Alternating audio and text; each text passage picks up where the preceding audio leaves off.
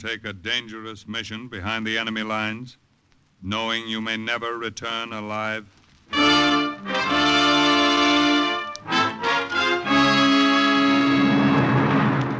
What you have just heard is the question asked during the war to agents of the OSS, ordinary citizens who to this question answered, yes. This is Cloak and Dagger.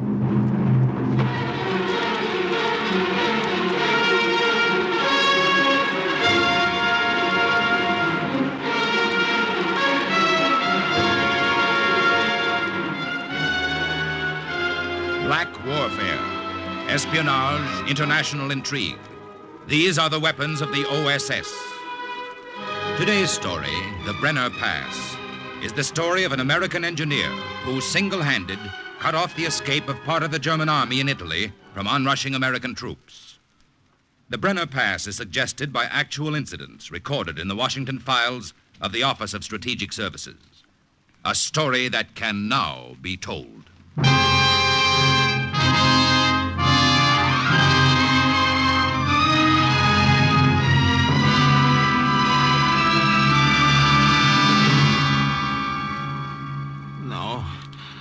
No, Padre, I don't want it. Ecco, qualche cosa a bere. Drink it. Drink this, figlio mio. It will warm your insides. I want to talk to you. I want to tell you. Drink this first. Buona, buona.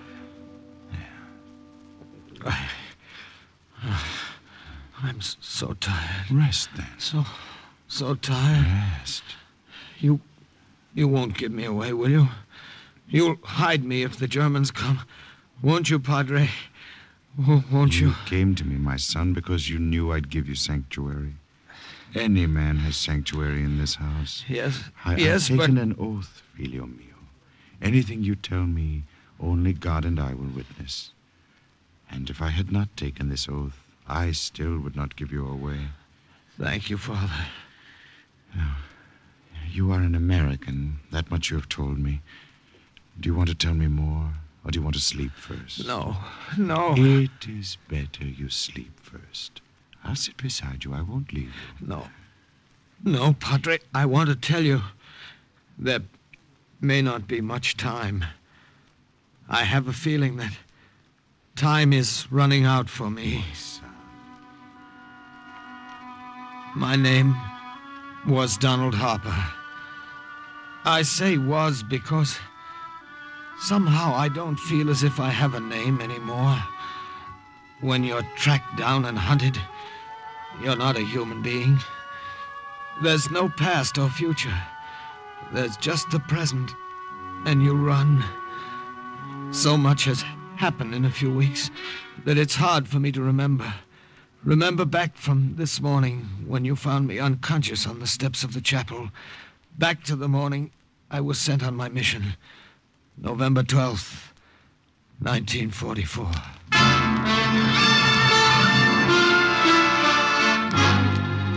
Captain Harper, I'm well aware of everything we have to gain if this scheme of yours succeeds. You still think it's just a scheme, eh, Colonel? I don't have to think. I know what your chances are of actually getting through to the Brenner Pass and blowing up that highway. And I know what'll happen to you if the Italian fascists or the German police get you. I know a couple of things, too, Colonel. One of them is the country up there in the mountains. Hmm? Yes, I nearly broke my neck half a dozen times when I was a kid climbing the rocks around my grandmother's hut. And just before the war, I took a trip from the States to see her again. I skied over every inch of that mountain near the Brenner Pass. Colonel, I know I can do it. We've been through this before, Harper. I'm aware of everything in your favor. Your knowledge of the country, the fact that you were an engineer before the war. Just give me supplies, some TNT, an Italian uniform, and some phony papers in case I tangle with the fascisti. It's all I need, Colonel. I tell you, I can do it. It's true. If that highway to the Brenner Pass could be destroyed, it would take the Germans months to repair it. It would cut off one of their retreats out of Germany. Of course. Now, we'd have them where we want them when the American armies advance. Their backs to the mountains and no way up. That's it.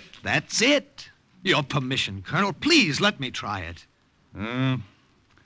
You say your grandmother's hut is right near your objective? Yes, sir. I'll give you names to memorize of other partisans in the mountains who might help you on the way. I'll have all the supplies you requested, and you can leave.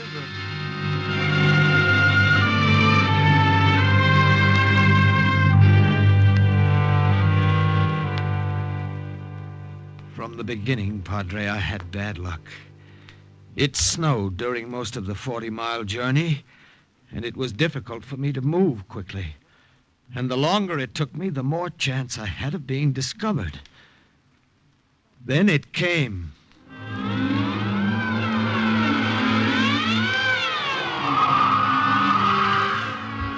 You know what a storm is like here in the mountains? How it can blind you and throw you against the rocks? When it was all over, I realized what had happened. I had been thrown off my course. But that wasn't the worst of it. My knapsack was gone, all my supplies, and the packet with papers the OSS had forged for me. I had no identification now, and no food. But I still had the TNT for the highway near Ampezzo.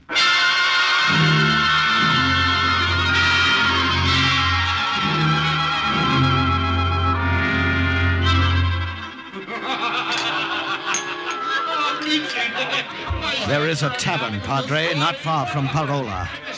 It wasn't sheer recklessness, but desperation that made me go in there knowing I had no papers. Knowing the tavern catered to Nazis and fascisti. Knowing the rucksack on my back was filled with explosives. But there was no other place for miles, and I had to get food or I couldn't go on. Come, Tony, tell us more of the story. Oh, well, as I've already told you, she was fat as prima donna. Yeah. Oh, Mia, she was big as a stomach. Oh, she was like this. And look what she sang. When she sang, it looked like this. La, la, la. See? What would you like to order? Some bread and cheese, if you have it, and some coffee, black. Very strong, if you have it, please. See? Where's the beer I ordered? Bring it fast if you know what's good for you. Yeah, see, fast. Bring it fast if you know what is good for you. See, coming right away. Tony needs it. I tried to make myself as inconspicuous as possible. Oh, you and Terry. I hoped the Germans would continue to be amused by the Italian girl and not ask to see my papers. I had nearly frozen in the snow a half hour before. Now the sweat broke out all over my forehead. Pay attention to her, I kept praying. Watch her, watch her. Don't even look my way. Here you are, senor. Cheese, bread, coffee. Oh, grazie.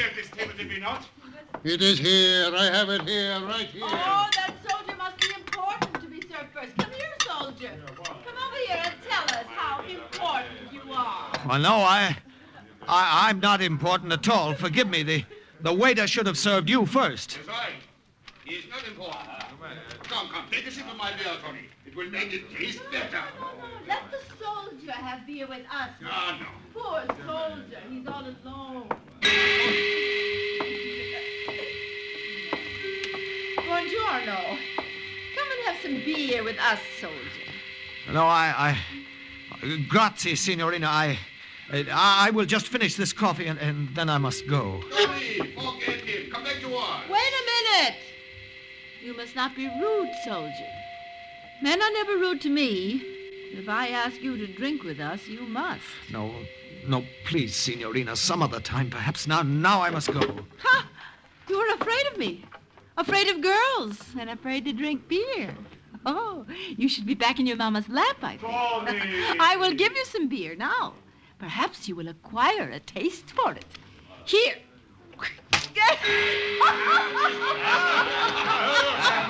She threw it in my face. I felt it start to trickle down my neck, and I could hear the Germans laughing themselves sick. I wanted to snap that small neck of hers in half for making me the center of attraction. Grazie, waiter.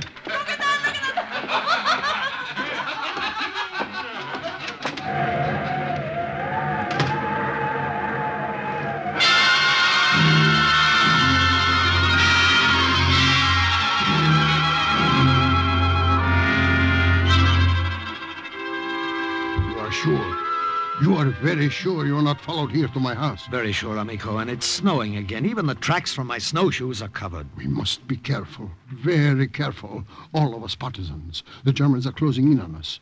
Do you know what would happen if they found out I took you in? An American. This would happen. But I tell you, there's nothing to worry about, and I'll be gone in the morning. In the morning. One. All I want is a night's rest. There is a bed in the back room you may use, Senor Harper. You are sure you are not followed, very sure. Yes, and I'll be gone in the morning before you're awake. You must not think, Senor, that I am being inhospitable, but these times, they're very bad times for all of us. Yes, I know. To live is important, too. Yes, in order to fight back later, one must leave now, no? Yes. And the Germans are clever. Very clever. If they knew you were here...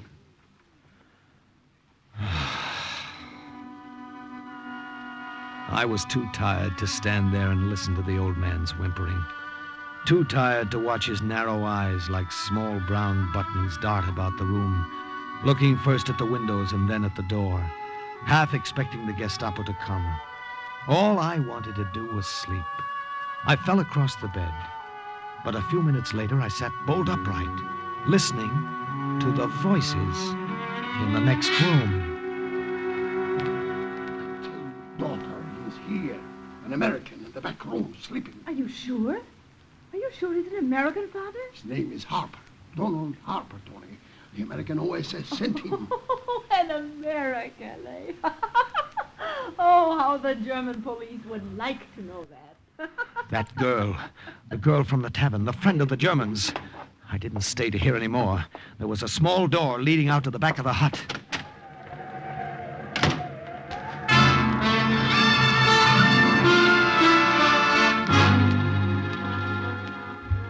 I knew, Padre, that somehow I must have come to the wrong house. I didn't dare take any more chances and stop again until I reached my grandmother's. And I was so tired, so tired.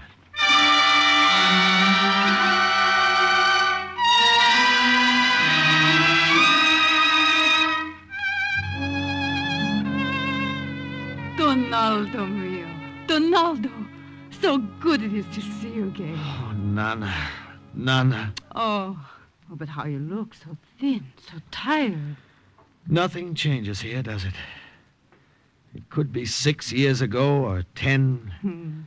Nana sitting here like this, in this house. Ah, and your mama, your papa, how are they? Mail does not come here easily any longer. You have heard from them? Yes, Nana, a few weeks ago.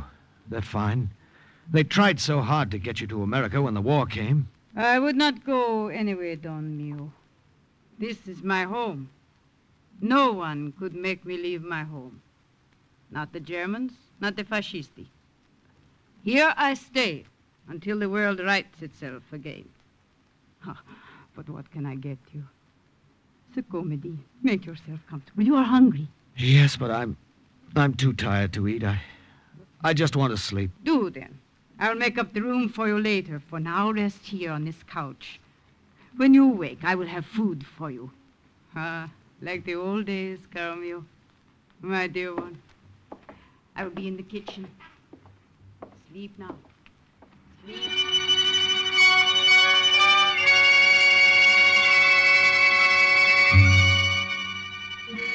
I don't know how long I slept.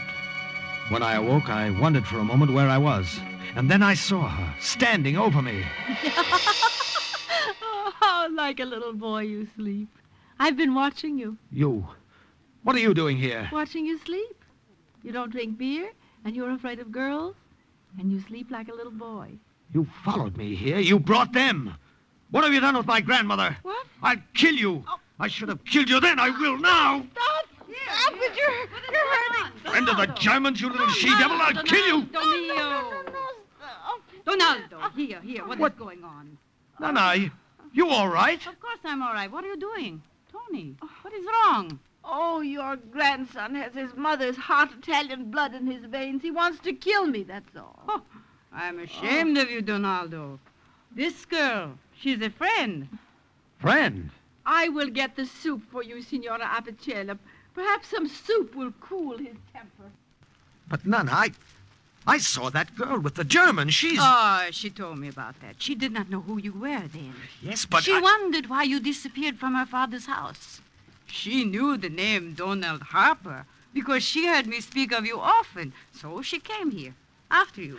Nana, When she saw you were asleep, then she understood why you had run away from her. She was with Germans. I was there. I heard... That girl, Donaldo, is the leader of our group of partisans.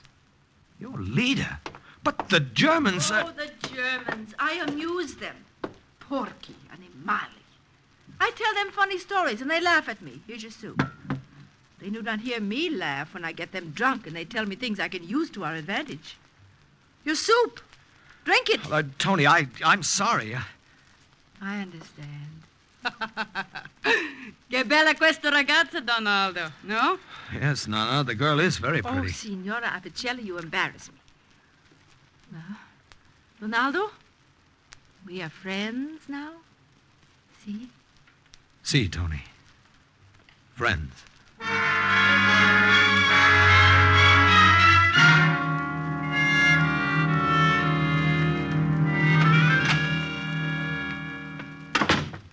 You work too hard, caro mio. What are you doing? Oh, drawing diagrams, Nana. I've got all the plans made to blow up that highway early tomorrow morning, and I want to make sure nothing goes wrong. Here. I brought you something to eat. Oh, you'll spoil me, Nana. But it was good to have you spoil me again these past few days. Ah, how good it is to be able to. Will you leave then, tomorrow, after you do what you have to do? Yes, I must, but I'll come back to say goodbye first. Yeah. I come. Ciao, Signora Ciao, Apicelli. signorina. Where's Donaldo? Tony, what are you doing here? Are you displeased to see me? Where is that partisan friend you were going to send to help me? Here. What? Me. I am the friend. Oh, no. I can do as good a job as any man. Let me help you, Donaldo. No, it's crazy. Please, let me do it. Girl, it's crazy. It is not crazy. Think what it will mean for me after you are gone from these mountains. Listening to my fat friends, the Germans, talk about the explosion, and to know secretly that it was I who helped to make it. Please. Donaldo. Mio. Well, it's too late to get anyone else. That's why I waited so long. The only man to get on this short notice is my papa, and he is a scared rabbit. I was right the first time. You are a little she-devil. See. Take her with you, Donaldo. All right, then. Pay attention to this diagram. See. Now, there's a railway, as you know, going right over that highway. If we plant enough TNT to blow that right onto the road, it'll be blocked up for months.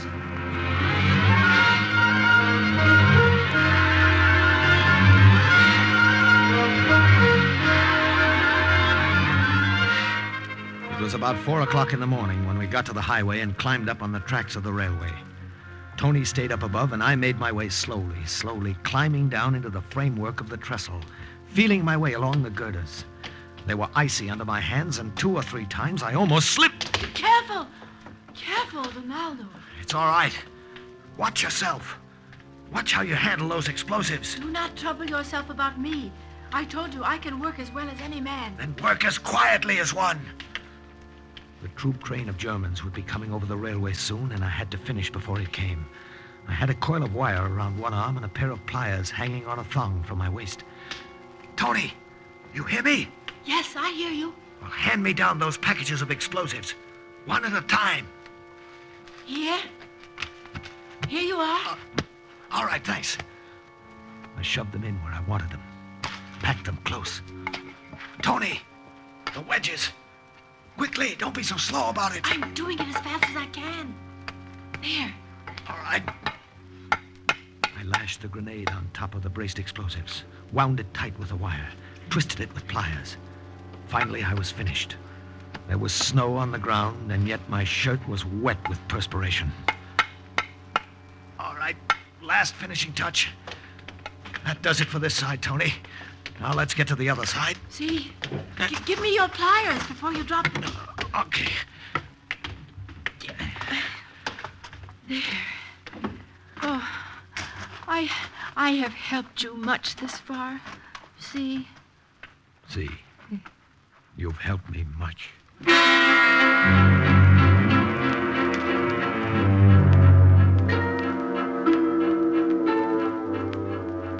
Let me do it. No, we haven't any time to argue. That train will be along any minute. Please let me set off the explosion. Let me have that pleasure. I will follow your directions. I will do it just the way you told me. No.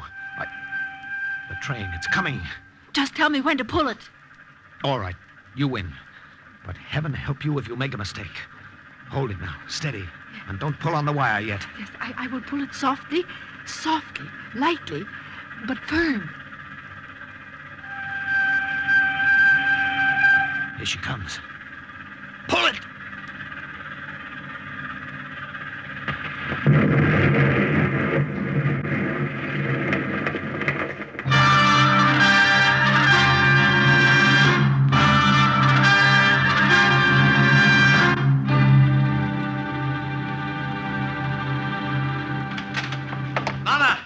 Nana, it's done. And I pulled the wire, Signor Nana! Nana, what is it? It is nothing. These attacks come on after. Nana!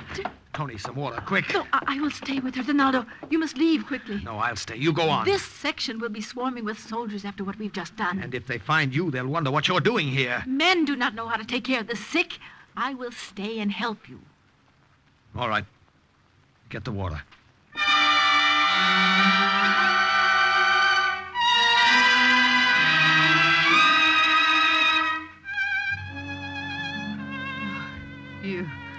You should not have stayed, Don Mio.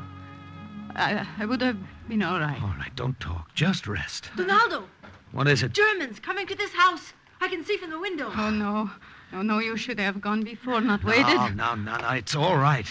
Donaldo, do this one thing more for me. I won't leave while you hold them off for me. Is that what you want? I know them. I am a favorite of theirs. Please, caro mio, you can escape and do more important work. And I will not be harmed if I stay behind. She's right, my son. Escape. There is still time. The girl knows them. Upstairs. They may be around the back, too, so go upstairs. Jump from the window to the roof of the barn. You can make it from there. No, Tony. Go, I say. Promise not to turn back. Promise.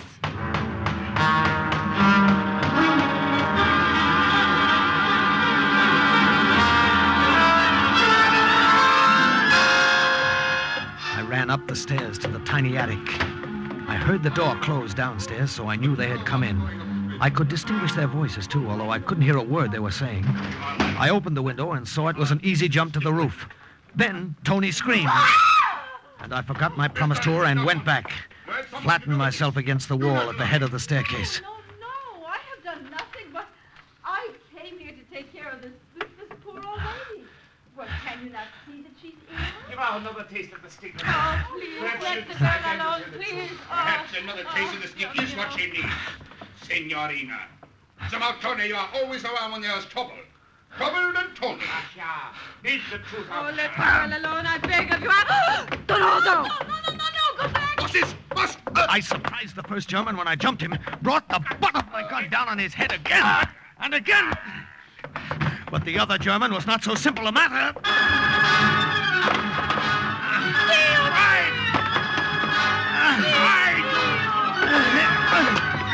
No. He had my shoulders pinned down, and I couldn't move. Then I saw Tony standing over us, a heavy candelabrum in her hands. Good work, Tony. Now listen to me carefully, Tony. Take my grandmother back to your house. No one will know you were here.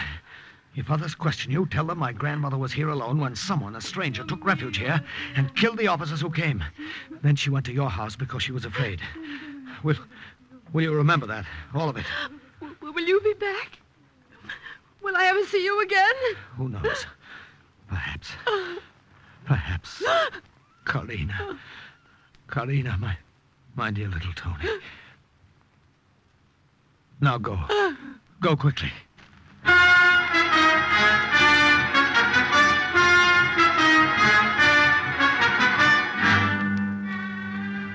She did.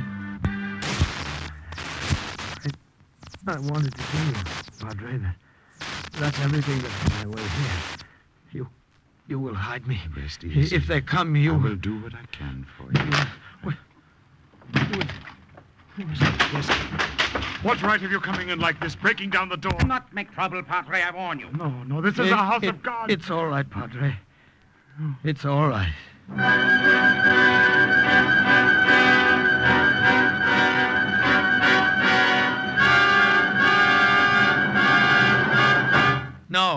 No, you're mistaken. My name is not Donald Harper. I'm an Italian soldier. I was lost in the snow. My papers are gone. Come, this is tiresome. Admit it. You are the American who blew up the highway. Answer. You are mistaken, Herr Hauptmann. You are mistaken. We will see. Sergeant, send in the old man. Ja, Herr Hauptmann. In der Whistle. See. Hauptmann. In der Whistle. See, I come. Oh, You recognize him, I see. Excellency, Mayor, what is this man's name? Wie heißt er? Harper, Donald Harper, the senor is an American. Now I have told you, you will let us alone, see? You have talked enough, go now. You will leave my daughter and me alone, and the old lady, too, now that I have told you. We have done nothing to do with it. Yeah. But you will not tell my daughter. You promised, remember. She has a soft heart. It would distress her. Take him away, guard. You will let us alone now, see? See, we are on your side, loyal fascisti. You have nothing to say. everything has been said for me. That highway has been completely destroyed. I'm delighted to hear it. That many loyal soldiers of the Reich have been killed. Well, thank you for telling me. And what is more, you are in Italian uniform. A spy. Bullets are too good to waste on you, American. But a rope can be used again. Sergeant! Ja, Herr Hauptmann. Take this man out and hang him.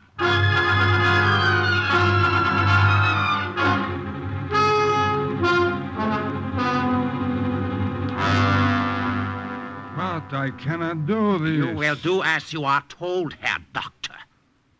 Here is the death certificate of the American who was hanged this morning. Sign it. The cause of death you want that I should write. As I told you. Just as I told you. Heart failure. A pity.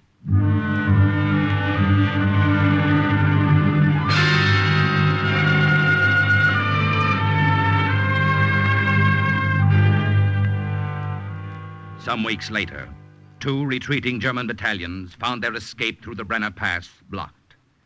Captain Harper had done his job well, and the onrushing American troops caught the enemy with their backs to a mountain. Though Donald Harper did not live to see victory, he shared in it. And once again, the record of an OSS agent closes with the words, Mission accomplished. a further adventure in black warfare is next week's Cloak and Dagger.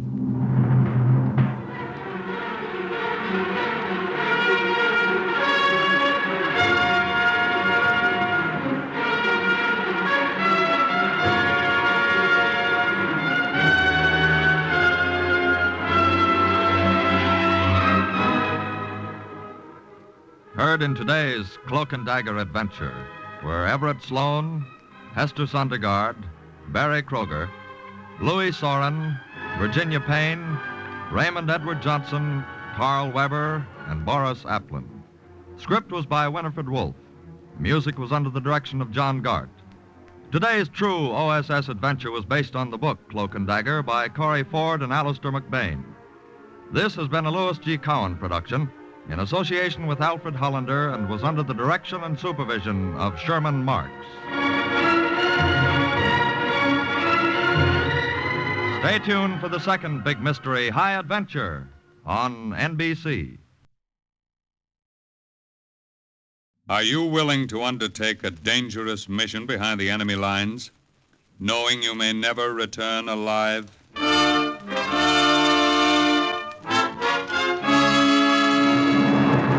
What you have just heard is the question asked during the war to agents of the OSS, ordinary citizens who to this question answered yes. This is Cloak and Dagger.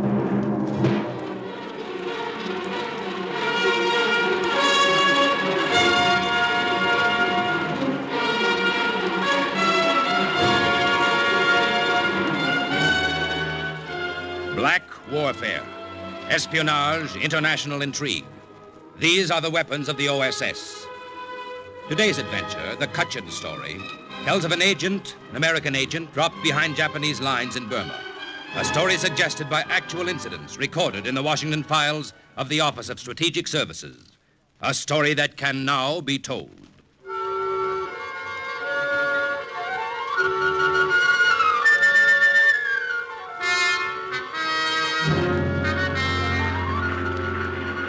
The sky hangs low over Burma. In 1944, it was more than just the smoke and dust haze that blankets it in the dry season. It was the tension in the air that weighed the clouds down so that they almost seemed to be pressing against the wings of our plane. You ought to reach your objective in a few minutes, Mike. Good. I'll tell you when to hit the silk. You got everything? Yep. Radio, supplies, I'm all set. Boy, that's thick jungle down there. Thick with Japs. That's what I mean. I looked down on the towering jungle-covered mountains of North Burma. I thought of the small band of Cutchin natives who were waiting to meet me. I thought about how pitifully outnumbered they were behind the enemy lines, and how they hated the Japs. And then, all of a sudden, I didn't have time to think anymore. Lousy Jap fighter. What cloud did he crawl out of? It's too late to run. We're in for it. Sorry, you're going to be late for your appointment. Brother, what I could do with a tail gunner now. Hold on to your stomach, Mike. Going to see if I can loop and get behind him. Ah, he's still on our tail. Yeah, he looped right behind me. He hit our engine. On fire. Lousy. Here. Nice work. You got him. How bad are we hit? We won't make it. We're going to try to belly land. Can we jump? Too low for that. Hold on. Watch those trees. I can't pull her up, Mike. I can't. I can't.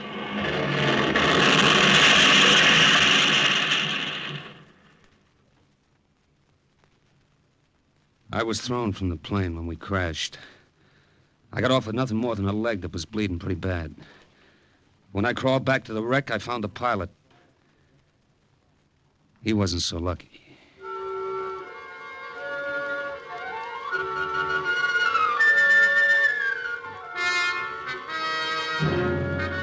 I started to run. I didn't know where I was going, but I started to run anyway, through the bamboo thickets. My leg was throbbing with pain, and I tripped. The pistol dropped out of my holster and disappeared into the high grass. I didn't have time to look for it. Somewhere to the north were the Cutchins. I had to get to them. This was headhunter country. In those days, Japs paid high prices for American scalps.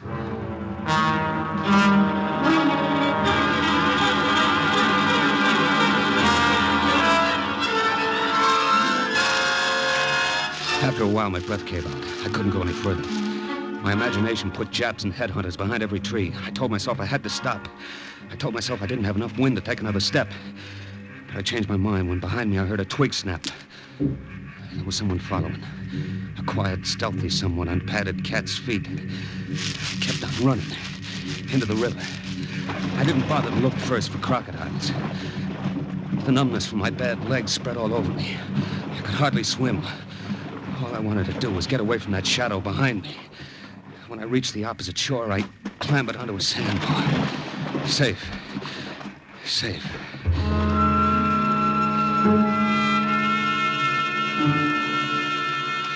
Then I looked back. I saw that tireless shadow emerge from the bushes and flit silently across the river on a fallen tree trunk. My lungs were ready to burst. I pulled myself up again and fell over some roots and waited. Waited for that shadow to catch up with me. I just lay there and waited.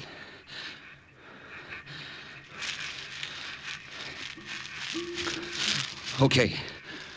Okay, you win. Where do we go from here? Well, say something. Don't just stand there.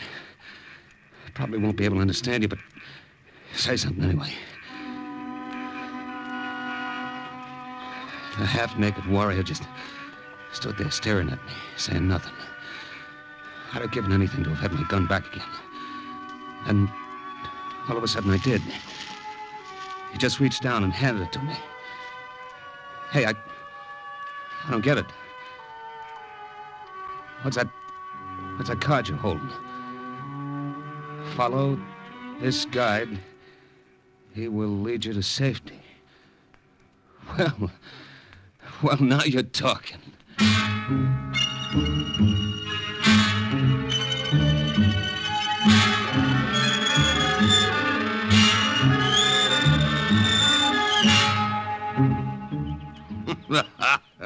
Sure, and you couldn't look more surprised, Captain, than if the tall grass parted and you came on a field of four-leaf clovers. I feel that way, Father. Like you turned over a stone, and there we were. Well, that's about it. I thought that native following me was a headhunter. I know they'd turn any American over to the Japs for a 2-pound bag of salt. Ah, you're right there. Unholy savages that they are. We saw your plane fall, and I sent Ying here after you with that message written on the card. He's the fastest runner in the Cochin village. I'm sorry he put such a scare into you. Oh, forgive me, Captain Shea. Did I pull the bandage too tightly then? No, it's okay. I don't mind it too much. When I think of what happened to the pilot, I was lucky. Ah, yes. It was a pity about the pilot. Ying, the scissors, if you don't mind. Thank you. There. Oh, almost done now. Then we'll go out and you'll meet the villagers. The women have prepared a special banquet for you. That's very nice of them. Have you been a missionary here in Burma long, Father? Oh, for almost 12 years now. I hardly remember any other life. These good natives have all become sons and daughters to me. We've taught each other. I speak their language. They all speak English now. They do? As well as I. Almost. Then I have a question, Father. Yes? How come Ying over there took 10 years off my life, chasing me through the jungle? Why didn't he say something? Well, Ying didn't speak to you, Captain Shea, because he wasn't able to. What? He was a prisoner of the Japanese some time ago. They cut out his tongue. That other roll of bandage, please, Ying. Thank you.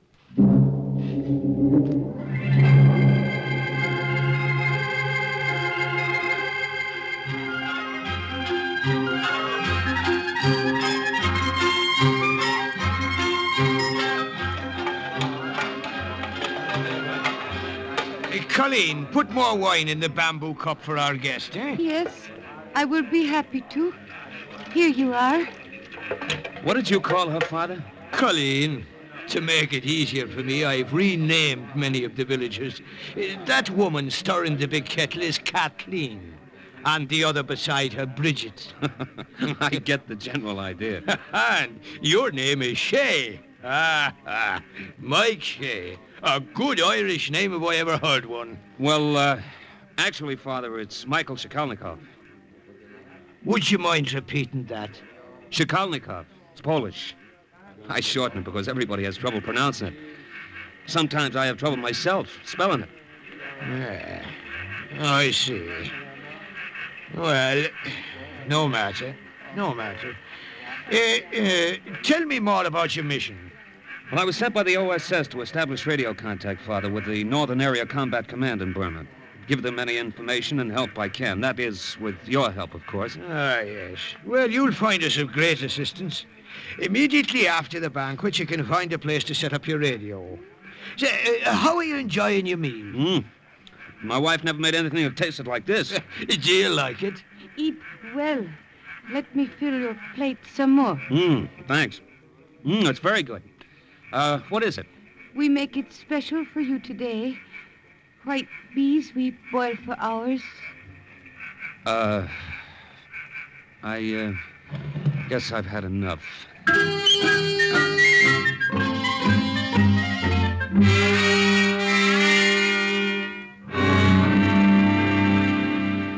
I don't feel right moving you out of your hut, Father. It's quite all right. I can easily find another basher. This is the best spot for your radio. I'll even leave you the decorations on the walls to inspire you. Ginger Rogers, huh? That your favorite pin-up? Well, she's a fair lass, all right. She brightens up the basher. Well, with your permission, then, I'll stick a snapshot of my wife up with the rest of these pictures. Yeah, that does it. You know, when I think of my wife, I feel a little guilty. Why is that, my son? Oh, I don't know. Thought of her going blind, squeezing all the news from home into V-mail, worrying herself sick about me. And all the time, I never felt more free in my life. Yes, I know just what you mean. I love this life in the jungle, as well as the people, my people here. I don't think I could ever leave now, Shakal. By the by, do you mind if I call you O'Shea? No, not at all, Father O'Toole. Not at all.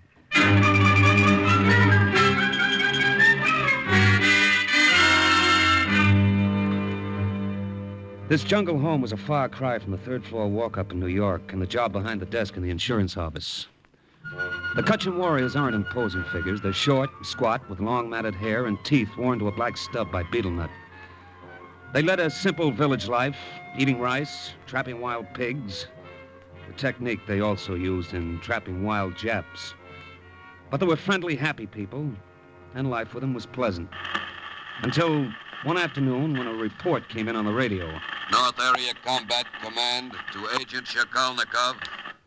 Agent Shakalnikov of the OSS to North Area Combat Command. You're coming in clear, awaiting message. Come in. Over. Capture of jungle town of Michina and its airstrip is vital to aid Allied advance in Burma. Battalions of American marauders will attempt capture. They will rely on your help to get them through the jungle. Over. Agent Shakalnikov to headquarters. Have a small band of Cutchins organized. We will do what we can.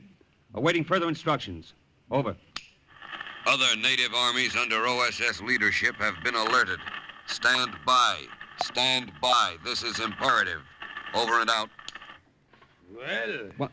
Oh, Father O'Toole, I didn't see you standing there. You heard? I heard, O'Shea. This is a big push, all right. That airport at Michina could mean success or failure of the whole American campaign in Burma. I'll get our warriors ready. In the meantime, there's nothing we can do but wait for orders. That's always the worst part of it. Wait.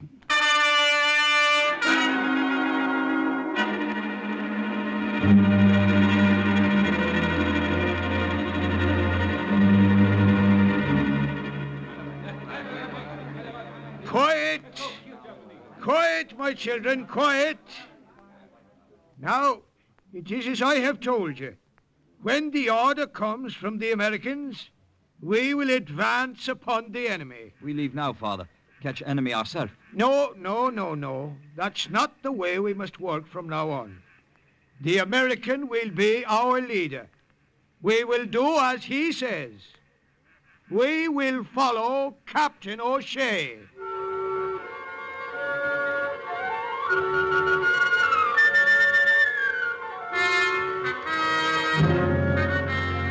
North Area Combat Command to Agent Shakalnikov in Burma.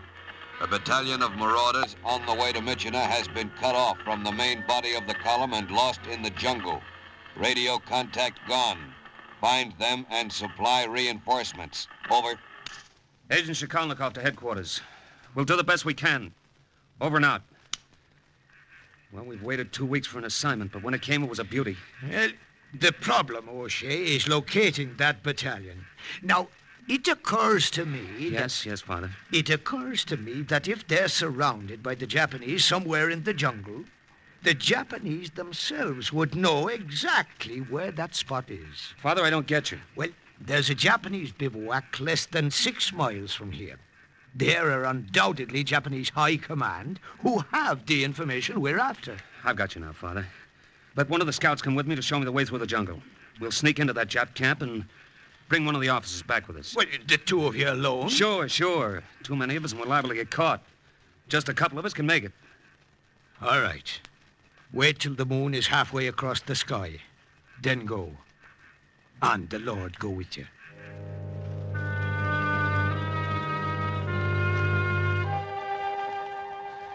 When the moon was halfway across the sky, the scout and I set out. back through the jungle I'd come from. Only this time I was a shadow, too, slipping behind the bamboo thickets, cutting my way through the dense jungle foliage. We didn't talk much, only what was necessary. Jap camp close now. Good. Jap camp there, ahead. See through bushes. Yeah, I see. All those fires lit. Must be some kind of a powwow going on. Sentry there, where finger points. Yeah, I see him. We will surprise sentry. Sneak in camp from there. Right behind you. No talk. Quiet. No talk. Noise. Bring many chaps. Okay, through the bushes. Follow me. Watch for snakes. Is that all you're worried about? What about the tigers, wild boars, Komodo lizards? Watch for snakes. Snake. You move. You strike. What do we do? Can you get him with a stick? A rock? Gun best. Gun, they'll hear us. Gun best. Rock no good. Stick no good. If I miss, you die. Gun. Boom. I stood there like somebody who had been frozen dumb and stiff. My heart was pounding like a jungle tom-tom. If he killed the snake, the Japs were sure to come running. If he didn't... He raised his gun slow. Slow. The snake was swaying back and forth. Dead. Snake. Much dead. He killed him all right, but we didn't have time to escape back into the foliage. After that, nothing's clear in my mind. There were Japs all around us, yelling like crazy, and lots of guns going off. And the Cochin scout fell flat on his face, dead. Then somebody butted me from behind with a pistol. And the moon went out of the heavens. And the sky that hangs low over Burma came down and hit me in the face.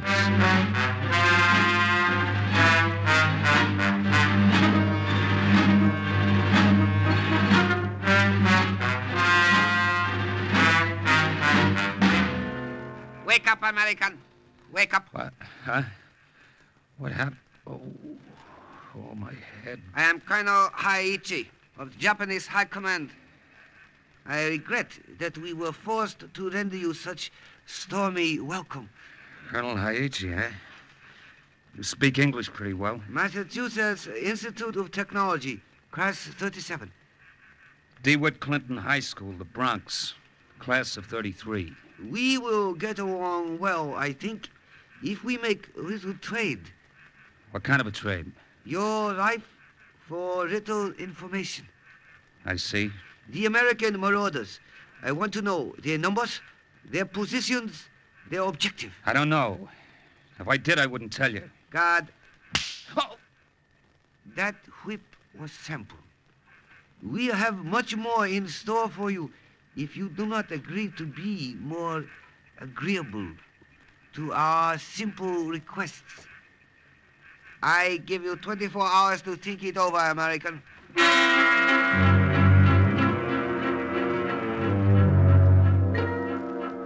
The hut they threw me into was small and dark. There was a sentry posted at the entrance. What I remember most about those 24 hours was the heat. Wet, sticky heat that made my skin crawl and my lips dry. It was a cute trick of the MIT graduate class of 37 to let the water drip from a pipe right outside the barred window. After a while, it begins to get you when you're thirsty. You, get up. Get up. Huh? Colonel Aichi, see you now. Up, American. Up. Okay, get your hands off me. What's that? Stampede. Elephants. Oh. Good work, Ying. Good work. That's one less Japanese to worry us. Father O'Toole, where'd you come from? What is this? No time for long explanations now, lad. They outnumbered us 50 to 1, and we needed heavy ammunition. Elephants were the heaviest we could find. Yeah, but how did you... Well, when you didn't come back, I sent a runner. We found the body of the scout. Come, we must leave now. Yeah, but the information I came to get. Oh, that. We'll take it with us.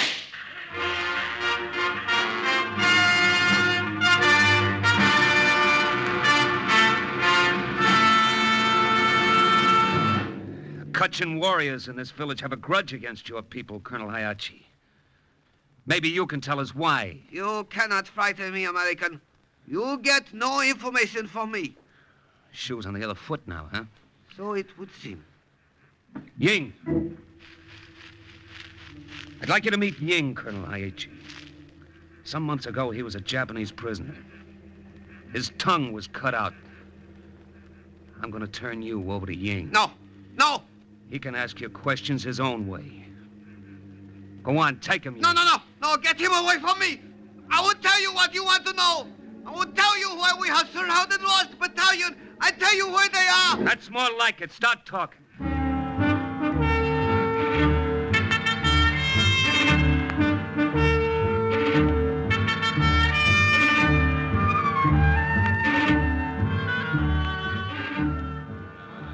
The warriors got ready to attack, and a great holiday spirit took over the village. But we must come. We always come, O'Shea, when our warriors go ambush Japanese. But this is crazy. I can't have a lot of women and kids and old men tagging along. We go. We go. Old men carry flintlock, muzzle loader. Women, we do our job also. Now, wait a minute. When battle finish, women cook big party, samba deer, monkey meat. What, and serve it piping hot in the front lines? Nothing doing. I'm going to see Father O'Toole about this.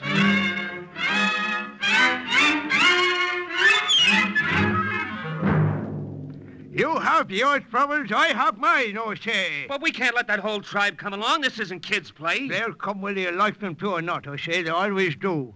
In the meanwhile, look at my predicament.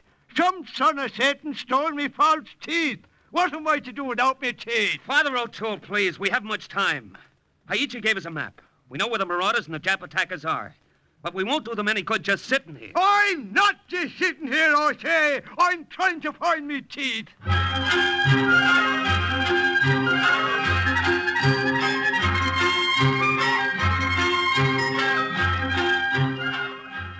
The whole village went along, whether I liked it or not.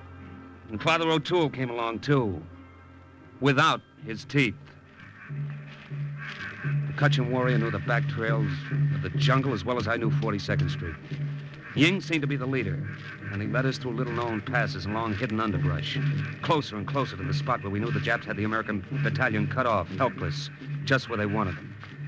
No one made a sound, and Ying held up his hand. What is it, Ying? This junction of the two trails. He's not sure which one to take. That's it, Ying, isn't it? Well, why don't we split up? Half of us go one way and the No, other. no, there aren't enough of us. The Kutchins have their own methods. Why is Ying pointing at me? He's given you the honor of contributing a hair from your head. A what? A hair from your head.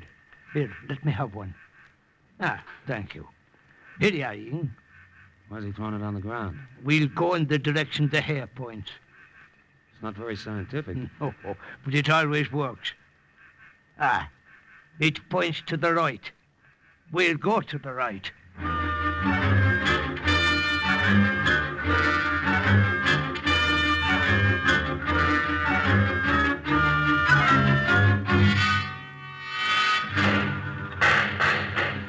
You're right, Father O'Toole. It did work. Here are the Japs.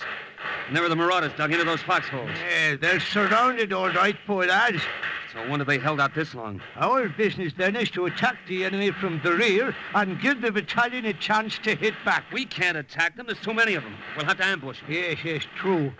If only I had me teeth, I could think better. Ying, some of you others, come here. Listen, our only chance is to draw them off from the left. There's a clearing there. We'll give the marauders a chance to get out of that encirclement. We chase Jap soldier up here. We set trap for them. That's the idea. Panji! We make Panji! Panji? What's that? Hey, you want a trap set? Watch. You're about to witness the Kutchin secret weapon. What are they doing? They're whittling those bamboo poles to sharp points. Then they'll stick them at a slant beneath the underbrush on either side of the trail. When the enemy passes, our warriors will fire, and the Japanese will dive to the sides. I get it, and cut themselves to ribbons. Very effective. Very pretty. The natives worked quickly, the women helping them whittle the bamboo to razor points. When everything was ready, I took a few of our men to the left flank, and we fired. and they ran right into our trap. Very effective. Not so pretty. They committed mass harikari all along the trail. That's all there was to it.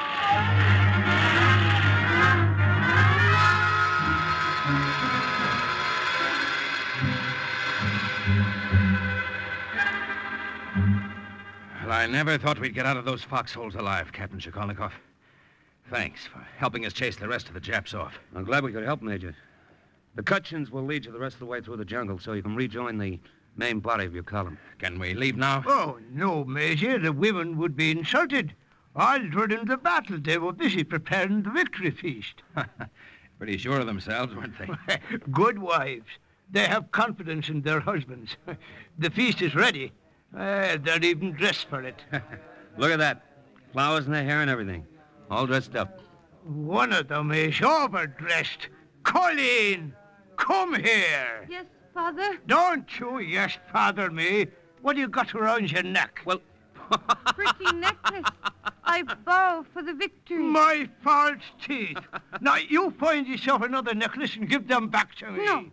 No, then I have nothing. This pretty... I said... Colleen, listen to me. Here's something prettier. My sharpshooter's medal. Sharpshooter? Mm-hmm. Every American soldier has one to give to the prettiest girl he meets. Would you like it? So shiny. Ribbon pretty, too. Father O'Toole, you have back your teeth. Ha! Captain Shakolnikov, you're worthy of the name of O'Shea.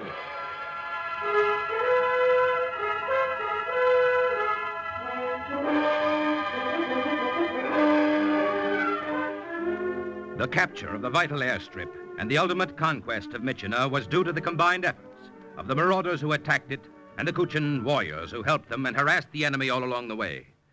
And once more, the report of an OSS agent closes with the words, Mission accomplished. A further adventure in black warfare is next week's Cloak and Dagger.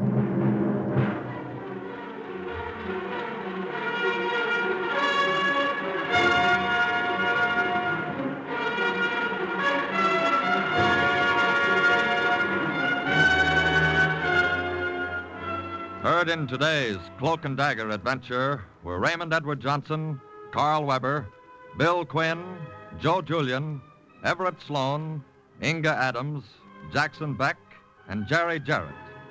The script was written by Winifred Wolfe and Jack Gordon. Music was under the direction of John Gart.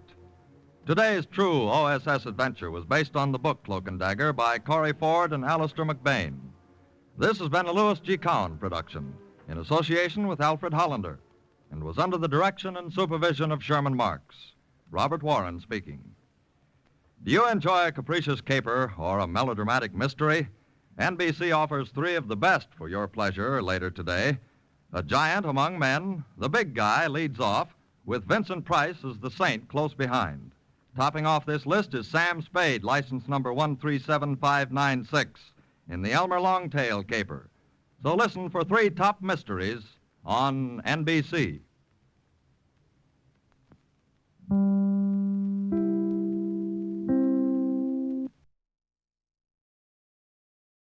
Are you willing to undertake a dangerous mission behind the enemy lines, knowing you may never return alive?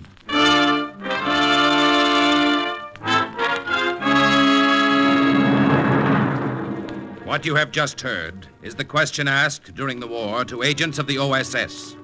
Ordinary citizens who to this question answered, yes. This is Cloak and Dagger.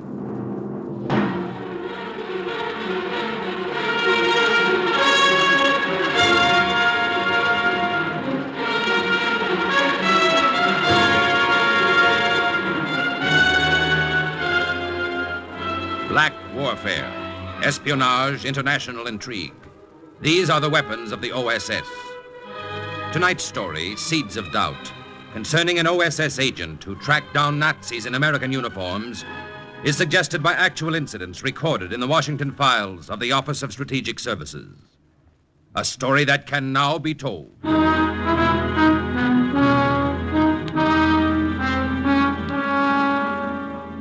I'm glad I wasn't there when Celeste got my message. If I had been, I might have called the whole deal off. Found some other way to carry out my mission. What I did was pretty brutal. I know just how it must have been. I gave the note to the baker's delivery boy, Henri. He must have driven the dilapidated old truck through those majestic iron gates of the Chateau Breton, 12 miles south of Paris, circled the huge house and come to a stop at the servants' entrance. And perhaps it was Muriel herself, Celeste's personal maid, who answered the door. Pour mademoiselle. Merci, monsieur. Pour vous, monsieur. Merci, madame. And then Muriel began that long climb up to Celeste's room. 3 flights of marble stairs and then down the carpeted corridor to the 4th door on the right-hand side. Mademoiselle? Entrez. Entrez, Muriel. Celeste was probably reading. She always was in those days. It was a way of passing time while she waited for some word from my friend, Paul Blanchard. A message, mademoiselle. A message? From who, Muriel? I do not know. It was all so mysterious. A baker's truck was at the door, and the boy gave... No, never mind. Give it to me. Voilà, mademoiselle. Oh, that handwriting. Mademoiselle, it is not from... No. Be quiet. Oh, mon Dieu. But then it is... C'est ça. It is Paul. My Paul. He is here in Paris. He is waiting for me in the cafe in Montparnasse. Oh, le bon Dieu. I was afraid he was dead.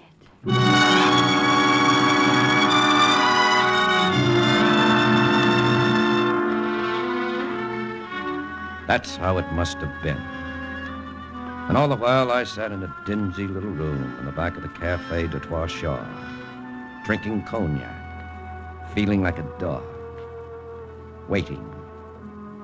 I waited about an hour, and then... Paul! Oh, Paul! Oh, Mademoiselle Breton? Oh, you are not Paul?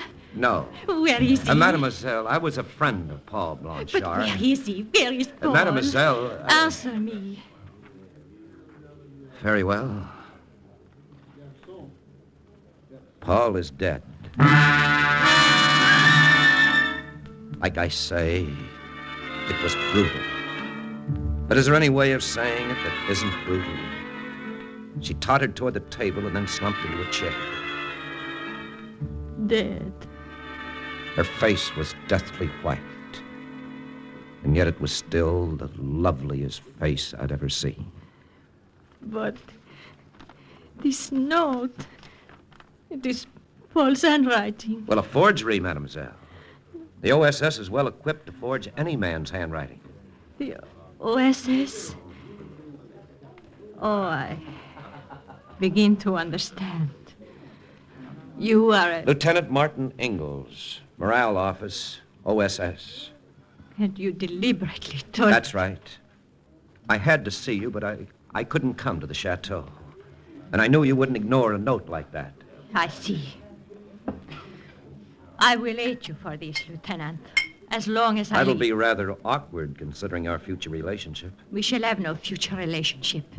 You and I. I think we will. I've come to Paris to take Paul's place. Take his place? Yes, as your fiancé. At first, that is. And then, later, as your husband.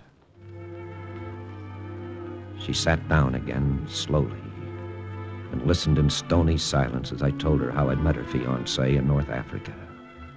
I told her how he'd described me, and then how he described their swift, frenzied courtship in Geneva just before Paul joined the Free French forces. Then I told her how he died. Paul loved France. Yes. And he told me once that you loved her, too. And that's why I'm sure you won't refuse to make your own sacrifice for her. And that is what, monsieur? Allowing me to pose as Paul. Letting everyone think I'm the man you met in Switzerland. How do you know you could pose as Paul? That someone who might not recognize you. The OSS has made sure that it'll be perfectly safe. You see, Paul's father was a government official in Madagascar for 20 years before the war. Paul visited France only once, and that was the age of 8. And from that age until he met you in Switzerland, he hadn't set foot in Europe.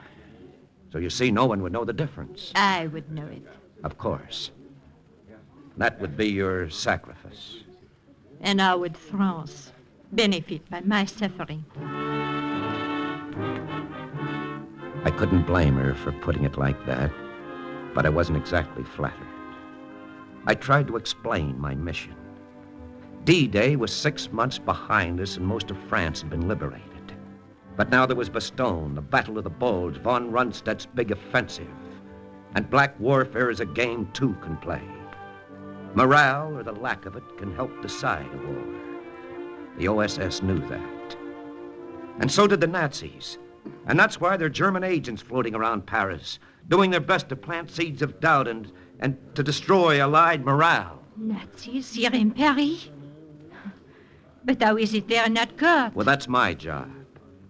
It's not going to be easy because most of them are in GI uniforms. Impossible. Why? We send agents behind German lines. They send them behind ours. Black warfare was Hitler's first great weapon. Why do you think Poland, the Low Countries, yes, even France collapsed so fast in 1940? Because the Nazis had agents behind the lines, fifth columnists, doing the same thing then that they're doing now. But that was in 1940. The war isn't over yet, mademoiselle. Far from it. And the longer these Nazi agents operate in Paris, the longer the war is going to last. Now, that's why it's important that the OSS smoke them out, and fast. But I do not see why it should be necessary for you to... To become your husband? Well, because then I'd be the master of Chateau Breton. And what could be more natural for a wealthy Frenchman and his wife out of gratitude to the Americans than to throw open their home to lonely GIs in Paris? You mean parties, mademoiselle, cocktail parties, dinners, dances, whatever might attract the GIs. And the German agents, n'est-ce pas? Right. It's at affairs like that they do their work. They spread rumors and lies, stir up dissension. And it wouldn't take me long to spot them. It is a very clever scheme, Lieutenant. There is only one thing wrong with it. I do not care to be your wife. It would be a strictly impersonal arrangement. And just as soon as my job is done... No. It is out of the question. Very well, mademoiselle. I'm sorry Paul was wrong. Wrong? About you. That was another dirty trick, playing on her memory of Paul, her love for him. But it worked. In a half hour, we were engaged. Do you, Celeste Breton, take this man to be your lawful wedded husband? I do. And do you, Paul Blanchard, take this woman to be your Not one of the Paris blue bloods who crowded into the church suspected that the headquarters colonel wasn't really a minister. And I guess I was the only one who wished he were. After the ceremony, Celeste and I drove out to the chateau and settled down to housekeeping. Yes? Who is he? Your husband. Well, what is it you want, Lieutenant? Well, I just got back from the USO. I announced our first open house for Saturday. Looks like we're going to have quite a mob. We should be ready for them. You don't mind my stepping in? We can talk about it. But we just did talk about it. No? Yeah, yes, I guess we did. Then good night, Lieutenant.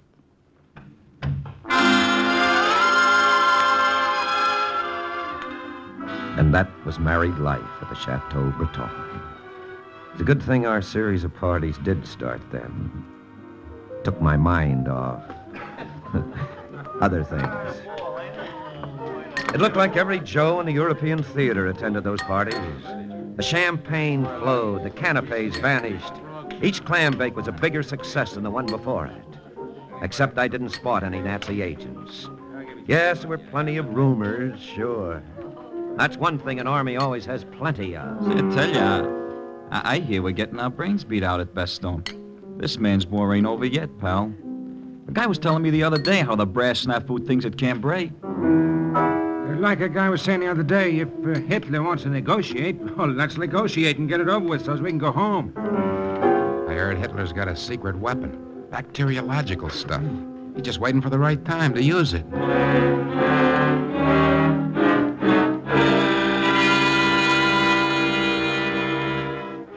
If I'd arrested every guy I heard repeating a rumor, I'd have had half the GIs in Paris in the clink.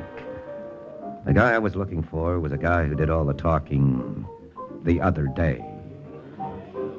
I knew he was one of the guys lounging in the living room or sprawled on the patio or loafing in the gardens. Yes, but which one?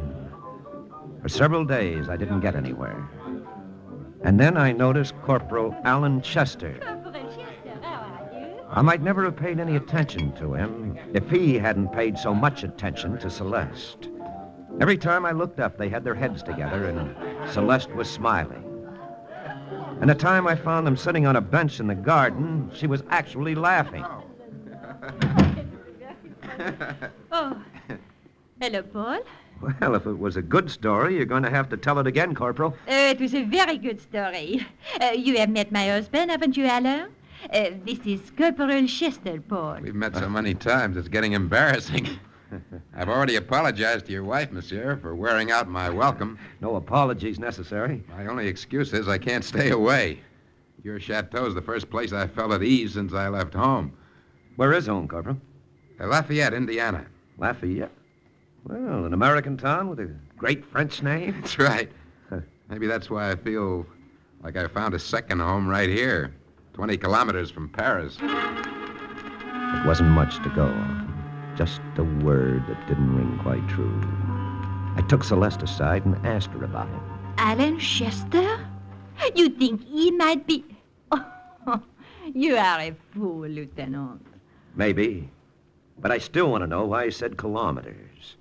In Indiana, they say miles. Perhaps if I told you he was a Harvard graduate. They say miles at Harvard, too. Only Europeans say kilometers. C'est ça.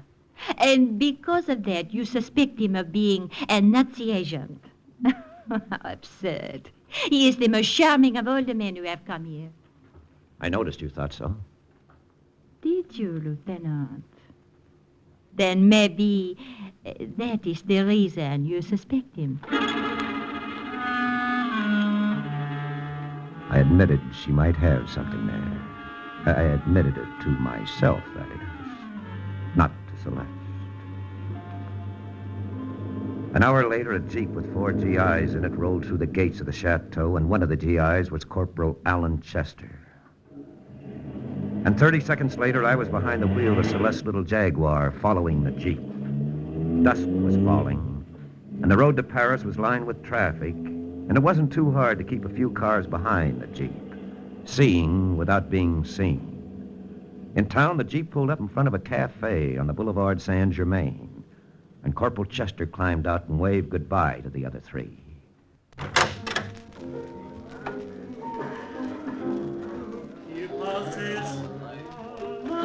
Luckily, it was a gloomy joint. He walked straight across the dance floor. I hugged the walls and moved in the same direction. He didn't stop at the bar. He didn't sit down at a table. He headed straight for a back door. He opened it, and he went out. I gave him 10 seconds. Then I went out the back door, too. It was an alley, and as dark as only a Paris alley can be. So dark, I thought there was only one guy leaning against the building. Pardon, monsieur. Est-ce que vous avez une cigarette? I dug into my pocket for a cigarette. That's when I knew that there were 2 guys. I whirled around. The second one was standing behind me, and there was something in his hand that looked like a blackjack. My fist shot out quick. It connected. But number one was on me then with a hold that hurt. I broke away and I let him have it. And that's when I found out what it was the other man held that looked like a blackjack. It was a blackjack. I hit the cobblestones. For a moment, I saw number two standing over me and heard a girl singing far away. And I didn't see or hear anything more for a long time.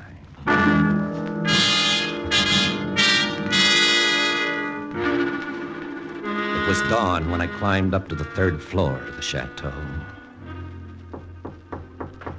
If Celeste was sleeping, she woke up plenty fast. And if she had to get into that shimmery house coat she wore, she must have done it in record time. Lieutenant! Mon Dieu, you look terrible. I didn't tell her that she looked wonderful. I didn't ask her if I could come in either. I just walked past her and I sat down on the divan. I told her what had happened in the alley off the Boulevard Saint-Germain. But all the time I talked, I was thinking of something else. That we were alone. That she was very beautiful. And so now, of course, you are quite certain that Corporal Chester is a German agent. Well, that's how it adds up, doesn't it? Perhaps I am not so good at figures. These men may have been thieves. They took your money, n'est-ce pas? Well, that doesn't prove anything. Well, that could have been a cover-up. But why would Corporal Chester have wanted you beaten up? Well, to stop me from tailing him. Now, that cafe may be a regular hangout, and his boys may hang around outside to take care of any shadows who show up. Oh. Then you think he did not know you were following him tonight, huh? Well, his boys may have reported that they slugged a guy in the alley, but they can't be sure who I was, or even that I was tailing him. I see. I look that funny? No. I am just thinking what a fool you are, Lieutenant. Strange. I was thinking the same thing myself. What do you mean? A man who has a wife as lovely as you doesn't even kiss her. He is a fool, isn't he? He would be even more of a fool if he tried. Have you forgotten that bargain? A strictly impersonal relationship, you said. I said it when you said you'd be loyal to Paul Blanchard's memory. And am I not being loyal? I don't know. But the way you smiled at Alan Chester wouldn't suggest you are. Oh. You do not like the way I smile at him, huh? I don't like it at all. Then, naturally, you would not wish me to accept his invitation. What invitation? That is why I call you a fool, Lieutenant. You think Alan hires men to keep anyone from finding out where he is staying. Why, then, is he so careless with me? Why does he invite me to his room? Why, that... Oh, of course, if I went, I could tell you where he is staying. Perhaps I could tell you a great deal more. If he is a Nazi agent, I would surely find it out. Oh, but you do not want me to go. You're to go whether I want it or not. Oh, noble you are, Lieutenant.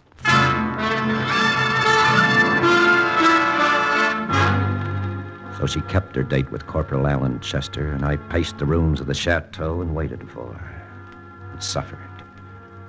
It was dawn when she got back. Well, let's have the report.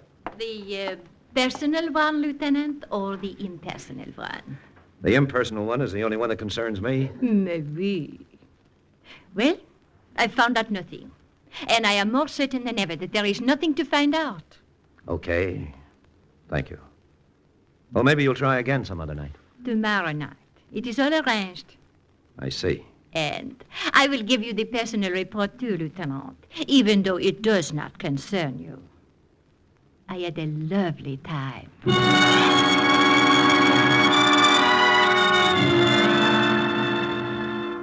It was the next night when I began to suspect her. I suppose I started even before she came home. I tried to look at things straight, and I asked myself if I were being taken for a ride. She walked in an hour later. You are wasting precious time, Lieutenant. I still think Allen is just what he says he is, an American soldier on detached service in Paris. I have seen his orders. Well, orders can be fake. Ah, c'est ça. Then, if you are still suspicious, I will keep another date with him. Tomorrow night. I decided there'd better be 3 of us on that date. She had told me the name of his hotel, an old and honorable one, in the Rue de Vaugirard. I slipped into its musty lobby early the next morning. An old man with bushy brows and a faintly familiar face eyed me as I approached the desk. I told him I was Paul Blanchard, the master of Chateau Breton. If you say you are Paul Blanchard, monsieur, then you are Paul Blanchard. Any reason to suppose I'm not? Mais non, monsieur, none at all. Just as there was no reason during the resistance to suppose that you were an OSS agent.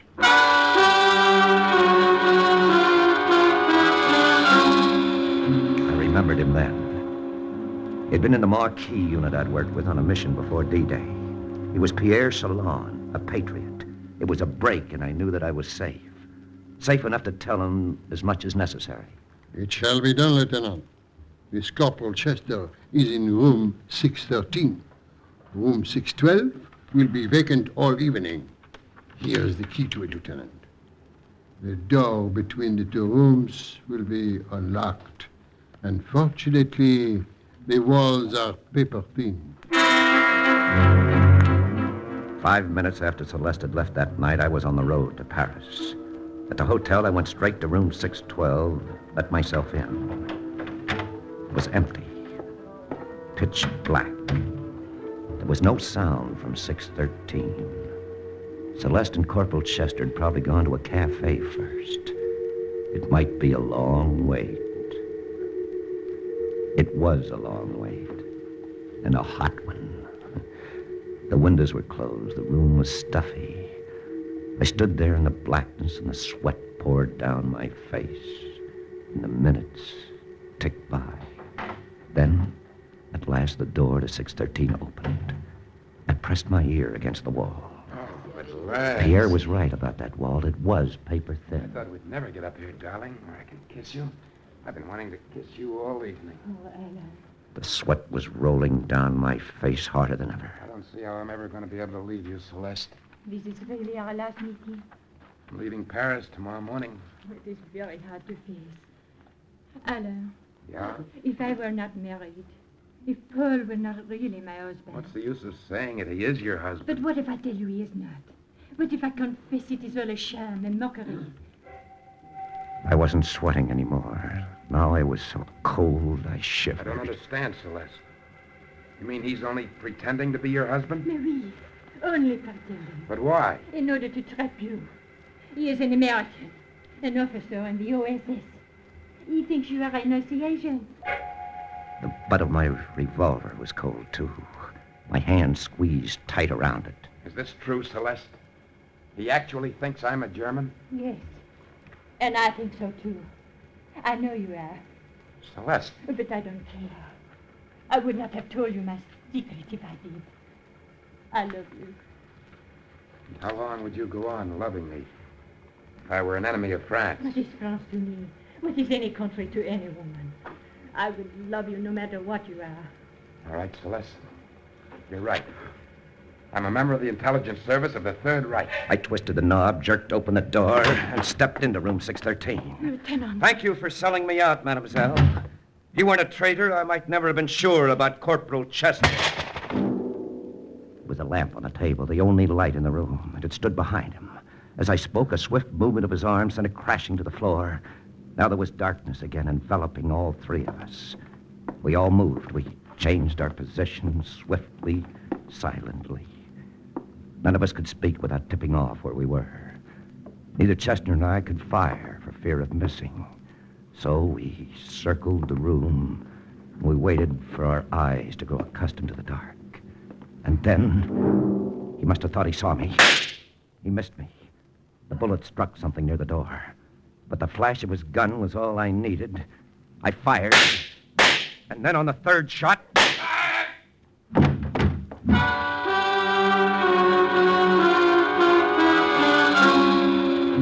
wasn't until old Pierre Chalon opened the door and light from the hall flooded the room that I saw what the late Corporal Chester's bullet had hit. It mistaken Celeste for me.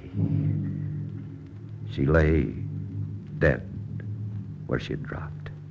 Ah, c'est dommage, Lieutenant. C'est dommage. In this war, even the innocent must die. The innocent?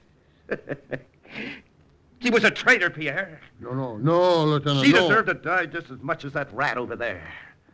But if that is so, then I should not have told her, Lieutenant. I am sorry. You told her what? She passed by the desk. I thought she was working with you. You did not mention. Yes, but what did you say to her? I said, all is well, mademoiselle. What? The lieutenant has arrived. He is in room 612. Good Lord. Then she knew all the time. Then the only possible reason why she would have told him who I was to persuade him to confess who he was. She'd have been crazy to say what she did otherwise, knowing that I was listening. Then she did not betray you. No, Pierre. No, she didn't betray me. Perhaps it was you she loved then, Lieutenant. No, Pierre. It was France she loved.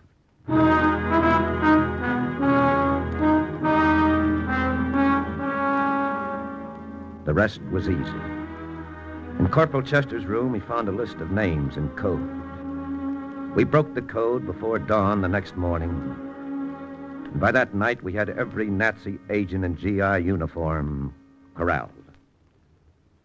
And once again, the report of another OSS agent closes with the words, Mission accomplished. Listen again next week to another true adventure from the files of the OSS on Cloak and Dagger.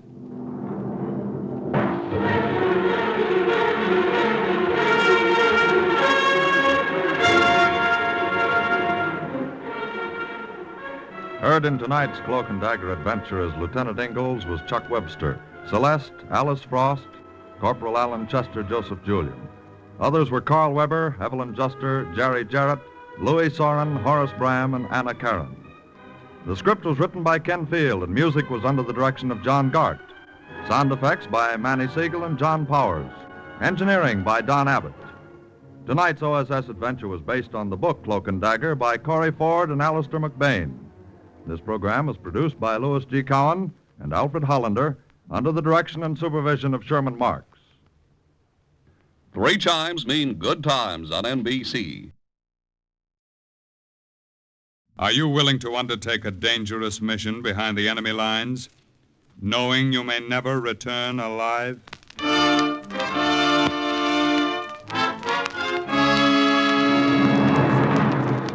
What you have just heard is the question asked during the war to agents of the OSS.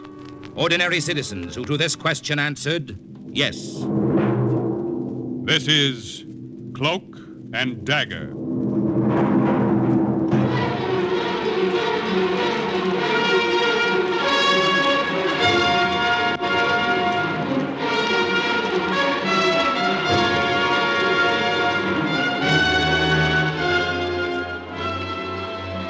Black warfare, espionage, international intrigue. These are the weapons of the OSS. Today's story, The Trap, about an OSS agent who prevented an American advance onto German soil from turning into a massacre, is suggested by actual incidents recorded in the Washington files of the Office of Strategic Services. A story that can now be told.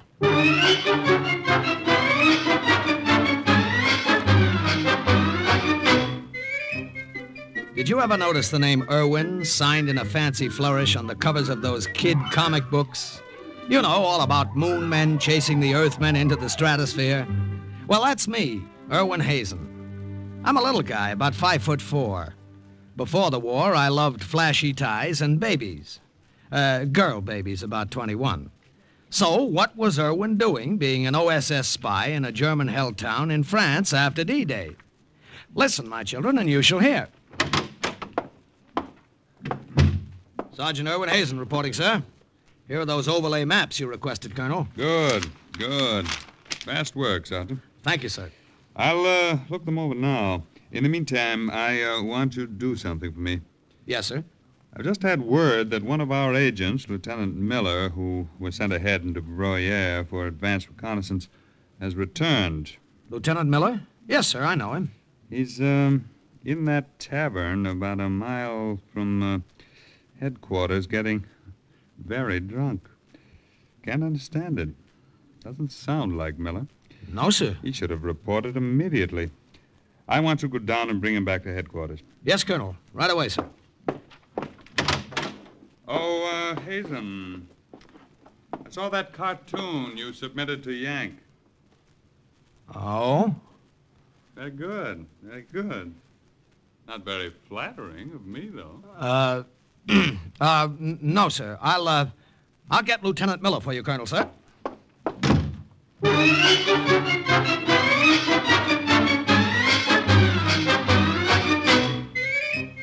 Not all of the 12,000 people working with the OSS parachuted blind into enemy territory. Some of them stayed in Washington, making up secret codes. Some of them, like me, sat behind a desk in France and drew maps. But I was through sitting behind a desk the minute I walked into that tavern. Lieutenant Miller was slumped over the bar, swaying back and forth, and he looked very drunk. Hey, Lieutenant, what's with you? Huh? Colonel wants you to report to headquarters right away. Irwin.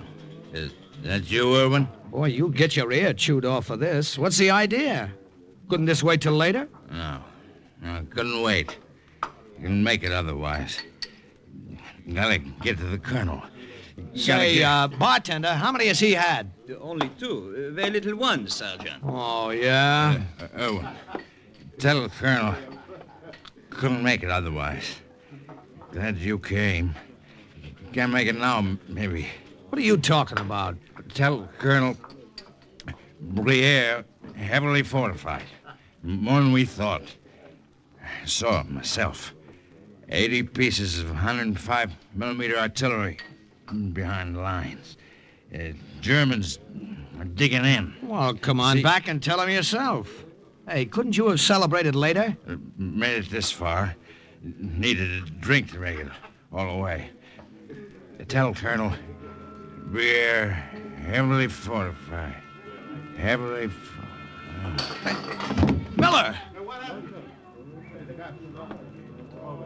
The lieutenant, he is pass out? The lieutenant? He is dead.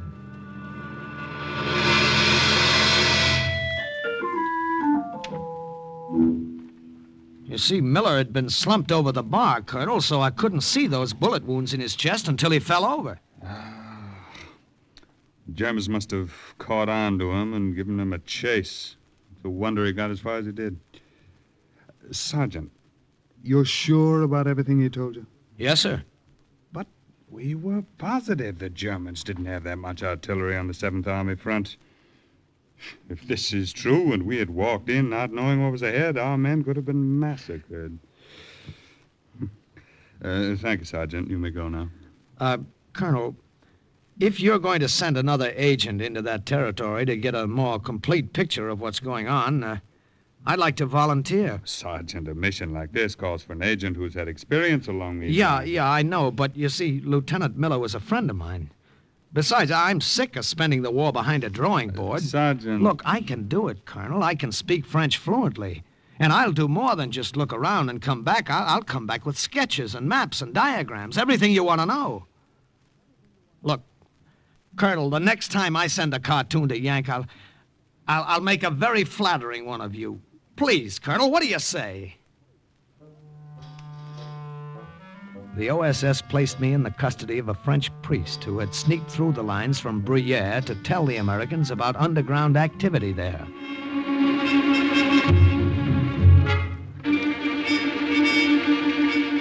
A few days later, the priest and I were on the road, 30 miles away from the American-held town, walking smack into enemy territory. The priest was in full clerical garb. Me? I was dressed like a French peasant. When the Germans stop us, my son, let me do the talking. Boy, I hope we get away with it. Do not worry. Out of necessity, I have become adept at making up very convincing lies. Yeah, but do you think the Germans will believe this phony story? What reason will they have to disbelieve it? Besides, I am well known and respected in town.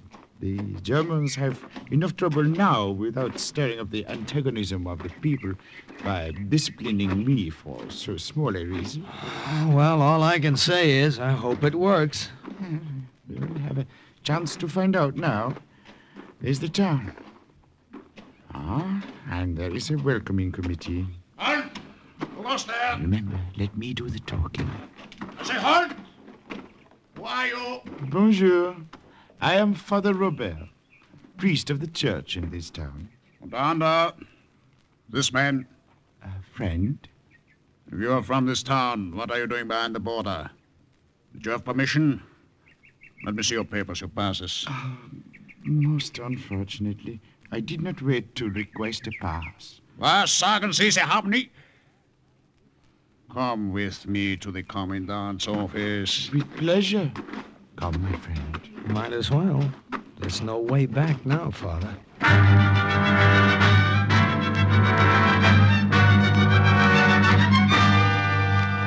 You have been given too much freedom in this town, Father Robert. This insolence is too much. But, Monsieur le Commandant, this poor lad... You, wie heißen Sie? Your name again? Francois Chauvin. Call me by my title. Francois Chauvin, Herr Commandant. Now go on with your story, Father Robert. It is a sad, sad story of a dying woman and her last wish to see her nephew, this lad, last remaining member of her family. Her husband and 2 sons were killed in the early days of the war. You see, I have the holy oils with me to give this poor woman the last sacrament. And why did you not ask permission to get this boy? I was afraid, Monsieur le Commandant, that by the time the permission was granted, it might be too late. The woman might die. So I slipped out. When did you last see your Aunt, Chauvin? Why, over 3 years ago, Herr Commandant. And this is most irregular. It's surely the request of a dying woman. Well, I'll let you go this time, Father Robert. There's enough unrest in this town without starting a tempest in a teapot. One more question. Yes, monsieur. If you managed to slip through the lines going out, why is it you did not attempt to sneak back into town instead of walking boldly up to the borderline? Sneak back into town? Why, Monsieur le Commandant, that would be against regulations.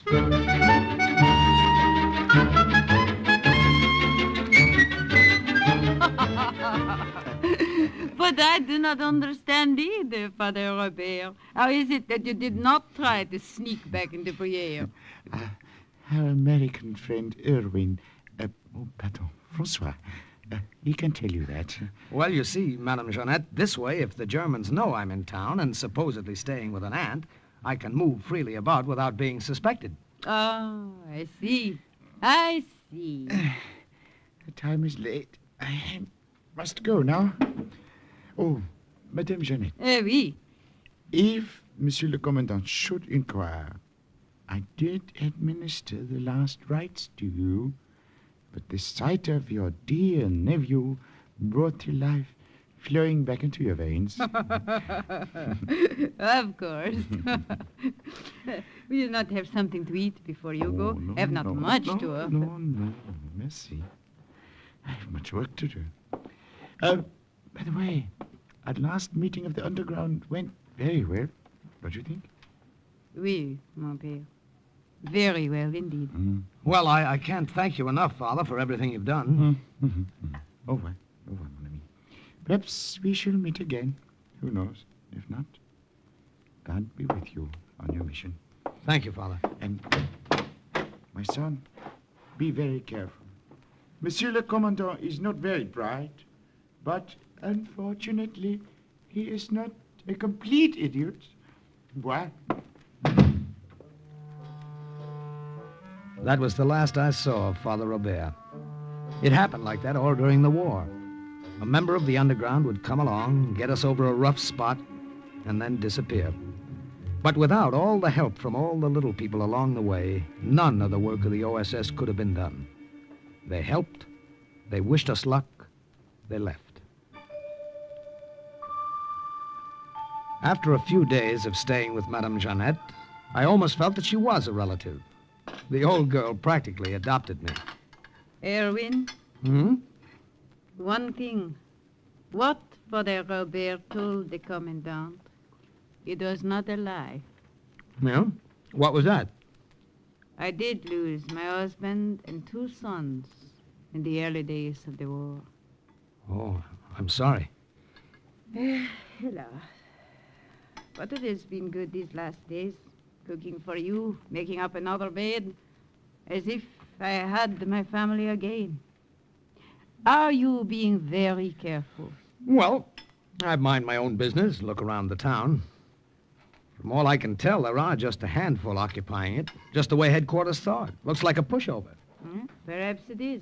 Perhaps the agent who was here before you was mistaken. Miller? The Nazis didn't pump air into him for nothing. He saw something. Madame Jeannette. Oui? Here, let me fill your plate again. Look, what's the best way to get through the forest to the river north of Briere? I'm going to take a look around there. Oui, perhaps the river. There may be something there. A guard is always posted.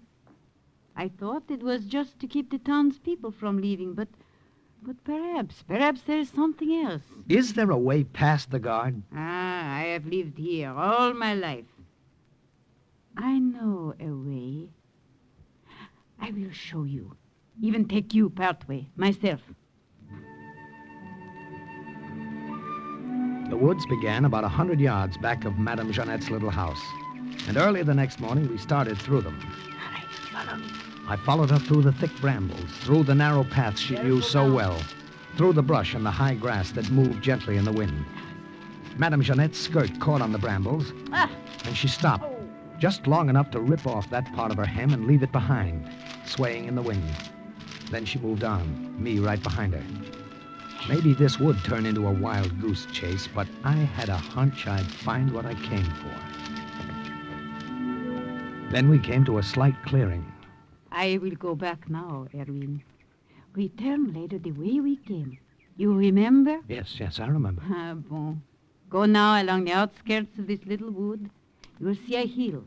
From there, you will have a good view of the river. And anything that might be there. All right. I'll see you later. Careful. Careful now. A minute afterwards, she was swallowed up in the woods. A little while after that, I was on top of that hill, flat on my stomach under a clump of bushes, looking down through strong binoculars. My hunch was right. It was all there, and I began to sketch it quickly, but accurately. From somewhere, the Nazis had gotten reinforcements, and their high command had decided to make a stand, dig in and hold, there at the river. There were heavy artillery positions all set up, machine gun and anti-tank emplacements. There was barbed wire, lots of it. There were anti-tank obstacles and the 105mm artillery Miller had seen, all of it there. A nice big booby trap all set for our men to walk into when they tried to advance north across the river. I couldn't hear them, but I could see them, swarms of German soldiers working hard, working fast, digging in, getting ready. I took down everything I saw. And I had it complete except for the west bank of the river near the bridge. There were too many trees blocking my vision. I had to get closer. By the time I got to the bottom of the hill and crawled along through the brush to the west bank, I didn't just see the Germans, I could hear them as well. See that now the orders are carried out. There must be no slip-up. Jawohl. Hauptmann. Oh, and Lieutenant. Jawohl. See that more guards are posted at the edge of the town. The Commandant wants no one snooping around here. Very well. No one will get through. There were too many of them, all around. I knew it would be crazy to try to get any further without a plan. I had to have time to think about a way. I waited until they left. Then I slipped back the way I came, up the hill and through the woods to Madame Jeanette's. I went around the back, so I didn't see the commandant until I walked in. Ah, Francois, you are back. Yes, bonjour, Herr Commandant. I have been waiting for you. Well, is there something wrong? No, of course not, Francois. I am here to talk with him. Francois Jouvin. I believe Father Robert told me that is your name. That is correct. It was through the kindness and understanding of the German High Command here that you were allowed to see your sick aunt. You understand that, do you not? Oh, yes, I appreciate that. It was irregular, but we let you in. However, I am here to tell you that you had better have no illusions about leaving Bruyere now, going back through the American lines to your village there. Well, no, I have no wish to leave. Why, you've anticipated me, Herr Commandant. I was going to request permission to stay here with my aunt from now on. I was in the square today looking for work. Yeah. Now, they're good, as long as you understand. Madame, if you will allow me to say so, you look very well indeed. Oh, no, she was very ill when I came. Father Robert gave her last rites. Ich wünsche mit ihr zu sprechen. I'm not talking to you. My nephew is correct, but so are you, Herr Commandant. I was very ill, but I'm very well now. Yeah. Well, that was all I wanted. I will go now. But remember, you are not to leave Bruyere. What the Commandant didn't know was that I had no intention of leaving until I made the sketches of the west bank of the river. Late that night, Madame Jeanette helped me bury the plans and diagrams I had already drawn. You are right, my boy, to bury these here behind the house, rather than leave them inside. It is safe. Okay, that's deep enough. Now, I put this rock on top of them. There. That's done now. You will go back tomorrow? No, I've got to get a good look at the west bank of the river. It is wise you did not try to press further ahead today. It would have been too dangerous. I know another way through the forest. Oh, tell me. It is a roundabout way, but it will bring you closer to the west bank. Or close enough at least so that you will have a better view than before. But if there are so many troops, as you say, do not get too close. When you have finished, come back to the woods the same way. I will be waiting.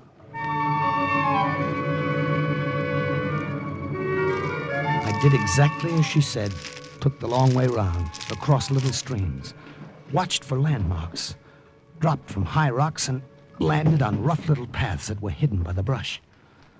I did everything she said, except one thing. I got too close. Sergeant, we're laying those mines too far apart. What were you doing? With these defenses, we'll be ready for anything, Lieutenant. I decided I better get out of there. And as I started, a twig under me snapped. What was that? Did you hear something in the brush? Probably some small animal in the forest. Go see. Jawohl, Herr Hauptmann.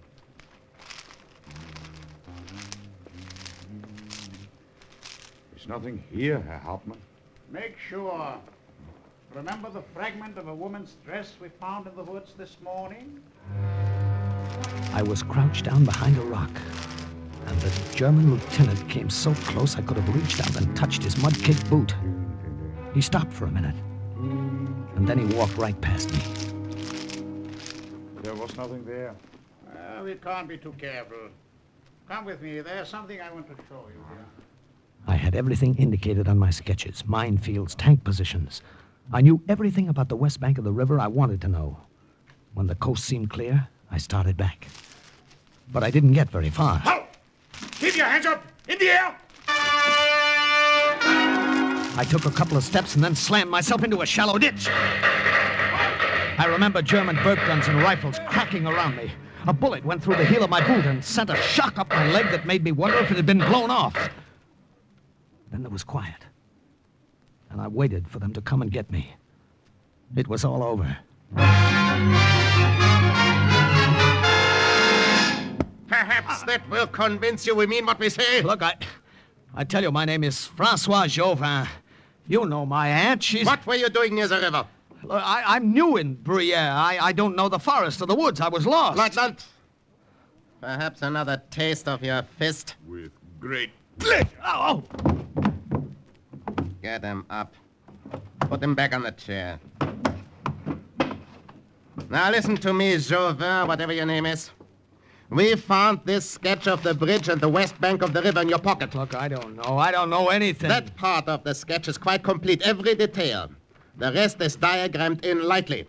Where are the rest of these plans? I don't know. Have you hidden them? Where? Have you given them to somebody? Whom?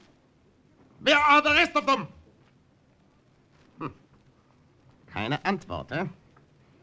Lieutenant, try twisting his arm again. Oh! He has fainted.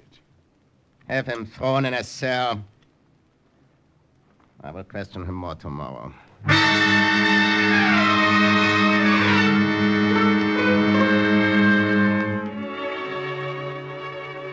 That was the German way of questioning. Beating you up, twisting your arm. I was sure they had a lot more ways of questioning, but I didn't intend to stay and find out what they were. I had to figure out a way to escape. And then I noticed it. The glass of the window in front of the bars had been shattered. I broke off a piece, and then I cut myself severely about the face. I guess it doesn't sound pretty, and it didn't look very pretty, but that was the effect I wanted. I heard the guard coming back. Quickly, I threw myself on the floor in front of the door so that when the heavy door was opened, it would crash into my head. The Commandant wants to see you. Oh! Was ist das? Help! I must get help. My hair was matted with blood, and my cut-up face looked pretty horrible. Not that the guard was worried about the state of my health. He was afraid of what the Commandant would do to him if I wasn't able to be questioned. He left the cell door open and ran. And so did I, in the other direction. I ran up the stairs to the second floor of the small town jail the Germans had taken over. Down below, I could hear voices. I didn't wait to hear any more. I slid down the sloping roof and landed right next to a German soldier. It was a good thing it was my left arm they had twisted. I was better with my right anyway. I took his gun and ammunition belt and shot the front tires of the German cars. Then I borrowed a parked motorcycle. Just as the Germans were spilling out the front door, I drove off, headed back to where I'd buried the papers.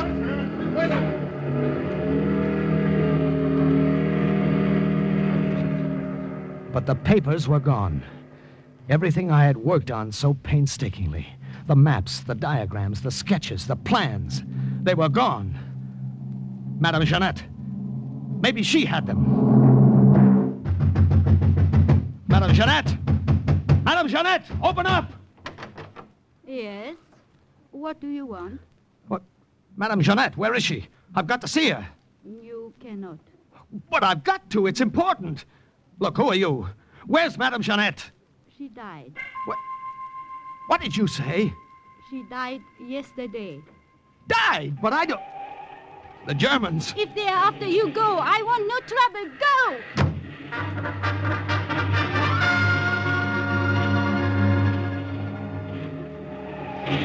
That motorcycle ride through enemy-held territory with that car full of Nazis firing at me was wilder than the stories in the comic books I used to draw for. There was a phosphorus grenade on the ammunition belt I had taken from the soldier outside the prison. I pulled the pin with my teeth and tossed it back over my shoulder. Through the side mirror, I could see the German car slowing down. It stopped right over the grenade. And a minute later, there was a car full of very dead Nazis.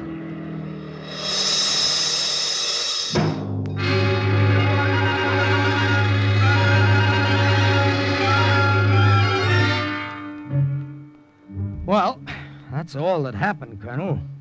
The sketches are gone, but I think I can remember most of them. The ones I drew last, the west bank of the river, I know completely. For the rest, I'll do the best I can. Did your sketches look anything like this, Sergeant? What? Well, those are the sketches. I don't understand. Where did you... Corporal. Yes, Colonel? Send in the woman. Woman? What woman? I don't get this. This way, ma'am. Hello, Erwin. Madame Jeanette, I heard you were dead. Your face. What happened to your Look, face? never mind that. Just tell me. Oh, when I learned you were arrested, I dug up the plans. And with underground help, I got them through the lines to deliver them for you. Yes, but that woman... She had her orders. She was doing as I told her. Colonel, you know that tavern about a half-mile from headquarters? Yes, Sergeant? Well, do you mind very much if I go there and get very drunk?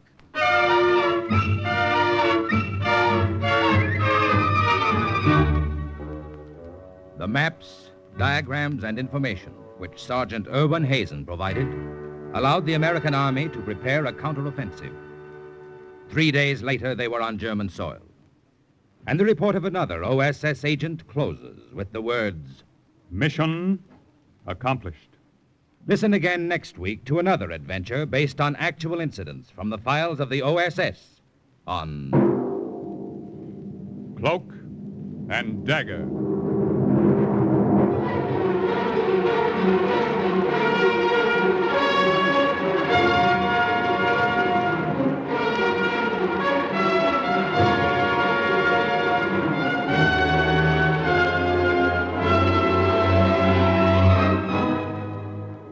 Heard in today's Cloak and Dagger adventure as Irwin was Everett Sloan, the priest, Barry Kroger, the commandant, Stefan Schnabel, Madame Jeanette, Virginia Payne, the colonel, Raymond Edward Johnson.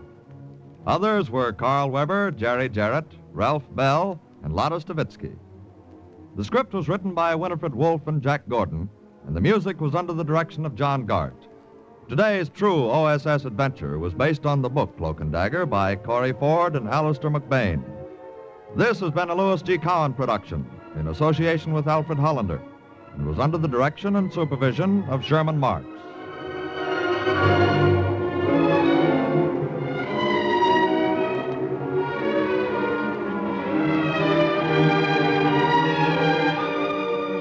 Programs.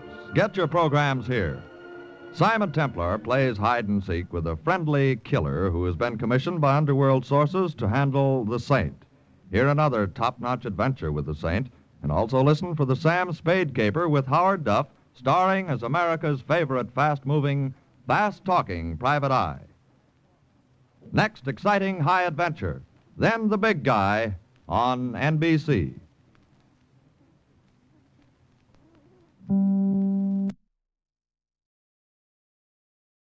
Are you willing to undertake a dangerous mission behind the enemy lines, knowing you may never return alive?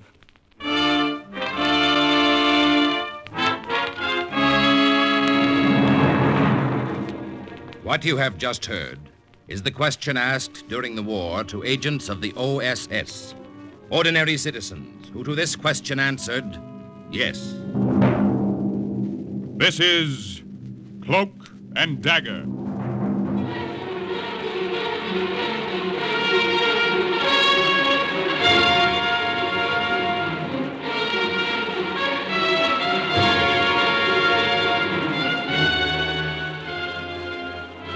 Black warfare, espionage, international intrigue.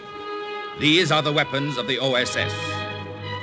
In today's adventure, The Secret Box, concerning an American agent who was sent into a Japanese-infested jungle to take back a prisoner. The role of John Marco, the OSS agent, is played by comedy star Jerry Lester. The story is suggested by actual incidents recorded in the Washington files of the Office of Strategic Services. A story that can now be told.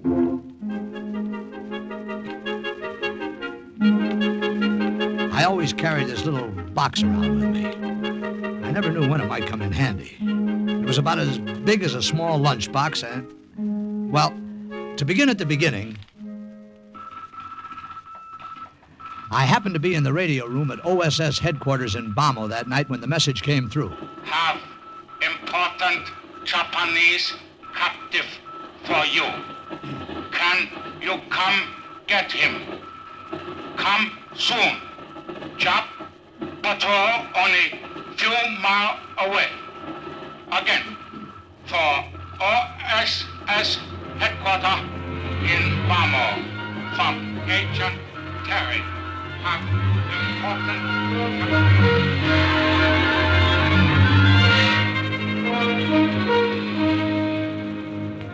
So that's how Harry Stevens and I happened to be in an AT-18 flying over Agent Terry's position about 86 miles behind enemy lines in Burma. And like I say, I had this little box in my knapsack. Oh, in case I forgot to mention it, my name is Johnny Marco. Snappy songs and witty sayings. Just mention my name in Sheboygan. Oh, they loved me in Sheboygan. Yeah, I know, Marco. Hey, Harry, did I ever tell you about my last date in Frisco before I went overseas? I can hardly wait. Her name was Rose. She had a name like a flower and a face like a weed. I called her Cream of Wheat because she was so mushy. Marco, I have but one thing to say to you. Well, talk to me. I hope you live to be as old as your jokes. You know the trouble with you, Harry?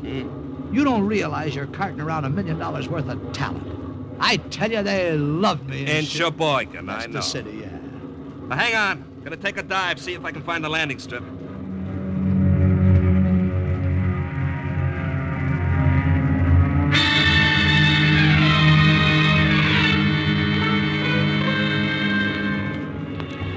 We had figured our checkpoints carefully, but when we reached our rendezvous, all we could see was a rough field with a Buddhist pagoda at the far end. Nothing else.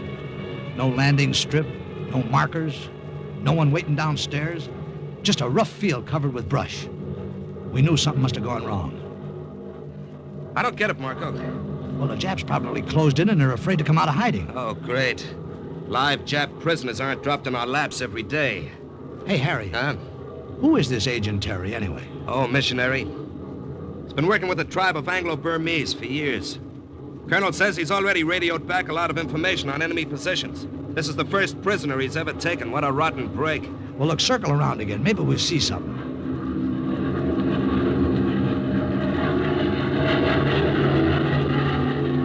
Nope.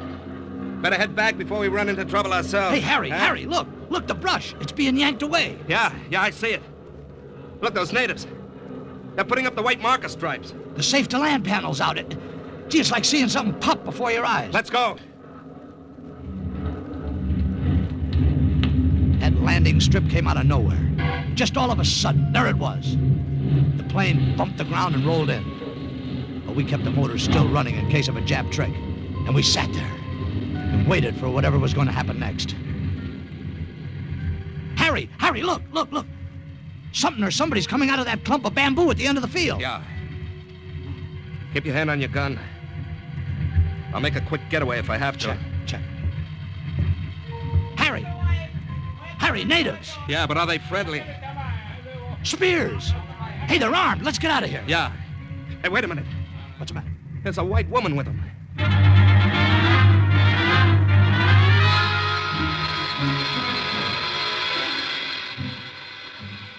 I am Mrs. Terry, gentlemen. One would never suspect I was an agent, would one? Well, what's the angle? I beg your pardon, Oh, ma'am. it's very simple, really. My husband, the late Reverend Oscar Terry, a God-fearing man, went to his rest a few months ago. You mean, ma'am, that you're the agent who's been sending all that information to OSS headquarters in Bamo? Naturally. This is Lin Tao. I suppose you'd call him my right-hand man. Say, how'd you do, Lin? How you do? Hi. Lin, incidentally, sent the radio message. He does so enjoy tinkering with mechanical devices. I showed him how to use it.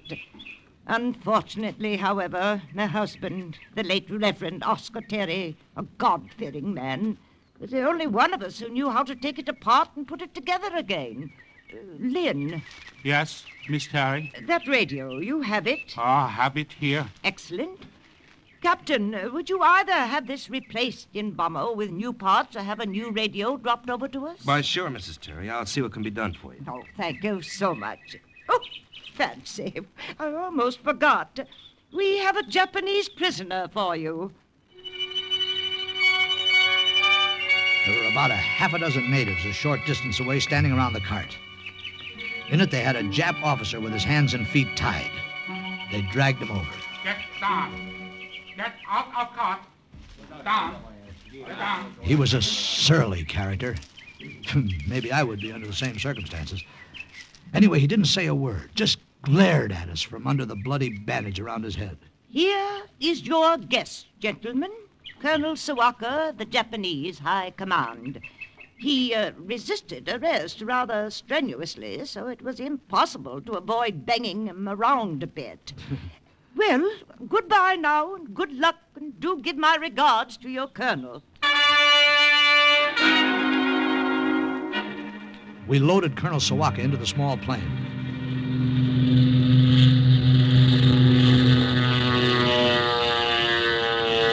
And a few seconds later, as we swung over the field, we looked down and saw that all trace of the strip had completely disappeared. The brush was replaced and there was nothing. Only jungle. How's our friend Colonel Sawaka doing, Marco? Well, he's a little tied up at the moment. Hey, friend, how you doing? Friend doesn't want to talk. You know something? That's the best audience you'll ever have, Marco. One who can't understand English. Oh, come on now, will you, Harry? Oh, hey, maybe you got something. Hey, friend, did you know that the former ruler of Russia was called the Tsar? His wife was called the Tsarina? And you know what they called his kids? Get a load of this. Sardines. Yeah. You know, I think you're right, Harry. Friend obviously doesn't understand a word of comedy English. Hey, what's that? Jap-Ak, they've spotted us. Can we get away from them? We can try.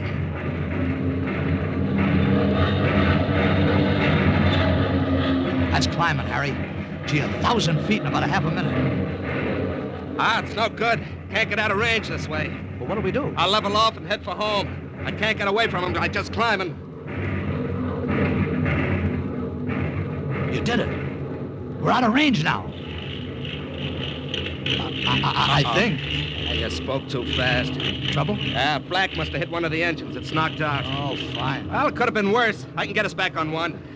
Oh, brother, if you were your sister, I'd marry you. Oh, you're a big-hearted guy. You know that, Marco? Well, I don't go around All proposing right. every day. You better go back and see how Friend is doing. Friend Colonel Sawaka doing extremely well, thank you. What? Keep your hands on the flying instruments, Captain. Hey! And you, Lieutenant, keep your hands in the air. Way in the air. I thank you. Oh, you dirty dog face, you spoke English all the time. Enough to tell you that if you do not do as you are told, I put the bullet through your head.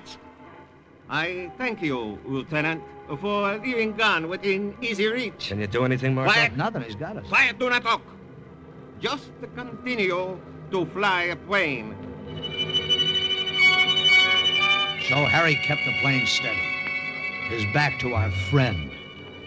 And I just stood there and watched Colonel Sawaka as he manipulated the parachute and buckled it on, changing the gun from one hand to the other as he put his arms through the straps of the chute. Then he opened the handle of the waist door. I will say goodbye now. It was an unpleasant ride. Why, you Hands in the air. Keep the hands in the air. Much better. Now I shoot you both. Then I jump. Yeah! Goodbye, friend. Don't forget to write. The jerk shouldn't have opened the waist door first. All I had to do was bank the plane over on its side, and we lost him. Yeah, we lost him all right. Uh-oh. His chute opened. Oh, fine. Mission unaccomplished. Well, anyway, it was a nice ride. I'm glad you thought so. The second engine couldn't take the strain of that flip-flop. Is it conking out? Yeah. It cocked. All right, hit the silk, Marco. We better bail out.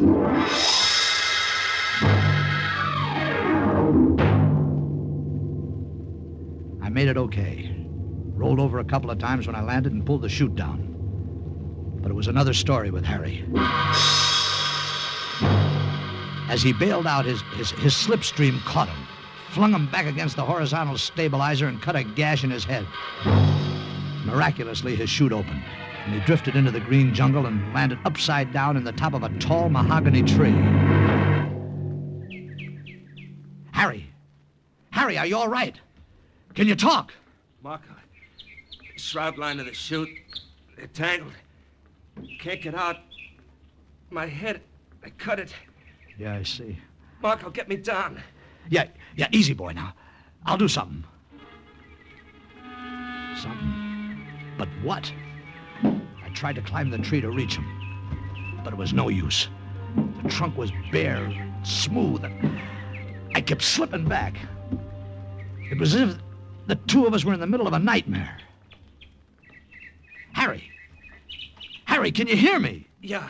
I can't climb that lousy tree. It's too slippery. There's nothing for me to hold on. Marco, it's no use. Well, what do you mean it's no use? If you waste time standing there, you'll be caught. Japs all around. You know that as well as I do. Harry, will you listen to me? Now you listen to me. Get away now, will you? They may have seen the plane. Oh, shut up. Now, will you shut up? Get out or we're both dead ducks. I know I am, anyway. Just do one thing. Marco? Yeah? Don't leave me here to starve or fall into Jap hands. Maybe you can make it back alone. You're nuts. Now, I couldn't do that. Just don't leave me to starve, Marco, please.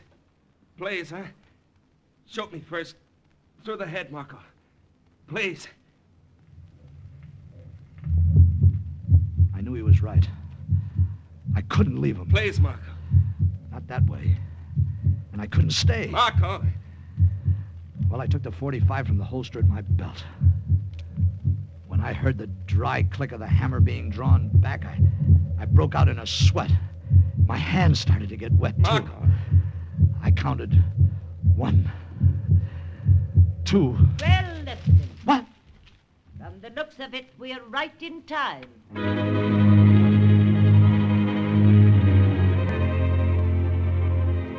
Lin Tao and the natives went to work swiftly, knocking down a second smaller tree against the mahogany.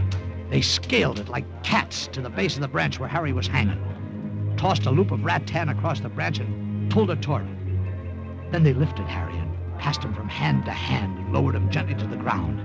And all the time I just stood there next to Mrs. Terry, feeling the blood pounding in my head.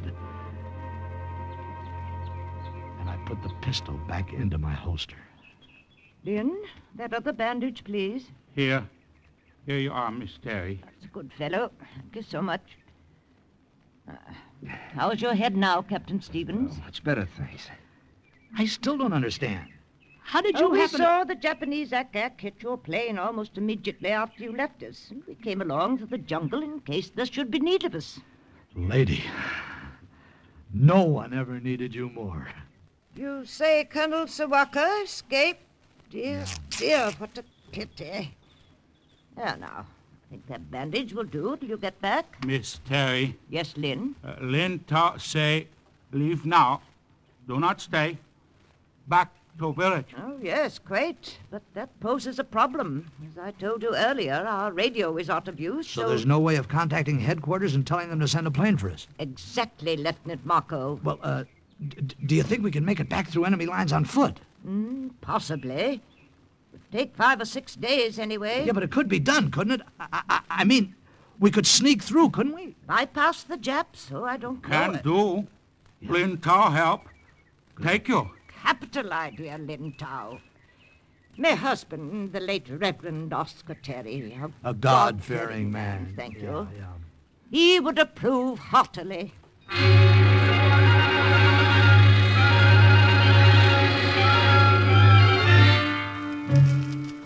Lin Tao knew plenty of shortcuts, and we followed him, skirting Jap patrols all the way. There was something uncanny about the way he led us over miles of jungles. We kept our packs light because we had a pretty long hike ahead. But just the same, I kept that little box with me. I never knew when it might come in handy. Then we came to a small stream. Must go through stream here. Take off shoe. Well, wait a minute, Lin. Why bother? We'll be wading through a lot of water, and why take our shoes off and on? Do as Lin say. If shoe get wet, feet wet all time. Many sore come on feet.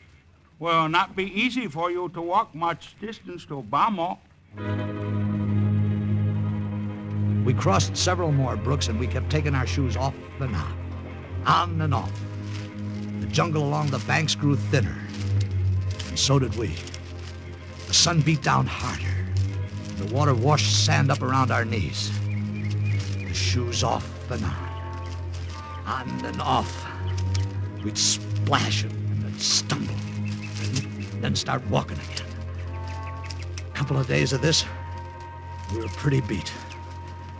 Except for Iron Man Lynn. Ah, feel good. Lynn, the sun, I'll have to hold up a while. We'll rest here, near stream. Hey, this is an ideal spot for a picnic. 50 million insects can't be wrong. Ah, got you first, you little foreigner. Hey, Marco, got any water left? My canteen's dry. Yeah, sure, here.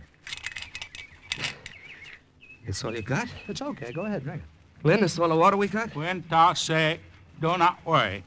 Watch. I will show what to do so you know. Hey, wait a minute. What are you digging a hole in the sand? Watch. First, dig small hole in sand near stream. Place leaf in bottom, like this.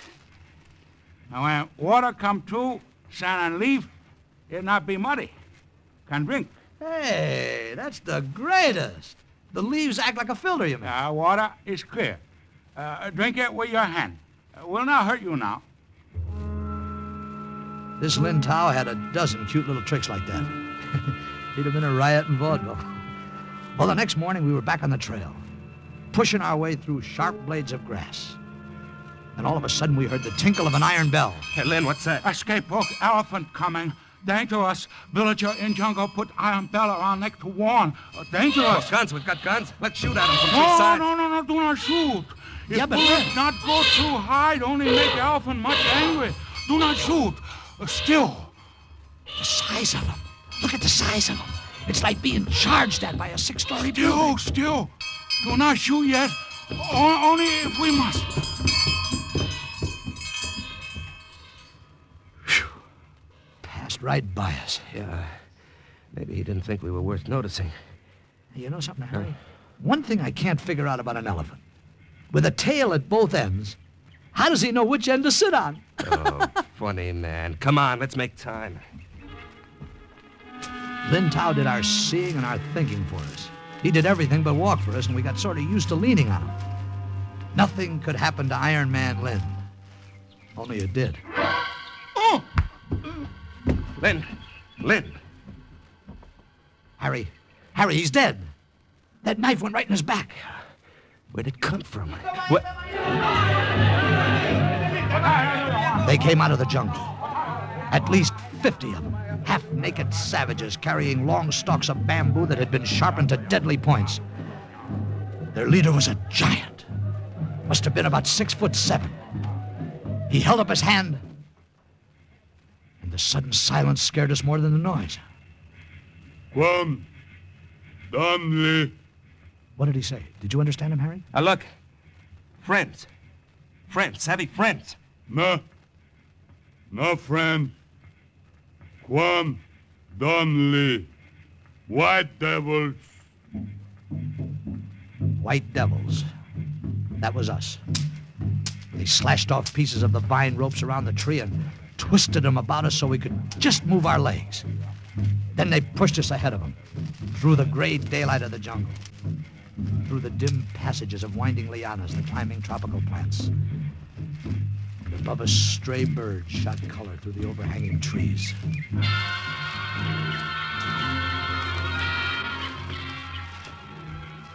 After about a mile, the path became a trail. The lianas were cut away. We tripped over some coconut husks by the side of a charred fire. We were coming into the village. Then Harry saw them first. Marco, look.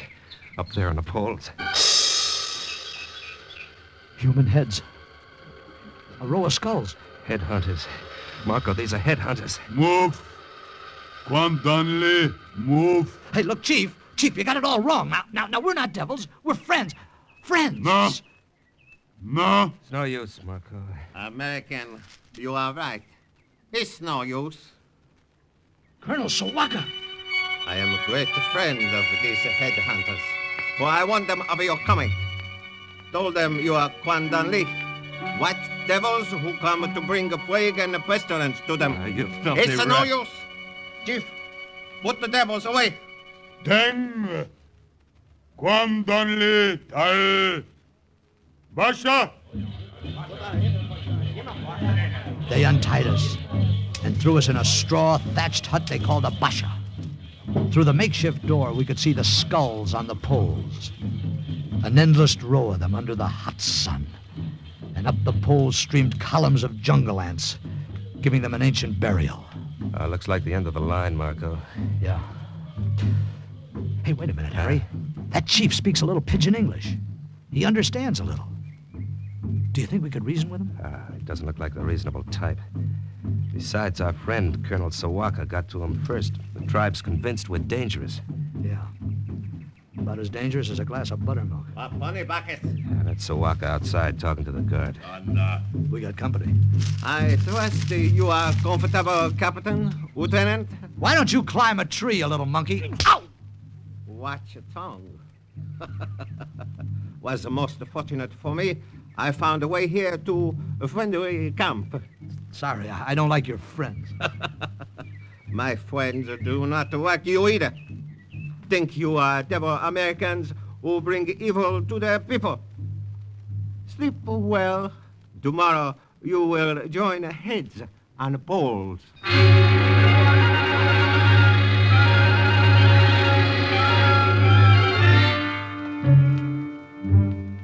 In the morning, they brought us out. I guess we were pretty important because the big chief himself came over to tie us to the poles. Then I got an idea. I sneaked my hand in my pocket and grabbed a coin, just held it tight.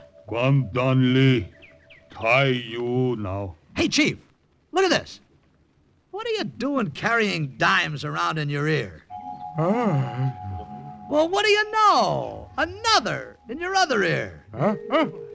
And here's one in your nose. Toba. Say, you're a pretty sly character, aren't you? Regular walking Bank of England. Hey, Marco, what are you up to? Just a couple of magic tricks if I can get away with them. I tell you, they love me in Sheboygan. Toba. Magic. That's right. Toba magic. Toba. Now, if you get me that knapsack you grabbed from me, I'll do more. See? Toba. Knapsack. Bag from back. Savvy? Remember, we'll do Toba. Do not listen to Guandali. Cut off a head. Now. Hey, Chief, look at this. Look at this. Now you see it. Now you don't. Presto. Coins disappear. Get knapsack or you'll disappear. Savvy? Gunsha plun by Kuna.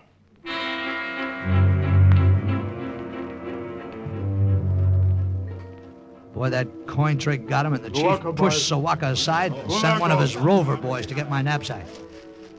They brought it to me, and I took out the little box. I always knew it would come in handy sometime.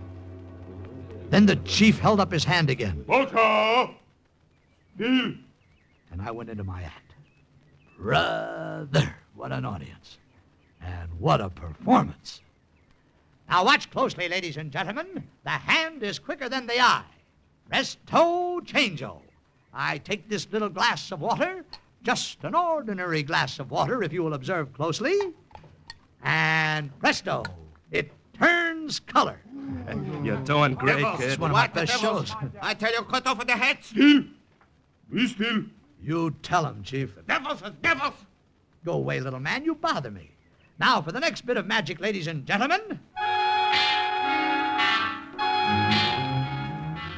I pulled every trick in the book out of that little box. Drew cigarettes from the chief's ear. Pulled flowers out of empty pots. Yanked a dozen colored scarves out of a single white handkerchief. And then I broke a stick in half and put it together again. Boy, did they love it. And now, for my final bit of hocus pocus, ladies and gentlemen. Hey, Marco, why don't you try sawing Sawaka in half and forget to put them together again? I got something better.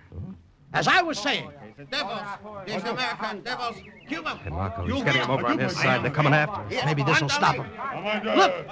Look, watch! Sign! Sign from gods! Look! It stopped him all right. I pulled a beam blower out of the box, blew hard, and out came a tiny doll dressed in a Jap uniform. Without his head. And he floated to earth. The superstitious natives stepped back, afraid to come any closer. See? See, sign! Japanese is Kwandang Li. God say so. Americans, friends, Friends! Doll there on the ground. Japanese doll. Sign from gods. Follow Great White Father and fight Japanese. Chief, you tell him. He told him, all right. The big trouble we had afterwards was keeping them from tearing Sawaka apart. We wanted him alive to take back to OSS headquarters in Bamo. Well, that's the story. The next day, the headhunters led us back through the jungle with our prisoner. There's only one thing I'm sorry about. Too bad Variety couldn't have caught my act. I tell you, they loved me in Burma. Captain Harry Stevens and Lieutenant John Marco safely delivered Colonel Sawaka to OSS headquarters in Bamo, where he gave valuable information on Japanese war industry and finance. And so, once again, the report of another OSS agent closes with the words, "Mission accomplished." Listen again next week for another true adventure from the files of the OSS on Cloak and Dagger.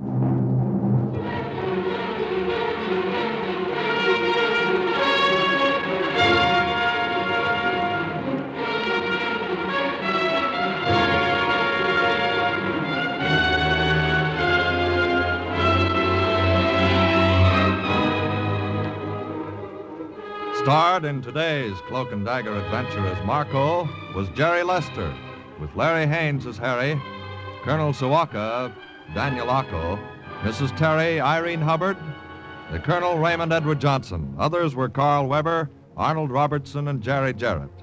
The script was written by Winifred Wolfe and Jack Gordon. The music was under the direction of Murray Ross. Today's true OSS adventure was based on the book Cloak and Dagger by Corey Ford and Alistair McBain. This has been a Louis G. Cowan production in association with Alfred Hollander, as was under the direction and supervision of Sherman Marks. Programs. Get your programs here. Mystery fans, there's an exciting evening waiting for you tonight on NBC. First, some listener will have a chance to win $1,000 for solving the case on $1,000 reward. Are you willing to undertake a dangerous mission behind the enemy lines, knowing you may never return alive?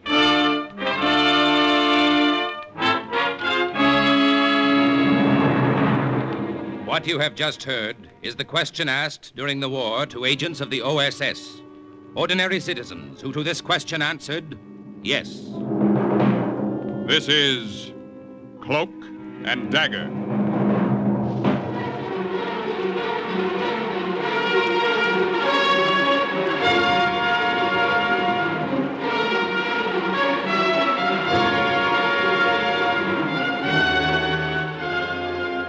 Black warfare, espionage, international intrigue. These are the weapons of the OSS. Today's adventure, Direct Line to Bombers, the story of an American OSS agent who, during the height of the war, directed from the streets of Berlin an American attack, is suggested by actual incidents recorded in the Washington files of the Office of Strategic Services. A story that can now be told.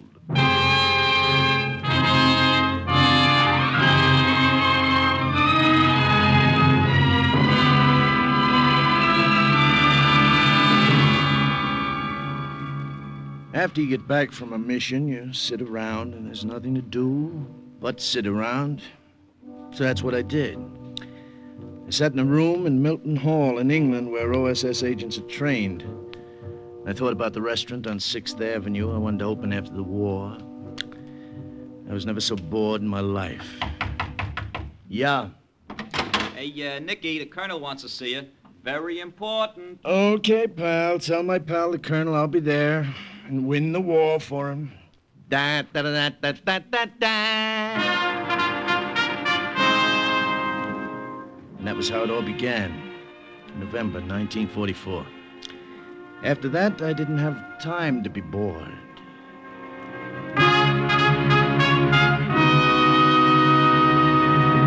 I know you've just come back from a mission in France, Lieutenant, so it's strictly up to you if you want to go out again immediately. Oh, now listen, pal. Colonel. If I have to sit around here and do nothing, I'll blow my top. You speak German, don't you? Well enough to know that Hitler speaks a lousy German, full of grammatical errors. If I see him, I'll tell him. You may be closer to him than you think. Corporal? Yes, Colonel. Send in Professor Warburg.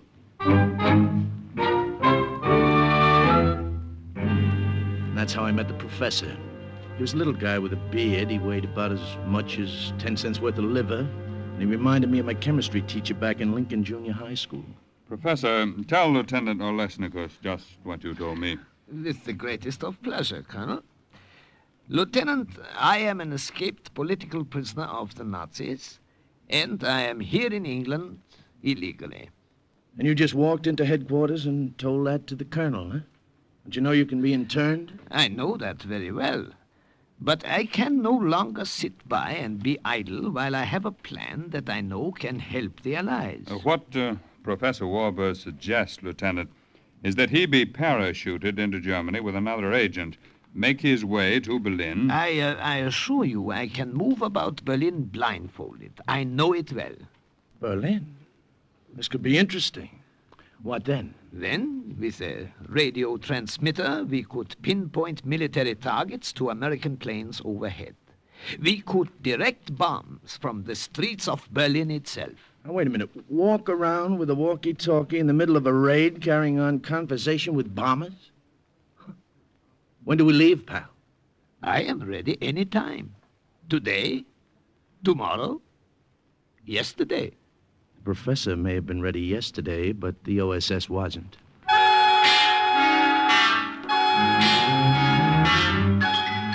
First, we were briefed for weeks how to get food coupons in Berlin, how to buy a railroad ticket, how to post a letter, how to greet a German officer in the street. Little things, an American cigarette, an English match, a laundry mark could give us away. And there were big things, too. We were grilled for hours on cover stories. Forgeries became documents. Fiction became fact.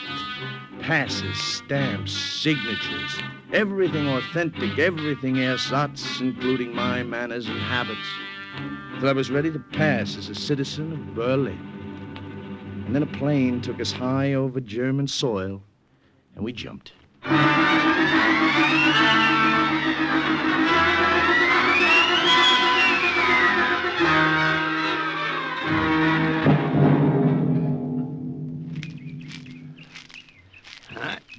We made it, Nicky.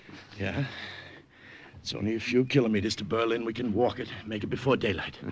We should find the farmer who owns this field and say Dankeschön for providing us with so ideal a landing place. Yeah, we'll send him a letter sometime. Right now, let's get out of here. You will wait where you are. Kindly keep your hands in the air, unless you want that I blow your heads off, or that my dog tear you to bits. Quiet, Ron. You've been a good dog keeping so still. Well, as your farmer, Professor, you still want to say Dankeschön? Sit still. Do not talk. You have made a mistake, my friend. My companion and I got lost trying to find the road. We came by accident on your field. That's right. We, both of us, only recently discharged from the army. If you would care to see our papers right here in this knapsack. Halt! If you don't keep your hands up, I will let the dog go for your throat. I do not care to see your papers. I saw you parachute from an American plane. Uh-oh. Walk now to the barn. Rolf will see to it that you stay there. Won't you, Rolf?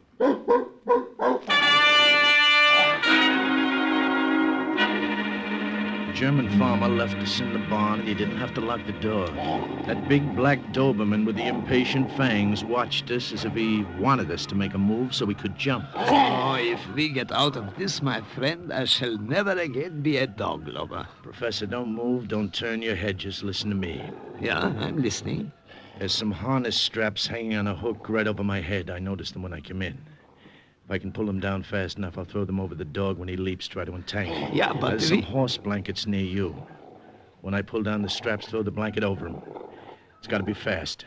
Better work. I'm ready. On 3, then. 1. Nice, boy. Nice, big, ugly mutt. 2. 3. The harness caught on the nail as I tried to pull it down, and the dog leaped at my neck. And then the nail came off, too, and the straps fell across the dog's snout. Professor flung the blankets over the dog's head. I have him, Nicky, but I can't hold him. The shovel. Where's that shovel I saw? Hurry, I can't hold him. Now, I hit him again and again. And then suddenly the only sound in the barn was the dull thud of the shovel. The dog didn't move or make a sound. He never would again. We had better get out now. Yeah, let's go.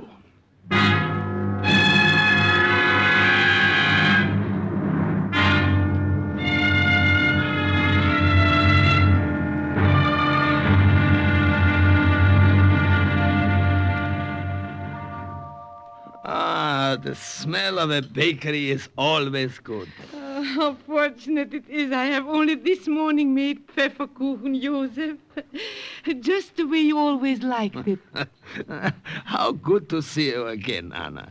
I told my friend Nicky that you would take us in, help us. Natürlich, Nicky. I will do anything I can. We may stay here then, huh, Anna? If all goes well, we will leave right after the raid tomorrow night. Yeah, 24 hours, all we need. Of course you may stay. I still live above the bakery. There is an extra room. My grandson Emil will not be home from the youth camp for a week yet. Youth camp? What could I do, Nicky?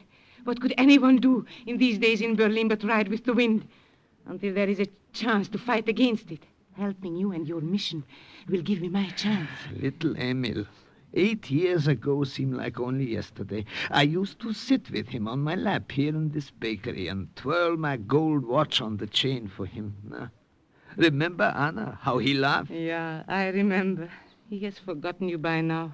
And you would not know him. He's 13 years old. Oh, 13 years old. Already they have poisoned his mind. I cannot get to him. I do not dare. He's a little parrot speaking only what is taught him. Nicky, some more coffee? No, thank you, Frau Leitner. More Pfefferkuchen or Apfelstrudel. A specialty of my shop. Apfelstrudel. No, thanks. 6 years ago, at this very table, I had Emil on my lap when the Gestapo walked in and arrested me. Yeah. They did not like what I taught in their school. What's that? Someone's coming. I don't know who it can be. Customers never come by this late. Grandmother, surprise, I'm home. Emil! What these men? Emil, your manners. These are friends, just passing through Berlin. They are just staying the night. This is Herr Neudeck and Herr Josef. Wie geht's? Heil Hitler. Oh, yes, of course. Heil Hitler. I did not expect you until next week, Emil. How is it you are here so early? I won a great honor which I want to tell you about. I did not know I'd have to share it with strangers. Shame, Emil. These men were soldiers of the fatherland. Yeah? Yes, Emil, we were both with the elite guard of one of Rommel's Panzer divisions. Rommel? Yes, that is before we received our medical discharges. Oh, Rommel. Sit down, my boy. I will bring you something to eat, yeah? Don't you want to hear about the honor I received? Look, Grandmother, on my sleeve. A red swastika. Yeah, red for the youth movement, and a swastika because I learned my lessons faster than the others.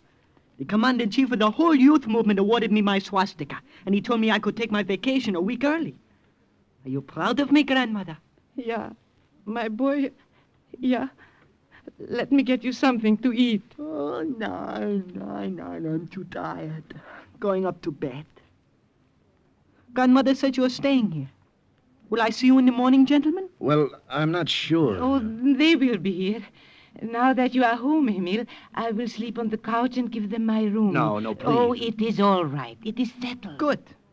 Perhaps then, Herr Joseph, you will tell me about Rommel.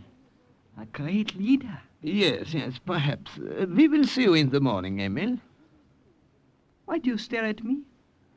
Do I stare, boy? I thought so. Have I met you before, Herr Joseph? No, I am sure not. Your face. Ever since I came in. Grandmother, have I met him here before? No, Emil. Herr Josef was here before you were born, even. You have never seen him. It has been years, 15 maybe, before you were born. I suppose so. Well... night. Professor, he wouldn't remember, would he? Oh, how could he, Nicky? He was a baby that last day Joseph saw him, barely 5 years old. And the professor was 30 pounds heavier at least, and clean-shaven. Yeah. Anna is right, Nicky. Do not worry. He could not remember. Do not worry.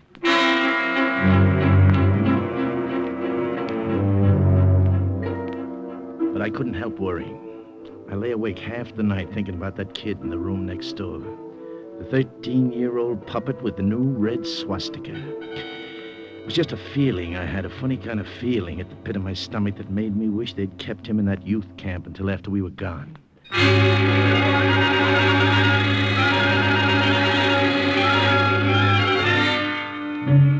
When I got up, the sun had been up for hours, and so had the professor. I went downstairs to the bakery. There was the smell of fresh bread baking, and I knew Frau Leitner was in the kitchen. But the professor was sitting at the table, swinging his watch on the gold chain and talking to that German quiz what kid. What else have you learned, Emil? But why do you want to know? Oh, I'm just interested. I want to see how well you have earned that swastika. I stood at the bottom of the stairs and We listened. have a leader who has They didn't revolutionized see me. Germany. He is the greatest man who ever was or will be. When I joined the Führer's organization, the man in charge said, join no organization but this. Forward, forward, the banner leads us to eternity. Oh, you have learned your lesson well. Herr Joseph, are you sure I have never seen you before? Of course not, my boy. I seem to remember. Herr Josef. Ah, good morning, Herr Neudeck. Since we're just passing through Berlin, don't you think we ought to see a few of the sights before we leave? Yeah, you are right. We will leave now. Perhaps later, Emil, we will talk more.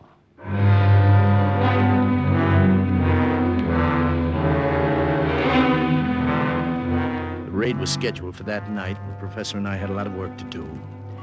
We made arrangements to meet about 4:30 that afternoon at a tavern on Wilhelmstrasse. We went separate ways. I did a lot of walking, and I made a lot of notes in my head. The Klingenberg power plant was still functioning. The Ostkreuz junction of the city railroad had been repaired. There was an ammunition dump on the north side that our bombers couldn't see from the air. It was a nice day. A lot of Germans were walking the streets, and I made a lot of notes in my head.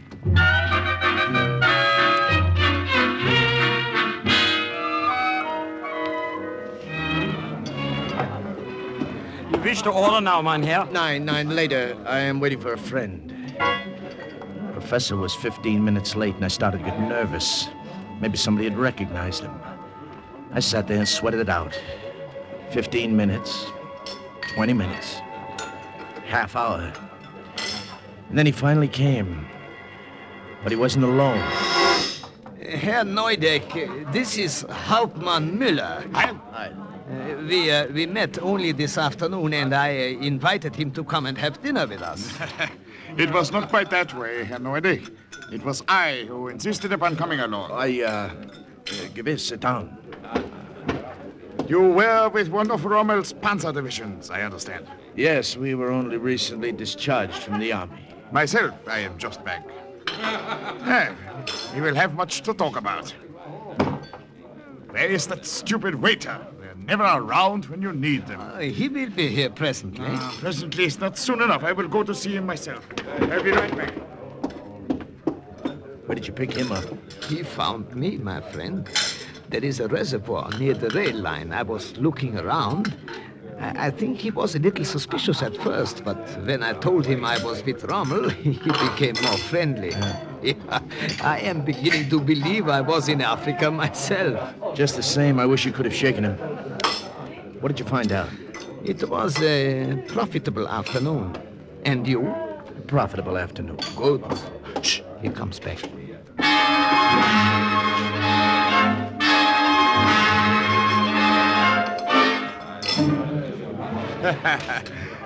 Yes.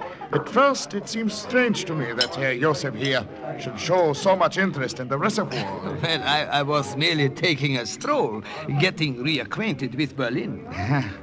Then I watched you. I saw you walk down towards the rail line. That was when I stopped you and began to talk. We are both glad you did, Herr Hauptmann. Give us this opportunity to get acquainted. Yeah. Hope we shall see more of you while we're in the capital. Perhaps, Herr Neudeck. Perhaps you shall see a great deal of me. I think I shall call the waiter and order some brandy. Oh, but I see you have not yet finished your meal, Herr Neudeck. You're still eating. It's very good. Our diet at the hospital was not so varied. No doubt. Everything I ate stuck in my throat. I know one of wouldn't the go nurses. down. I knew that German officer was watching me as he talked. Yes. Watching me strangely, and I didn't know why. I knew that something was wrong, and I didn't know what. The professor felt it too. Her name is Gertrude, this little Fräulein I tell you about. And she has friends. Oh, some very pretty friends. You would like to meet them, perhaps? Yes, we would like to very much, Herr Hauptmann. How you would have enjoyed them. We might have had great fun together. All of us.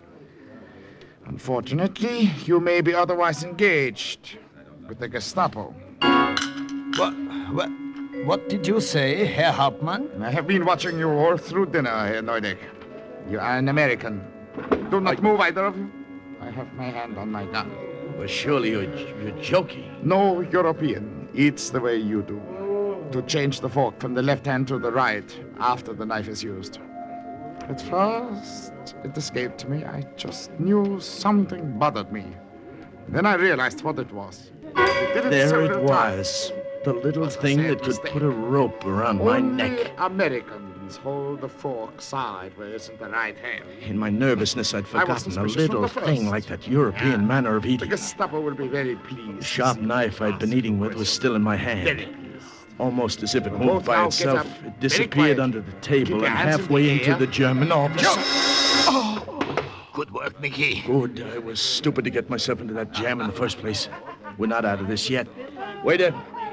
Ja, mein Herr. Check, please. Our friend has had a little too much to drink. We will take him home. Ja, right away.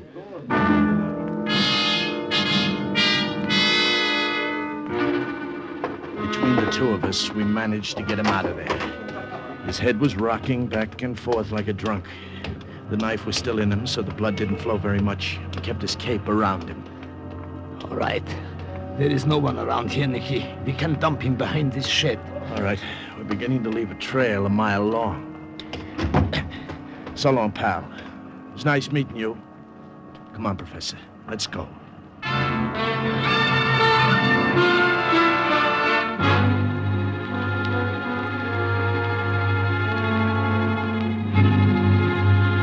When we got back to the bakery, there was more trouble waiting for us. Trouble 61 inches high, weighing about 110 pounds, wearing a new red swastika on his arm. It is no mistake. They're in the kitchen. Something is wrong. Don't like the sound of that. Come on. Confusing you with someone else, Amy. No. Why are you so stubborn? This morning when we were that watch on the chain, I thought I remembered something, and just now how I did. Oh, you have never seen Herr Josef before, Amy. I have. When I was very little, the Gestapo came. They arrested a man with a gold watch on a chain. I tell you, he is the same one. Emil, they do not even look alike. What about this broadcast radio I found hidden in your bedroom in a hat box? It's called a walkie-talkie, Emil. What? Give it back to me. Nicky! Josef, come back. You see, we've wasted time. I should have gone to the authorities right away. They have tricked you, grandmother. He knows, Anna. I am afraid so. I've been holding him here, hoping you would return. What did you say? You knew grandmother, didn't you? They didn't trick you at all. Traitor. You're a traitor, too. Amy, Get away from me. I hate you. I hate you. Nicky, get him. He's trying to run. I got him. Let me go. I report to the Gestapo. They kill you. They have you shot. I'm not going to report anyone. What'll I do with him? Upstairs, his bedroom.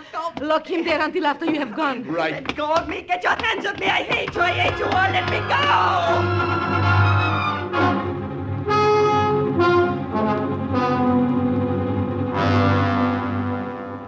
You will have to come with us when we leave here tonight, Anna. You cannot stay now. Professor is right, Frau Leitner. That kid upstairs will turn you over to the Nazis so fast you won't know what happened to you. My little Emil, turn me in.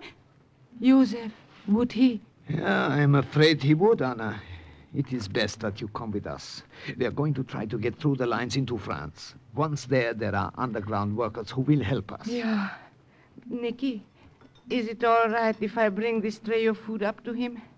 He has not eaten. He's still such a little boy. Yeah, sure. You. Oh, take it up, but don't untie his hands, remember? Yes, I will remember. And the raid ought to start soon. Let's go over this map. Make sure we have everything right, huh? Yeah. No, the rail line is here. Mm-hmm. Sector 2, grid B3. And if our bombers knock that out, Berlin's transportation is completely crippled.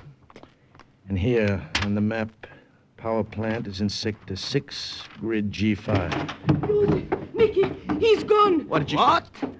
Yeah, his hands. He got them loose. He lowered himself from the window with the bedsheet. What are we to do? He'll bring the Gestapo back with him. We don't know how long he's been gone. Professor, the window, quick. Yeah. The back door. There is a car coming. I There can is- see it. There is an alley and Now, we can... look, no time. They'll have this place surrounded. How do you get to the roof? The roof, yeah. Up those stairs. We can go to the other rooftops and perhaps escape. There better be no perhaps about it.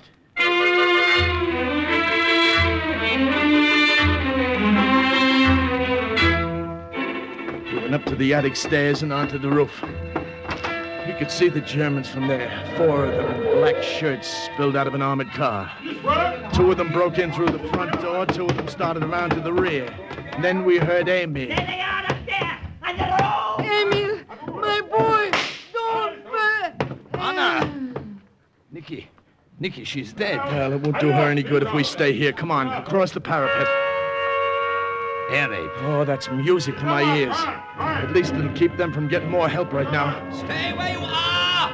Surrender now and it will go easier with you! Come and get us, pal! One of them did try to come and get us, and he got it first. Right between the eyes. He swayed for a few seconds back and forth, and then he fell off the roof onto the street. That's one of them, Nicky. There are only 2 left. 2? What happened to the third? Nicky, behind you! 4th Nazi had come up the other way, through somebody else's attic and onto the roof behind. Get your hands up! And now there are just 2 left, Professor. Hey, Professor, what is it? My leg. I can't move it. I can't go any further, Nicky.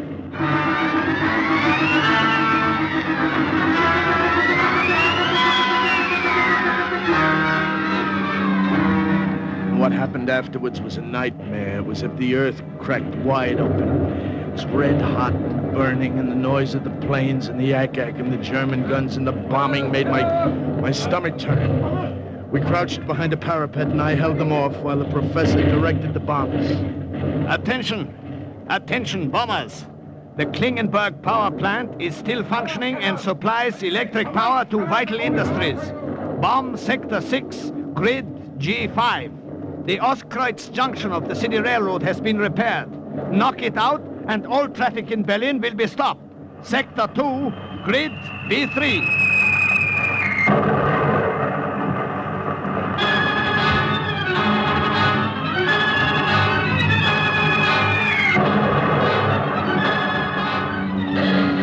All right, go now, Nicky, while there is a chance. I can hold them off long enough for you to get away. I can't leave you here. No, they won't take me. Don't worry. Now look, I'll carry you. We'll make it. Come on.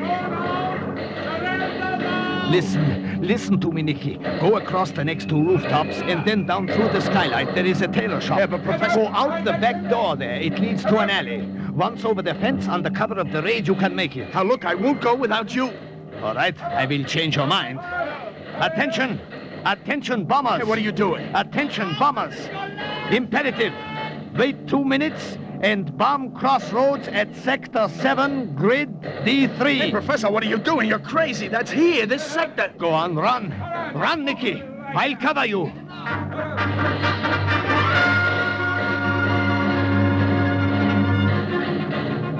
I ran. I stumbled and fell and got up and ran again. When I got down in the alley through the tailor shop, I kept on running. And then the bomb fell and the concussion rocked the ground and I went flat on my face.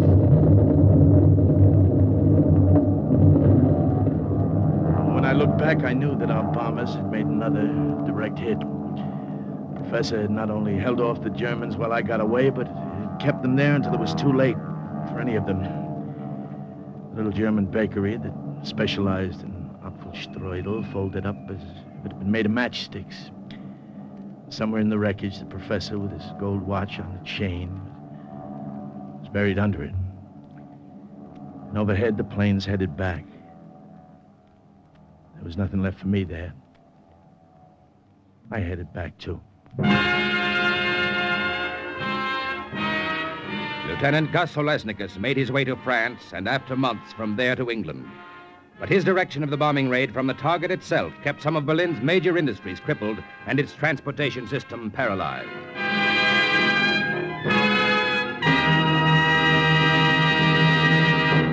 And once again, the report of an OSS agent closes with the words, "Mission accomplished." Listen next week when we again present Cloak and Dagger.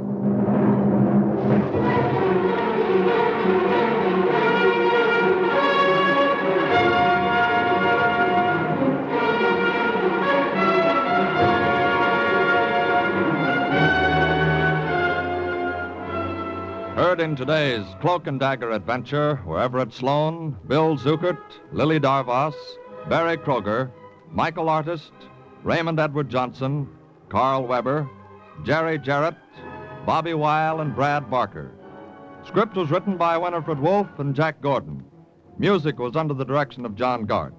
Today's true OSS adventure was based on the book Cloak and Dagger by Corey Ford and Alistair McBain.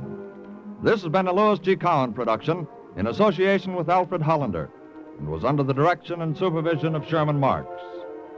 NBC offers 3 of radio's top mystery adventure shows, The Big Guy, Sam Spade, and The Saint. So if mysteries are your meat, listen in tonight. Next, hear High Adventure, then The Big Guy on NBC. Are you willing to undertake a dangerous mission behind the enemy lines, knowing that you may never return alive?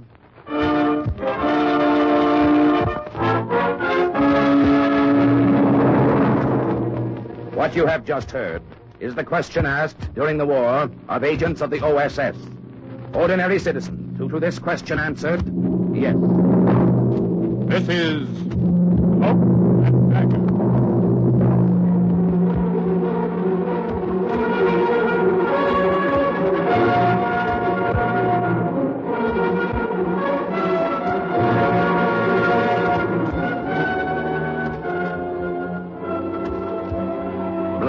Warfare, espionage, international intrigue.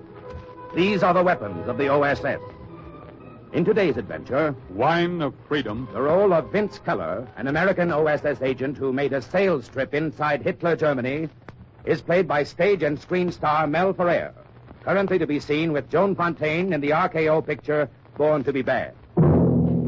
Today's story is suggested by actual incidents recorded in the Washington files of the Office of Strategic Services. A story that can now be told. Night had started to fall by the time I found the house. I stood out on the pavement and peered at it through the shadows. There wasn't anything strange or ominous about it. It was just a white frame house like the kind you see back in Omaha. Only this wasn't in Omaha. This house was number 28, Ahornstrasse in Osnabrück. And Osnabrück was in Germany, Hitler's Germany. I drew a deep breath and went up the front steps, clutching a briefcase in my hand. It was that briefcase that made me look like a respectable German citizen. I lifted the brass knocker and let it fall a couple of times. And then I waited. Yes? What is it that you want? She was younger than I'd expected, and prettier. And, of course, she was suspicious. You were suspicious of everybody in those days if you were a German, particularly the kind of German I knew she was. Well? Frau Holtzmann? Yes. I'd like to talk to your husband. My husband. Herr Ludwig Holtzmann. Is he in? What do you want to talk to him about? Wine. Oh, wine. My name is Keller. I've just come from Bielefeld. I'm a wine salesman. Part of it was true. My name was Keller, all right, Vince Keller. And I had come from Bielefeld, but I wasn't a wine salesman. I was an agent of the OSS, and what I had to sell was something stronger than wine. It was organized resistance to Nazism. I'd been at it for about a year then, almost a year since I'd sat in Colonel Metcalf's office in London. Now, Keller, And told him I wanted to volunteer for the job. you're sure that there's no trace of American dialect in your German? Quite sure, sir. My family lived in Germany all through my childhood. I was educated in German schools. Mm-hmm, I see. And, you know what you're letting yourself in for, Keller? If the Nazis grab you... I know, Colonel. But you still want to undertake the mission, hmm? It's important, isn't it, Colonel? If we can stiffen the German underground's resistance to Hitler... Ah, the anti-Hitler movement in Germany right now can hardly be called an underground. No, it's merely a handful of isolated individuals in various cities. There's almost no contact between them and no organized activity at all. Well, that won't do us any good when our troops start moving across the German border, sir. Exactly. We need effective allies inside Germany. No matter how few they are, we want them coordinated and strengthened. That's the job we'd like you to do, Lieutenant. It's the job I'll try to do, Colonel, if the Gestapo doesn't catch up with me.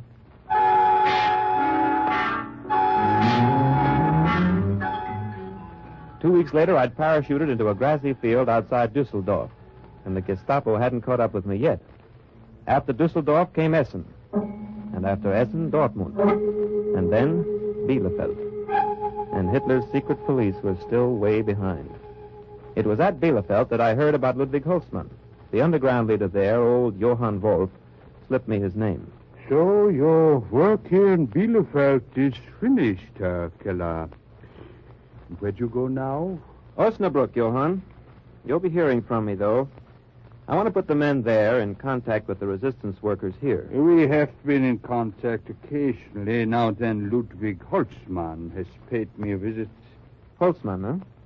He's the leader in Osnabrück? He was. The last I heard, it's been several weeks.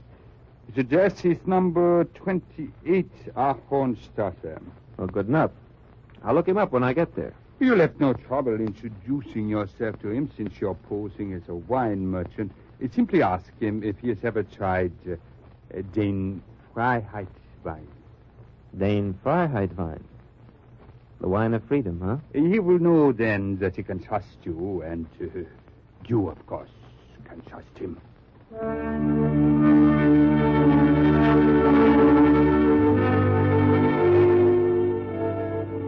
So that's how it happened, that on that September evening, I followed Frau Holzmann into the living room of her home in Osnabrück. Won't you sit down, Herr Keller? My husband should be here soon.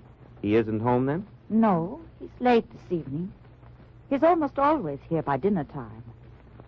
I don't know where he could... Oh, but wait, yes, I do, too. It doesn't matter. I can wait. No. I'm sure he stopped in to see a friend down the street. I'll try to find him. But really, It's no I hope trouble. you won't... He'll be very eager to talk to you. He's quite interested in wine. Oh? Is he? Yes. He would not want to keep you waiting. You stay right here and make yourself comfortable. I'll get him. Wouldn't it be easier to call your friend's house on the telephone? The telephone... Oh, I wish I could, Herr Keller, but we had a heavy air raid in Osnabrück last night. The telephone is out of order. It was a hasty exit she made. Almost too hasty. I sat there in that empty house for a minute or two where she'd said to make myself comfortable.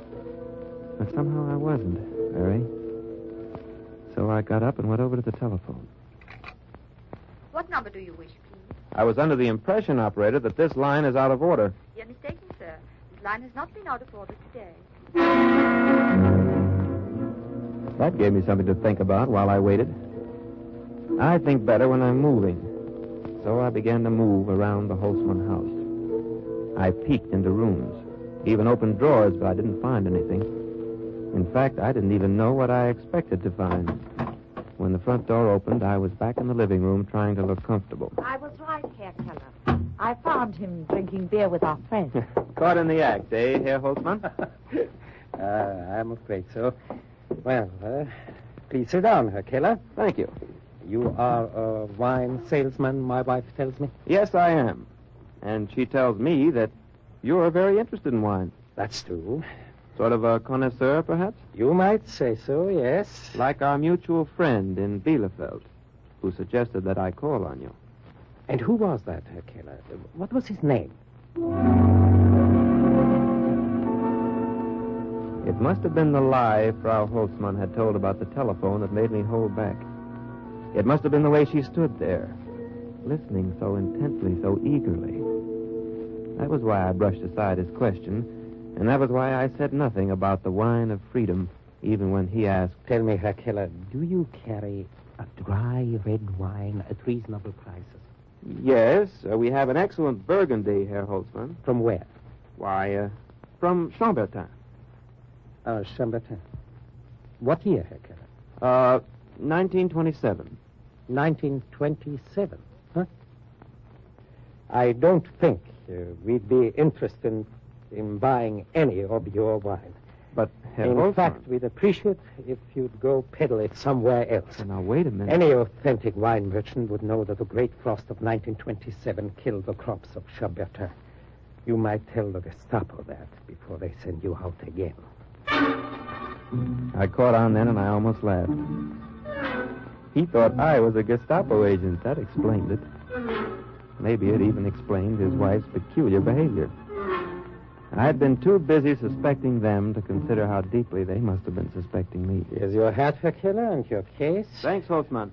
But before I go, there's another wine you might enjoy. So? What is it? Den Freiheitwein. Have you ever tried it? Yes, I have. You like it? Oh, I like it very much. Perhaps you'd care to hear a little more about it. Oh, by all means. You should have mentioned it before. Now, sit down, Herr Keller, and tell me all about the wine of freedom. After that, we were all friends. Nobody suspected anybody anymore. I told them what I'd accomplished in Bielefeld and the other towns, what I hoped to accomplish in Osnabrück. Their eyes glowed as they heard of the growing strength of the anti-Hitler forces within Germany. Then we are not as isolated as we sometimes think, Herr Keller. You have a lot of friends, Frau Holtzmann. My job's to put you in touch with them. And how will you do that? Well, I'd like to start with a meeting of your friends here in Osnabrück. How many are there? Only a few we actually know personally, maybe 6, 7. Well, that's enough. You think you could get them all together in a safe place tomorrow night? Tomorrow night? We would have to work quickly. It could be done, though. I think so, yes. Yes, I'm sure it could, but I'd have to start working on it right away. By phone? Well, we never use the phone here unless it's urgent. In front of strangers, you even pretend it's out of order, huh? You checked up on me after I left, Herr Keller. Well, I was even beginning to wonder if you were a Gestapo agent yourself, Frau Holtzmann. Oh, you needn't wonder anymore, Herr Keller. Linda is as reliable as I am. You can trust her just as you would trust me. And then he left me alone with her while he went out to start rounding up his friends. She insisted I must be hungry, and she led me out into the kitchen and gave me the dinner she'd cooked for her husband. Poor Ludwig. I don't suppose he'll get anything to eat tonight. He should have eaten before he left. Oh, you do not know him, Herr Keller. This underground work is his life. Food means nothing to him. He goes without sleep. He never has a moment of pleasure. Nothing matters to him but fighting the Nazis. Not even I, the woman he married. I guess that's the way a man gets in the underground after a while. Yes. He gets hard and cold and calloused. Like Ludwig Holtzmann. Well, never mind that. If you will excuse me, Herr Keller, I want to go upstairs and get your room ready. You'll sleep here tonight, of course. Well, don't go to a lot of trouble, please. No, it will take but a moment. You finish your dinner. I'll be right down. But the strange thing was that she never went up. At least I didn't hear her go up. I waited for her footsteps on the stairs, and when there was no sound, I left the table and pushed open the door a crack. I saw her then in the living room, With her back to me, her head bent over the I telephone. can't explain to you now. I heard her, too. No, don't ask me. Just do what I tell you. Don't come here, whatever you do. Meet me by the bandstand in the park. Be there in half hour and wait for me. I'll come as soon as I can. Frau Holtzmann could do a lot of tricks with the telephone. I wondered if she could explain away the second one as easily as she'd explained away the first. I didn't ask her, though. I let her show me up to my room a half hour later, and I told her good night. Good night, Herr Keller. If you need anything, call me. I'm in the room at the end of the hall. You're going to retire now, Frau Holtzmann? Yes, I think I will. I'm very tired. I don't believe I'll wait up for Ludwig. Well, thanks again. Not at all. Good night. Good night. I'd been tired myself, but I felt wide awake then. I went to bed, though. That is, I went through the motions of going to bed, with all the proper sound effects. I let my shoes drop loudly on the floor. Then, after I'd quietly put them on again, I opened the window and flicked the light switch. After that, I waited silently by the door. She must have taken off her own shoes to tiptoe down the stairs because I didn't hear her go. But she shouldn't have let the front door close quite so hard. I did hear that. Then I moved fast. Out of the bedroom and down the stairs and out the front door. But I closed it quietly. She must have been 30 yards ahead of me when I reached the street. I didn't try to close the distance between us. It was easy enough to follow her. The sidewalks were practically deserted. She didn't look back once. A woman who's walking as eagerly, as determinedly as Linda Holtzmann was walking doesn't bother to look back. We reached the park in 20 minutes. It was deserted, too. She stayed on the gravel walk, and I slipped through the bushes. And then I did close in on her. She approached the bandstand. A figure separated itself from the shadows and came toward her. Linda. I was crouching behind a shrub 3 feet away by then. Here I am. I saw that the figure wore a Nazi uniform. Oh, What's happened? Why did you call me? I'll tell you. Aren't you kissing He kissed her. And they were both lost in it. So lost they didn't even hear the planes start whining through the night. I heard them, but I didn't move. There was something else I had to hear. Something that might prove more fatal than a British bomb. Now tell me, what was the meaning of the telephone call? Oh, this. We'd better get to a shelter. There's one at the other end of the park. Come on, Paul, hurry. But tell me first what has happened. We won't be able to talk in the shelter. It's an OSS agent. What? An American spy. He's at my house now. An American spy here in Osnabrück? Hold it! I don't think... It's not! No use running now. It's too late. Down, Linda. Throw yourself down. The Nazi was right. It was too late to run. The Tommies were dropping bombs all over town. Linda followed his advice, and so did I. I flung myself on the soft ground behind those shrubs and hung on for dear life.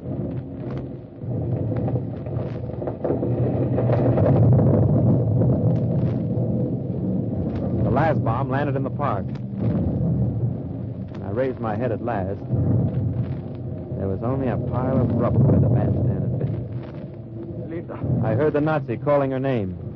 Linda. There was something in his voice that brought me to my feet. It was the tone of a man who calls when he doesn't expect an answer. Linda, do you hear me? Gott im Himmel. He's dead.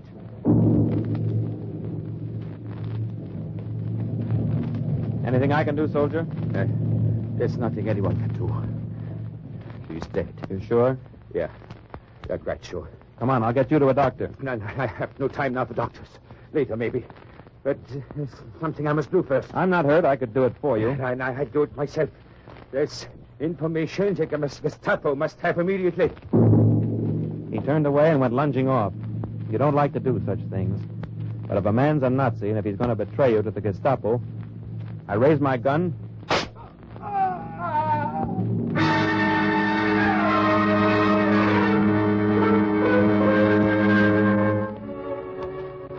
There are other things you don't like to do either.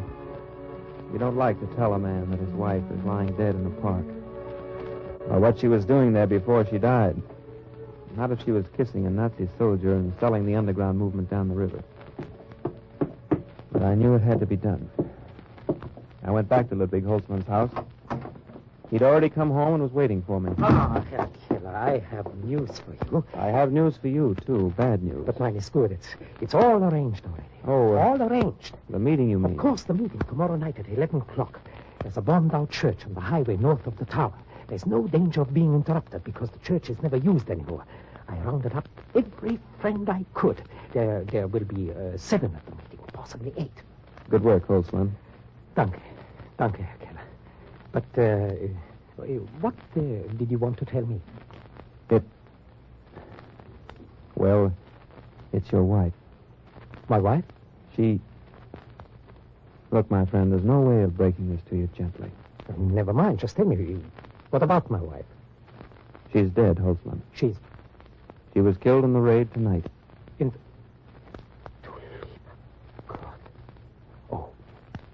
No. It isn't possible. I'm sorry, Holtzmann. My Linda, I just can't believe it. Herr Keller, dead. I know how hard it is for you to... No, you don't know. You couldn't know because you never knew what she meant. Easy, Holtzmann. I just can't help it. I'm sorry, but it's so hard to face. You've faced a lot of hard things in these last few years. I guess you'll manage to face this. Those were nothing. Linda was everything to me. Nothing else mattered. She was my whole life. I sat there and felt like a heel. Because his grief left me cold. I suppose I should have felt sorry for him, but I didn't. There was something wrong somewhere. There was a phony note in his sorrow that I couldn't put my finger on. Not then, at least. Later on that night, after I'd helped him to his room, after I'd gone to bed myself and lay in the darkness thinking about it, I began to understand. Hard and cold and callous. Like Ludwig Holtzmann. It was her voice, Linda Holtzmann's voice, that told me. Nothing matters to me. Nothing but fighting the Nazis. Not even I, the woman he married. But how did that jibe with the sobbing, grief-stricken husband I'd just seen? And after all, why should a man who'd fought the Nazis, who'd lived with death for 10 years, why should he collapse so completely at the news of one more death, even the death of his wife? Oh, yes, something was wrong somewhere. Something was very definitely wrong.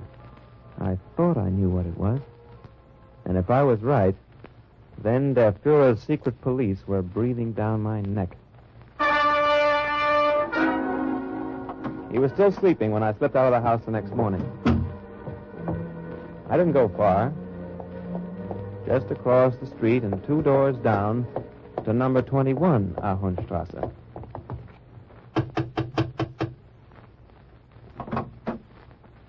Yes? What is it you want? I'm sorry to disturb you so early. I wonder if you could help me. I'm a stranger in town. I'm looking for the Holtzmann residence. Holtzmann? Across the street, 2 doors that way, number 28. Thank you very much. You're welcome. Good day. Excuse me. I think I have the right party, don't I? That is Herr Ludwig Holtzmann's house, isn't it? It was his house. Oh? Doesn't he live there anymore? Herr Ludwig Holtzmann died 3 weeks ago.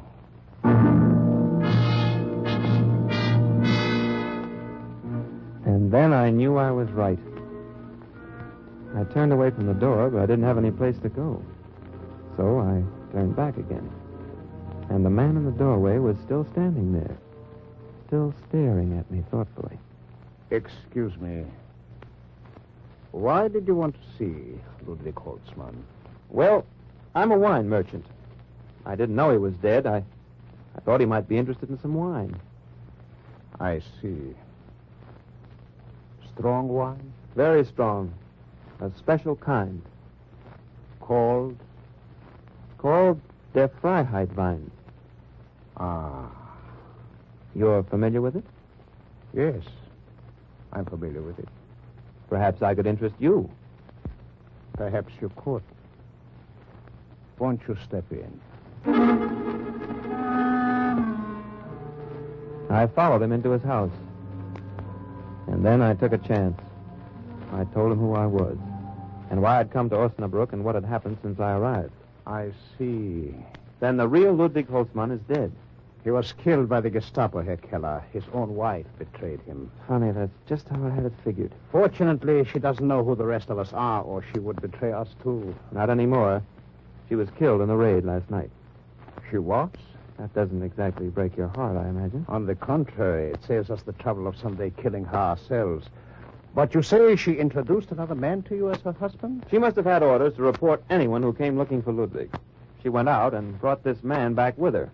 A tall, thin chap with a black mustache. Ah, yeah. Fritz Hebel, probably one of the most powerful Gestapo agents in Osnabrück. Nice company I've been keeping lately. That's what I don't understand. Why didn't he turn you over immediately? What is he waiting for? For the meeting tonight, probably. Meeting?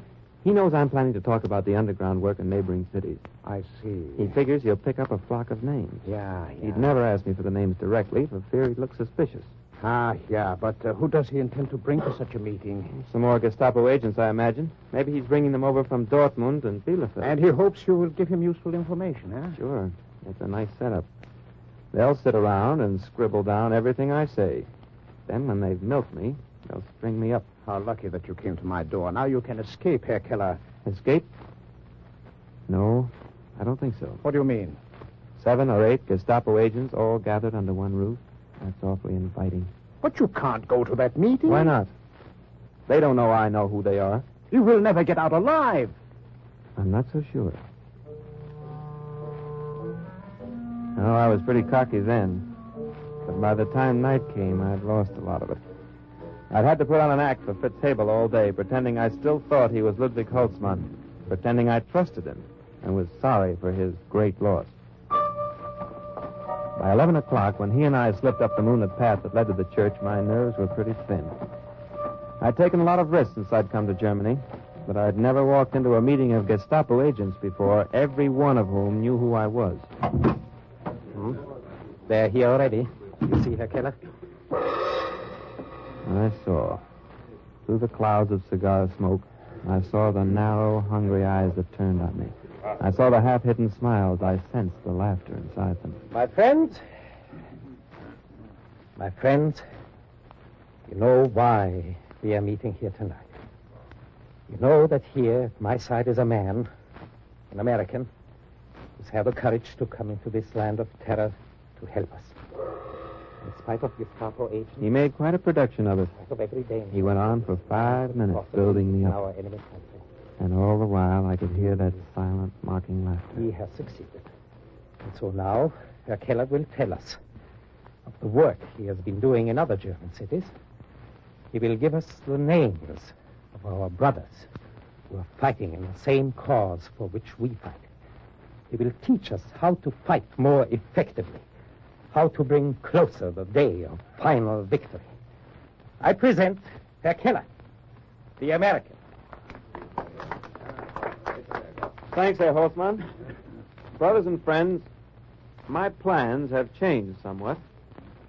I did intend to tell you about the resistance movement in other cities. But I find that the resistance movement here in Osnabrück is quite impressive. So I decided to show you an example of that instead. If you look around you, you'll get a real lesson in how we fight, how we bring closer the day of final victory. It took them a minute to catch on, but not long. Then they turned and they saw what I was pointing at. They saw the guns of the underground that were shoved through every bombed-out window. All right, man, what about it?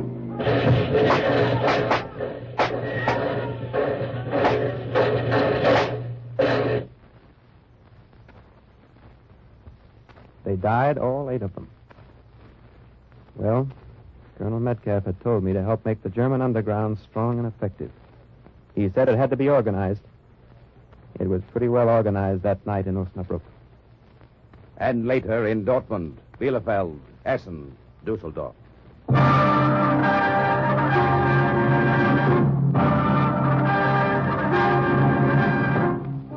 Soon, due in large part to Lieutenant Vince Keller of the OSS, the resistance was well organized throughout Nazi Germany.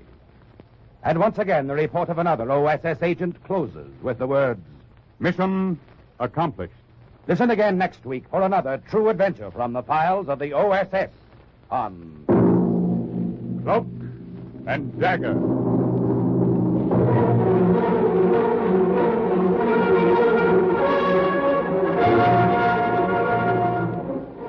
Heard in today's Cloak and Dagger adventure as Vince Keller was Mel Ferrer, star of stage and screen. Hebel was Herbert Berghoff, Linda Francis Robinson.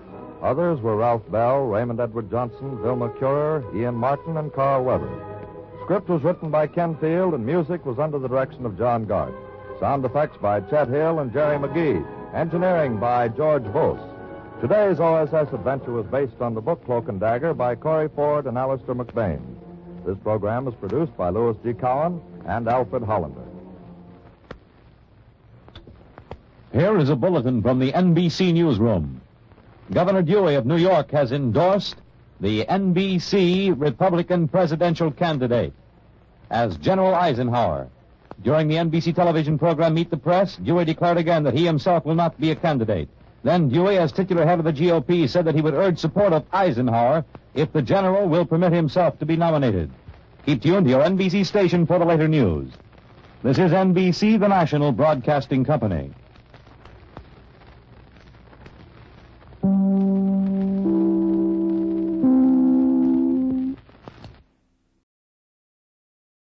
You're about to hear a new NBC presentation, Cloak and Dagger. Program number 1 in 90 minutes of continuous mystery and suspense on NBC. Following Cloak and Dagger, stay tuned for High Adventure. Then listen to The Big Guy, NBC's new unique mystery series. But first, Cloak and Dagger. Are you willing to undertake a dangerous mission for the United States, knowing in advance you may never return alive?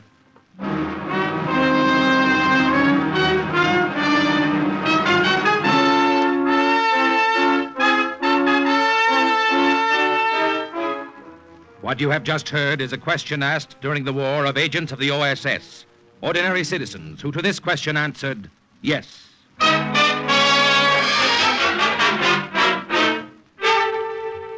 We have the honor at this time to present a former OSS officer, co-author of the book Cloak and Dagger, upon which this series is based, Colonel Corey Ford. Thank you. OSS, the Office of Strategic Services, was America's top secret intelligence agency during the war. It was this country's first all-out effort in black warfare, dropping undercover operators behind enemy lines, organizing local partisans to blow bridges and dynamite tunnels, outwitting the best spy systems of Europe and Asia. The success of OSS is known, but the story behind that success, the story of the everyday, average Americans of every race and creed and color who risked their lives knowing all too well that if they were caught, they would face torture and probably death, is what Alistair McBain and I have tried to tell in Cloak and Dagger. We feel it is a story in which every American can take deep pride.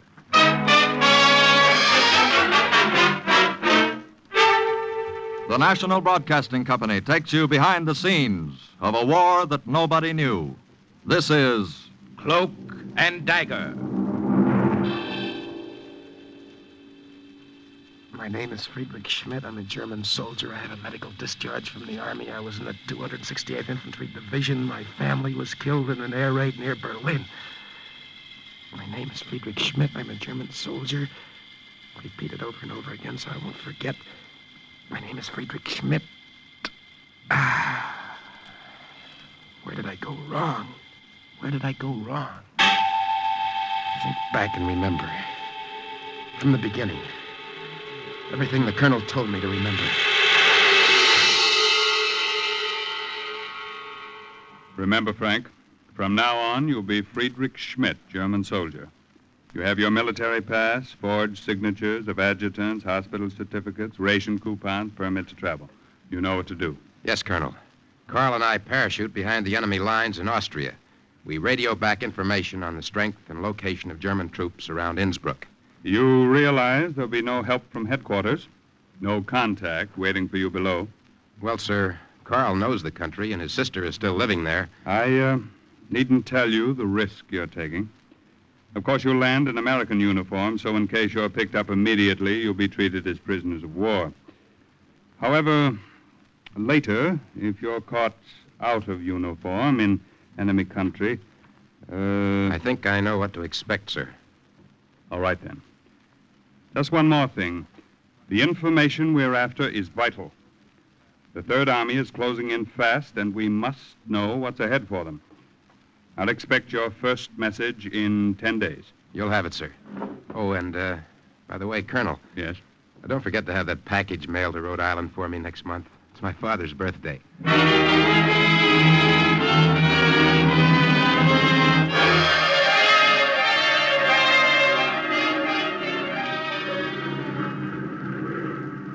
Cigarette, Frank? Thanks, Carl.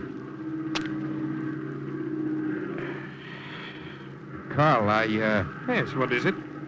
About Liesel. About your sister. Oh, what about her? You haven't seen her for over 5 years. Over 6 years. Well, 6 years is a long time. Running in. That's us. Get ready to jump. What did you want to ask about Liesel? Oh, nothing. Forget it. Ready, number 1. Ready? Jump. I'll see you downstairs. Ready, number 2. Ready. Good luck, Frank. Go.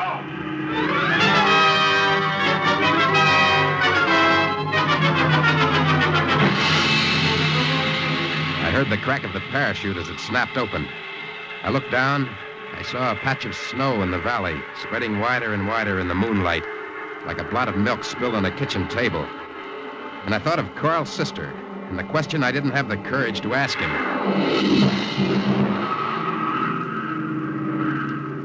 You all right, Frank? Yeah, I'm okay. Well, we made it. The first step. Yeah. You got everything? The radio all right? Just checked it. Nothing broke. Good. There goes the plane. Yeah. Heading back. He's gone. Let's go while it's dark.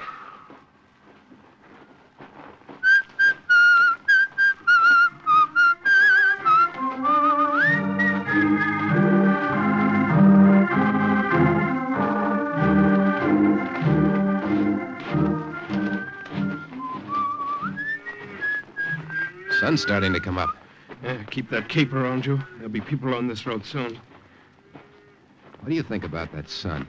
What about it? Astronomers must be nuts. That can't be the same sun I used to see back in Providence. Maybe it isn't. Schlaf nun ein, die Nacht ist da, der Morgen naht.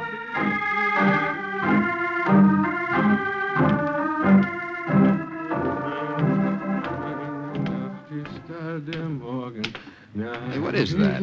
You've been singing that for hours. What is that, a kid's lullaby? I made it up. Oh? Made it up for Liesel when she was a little girl. I used to sing her to sleep with it. Oh. Frank. Yeah? On the plane, before we jumped, there was something you wanted to ask me about her. What was it? Listen. Here comes a cart. Watch your cape. Don't let the wind blow it. Yeah. Heil Hitler. Good morning, Fräulein. Heil Hitler. Guten Morgen. How many kilometers until the railroad station? About 2 kilometers. Vielen Dank. Dankeschön. Good, only 2 more. This rucksack weighs a ton. Hope there's no standing room on that train. I hope there aren't too many German officers. Come on.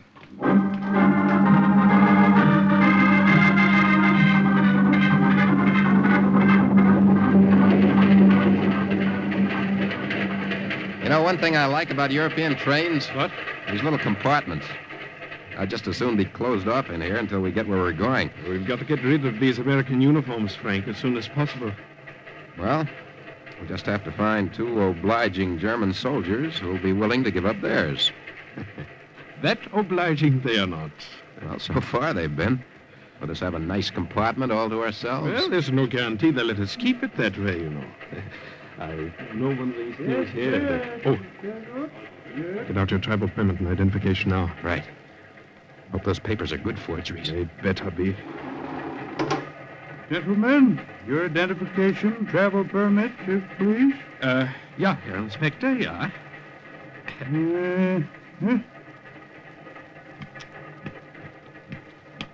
Now, yours, if you please, Herr Lieutenant. Here you are. Yeah. Here are your papers, Herr Lieutenant. These seem to be in order. Dankeschön.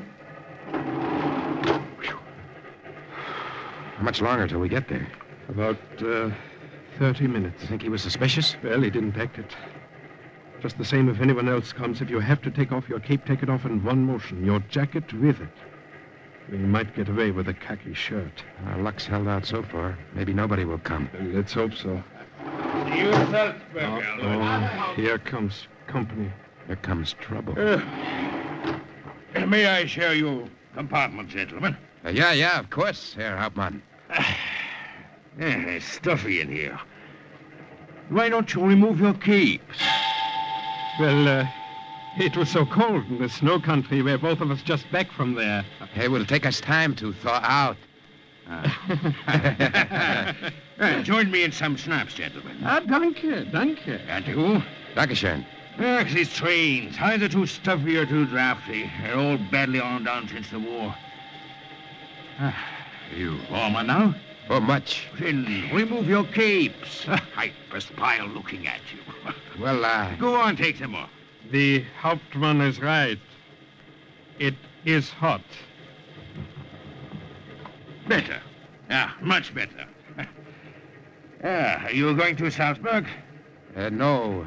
Insing. Sure. You must forgive me. Perhaps it's the heat, perhaps too much of this bottle. I'm going to stretch out in the empty compartment next door. I'd appreciate it if you gentlemen would wake me when we get off at your station. Well, I will be happy to. Well, then I'll see you again. You'll see me again and soon, Frank. Wait here with the radio. What are you going to do? Our friend was warm. I'll help him out by relieving him of his uniform. No, Carl, no. They'll find his body before we get to Listen to Insing. me. They'll find it on the roadbed 2 days from now. No, Carl, you can't take that risk. One of us in German uniform would help. Wait here.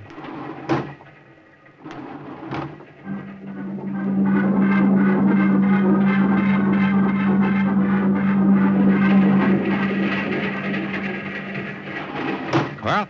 Kindly raise your hands. I was not so drunk as either of you thought. It's too bad about your friend. An unfortunate accident. He fell from the train. A pity. It was as if I were standing 3 feet behind myself, watching myself knock the Luger out of his hand, watch my fingers go around his throat. He gave a few convulsive jerks, and then he was still. In his hand, he held a button he had ripped from my shirt. For some reason, I reached down and I took it from him. The next few minutes, I worked fast. The train was slowing down. I stuffed my uniform into the rucksack where the radio was and borrowed his. It wasn't a perfect fit, but German uniforms never are.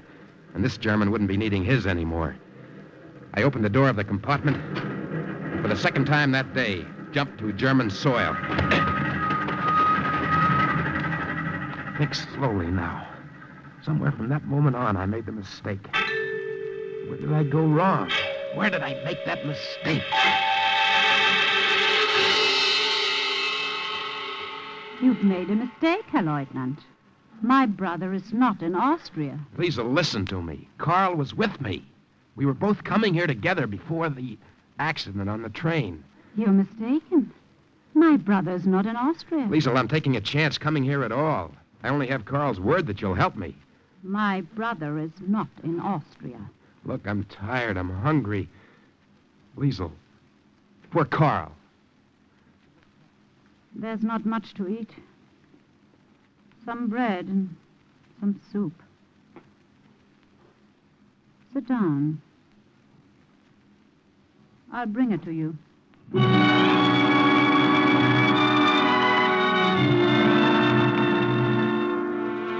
I watched Carl's sister as she went over to the stove.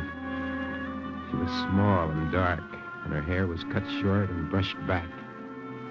It was fine, like soft baby hair. I felt so tired I wanted to brush my face against it. Here's your soup.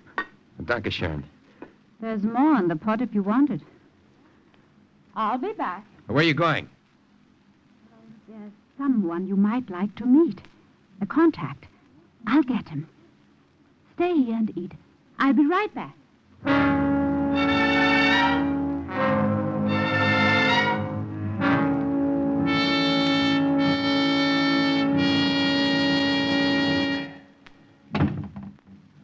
I see you finished the soup. Yeah. I hope it isn't all you have. Oh, no. It's all right. Where's your friend? Friend? Oh, you mean, well, he's coming. He's coming soon. Good. Carl said you'd be in touch with the Austrian partisans. I need help, Liesel. I need all the help I can get. My friend should be here any minute. I think I'll wash the dishes now. Since everything around us is in such disorder, I like to keep some order about myself, Here, I'll wipe. You mind? if you like. Edie. Why does this seem so funny? What? What's happened to the world when you start taking the crazy things for granted and the ordinary things seem out of tune with the rest of living? Like watching a woman doing the dishes, helping her. You don't seem tired anymore. No, I feel fine now. Fine. Schlaf nun ein, schlaf nun ein, Nacht ist da. How did you know that song? Carl. Carl was singing it. Oh, my Lord. Oh, Liesel, what is it? You're pale as a ghost. I didn't know. Oh, Lord, I didn't know. You didn't know what? What are you talking about? The Gestapo is coming. I told them you were here. What did you say? The Commandant, Gubner, he suspected me for a long time, but he's had no proof.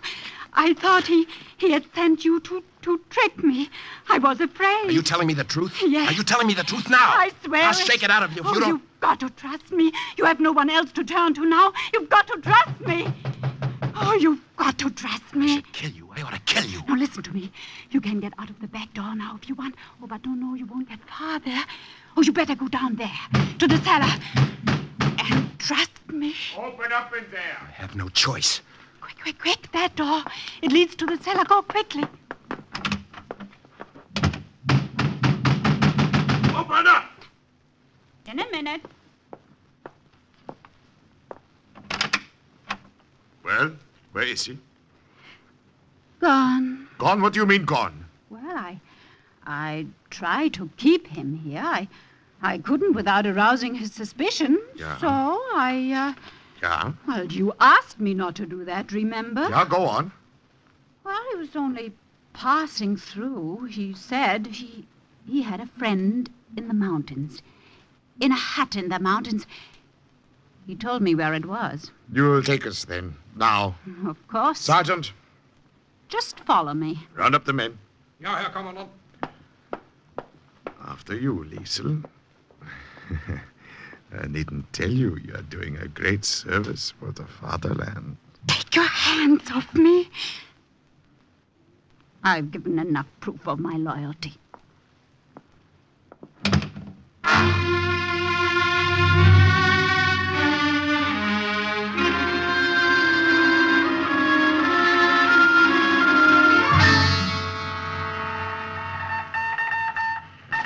Corporal? Yes?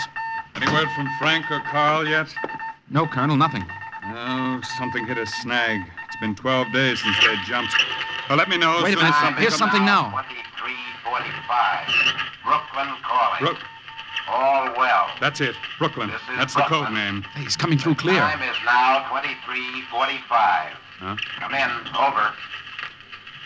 Dodger to Brooklyn. We hear you. Over. Average 14 inches snowfall nightly. Take this down. Yes. Average 14 trains a night being assembled, Carrying sugar to Dixie. carrying supplies to southern German All front. snow jamming Grand Canyon. All trains routed by Borelberg Tunnel. Juniors gaining weight.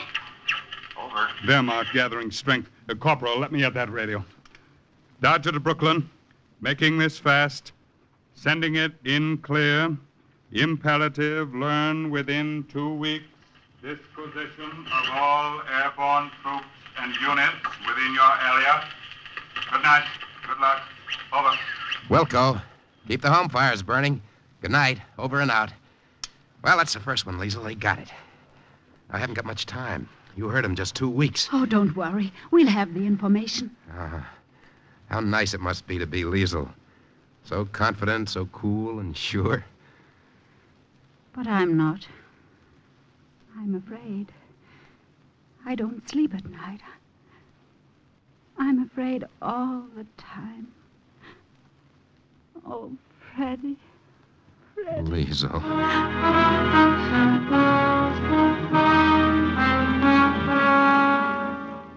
From the night I first came there and crawled into the corner of that damp cellar while she led the Gestapo on a merry chase through the mountains, Liesel and I worked hard.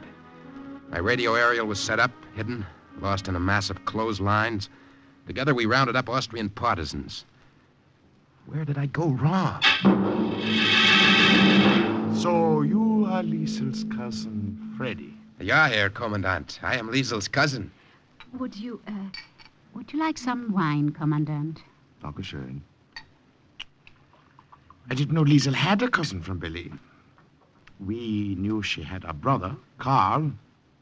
Liesel and I never mentioned Karl, Herr Kommandant. We're loyal Nazis. Ah, yes. Prost. Prost. I suppose she told you what happened to her a few days before you came.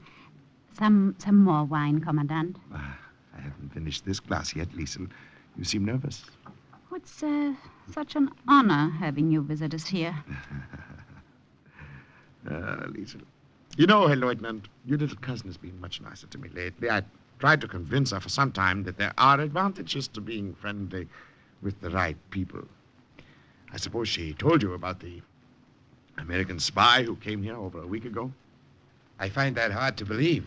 I'm not sure what he was. He was in German uniform, and he may have been a deserter. Possibly.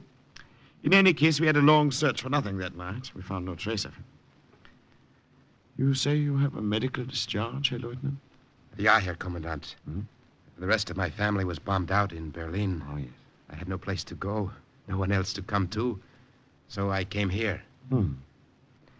Strictly a matter of regulations. May I see your papers? Your papers, Herr Lieutenant. I have them here. Here you are. Yes.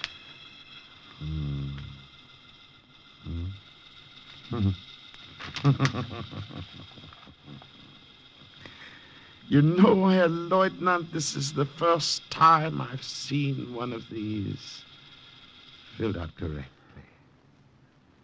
Thank you for the wine, Liesel. With your permission, I'll come back again.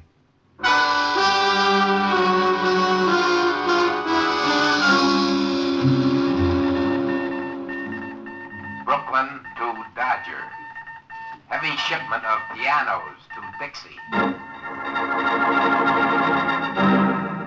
Brooklyn to Dodger. Bricklayers Union schedule heavy meeting in Dixie. Brooklyn to Dodger. Maybe slight delay. Home team will travel. Over and out. What's the matter, Colonel? They must be closing in on him. Home team will travel. That means he's got to move the radio.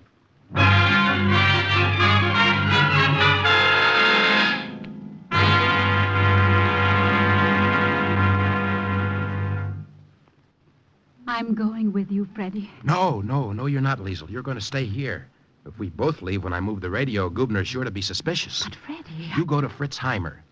Tell him to send a courier to the other town. Tell him I'll be there tomorrow night. All right. Anything you say. Here. Let me sew on that button for you. No, it's all right. I'll do it. Take my mind off things. You're tired. You work too hard. If the Allied Army's eyes close as you think, maybe it'll all be over soon. I'll be back.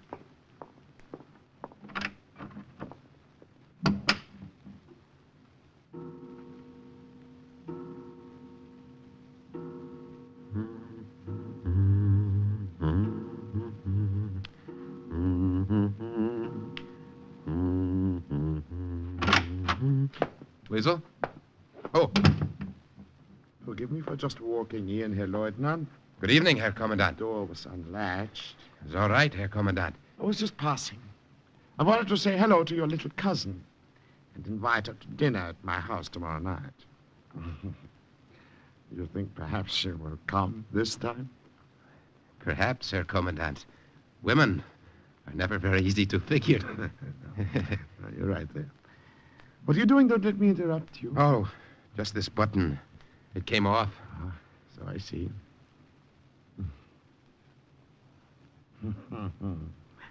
Army training is so valuable. It teaches you so many things, even sewing on a button. I'll tell Liesel you were here. That's very obliging of you. Only I believe you will not be in a position to tell her anything. What's that? You have made just the little slip I have been waiting for you to make. You are under arrest. Friedrich Schmidt.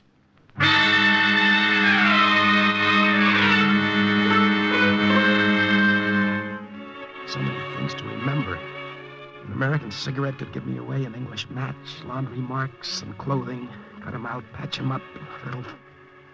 Yes. Yes. Now I know where I made the mistake. The button. Americans sew them on in crisscross. Europeans in parallel. I was nervous and I forgot the button. And Gubner saw me. Get up. Come with me. You are wanted for more questioning. Your name. Your objective. Who sent you? Where are the American armies? My name is Friedrich Schmidt. Your name. The commandant asked your name. Your objective. Your objective. Who sent you? Who sent you? Where are the American armies? My name is Friedrich Schmidt. I'm a German soldier. Oh, God, throw him back in his cell.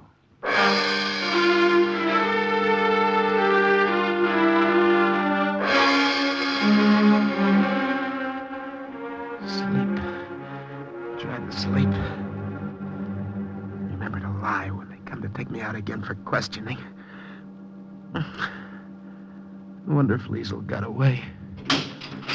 You're going on a journey, Schmidt, to another camp where they have even more persuasive ways of making you talk. I shall escort you there myself. My name is... Get up! I said get up!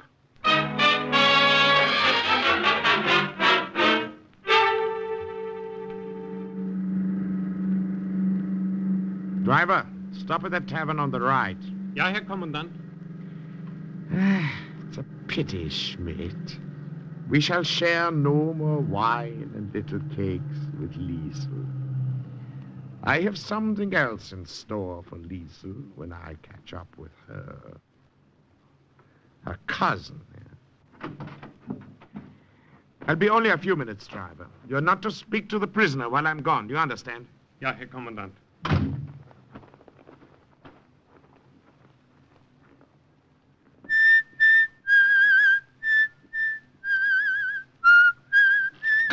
Frank, listen. He won't catch up with Liesel because she's with friends. Carl! Listen, you think a little fall from a train could kill me? Herr Gubner wants to know where the American armies are. He'll find out soon enough. It was your messages, Frank, that brought them where they are. Carl, I don't believe it. Listen to me, Frankie. Listen to me. Our armies walked right into that Dixie front you told them about in your messages. Right now, they're only 20 miles north. I've got 1,500 partisans organized and ready to surrender the whole town and the mayor when they get there. It's impossible. You'll see. How did... Listen now. At the next fork of the road, there are friends waiting to take us through to the army. The three of us. 3 of us? Yes. I imagine you have a few scores to settle on the way. With Herr Gubner.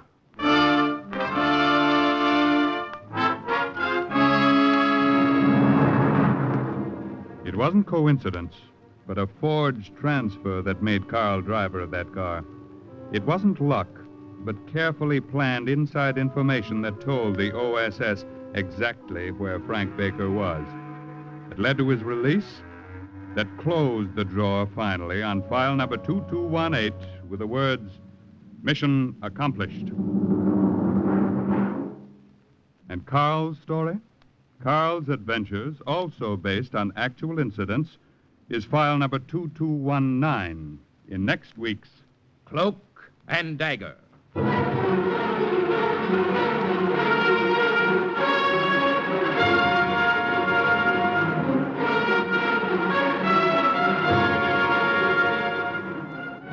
In today's true OSS adventure, the part of Frank was played by Joseph Julian. Ross Martin was Carl, the Commandant Barry Kroger. Raymond Edward Johnson played the Colonel, Bernard Pollock the Corporal. Dolly Haas played Liesel.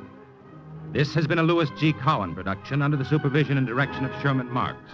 Material heard on today's program was based on the book Cloak and Dagger by Corey Ford and Alastair McBain. The script was written by Winifred Wolfe, and the music was under the direction of John Gart. This is Carl Weber speaking.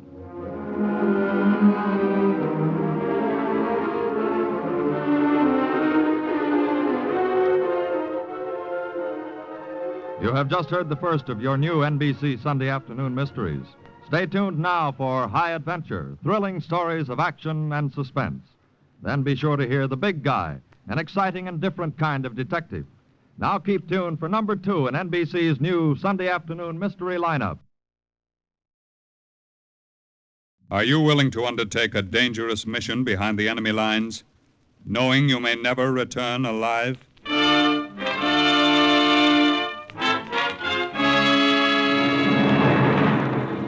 What you have just heard is the question asked during the war to agents of the OSS, ordinary citizens who to this question answered, yes. This is Cloak and Dagger.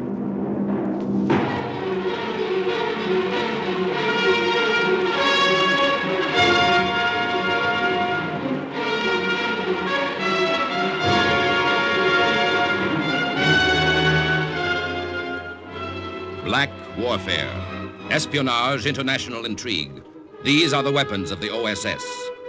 Today's story, The Roof of the World, concerning 2 American agents who travel into the far-off and mysterious land of Tibet on a secret pilgrimage, is suggested by actual incidents recorded in the Washington files of the Office of Strategic Services. A story that can now be told.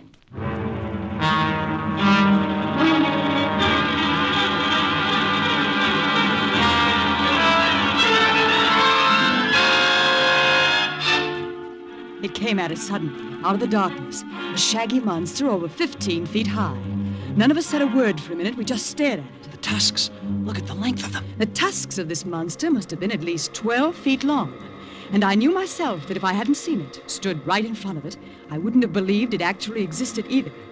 But I saw it. There was definite proof. It did live. Once. Okay, lights. Put on the lights, please. Oh, did you ever see anything like it? All right now. Quiet, please. Quiet. What you have just seen is the last of our afternoon slides here in the Museum of Natural History on prehistoric animals. This last mammoth was a species of a true elephant which was found in Tibet during and before the Ice Age. Now, are there any questions? Yeah. How do you get out of here? I didn't mean Well, if you'll all follow the guide, he'll take you into the next room where you can actually see the skeletons of these monsters, which paleontologists have reconstructed from fossils and actual bones discovered in the earth. Philip.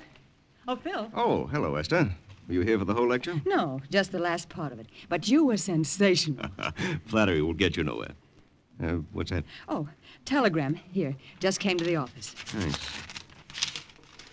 Oh, it's not for me, it's for us. Oh, who's it from? Washington. The Office of Strategic Services wants to see us. Office of Strategic...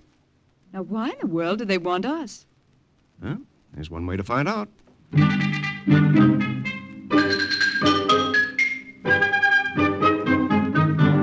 Mr. and Mrs. Malden, we know your reputation as geologists and explorers. We know you traveled the Far East together several times. That's true, Colonel. Now, at this stage of the war, Germany is pushing eastward across Africa to Suez, and Japan is thrusting westward across China into India. If the Axis partners meet, their junction will be Central Asia, and dominating that meeting point will be Tibet. What do you want us to do, Colonel? We want volunteers to make a pilgrimage to the Dalai Lama, High Priest of Tibet. It'll be a goodwill mission to get them on our side. It involves a great deal of danger. Yes, we know. Esther? Well, As long as you're sure that mammoth elephant disappeared from there centuries ago, I'm willing.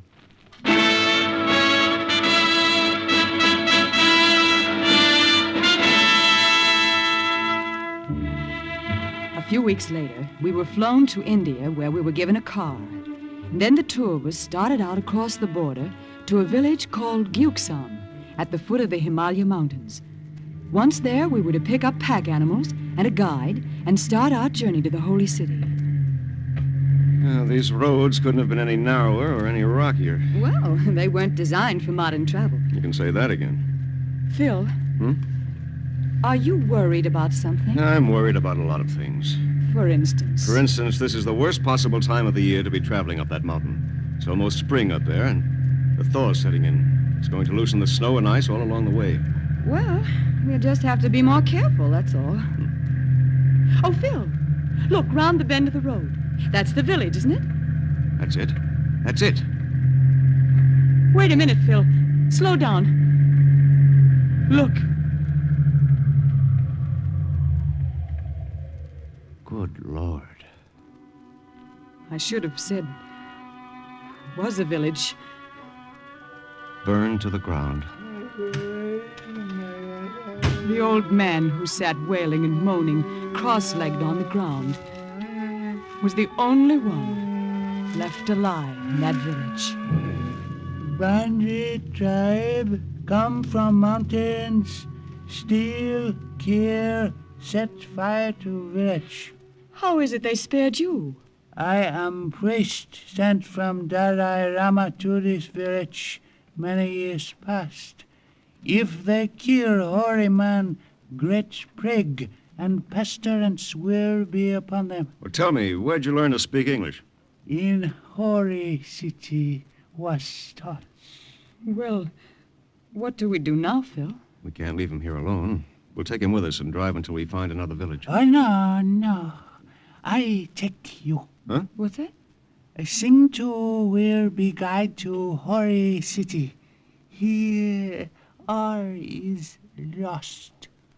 Go back to Dalai Lama. What about pack animals? A village of Chomda, not far away. We'll go there first. Chanda was about 10 miles away down the road. It was small, with only a few huts made of sun-dried bricks. Phil was afraid of the spring thaw that was setting in more every day, so we made arrangements with the native chief to start almost immediately. What do you say, Singtong? Skiangs, wild donkeys, as good pack animals as other white men has. Oh. What's he talking about? What other white men? Ask him.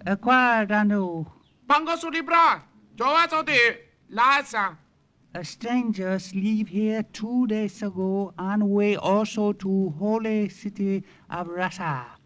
Wear badge with crooked cross. Phil. Nazis. We're in a race, Esther. We've got to reach Lhasa before they do.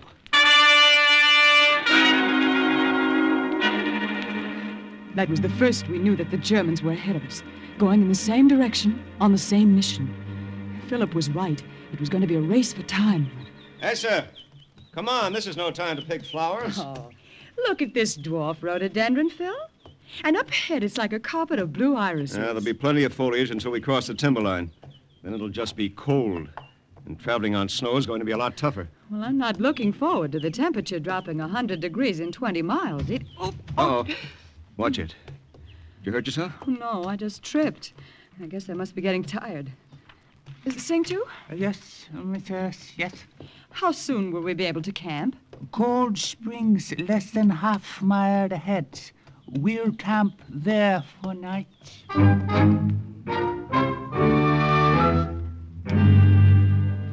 When we reached the springs, I started dinner out of K rations, which kept our packs light.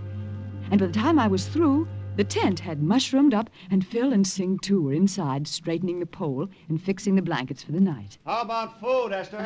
Soup's on! There's a ball. Mala! I looked up from the fire to find an unpleasant surprise. 6 unpleasant surprises, carrying rifles and forming a ring of muddy boots all around me. Who are you men? What do you want? La. Phil! What is it? They do! Where'd they come from? I don't know. They're just here, that's all. Yeah.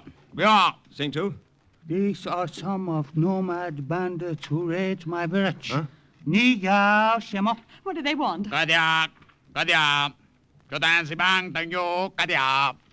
They say they take surprise everything. Guns too. Leader, shoot off gun to show you he mean what he say. Oh, Phil, without our supplies and guns, we'll have to turn back. Providing they let us turn back. They hold you hostage. Send me, hoary man, back to get ransom. Oh, Phil. Hold on. Don't let them know you're afraid of them.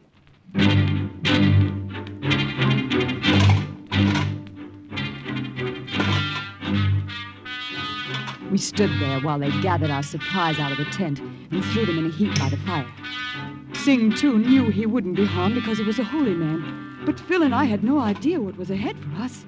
Get your hands off me, you baboon! Oh, Phil! Leave her alone. You understand?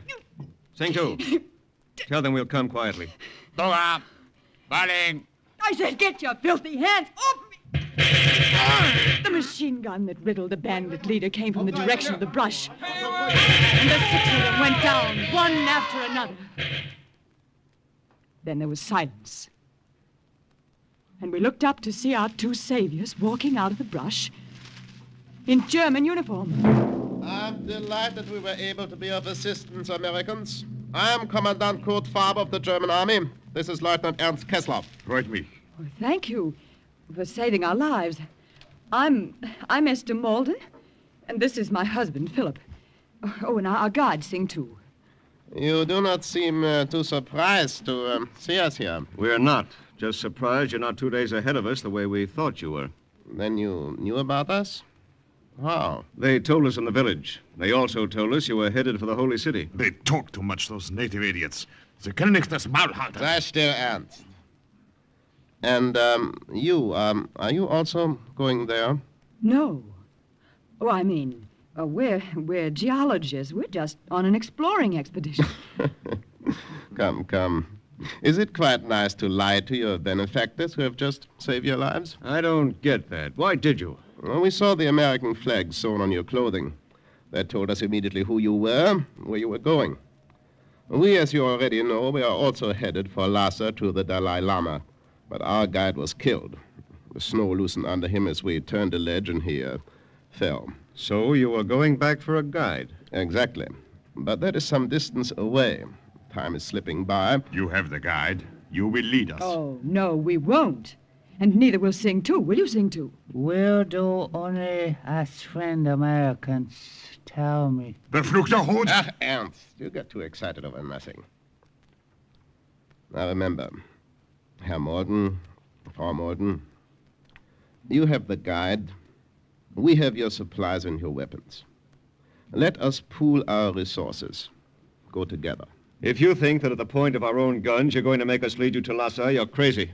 Look, you are scientists. I appeal to your logical minds. Is it not safer that since we are traveling the same direction, we travel together?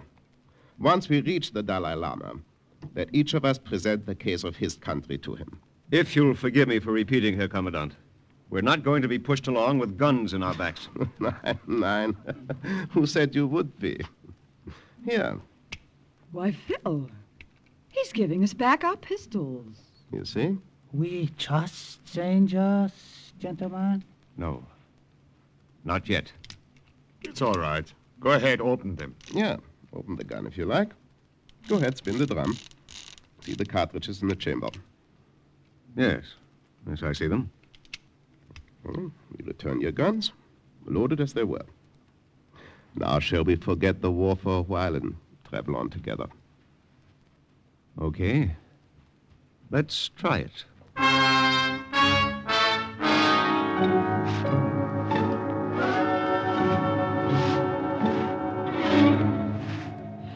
Oh, we're lagging behind them, Phil. Shouldn't we catch up to them? We will. I want to talk to you. Ooh, I'm cold. That temperature went down so fast once we crossed the timberline, I could almost hear it drop. Oh. What do you think of this situation? With our friends? I don't know what to think. You trust them? Of course I don't. Whether they gave us back our guns or not, they're still going to look for a chance to double-cross us before we reach the Holy City. What are we going to do, Phil? Just keep an eye out. Look for a way to double-cross them first. Friends, clear brook here. Good water to drink. Come. Come, my friend. You hear what he says? Water. That would taste better than the whiskey in your flask, eh, Ernst? We're coming.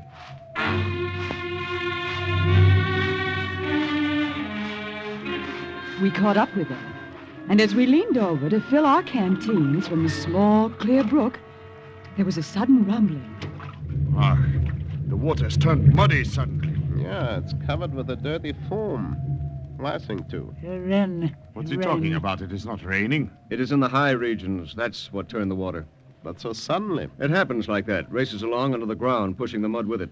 It's really beginning to thaw, isn't it? Yes, that's what I was afraid of. What is there to be afraid of? Answer me! As the snow starts to melt, it'll start to fall. So just watch your step.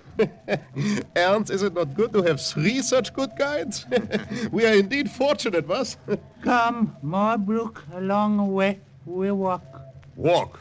Why do you think we have these animals? Keong can be turned loose here. We'll get more and more snow. It's best to climb by foot. Yes, Sing Tu's right.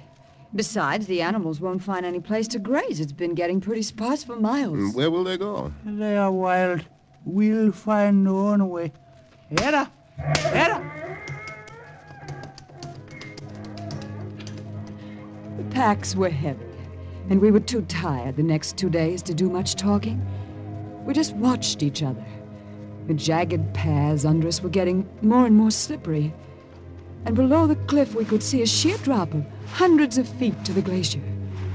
Above us were the snow peaks, and somewhere beyond the holy city of Lhasa, towards which small birds of dull brown, gray, and black seemed to point. And then, the 3rd night after the strange pact had been made between our 2 enemy camps, it happened. Esther, where are you going? Oh, to the brook around the bend, Phil. I want to get some water. You take care of the rest. If you pitch the tent, Herr Morgan, I'll fix the fire. Oh, by the way, where's Ernst?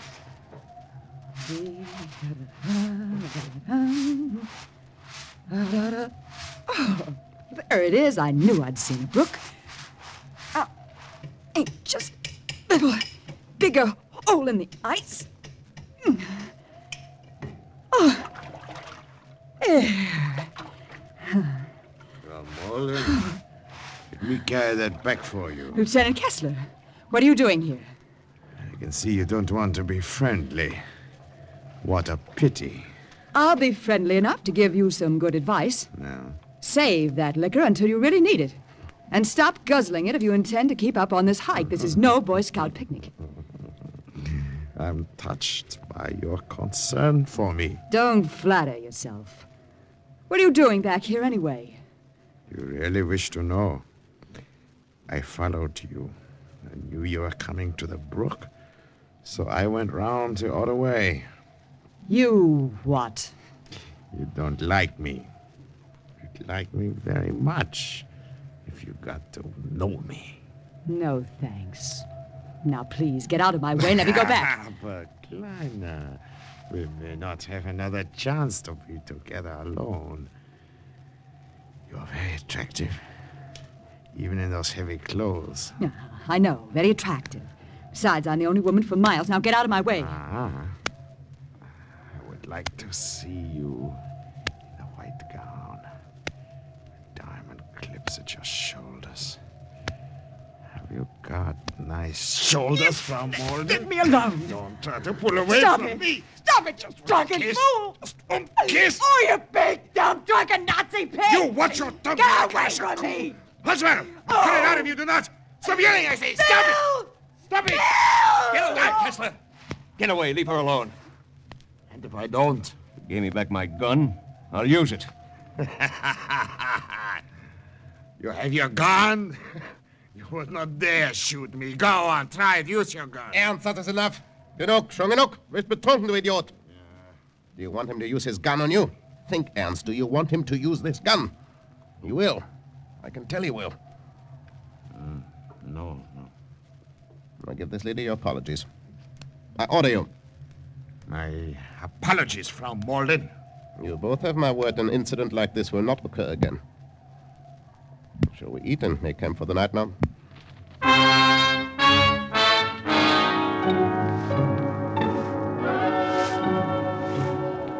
All the next day, Phil and Sing Tu kept me between them as we climbed. I wondered how soon we'd see the holy city and when all this would come to a head. Look! When Sing Tu yelled, we turned around and looked in the direction from which we'd just come. A huge ice pillar swayed for a moment, and then it landed on the path we had come from less than 2 hours before. Well, this is what we can expect from now on, now that the thaw's set in. Oh, well, I'll expect it, but I won't look forward to it.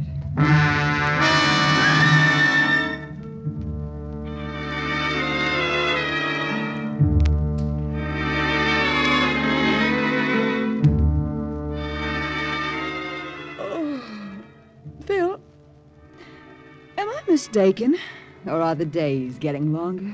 Sleepy? Uh-huh. You know, it was nice of them to let you and Sing Tu and me have this cave to ourselves. Well, considering that it's too small to hold more than 3 of us, it wasn't so magnanimous. Still, they could have tried to grab it for themselves. Farber seems to be trying to make amends for the way his pal liked it the other day. I wonder what their game is. Yes, I'd like to know, too. Sing Tu? Yes. You wish to know how soon we reach Holy City?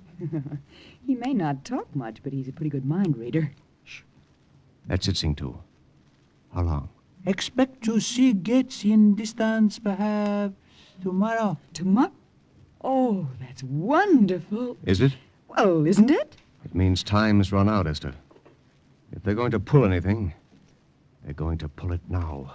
The Germans were camped under a ledge which protected them from the wind, about 50 feet from us across a narrow crevasse.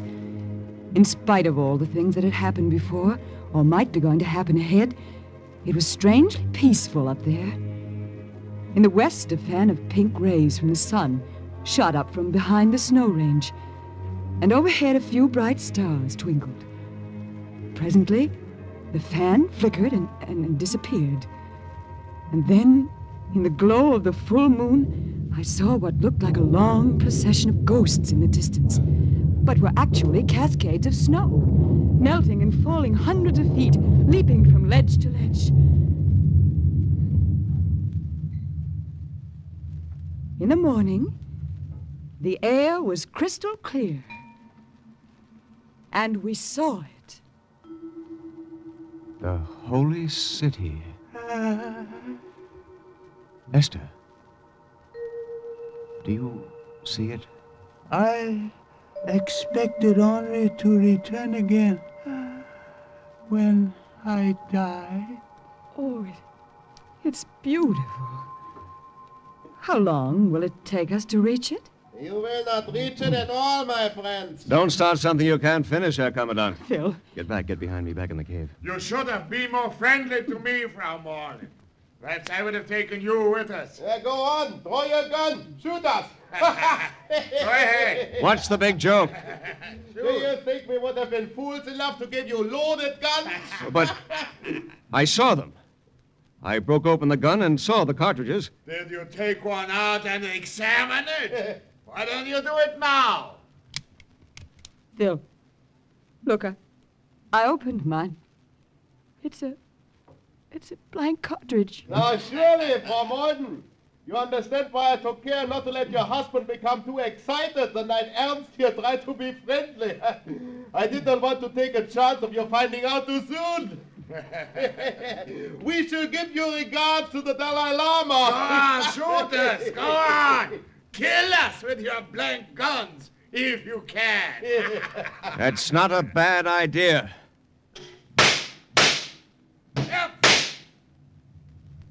Esther, Else, look out! back in the cave, quick. Phil took them at their word and actually killed them with his blank gun. The shots vibrated enough to loosen the heavily piled snow, break the crust at the rim of the ledge, and start the slide that avalanched down like jerks. It threw them over the side and buried them somewhere on the cliffs below us, under rock, ice, and snow. Gone? They are gone. Oh, the thaw worked for us, didn't it? Yes. Come on, Sing-Tu. You lead. We'll follow.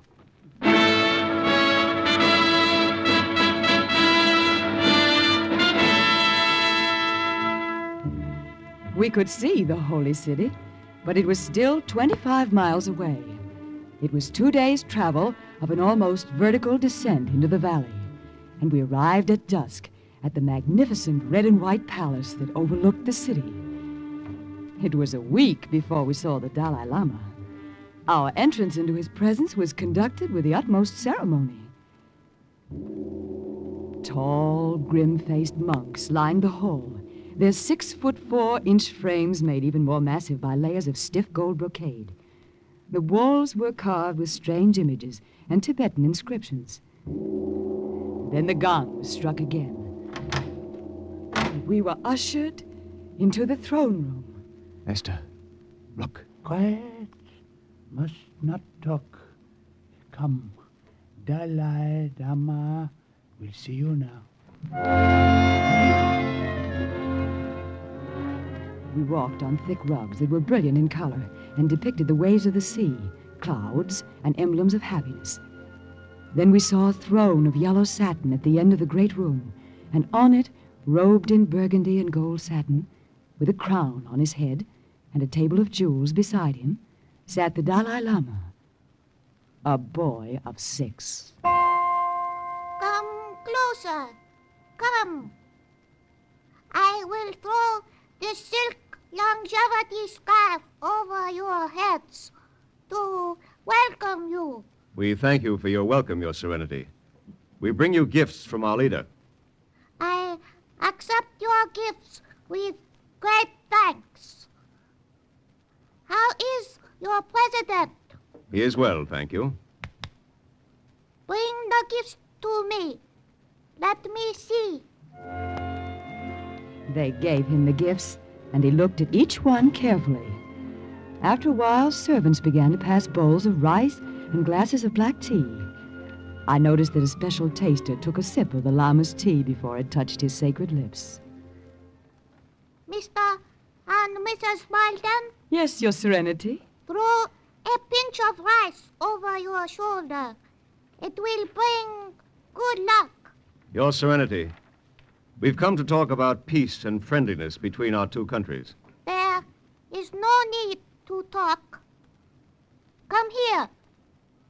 I tie 3 knots in your scarf. There.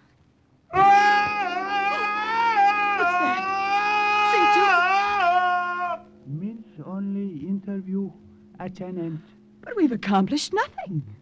His Serenity has tied 3 knots in American's longevity scarf. He has blessed them. Our countries will be friends.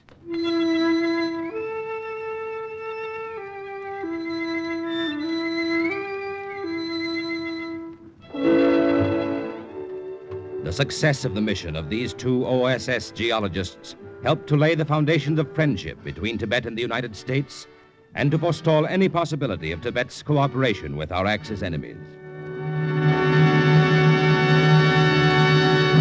Thus, once again, the report of another agent ends with the words, "Mission accomplished." Listen again next week for another true adventure from the files of the OSS on Cloak and Dagger.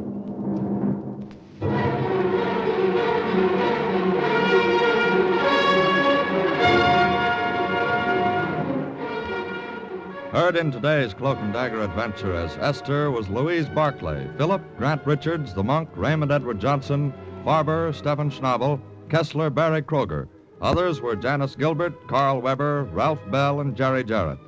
The script was written by Winifred Wolfe and Jack Gordon. The music was under the direction of John Gart. Sound effects by Chet Hill and Dick Gillespie. Today's true OSS adventure was based on the book Cloak and Dagger by Corey Ford and Alistair McBain. This program was produced by Louis G. Cowan and Alfred Hollander under the direction and supervision of Sherman Marks. Programs, get your programs here. Mystery in Action tonight on NBC. Hear how you may win a cash prize as an armchair detective on $1,000 reward. Listen to the adventures of the suave crime fighter, the Saint, played by a screen favorite Vincent Price, and follow another exciting caper with the greatest private eye of them all, hard-boiled Sam Spade. Now, stay tuned for High Adventure and the Big Guy on NBC. Are you willing to undertake a dangerous mission behind the enemy lines, knowing you may never return alive?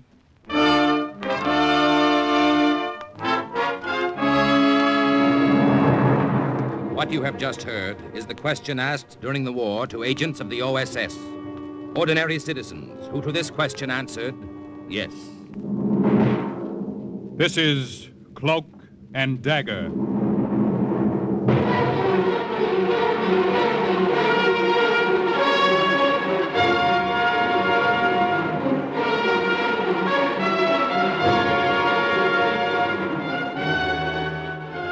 Black warfare, espionage, international intrigue.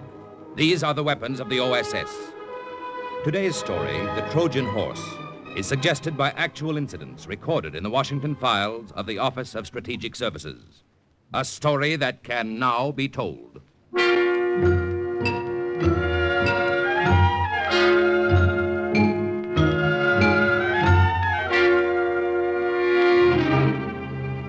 August 1942.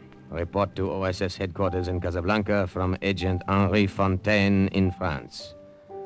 Contact with girl Gabrielle Monet was made in the Bluebeard Café in Paris.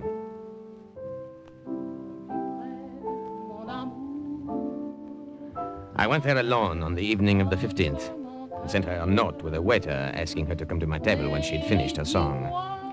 Then I sat and waited. German officers were spread about the room as they were spread about all of occupied France. I wondered what they would say if they knew why I had come.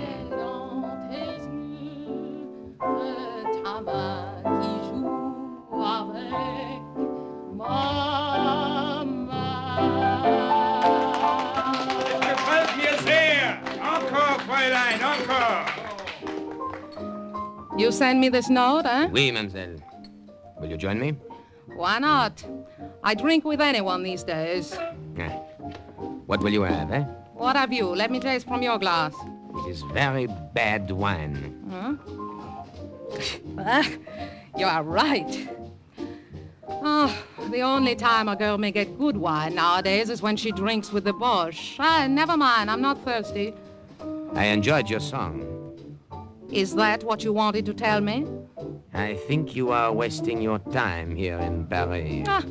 Paris is wasting our time on Paris these days. I can offer you a better position in Casablanca. What did you say? Who are you? My name is Henri Fontaine.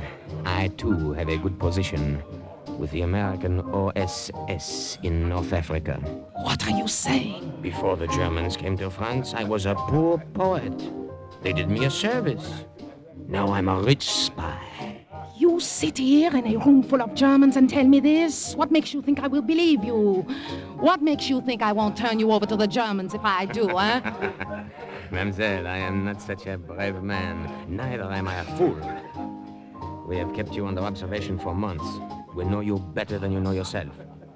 Is there anything you'd like to know about yourself? What do you want of me? On our side, we have only the very best. Forgers, counterfeiters, cutthroats, and spies. Will you join us? Just tell me what you want me to do.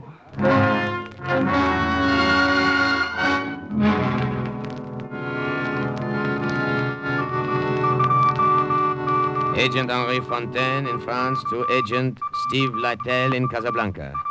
Arrangements have been made to transport the girl Gabrielle Monet to the south of France and then to Casablanca. Awaiting further instructions. Over.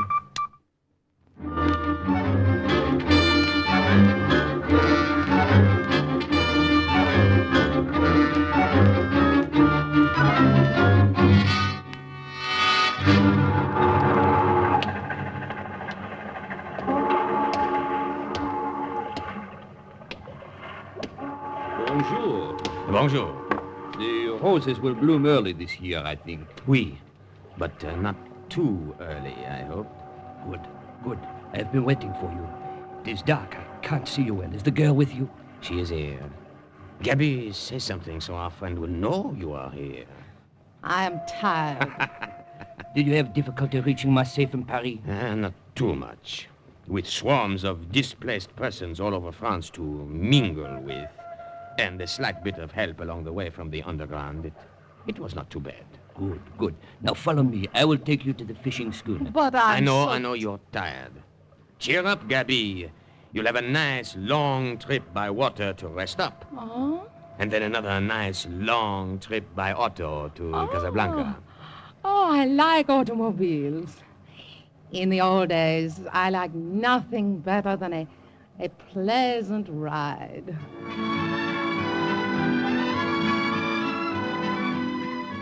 But Gabby did not like the automobile trip to Casablanca. It was probably nothing like the old days. I drove up front alone while she was fitted in the trunk of the car behind gasoline drums. There were gunny sacks and a Moroccan rug thrown over her. Across everything, a heavy canvas cover lashed down with just enough air left for her to breathe. We drove that way over rough roads for several hours. When it got dark, I pulled over to a side lane and let her out. Gabby, come out. Oh, my back. It is broken. I will gladly massage it for you. You are too kind. Not at all. No, thank you. Pity. Why did we stop? To give you a chance to stretch your legs. And a cigarette if you want one. Oh, I would die for one. Give. I have one lit here. Mille merci. You see? I try to be gentle. I try to make up for the inconvenience I am causing you. Ça c'est drôle. I remember what another poet once said. A German, by the way, but not a Nazi. His name was Goethe. What did he say? He said, be gentle with women. Remember, they were made from a broken rib. I am not amused. I'm sorry. You are always smiling. Do you enjoy the war, huh? I am a poet.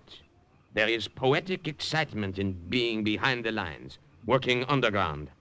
I enjoy being a spy. Well, I am no Mata Hari. You will do. You still have told me nothing. Why did they send for me? You remember a German named Paul Vogel? Paul... What do you know of him? Tell me. Not now. The time is late. But I must Throw know. away your cigarette. Why did you mention I said later. We have a long journey ahead. If we pass the border post, I will tell you. If we do not, the words and minutes would only be wasted.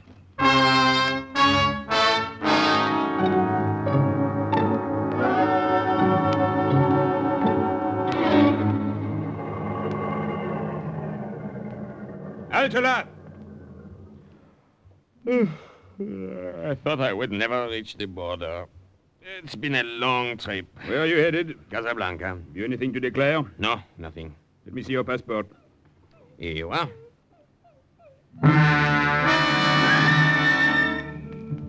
All of a sudden, I spotted a small black dog sniffing and whining at the trunk of the car where Gabrielle was hidden. The customs officer had not noticed him, and I knew I had to find some way to keep him from noticing.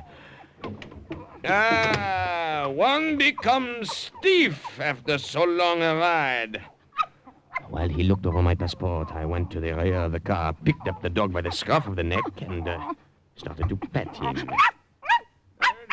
Your passport seems to be in order, but what's the matter with Joff? Nothing. Perhaps he does not like to be picked up. If he did, he wouldn't try to bite you. Better put him down.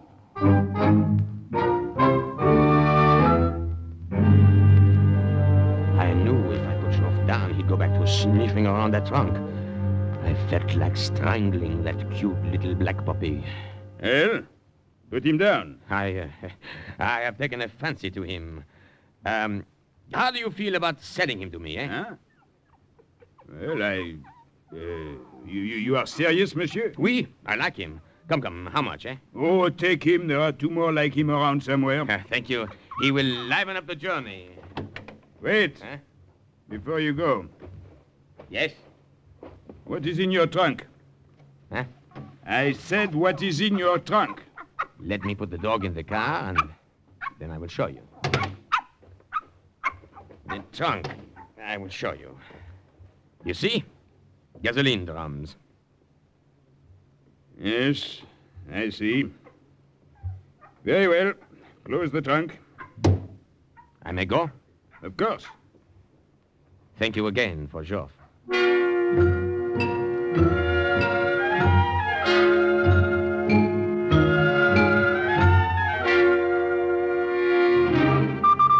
August 27th, 1942. Report to OSS headquarters in Washington from Agent Steve Lytell in Casablanca. Fontaine and the girl arrived. I knew as soon as she walked in that Paul Vogel could not have forgotten her. I only hoped her memories of him weren't too strong. Now, as you know, Miss Monet, this is an international zone. We are, in effect, neutrals. In Casablanca, we pass each other in the streets. Germans, Americans, Vichy, and Free French.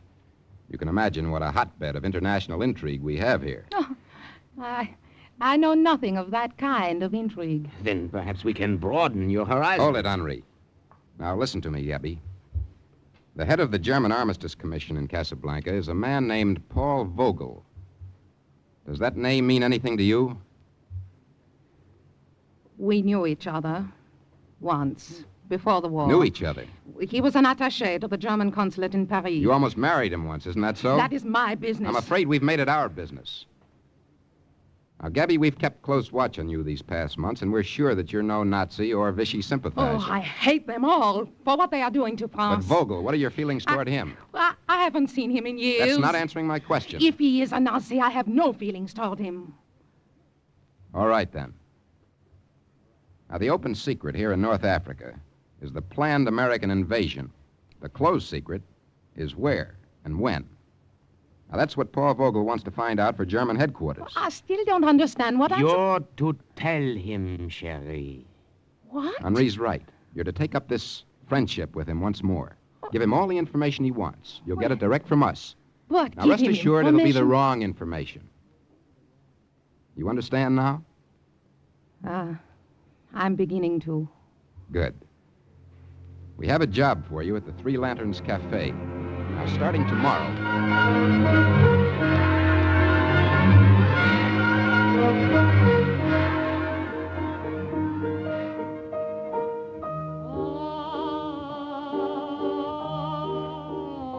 Agent Henri Fontaine and I were at the Three Lanterns Cafe the next night when Gabrielle opened there.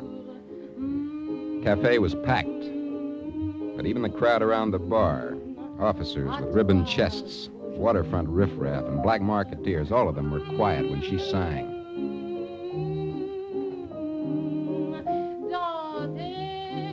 She was wearing a red dress. In the spotlight, her face looked smaller and whiter, and her hair looked blacker. There wasn't a man in the room who could take his eyes off her. I wondered how soon it would be before Paul Vogel came in and saw her, too. A girl like that could make you forget the war, eh, Steve? I've got a wife back in Syracuse. Can she wear red like that? My wife can be trusted. And this girl? She and Vogel were pretty close in the old days. I know my own kind. She can be trusted. I hope you're right. The success of the whole American invasion may hinge on it. A lot depends on how hard Vogel falls for that little bait up there on the bandstand. Steve, Vogel, he's just come in. That's all I wanted to see. Come on, let's get out of here. Excuse us. Pardon? Pardon?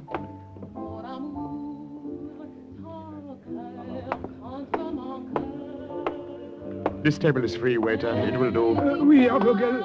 You wish to see the wine list? Oh, That girl. How long has she been here? The singer, you mean? She started only tonight. Tell her to come to this table when she's finished. You understand? Oui, I understand. No, you don't. You only think you do. Go tell her what I said. And bring a bottle of your best wine.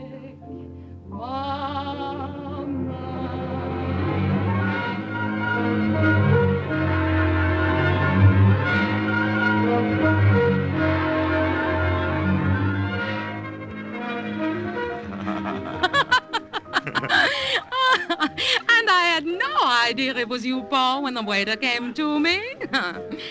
How like you to walk back into my life so quietly after making so violent an exit. The world is small after all, Gabby. I'm amazed to find you in Casablanca. I can say the same of you. What are you doing here? I arrived here a few days ago, but I've been in North Africa for months. Tangier, Oran, Tunis, singing. How were you able to leave France after the occupation? You should know how well I always got along with Germans. You don't seem angry with me any longer, Liebchen. After that last time, 6 years ago. Life is too short to be angry for too long at anyone. Besides, I was a fool to have been jealous over that silly blonde with the bad legs. I've even forgotten her name. Suzanne. Aha! I see you have not forgotten. Merci, monsieur. Oh, it's a wine. Gabby, how good it is to be with you again. How good it is to be with you, Paul. For you? For me. Now, we will drink to what is to be, Liebchen. What is to be?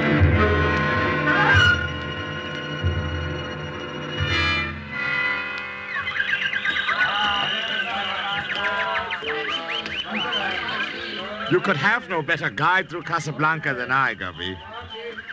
Come, what else would you like me to buy you from the marketplace? A scarf, perhaps? A gold scarf to put around your hair, yeah. Have you taken many girls to the marketplace, huh? Oh, will you be forever jealous of me, Liebling?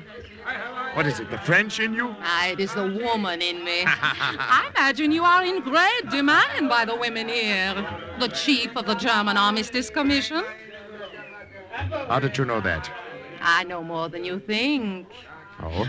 Would it interest you to know the name of one of the most important American agents in North Africa? Who? Steve Lytle. What do you know of him? I know him. And he knows the details of the planned American invasion. Come. I will buy you a gold scarf. Well, have you nothing to say of what I just told you? I knew that already. I, too, have agents. However, thank you for telling me. I can promise you more than a gold scarf if you find out additional information for me. Is this possible? It might be. Very possible.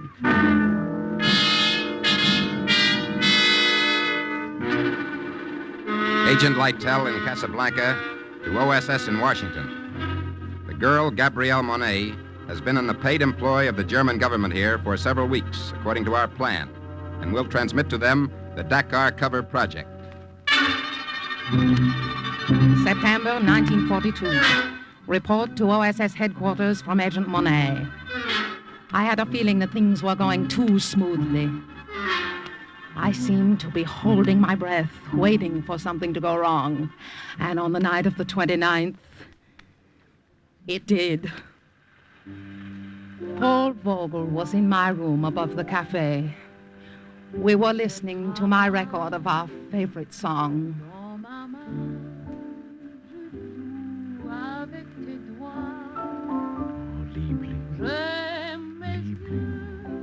You'll have to go soon. It is late. Forget the time. Who would think it would come to this again, Gabi? After that day in Paris, when we quarreled so. I remember that day. We showed poor judgment to argue out of doors. It was raining. I got a terrible cold in the nose. Poor Gabi. Let me kiss that poor nose. Sherry. Paul, you really must go. But before you do, I have a paper for you in my purse. Dates when high officials will be in Casablanca. I'll get it for you. I want to talk to you. You're hurting my arm. Let me go, Germany is Paul. paying you well for this information I know, you are Paul, giving us. please. Some of it is useful information, but none of it is as important as I would like. I will try to do better. You had better do better. You know what would happen, Gabi, if I found out you were crossing me. I would not cross you. It is nothing for me to my... twist your arm like this. Such a small arm. Think what I could do if I really tried to hurt you. You hurt me now because you don't trust me. What do you want? You claim to know this American Lytel. I do. You claim you get your information from him. I Is do. that all he gives you? What about his love? Does he give you that too? Paul, the shoe is on the other foot. Now it is you who are jealous. Oh, how foolish of you. Think, would I lie to you? Gabi. Gabi. Oh, Gabi. If you ever lie to me, I would rather see you dead at my feet than standing looking at me and lying. You'll hear what I say. Yes. Yes, I hear. I hear.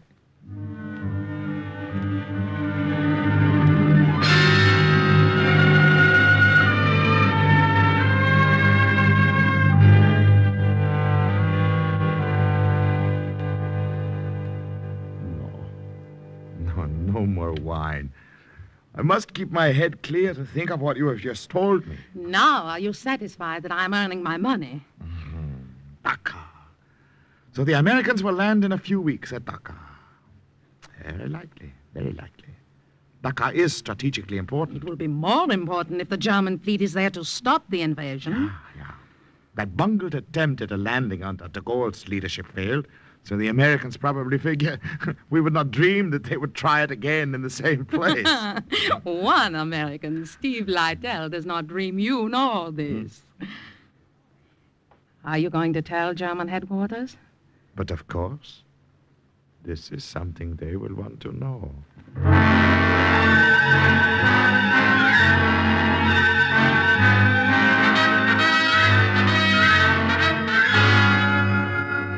He believes it, Steve, every word of it. Good. The German fleet is being sent to stop the invasion at Dakar. Good, Gabi. Good work. Steve, radio report just in from Gibraltar. What is it? No. Let me tell it, Geoff. General Clark will rendezvous on October 21st at Point Agreed near Algiers. You know what that means? Final preparations for the Iran invasion. Nothing must go wrong now. Nothing.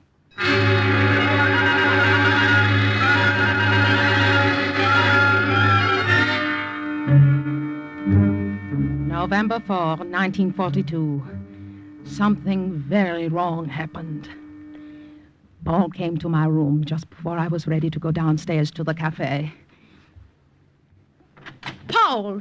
Gabi, your friend Lytel has been playing you for a fool. Do you hear what I say? I don't understand. The invasion is not Dakar. I just learned myself it's to be Oran. Oran! And the German fleet, on my suggestion, is waiting in Dakar for nothing. Paul. And will continue to wait for nothing. Paul, it can't Do you be. know what this will mean to me? Do you realize what the High Command will do to me for this? Please, Paul. I'm ruined. Perhaps your latest information was wrong about Oran. No. It all ties in. They, the Americans, wanted me to believe that... Gabi, What had you to do with this? Now what are you saying? I'm getting tired of your suspicions. One day you trust me, the next day you don't. You're French? What kind of French? Instead of questions, ask yourself this. Would I betray you, Paul? Not Germany, but you. Think. Look at me. Look at your Gabby and answer.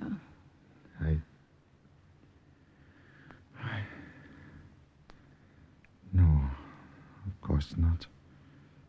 Not you. You wouldn't dare. There may still be time to stop the Americans at Oran. I must get back to headquarters and let them know by radio. I should have done that right away instead of coming here. Oh, have a drink first. No, later. I'll be back. It will not be easy for you to tell the High Command this. A drink will fortify you. Yes. Perhaps you're right. One drink, then.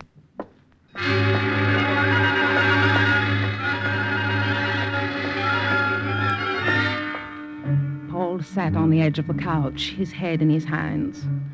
I remember thinking how very blonde was his hair, how large his hands. It was not difficult for me to drop half the L tablet from my purse into his glass as I poured the liquor over it. Here you are. Poor Paul. Pauvre petit. You look so tired. Drink. Where are you going? To put on the record you like. We've played it so often lately, Paul, that one of these days it will just rise up in protest. You tired? No. No, why should I be tired? I must go now. I've had my drink. Hear my record through, then you will go. No. No, now. I must go now. You're so good to me, Gabby. You love me.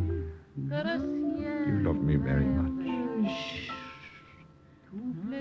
His head had fallen on his arms and rested on the table. The tablet had begun to work as I knew it would. I got the automatic pistol that had been given to me by the Americans and shot him twice through his very blonde head.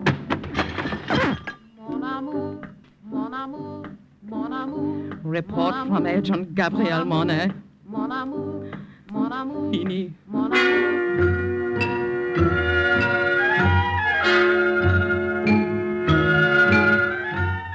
it ought to come any minute now, news of the invasion.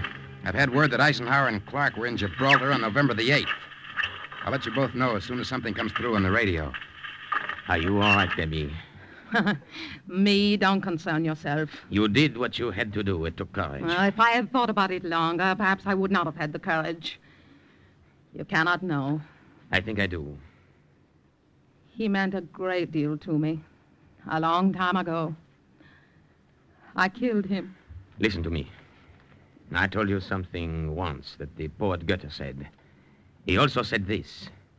Give up what perished long ago, and let us love what's living. Do you hear, Gabi? Do you hear?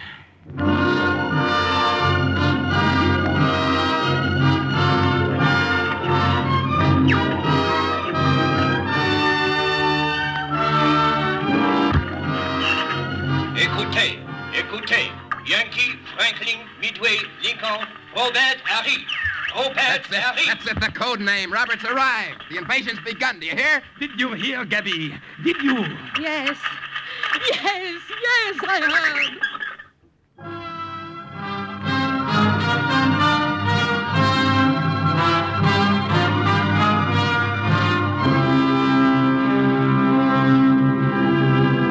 And once again, the report of an OSS agent is closed with the words, Mission accomplished. A further adventure in black warfare is next week's Cloak and Dagger.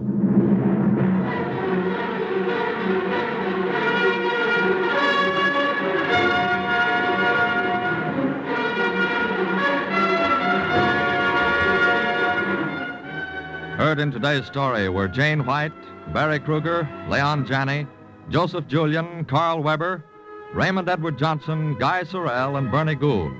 Script was by Winifred Wolfe. Music under the direction of John Gart. Today's true OSS adventure was based on the book Cloak and Dagger by Corey Ford and Alistair McBain. This has been a Louis G. Cowan production under the supervision and direction of Sherman Marks.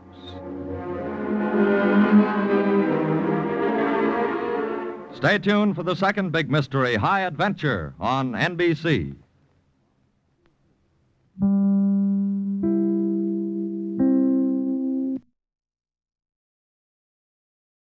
Are you willing to undertake a dangerous mission behind the enemy lines, knowing you may never return alive?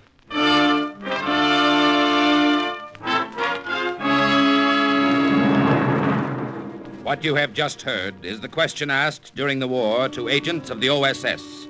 Ordinary citizens who to this question answered, yes. This is Cloak and Dagger.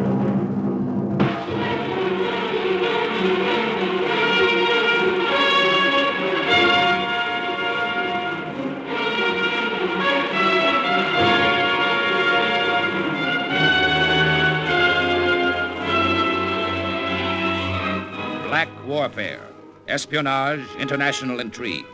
These are the weapons of the OSS.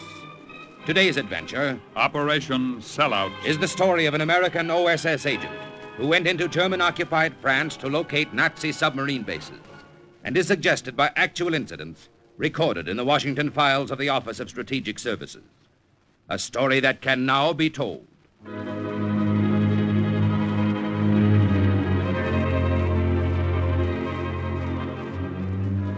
I knew something was up when Colonel Palmer met Tom Barnes and me at the dock that night. He hadn't come down from London just to wish us bon voyage. There wasn't time for such formalities in the OSS, even when a couple of its agents were embarking for the coast of Nazi-occupied France. The minute the Jeep pulled to a stop, the colonel stepped into the faint glow of the blackout light. Captain Dagger? Yes, sir. This is the radio operator, Captain. That's right, sir. I'm Bond, sir. Lance Corporal Bond, Sussex Guards. You men are all set? Yes, sir. You shove off in 20 minutes.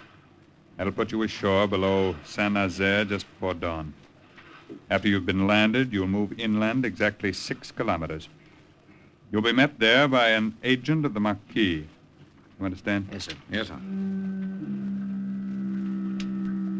Now, men. We got a lecture then, Tom and I. We didn't need it. Understand how vital it is. We knew our mission was important. This mission is terribly important. German submarines had been hitting our convoys in the Atlantic, hitting them hard. At 0100. Shipping losses had to be cut, Timing is of the and essence. the best way to cut them was to blast the Nazi sub-pens along the French coast.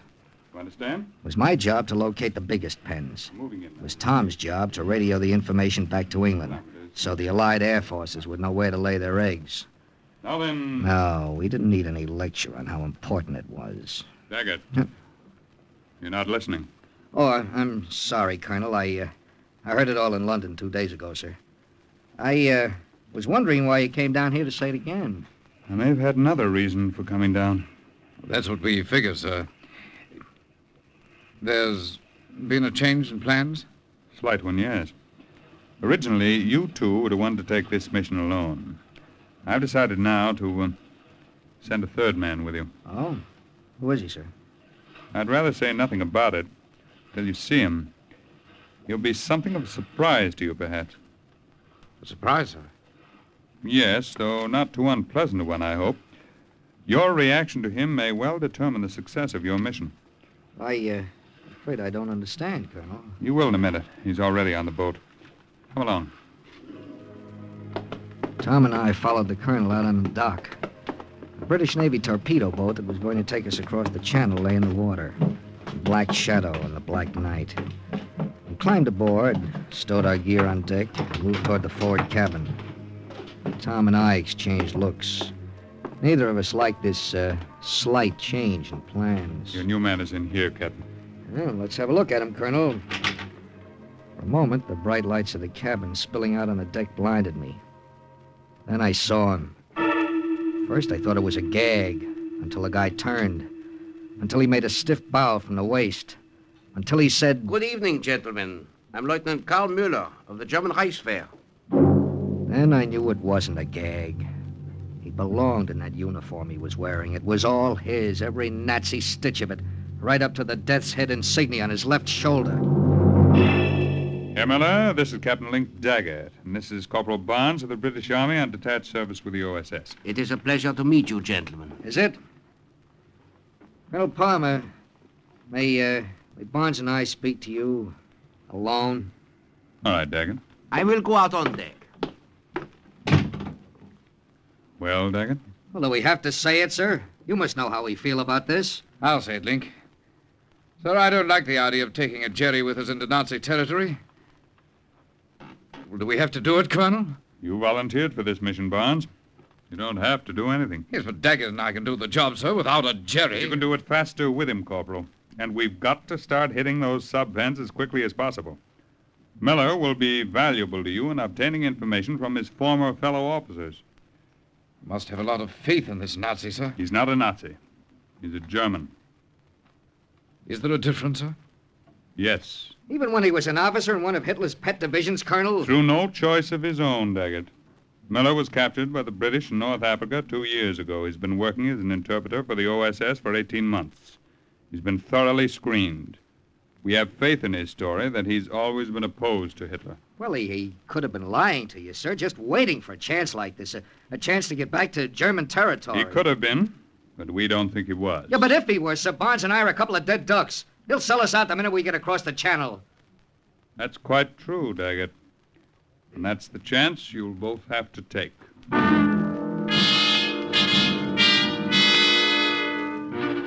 Well, we could have backed out, but we didn't.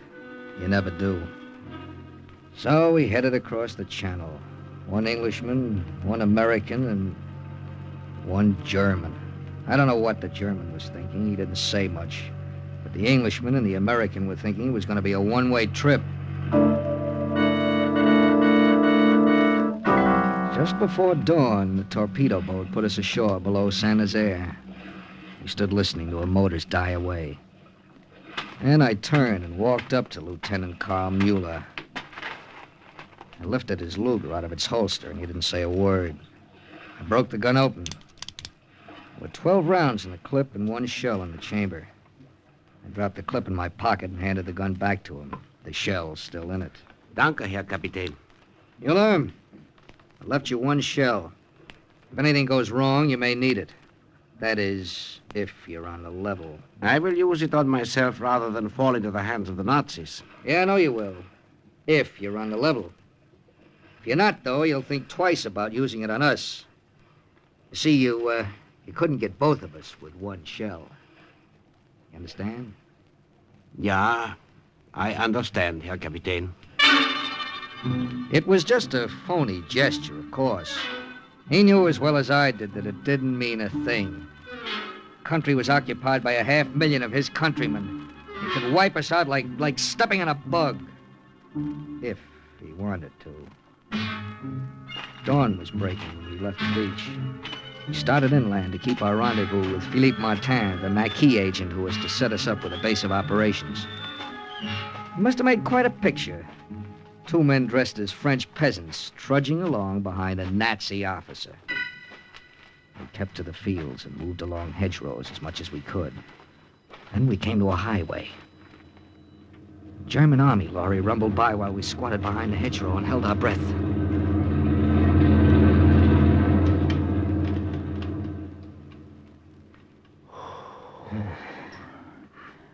Looks all clear now, Link. Yeah, we'll cross one at a time. You first, Mueller. Ja, Herr Kapitän.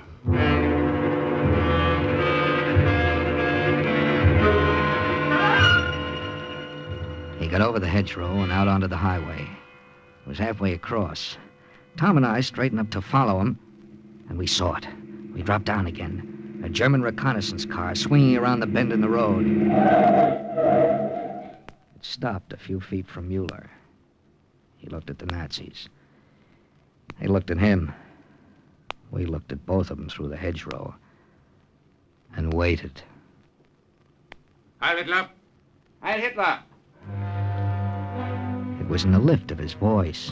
It was in the smile on his face. There was no mistaking it. Carl Mueller was back with his buddies. Carl Mueller was home. Link, let's get away from her. Make a run for it along the hedgerow. For what?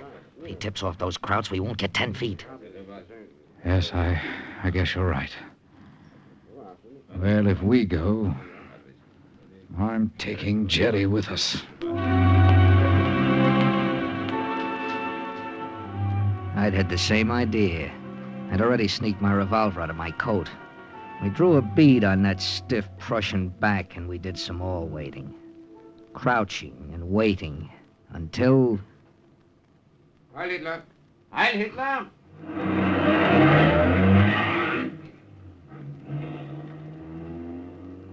All right, Herr Kapitän. It is safe for you to come out now. We went out, but not before we'd exchanged another whisper. Not before Barnes said what we were both thinking. Maybe the colonel was right, Link. Maybe the Jerry is on the square. Or maybe he's just smarter than we thought. What do you mean? Smart enough to use us for bait.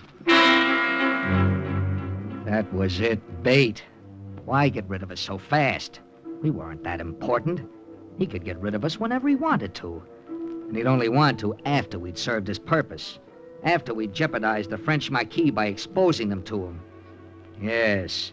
And after we'd sent a lot of Yankee and British flyers to their death.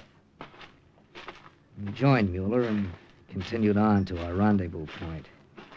There was nothing I could do about it. Mueller had been assigned as a member of the mission. So far, I'd acted like one. Don't knock off a fellow agent unless you're sure. All right, Link. We're just 6 kilometers east of the beach now. Yeah. Yeah, this patch of woods must be the place. What do we do now, Herr Kapitän? Nothing.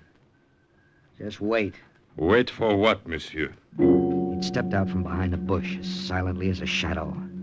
But shadows don't carry Tommy guns. You were expecting someone, monsieur? Yeah. A man named Philippe Martin. I am Philippe Martin. Well, then you know who we are. No, I'm afraid not, monsieur. If there were 2 of you, I would know.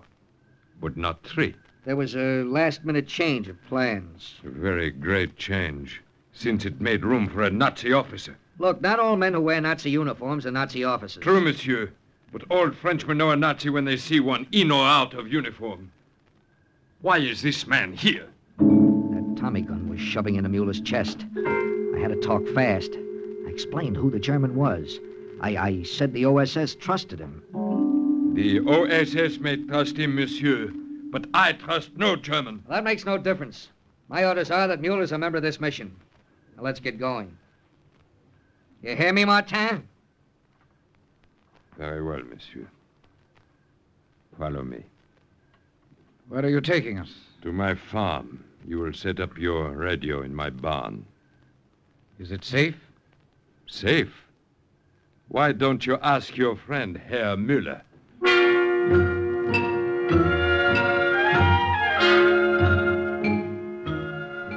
2 hours later, Tom had his transmitter set up in the loft of Philippe Martin's farm, a few miles outside Saint-Nazaire. With your permission, Herr Kapitän, I will leave now. Yeah. You know what you're to do, Mueller? Yeah.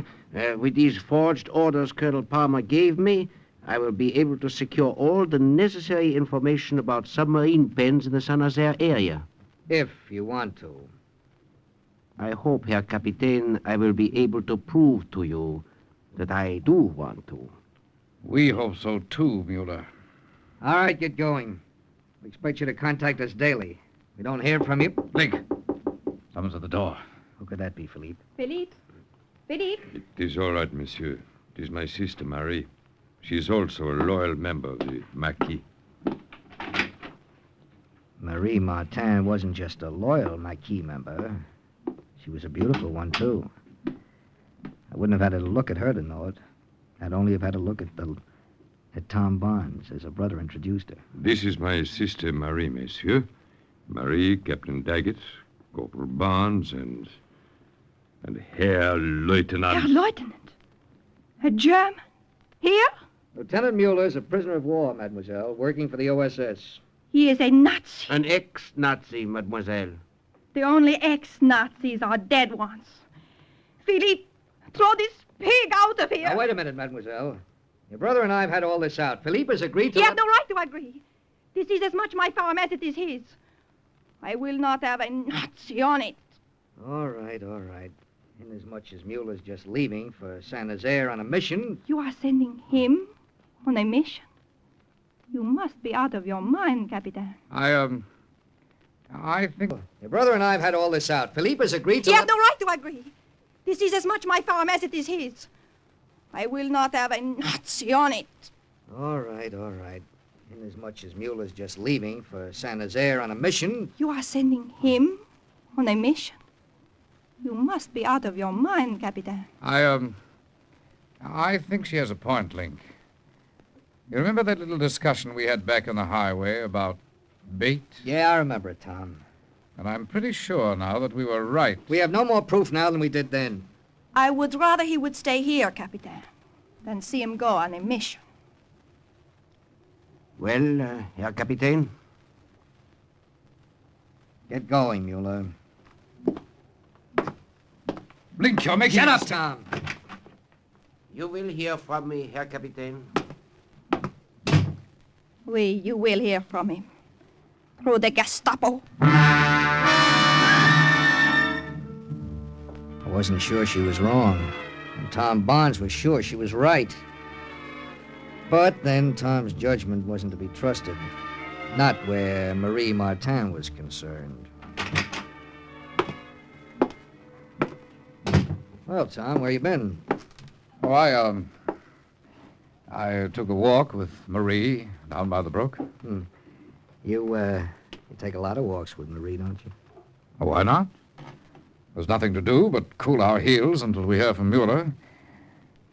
And quite frankly, old man, I can't think of anybody I'd rather cool my heels with. And then we heard from Mueller. We heard quite a lot from him, and not through the Gestapo either. You must copy these maps immediately, Herr Kapitän. I must get them back to the Nazi headquarters before morning. You will find on them the location of the Nazi sub-pens from Saint-Nazaire to Dunkirk.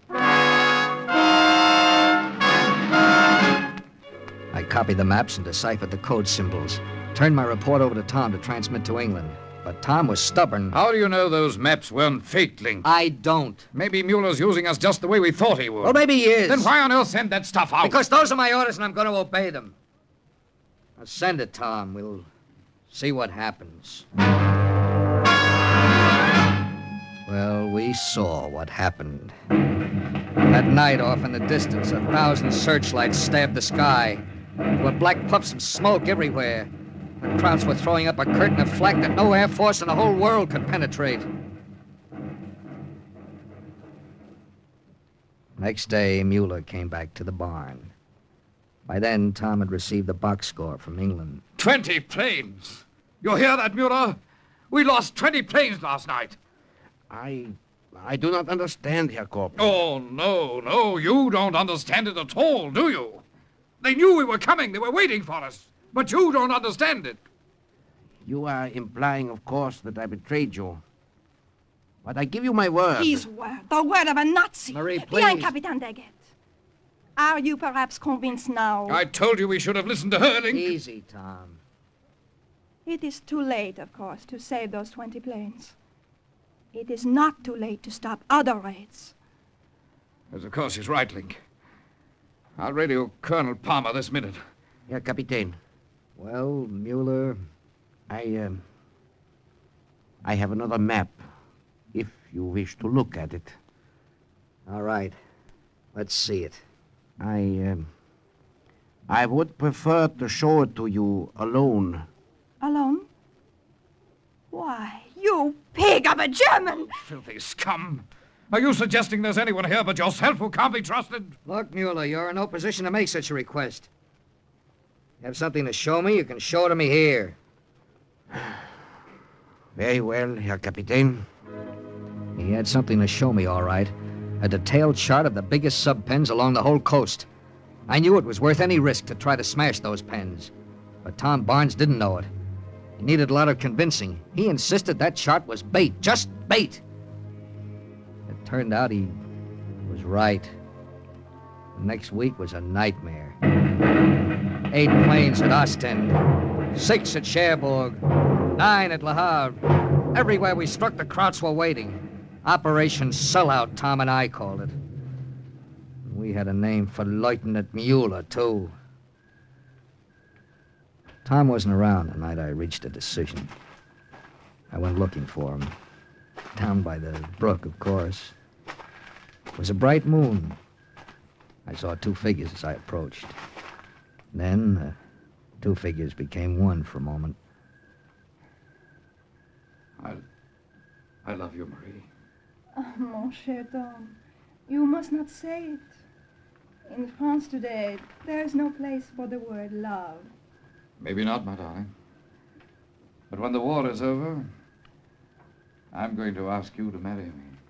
Tom. Oh. Link, what are you doing here? Get back to the barn. I want your radio Palmer to call off the raids. At last, you have come to your senses, Captain. What about Mueller, Link? We'll forget Mueller. It's almost a week since we heard from him. We don't even know where he is. But we can guess, no, Captain? He is in Berlin, probably, receiving a medal from his Führer. Tom and I had to work fast.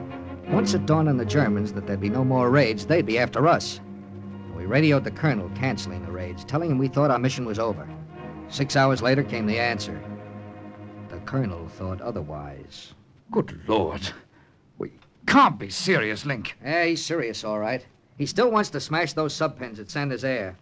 Since they couldn't do it from the air, they're going to do it from the ground with a commando raid.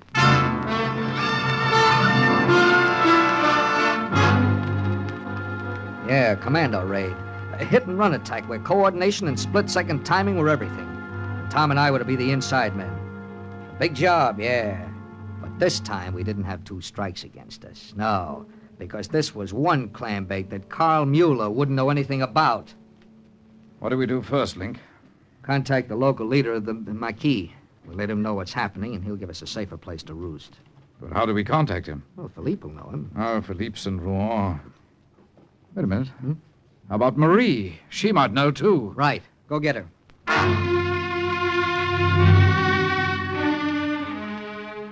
He went to find Marie. I packed up the radio and the other equipment. I heard the door open. I thought he'd brought her back. I was wrong. Good evening, Herr Captain. Mueller. I didn't expect you to show your face around here again. I heard in Saint-Nazaire that the raids have been cancelled. I was afraid you and Corporal Barnes might be on your way back to England. We're packing now. Oh. I am not to go back with you, then. There's only one place you're going, Mueller. So, put your gun away, Herr Captain. You do not need to kill me. Since you are leaving me here, I shall make use of the 1 shell you so kindly left in my revolver. Yeah. Yeah, I'm sure you will. You couldn't bear to be left behind with your Nazi pals, could you? Weren't from my gun, those shots. I didn't know where they were from. I didn't wait to find out. I hit the floor, dragging the candle off the table with me. The barn went black. I lay there for a second. And then from outside, I heard... Let's have some light, Link. I think I got him. Tom had fired the shots. When I'd lit the candle again, I saw he was wrong. The doorway where Mueller had been standing was empty. Mueller was gone. I was sure I hit him, Link. All right, never mind. We got something more important to think about than Mueller. You told Marie? Oui, Captain, he told me. You wish to see the local Maquis leader? That's right. Can you take us to him? Mais oui, Captain. I will arrange for you to meet Monsieur Etienne. She said it would take until the next evening to arrange it. Tom and I cleared out of the farm and holed up in the patch of woods where we'd first met Philippe. Of course, it had to start raining. Just before dark, Marie showed up in the woods. It is done, Captain. Monsieur Etienne will be waiting for you at 8 o'clock. The room behind the village cafe. Good work, Marie. You're going there with us, aren't you, darling? No, mon cher. I must return to Monsieur Etienne. But I will be waiting for you at the cafe. She was standing in the doorway when we got there at 8. She led us around the back into a small, dirty, dimly lit room. Bonsoir, monsieur. He rose from his chair and stood behind the table. Monsieur Etienne was a small, dark man. His eyes were shifty and calculating. Kind of eyes you often find in a head that has a price on it. My apologies, monsieur, for not seeing you sooner. I was at my headquarters in the hills. I had to walk down. The roads were wet and muddy. No apologies necessary, monsieur. Merci. Mademoiselle Martin informs me you wish the assistance of the Marquis. We need plenty of assistance. British commandos are planning a raid on the port of Saint-Nazaire. A commando raid on Saint-Nazaire. Those eyes of his grew wider. They grew bright. He stepped from behind the table. But he shouldn't have, because that was when I saw his boots. They were clean and polished. There wasn't a speck of mud on them. And yet he'd walked through the mud from his headquarters in the hills. He said. Is something the matter, Captain? He knew something was the matter, all right. He knew what it was, too. He saw my eyes on his boots, and he understood. His hand went under his coat, but it never came out, because that was all I needed. Link, for the love of heaven. One shot did it. He grabbed at his stomach, and he slumped to the floor. Good Lord, Link, what's the idea? He's dead! Yeah, that's one collaborator less. Collaborator? Sure, that's all he was, Tom. Nazis planted him here to find out about our new mission. Yes, but they didn't know we had a new mission. You said Mueller thought we were packing up to go back to England. That's right, he did. Well, then who could have... I started to tell him, but I didn't have to. He saw it for himself. Marie? The look on her face confirmed it. The look on his face is the kind of thing you don't like to remember. That was all she needed. She bolted for the door and threw it open. I took one wild shot at her. I missed. Before I could fire again, she was gone. She knows about the raid, Link. We've got to stop her before she gets to the Germans. There's no telling which way she went, Tom. We'll split up. You go that way and I'll... Good Lord. It was she, Link. It was Marie. Come on. We ran down the dark alley behind the cafe. At the end of it, we found her, lying face down in the mud. She's dead, Link. Yeah. But who shot her? I did, Herr Corporal. Mueller. I'm so sorry, Herr Barnes. I know how you felt about her. But she was our enemy.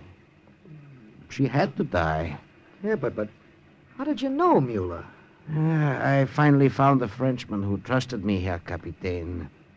His name is Monsieur Etienne. You mean that was his name? You see, he thought that I was a Nazi, too. He confided in me. I say Mueller. Yeah, Herr Corporal? Look here, I ought to tell you. What I mean is, I don't know how to say it. I'm sorry I didn't trust. Do not say it, please. I understand. Herr Captain. Yes, Mueller? I have used that one shell you left in my revolver. Well, I wonder if you would permit me to have one more. No, I won't. No? Not one more, Carl. I'm giving you back the whole clip.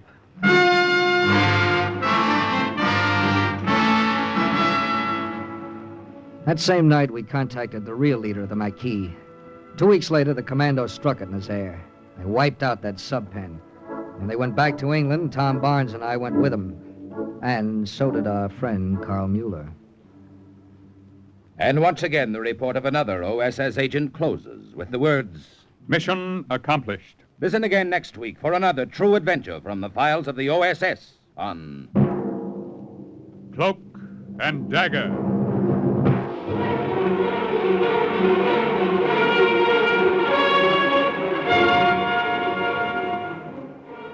Paired in today's Cloak and Dagger adventure as Captain Daggett was Carl Eastman, Tom Barnes, Ian Martin, Carl Mueller, Louis Van Ruten, Marie, Louise Erickson, Etienne, Raymond Edward Johnson, Martin, Arnold Moss, and the Nazi Carl Weber. The script was written by Ken Field, and music was under the direction of John Garth. Sound effects by Manny Siegel and John Powers. Engineering, Don Abbott. Today's OSS adventure was based on the book Cloak and Dagger by Corey Ford and Alistair McBain. This program is produced by Louis G. Cowan and Alfred Hollander under the direction and supervision of Sherman Marks.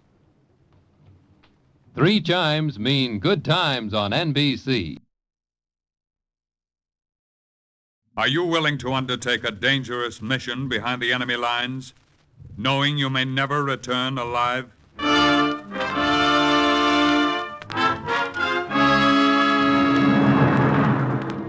What you have just heard is the question asked during the war to agents of the OSS. Ordinary citizens who to this question answered, yes. This is Cloak and Dagger.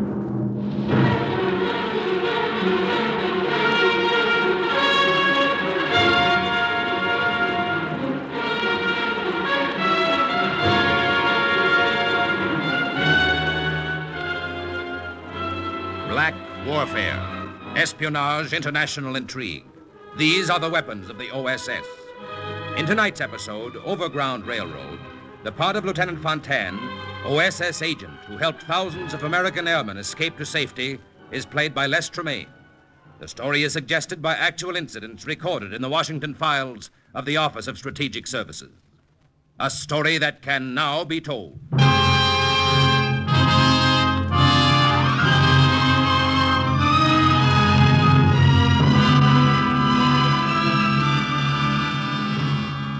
When a flyer was forced down behind enemy lines, he was just another fugitive, moving cautiously at night to avoid detection, fighting for survival. His shelter was a haystack or a hedgerow.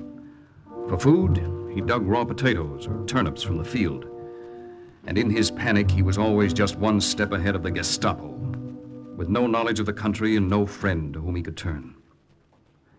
A few of the lucky ones managed to escape back to England.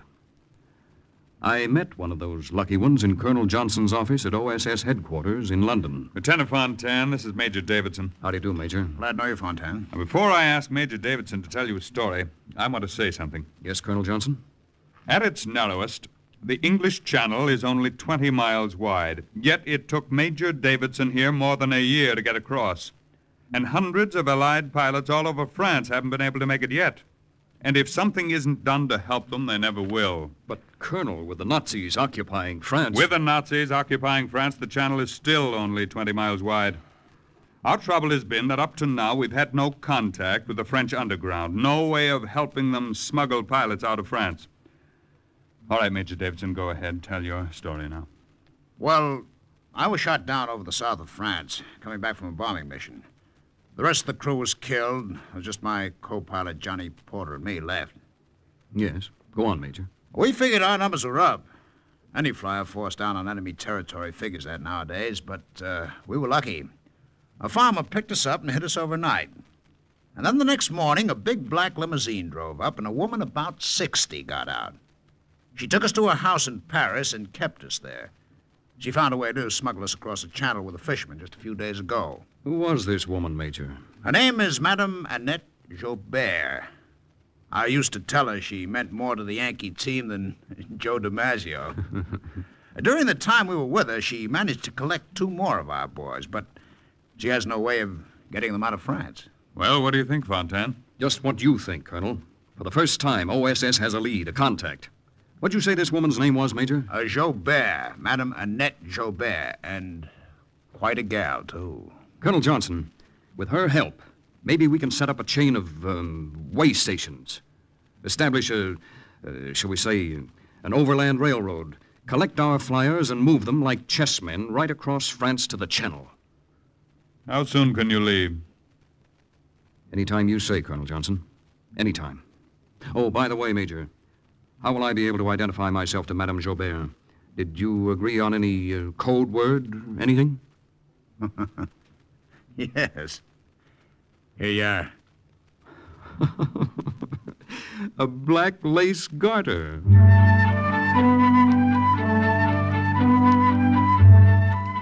I left London a few days later and landed the next morning on the coast of France. A disguised fishing boat let me off, and I made my way to Paris undetected. It was spring, 1944. I was going to know April in Paris, but not the way any American tourist before the war had known it. The red dawn was touching the roofs of Paris and the golden dome of the Pantheon. Most of the city was still dreaming of other, better springtimes, before the Germans came. Then the city started to wake up.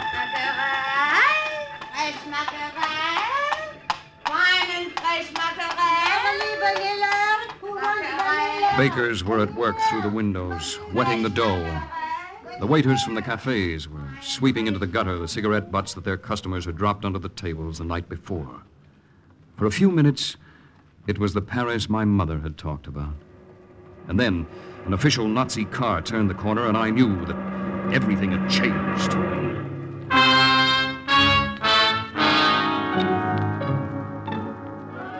I made my way to 46 Rue d'Anzigue, where I'd find Madame Annette Jobert.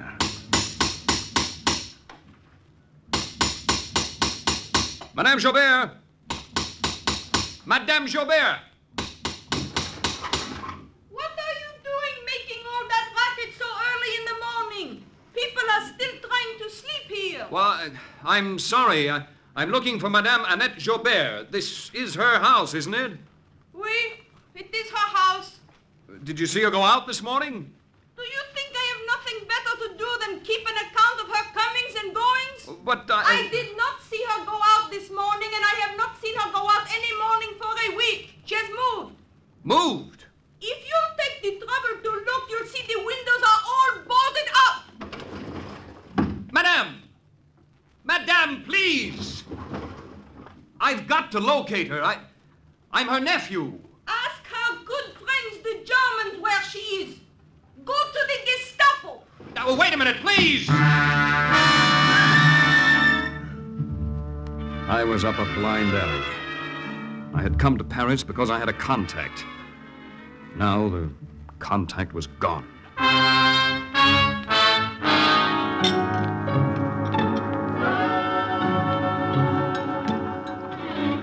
There you are, monsieur. More café. Merci. You're the first one in my cafe this morning. I remember other springs. It was always crowded at this time. What is it, monsieur? Do you not feel well? Something wrong? Oh, no. Not wrong, exactly. It's just that I came to Paris to see my aunt. It seems she's moved and left no forwarding address. Oh, what a pity. But there is always one way to find her.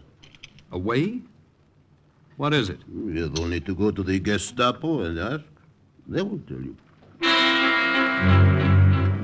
Go to the Gestapo and ask. Sure, why not? OSS wasn't particular who helped us as long as we got the help. I was sure Colonel Johnson wouldn't object to my letting even the Gestapo give us a hand.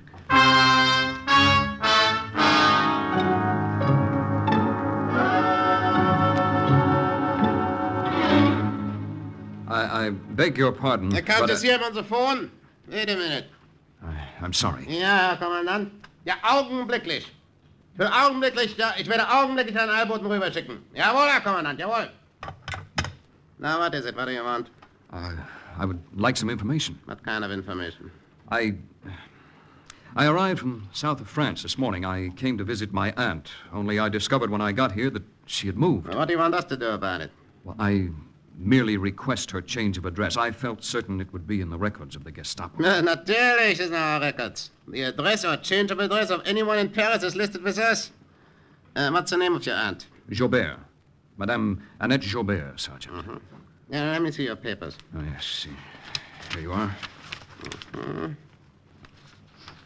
These papers of yours intrigue me. Never seen any like them before. Is something wrong with them? Wrong? No. On the contrary, they are filled out extremely accurately. Usually one thing or another is omitted. I congratulate you on your thoroughness. Thank you, Sergeant. Thank you. Herr Commandant, there is a Frenchman at the front desk who is trying to locate his aunt, Madame Annette Jobert. Ja, Commandant. Jawohl, I'll send him in. Thank you. Thank you very much, Sergeant. Wait, one other thing. Your suitcase. What? My suitcase? No one is allowed past this desk without having his luggage or packages checked. Put your suitcase up here and open it. Suitcase was filled with clothing, but there was a false bottom to it. And in the false bottom was a shortwave radio. If the sergeant accidentally pushed the button that would reveal the radio... What are you so slow about? Here, give me that suitcase. Oh, yeah. Ach, donnerwetter, das ist schwer. What do you have in it, rocks? Well, no, it's all right, never mind, just metal open it. Yes. There, you see? Just personal articles. Yeah. So I see. Now, do you think I expected you to walk into Gestapo headquarters with a time bomb or a shortwave radio in your suitcase, perhaps? That's just routine. I must check up everything. All right, go ahead. Commandant's office is right down the hall. First door you come to on the right.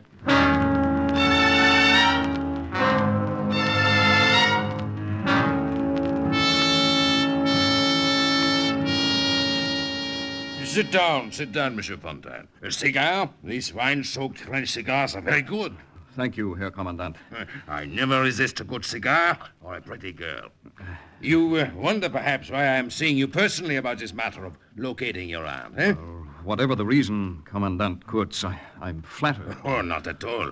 Tell your aunt for me that I am delighted to render her this little service. A fine woman, a delightful woman, and a clever woman, too. She's been most cooperative. Oh, I'm sure she has.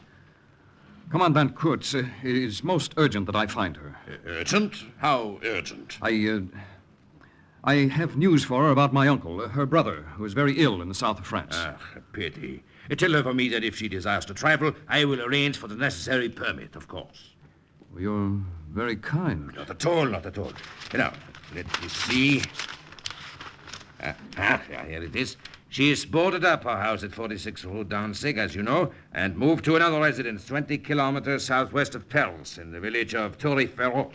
Here, I will write out the exact address. Thank you for your help, Herr Commandant. I assure you, I will never forget it.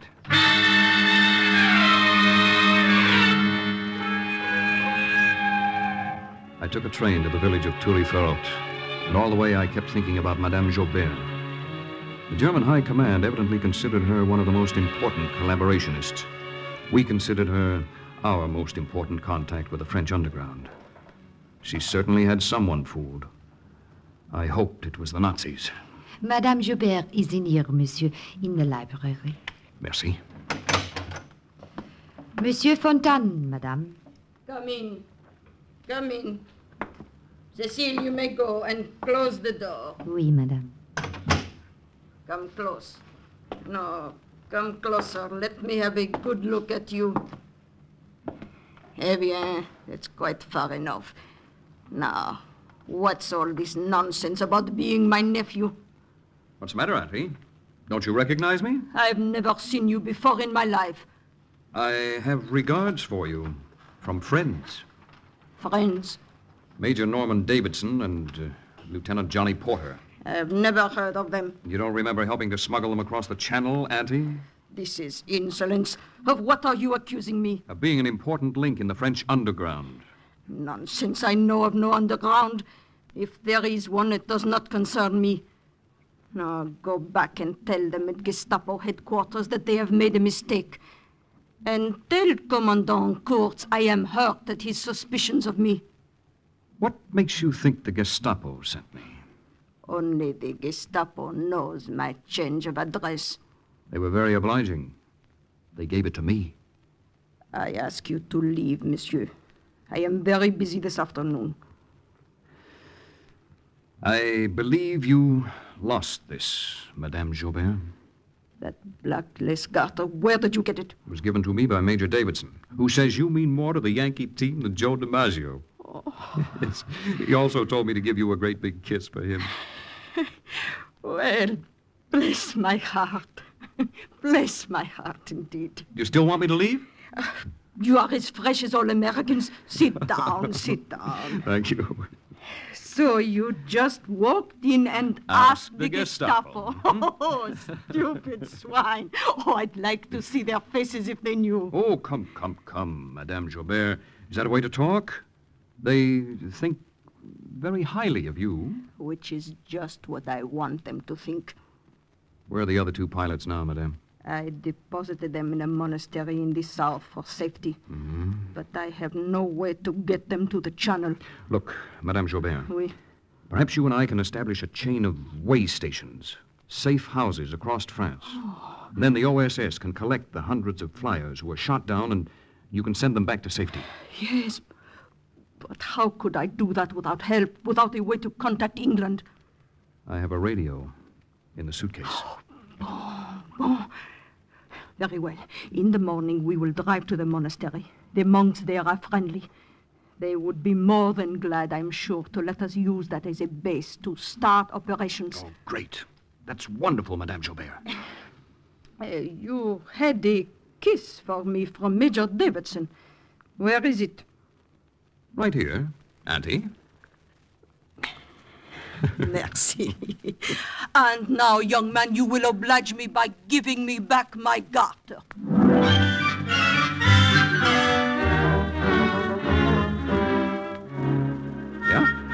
Yeah, she was quite a girl, all right, Madame Joubert. She gave me a suite of rooms to myself, got me a chauffeur's uniform, decided my name should be Claude. And in the morning, we set out for the monastery. Yes, Lieutenant Fontaine. Claude, that is just what we will do. Yes. OSS will furnish each member of an air crew with detailed escape maps when they are briefed in England, pinpointing the friendly areas on the route of every mission. Do you think these safe houses will be difficult to set up? Oh, not too difficult, I think.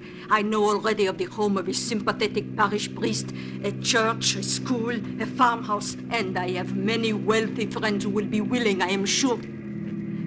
Why are you slowing down? Nazi guard wants me to stop. Don't worry, I have all the necessary permits. Halt!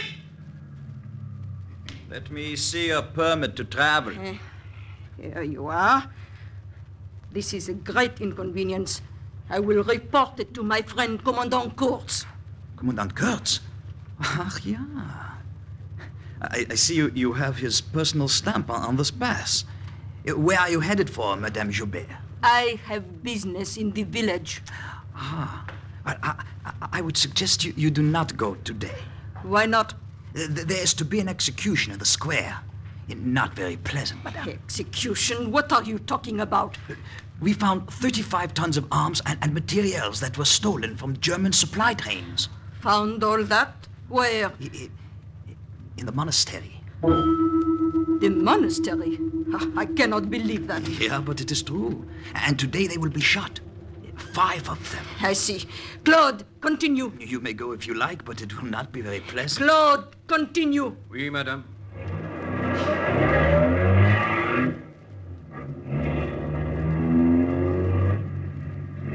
So they discovered the supplies in the monastery.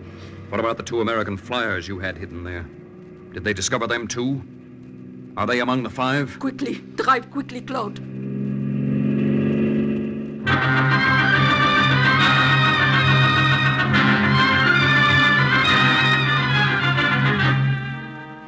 We reached the square, parked the car, and got out. The people were huddled in little whispering groups. At the far end of the square stood the monastery, and lined up at the wall were 5 monks, their heads lowered, their hands fingering the crosses around their necks. Facing them was a Nazi firing squad. Madame Joubert grabbed my arm. What are we to do? I don't think there's anything we can do. Shh! Let this be a lesson to you people of this village. This is what happens to those who fight against us. These 5 will be shot. The other monks from the monastery will be sent to Germany. You understand? Take a good look. Learn your lesson well. Ready? Aim! Fire!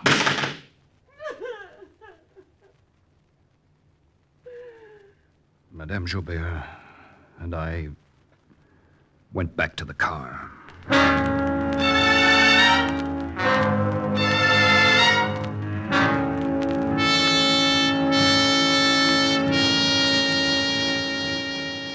But, Madame Joubert, if you drive back yourself, what'll the guard say who stopped us before? I am an excellent liar. I will simply tell him I went to see a sick relative and left you there to help. But I must drive back immediately. As I told you, I am giving a birthday party for Commandant Kurtz. I hope he does not live to see his next. Now, you go to the convent. It is only a few kilometers from here. You know what to do. Yes, I know what to do. Madame Jaubert, what do you think happened to those 2 pilots who were hidden in the monastery? They were probably found and killed.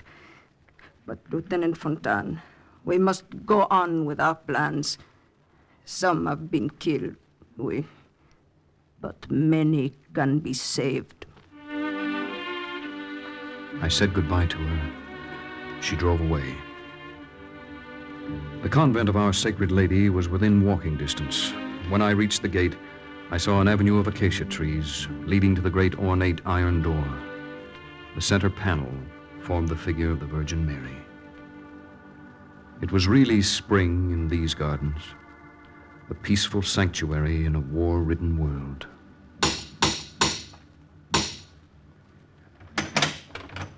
What is your wish? I would like to see the Mother Superior. Follow me.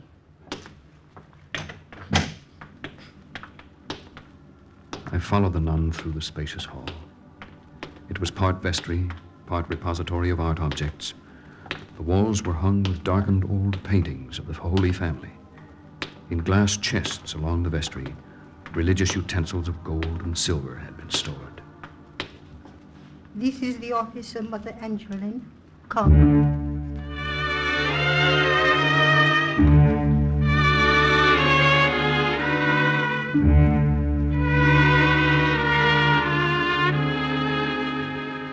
So you want me to let you use the convent of Our Sacred Lady as a base for your underground operations?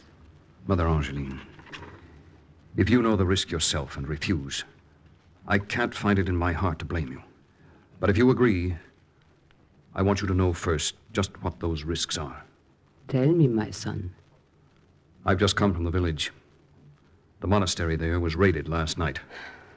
With my own eyes, I saw 5 of the monks shot. The others were hauled away by the Nazis. Only God knows where. I know about that. I heard this morning. If this convent is used as a hideout and the shortwave radio is hidden here, can you imagine what the Germans would do if they found out?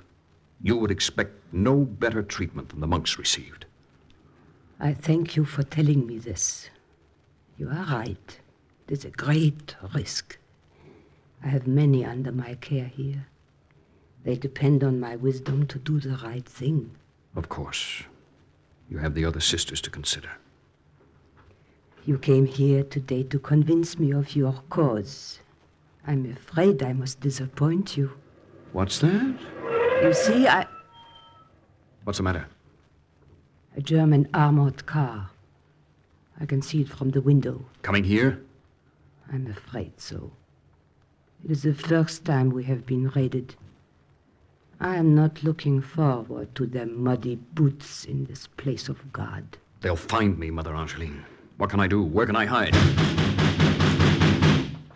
They are at the door. You rang for me, ma mère. Yes, Sister Therese. Give my friend one of the sisters' robes. One long enough to cover him, and a hood. Oui, ma mère. The other sisters, are they already in the chapel? Oui, ma mère. They have started the afternoon adoration.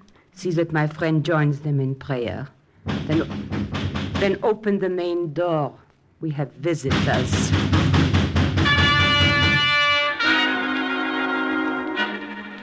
I put the nun's robes over my suit and went with Sister Teresa to the chapel. I knelt with the others. About 20 benches divided by a middle aisle provided seats for the worshippers. At the far end of the room was a high pulpit. Many of the kneeling prayed with arms stretched out, symbolizing the form of the cross. The sister next to me clasped her hands, and on her ring finger was the silver emblem of a bride of Christ. They prayed almost silently. Hers were the only words I heard. O maternal power of the universe, Mother of divine grace, pray for us. Thou wisest Virgin, thou kindly Virgin, pray for us. Pray for the sick world.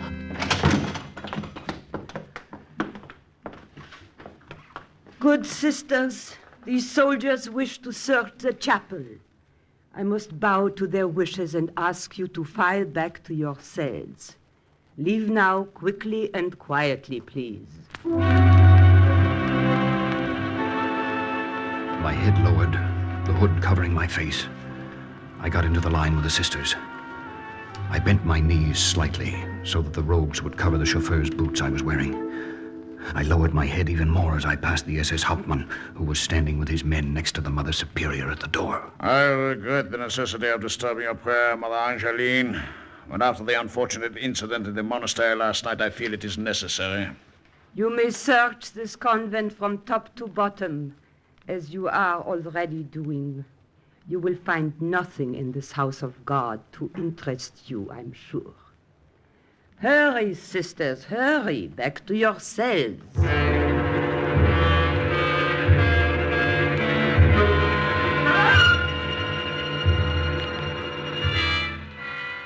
They're really gone, Mother Angeline? Of course, they found nothing here. You can take that robe off now. You look uncomfortable in it. Thank you for protecting me. I believe now. But we have not finished our conversation. Mother Angeline, you told me I could not convince you about our cause. You said you'd have to disappoint me. I took that as your answer. Let me consult two of the other sisters first. Wait.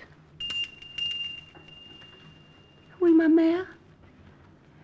Our two sisters, those in the sacristy. Send them here, please, Sister Celeste. A few minutes later, Sister Celeste returned, followed by the two other nuns. Their arms folded and heads lowered, they shuffled into the room. And then, all of a sudden, I noticed broad-toed army boots protruding beneath the long black dresses. One of the heads raised, and I saw that he needed a shave. Mother Angeline, I don't understand. These men. They are American pilots brought here yesterday when the monks received underground information that the monastery would be raided. Major Kirstein, Captain Lewis. This is Lieutenant Fontaine of the OSS. OSS? That's great. Have you got a way of getting us out of France, Lieutenant? Yeah. Say, what happened to Madame Jobert? She all right? Yeah, she's all right. Mother Angeline, you led me to believe I wouldn't be able to convince you of our cause. Of course not, son. How could you, since I was already convinced?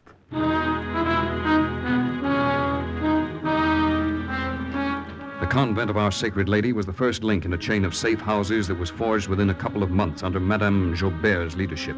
We moved Major Kirstein and Captain Lewis along that chain until they reached the coast of France. They waited, hidden in a farmer's barn, while I established contact with headquarters in London. Agent Fontaine to OSS headquarters in London. Overground railroad established. Train on the tracks. Passengers ready to leave and waiting. Pick them up and make room for more to come.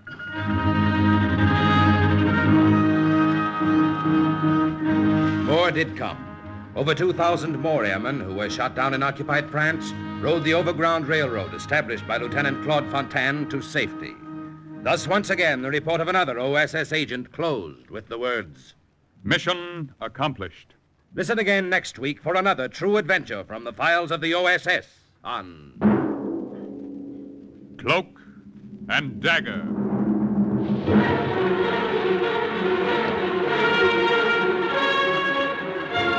Heard in tonight's Cloak and Dagger adventure as Lieutenant Fontaine was Les Tremaine, Madame Jobert, Bryna Rayburn, and Mother Angeline Lily Valenti. The script was written by Winifred Wolfe and Jack Gordon. The music was under the direction of John Gart. Sound effects by John Powers and Manny Siegel. Today's OSS adventure was based on the book Cloak and Dagger by Corey Ford and Alistair McBain. This program was produced by Louis G. Cowan.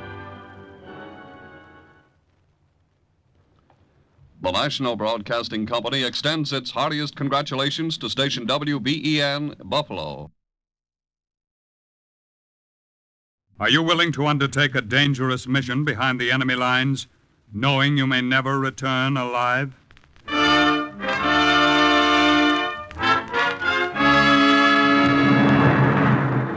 What you have just heard is the question asked during the war to agents of the OSS, ordinary citizens who to this question answered yes.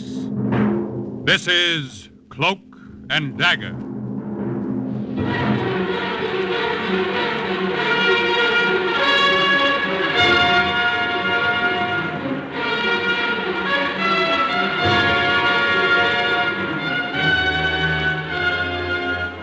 Black warfare, espionage, international intrigue.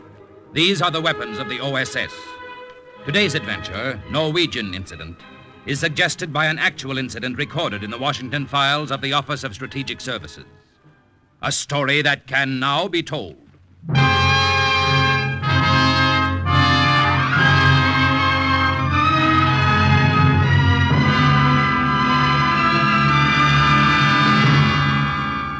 It was quite a jump from being an associate professor at Wisconsin to the red dust of Camp Rooker. But like most of the guys, I just got used to it. I got used to the clothes, the food. If they let me lie in it a while longer, I might even have gotten used to that army cot. Hey, Anderson. You awake? Come on, get up. That's what I like. Probably wants to know if I'm awake.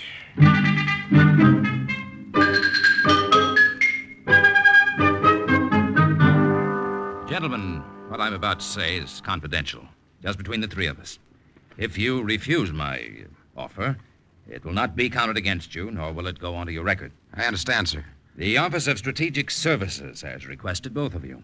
Well, I accept. I've always dreamt of having an office job with a pretty whack for a secretary. I'm afraid you don't understand. Have a cigarette? Huh? Oh, thanks. You see, the job of the OSS is to disrupt enemy activity in every way possible. And one of their most effective methods is to drop men behind enemy lines. Oh, me?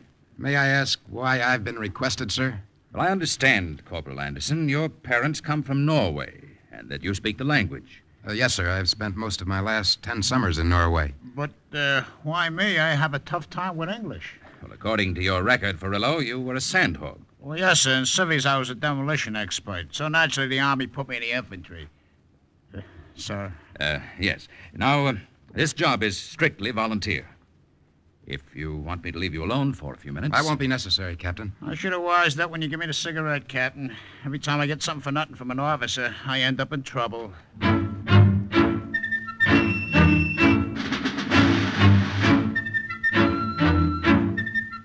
Basic training turned out to be a maypole dance compared to the grind that the OSS put us through. Since we'd been kids, the word sportsmanship had been drilled into us. Well, the OSS kicked it out. The other team was playing dirty pool, and we had to go by their rules. Jagged edge of a bottle, stiff fingers in the eye, a knee in the groin, the flat of a hand across the neck became close friends of ours. We slept on the flight across the Atlantic and finally arrived in London. Gentlemen, I will outline your mission to you. As you may have surmised, you're going to Norway. Will you step over to this map, please? What do you say? Shut up. A PT boat will take you out tonight. Tonight? In about 2 hours. You will land at this point. You know the territory, Captain Corporal? Yes, sir. My family came from a village not far from there. We're going to study these aerial photographs later. There's plenty of cover. Now, here is your mission. This red line, from the north to the south, is the main line of supply. At this point, there's a bridge, which you are to blow up. Well, that shouldn't be tough. Blowing it up, no. However, 500 yards from the bridge, right here, there's a German company barracks. The bridge is well protected. It's up to you to figure out a way to dynamite it. Well, how about our Norwegian contact? Who's going to meet us? Well, when you hit the shore, take cover. At precisely 11 o'clock, a man will be strolling down the beach. Stop him, ask him how the fishing is. He'll answer, not too good in winter. From then on, you're in his hands. You, Anderson, are his nephew, and you, Furillo, are his cousin. Yeah, but I can't speak Norwegian. You will not say anything at any time. You'll be known as the Dumb One. What? The reason you're called the Dumb One goes back to a childhood disease.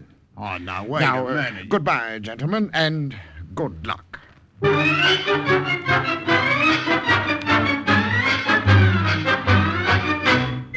They flew us to the north of England, hustled us on a boat, and tore off for the coast of Norway.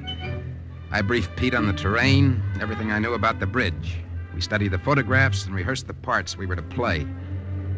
The clothes we were given smelled of fish. Had been made in Oslo, worn by a Norwegian, and probably picked up in a hock shop on the Bowery. Well, we felt the boat slow down, and Pete and I went topside to get our first glimpse of Norway. Well, this is as close as we can get, gentlemen.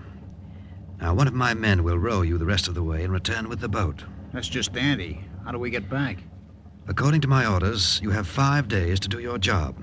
On the 5th and 6th nights, we will return at 0200. 5th and 6th nights? You will signal us from the beach with a flashlight. You know the signal.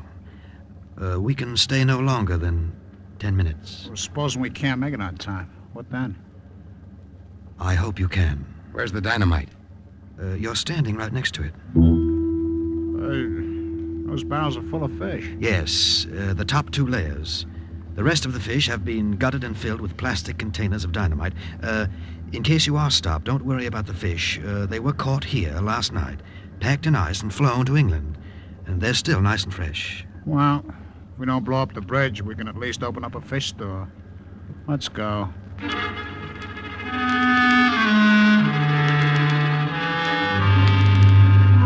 We didn't look back as we rowed to the shore. We listened to the waves hitting the beach. We listened to the stillness that seemed to surround all of Norway. We beached the boat, piled our dynamite behind some bushes, and waited. What time is it, Andy? It's about 5 minutes past 11. Aunt Joe was supposed to be here at 11. He'll get here. Supposing he don't make it. Then what? I've got enough rations for 5 days. We'll figure out something. You know, they shoot guys who don't wear a uniform behind the enemy lines. What's the matter? You scared? Yeah. So what?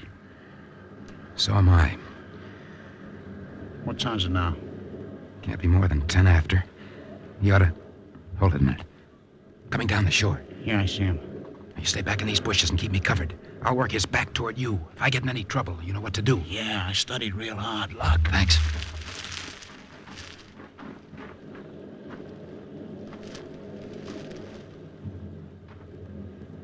Good evening, sir. Good evening. A nice night. Dark, but pleasant. Tell me, how is the fishing around here? Not too good in winter. You can come out, Pete. It is good to see you. My name is Jansen. My name is Anderson. This is my partner, Pete Furillo. Welcome to Norway, Mr. Anderson, and to you, Captain Furillo. Say, I'm going to like this country. The promotions come real quick. I understand you're to lead us to a place where we can hide. Yeah, that is true. My home is safe.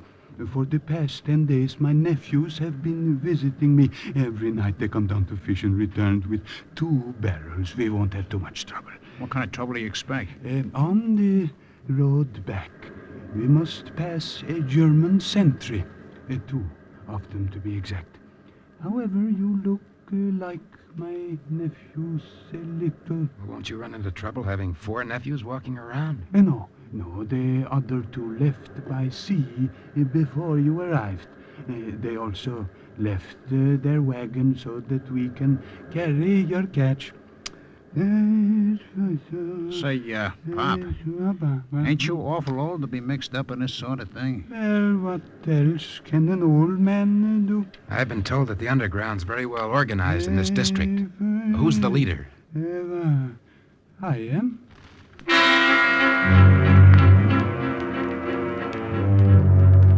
There were no lights in the houses we passed. There were no people on the roads. This was occupied territory. Fear and hate filled the air. This was Norway with no songs, unless you can make music out of the heavy tread of a German soldier. We pulled the wagon up the road for about 4 miles without saying a word. Then we saw the roadblock. Up ahead, the German sentry. Does he understand Norwegian? Yeah. We took him in after the last war. We brought him up and he promised to come back. They all kept their promise. Nice guys to have around. Pete? Yeah. Your friend plays his part well. Remember, you have traveled this road for over a week. If the sentry is familiar, don't be surprised. Hold your breath, Pete. And remember which fish swallowed the 45. Halt! Oh, it is you, Herr Janssen. Yeah. Dark night tonight. Yeah, mein Herr. How was the catch? We had a good catch. Well, here, let me take a look. I'd like to know what they'll be serving us tomorrow. Out of my way, dumb one. I wouldn't mess with the fish. And why not? The smell. It will stick to your uniform, and then the girls will object. You are smart for a Norwegian. Janssen, when am I going to get another bottle of that brandy? Tomorrow night I will bring it myself. Dumb one, why aren't you wearing the pants with the patch? Where did you get the new sweater? Oh, I am having them cleaned for him. I'll bet he is going to see his girl. Yeah. Imagine the dumb one with a girl. He wouldn't know what to say. It is very funny, mein Herr. Of course it is. Move along, Janssen. The stink of fish is beginning to hang in the air. Go along now. Yeah. Hey, dumb one, maybe you will introduce me to your girl. I'll bet she looks like a fish. That guy's got a great sense of humor. He made a move for that barrel of fish. I thought we were done. It was close. Close for him, too. Say, Pop, you and that German sentry were real chummy. Ain't that kind of dangerous for the head of the underground? Yeah, for the head of the underground, but I am also the local Quisling.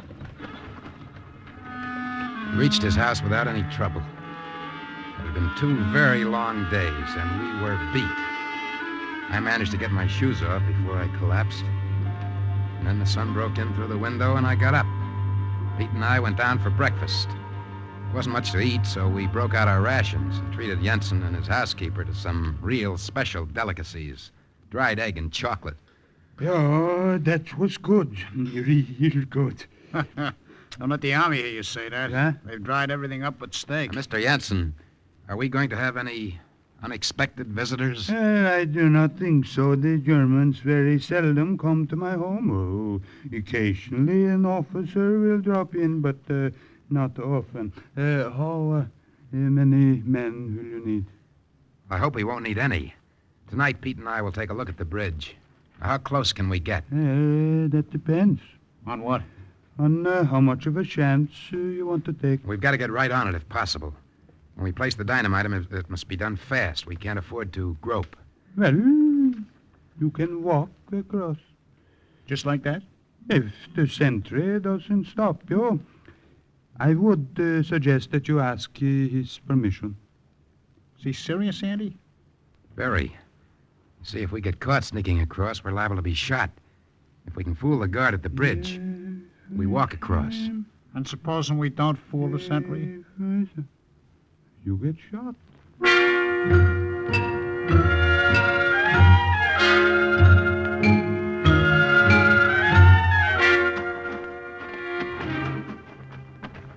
There it is, up ahead. Yeah. Look at that Heine pacing back and forth. Wait a second. Whatever you do, don't say a word. Even if he sticks that bayonet into you. Don't say one word. I hope you and that guy hit it off real well. Jensen gave me a good story. It should work. Come on.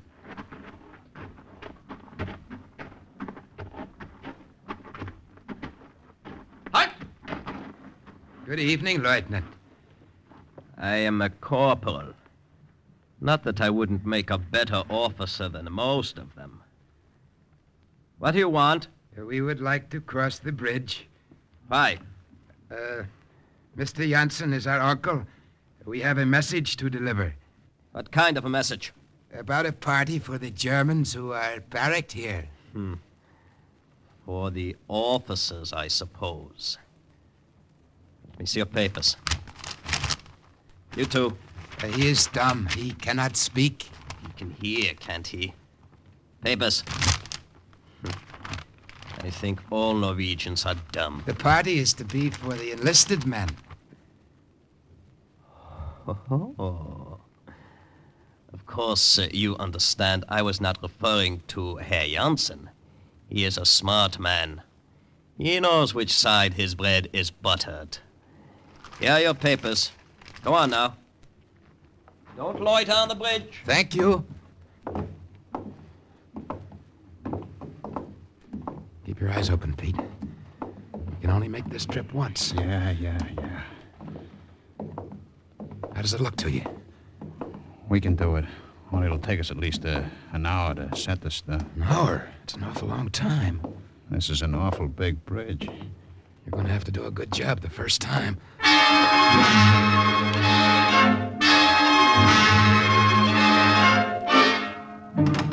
Ah, I see you got back. Did you have any trouble? No trouble. I told him that you were going to throw a party for the enlisted men. Yeah. He was quite pleased. Mr. Farillo, you think you can do the job? I can do it all right if I have the time. It is very important to us. This is their main line of supply from the north. It will cripple them for months. What happens after we do this? There will be reprisals. A few more will die. Huh. That's a tough shake. Yeah. There are times when it is better to die. When do you tend to blow up the bridge? Day after tomorrow. The boat will be there to pick us up. If we blow the bridge at 12, we'll still have 2 hours. Yeah, more than enough time. Hey, ain't it gonna look bad for you? Your nephew's disappearing the night the bridge goes? My real nephews will come back on time. We better get some sleep. Now, look, I'd appreciate if you'd have the underground give me a timesheet on the German guards. Yes, sir, yeah. How many, when they change, where everybody is within a mile. I will have everything tomorrow afternoon. Well, come on, Andy. Let's turn in. If I knew that being a spy was going to be so easy, I'd have bucked for it long ago. Yeah, things are going easy, all right. Too easy.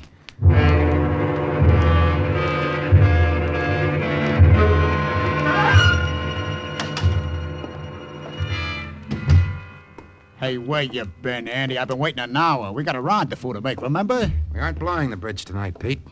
Well, don't you think you ought to let me in on your plans? It's my neck, too. It's an opportunity we can't afford to pass up. Look, Professor, in this game we play for all the marbles, huh? So stop talking in riddles. According to Jansen, a troop train will be passing through here tomorrow night. The Nazis are moving south, and we can put a real crimp in their plans. Keep talking. Not only do we blow the bridge, but we blow up a loaded troop train. Hey, ain't that shaving it a bit thin? Tomorrow night's the last night we can make that boat, remember? It's up to you, Pete.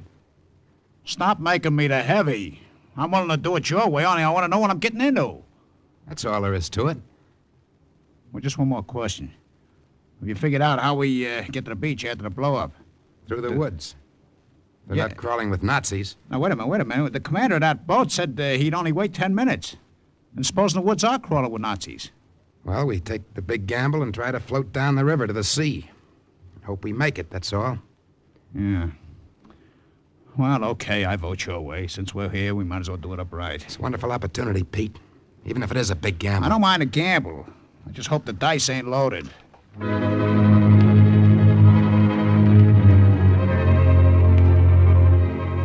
We sat for hours and watched the darkness.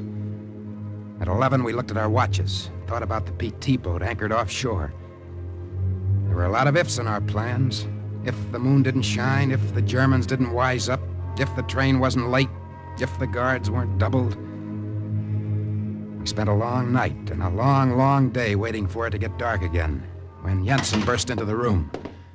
You will have to change your plans. We can't. We're set to leave in 30 minutes. Downstairs, a Gestapo major. What? Somebody talked. I don't know. He says he's looking for someone. That's just dandy. He was here some weeks ago. He met both of you. I mean my real nephews. Come on, start thinking, Andy. We can't walk past it with our arms full of dynamite. Can't you get rid of him? No.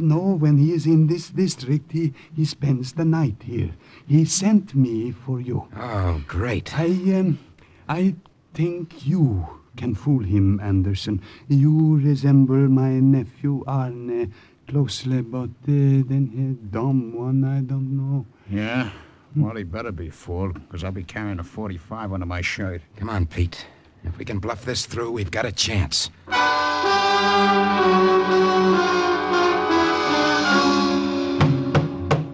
Jansen, bottle of brandy. Oh, there you are. Didn't see you standing in the doorway. But I can see the bottle. Bring it here. Yeah, right away, Major. And Anna, come in. I want to talk to you. Ja, mein Herr. I understand Norway is playing host to a couple of American spies. What? That is impossible, mynheer. Impossible, but true.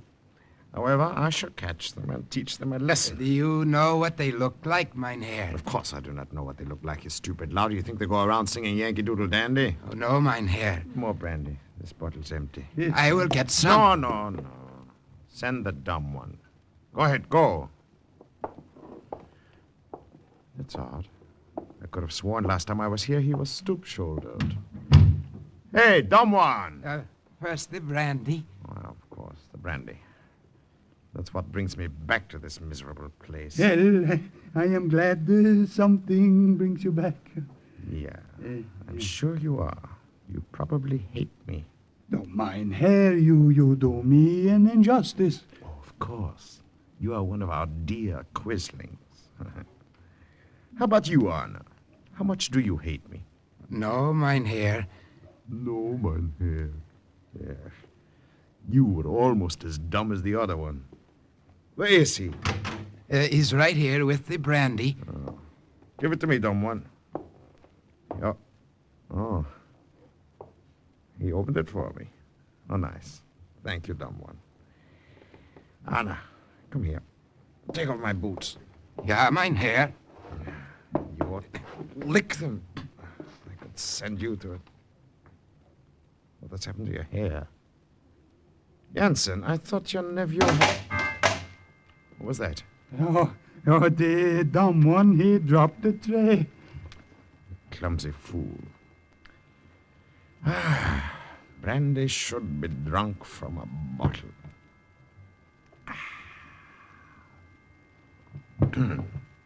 This is brandy, Jansen. It has been a long... Here. Huh? I don't understand it. He could drink 2 gallons and not even get a little drunk. Well, he's good and plastered now. He'll be out for at least 10 hours. I don't understand it. Well, I don't know what the Norwegian word is, but in Brooklyn we call it a Mickey.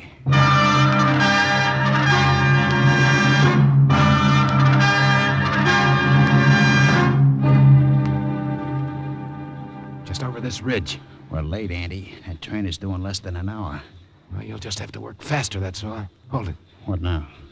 I got guards in the woods. Yeah, I see them. It's going to be tough to get around them and slip under the bridge. It would take us over an hour. We'd miss the boat. We'll have to walk the road right to the bridge. What about the sentry? Have to get rid of him and pray that we have time to set the dynamite before they discover him. So we hit them together? You walk about a pace behind me. I've got to get close enough to use a knife. It's got to be the first time, so don't miss.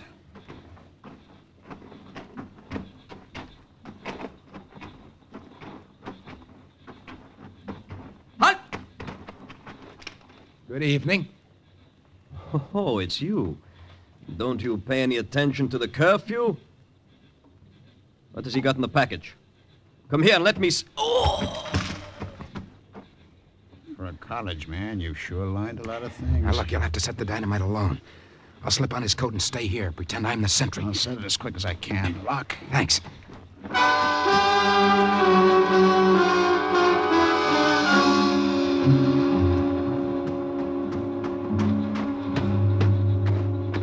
Andy? You finished? Yeah. I wish I had more time, but I think this'll do it. Let's start moving. We can't. What do you mean we can't? I didn't time fuse it. What? We had to stay and set it off. Why? Look, supposing the train is late, the time fuse would miss. We stayed this long. We might as well finish the job, huh? Where's your detonator? About 100 yards back. Lead the way. Okay. I didn't have time to bury the wire. Hope nobody trips over it. The bridge looks like a Christmas tree, you know? More wires than American TNT. Well, all we can do now is wait. Yeah. Gee, wish I could smoke a cigarette. So do I. Might as well get comfortable. How much time we got to get to that boat, huh? Less than 50 minutes. Huh. Too late to go through the woods? Too late. Well, so is the river. It's going to be tough. Half a railroad will be drifting with us. Don't worry about that later. We're going to be sitting ducks when that bridge goes.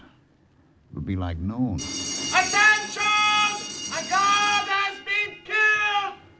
Ah, looks like they found our friend, eh? Afraid it's really going to get crowded here in about... Attention! Hey, here comes a commuter special. That's our target. Look at it snake along. It's getting closer. Wait till it hits the middle and then push the plunger.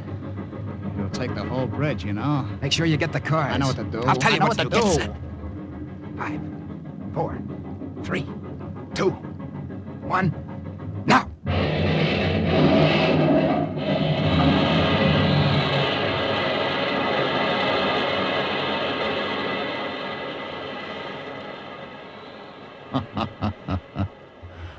Pretty, ain't it? For a hurry-up job, you did fine. You should have seen what I did for graduation. Down the slope and into the river. Yeah, right behind you, pal. Here's our private car. Grab a hold of that beam. Got it. Why, those fires make a beautiful sight. I'm too busy to be an nature lover. Well, don't let go. The current will drag you right down. I'm holding. Hey, the water's cold. This will take us close to the rendezvous. It's real cold. Hey, Andy. Yeah? When we get back to camp, remind me to tell you about a dame I know in Brooklyn. What about her? She gave me the air for a lifeguard, because I couldn't swim.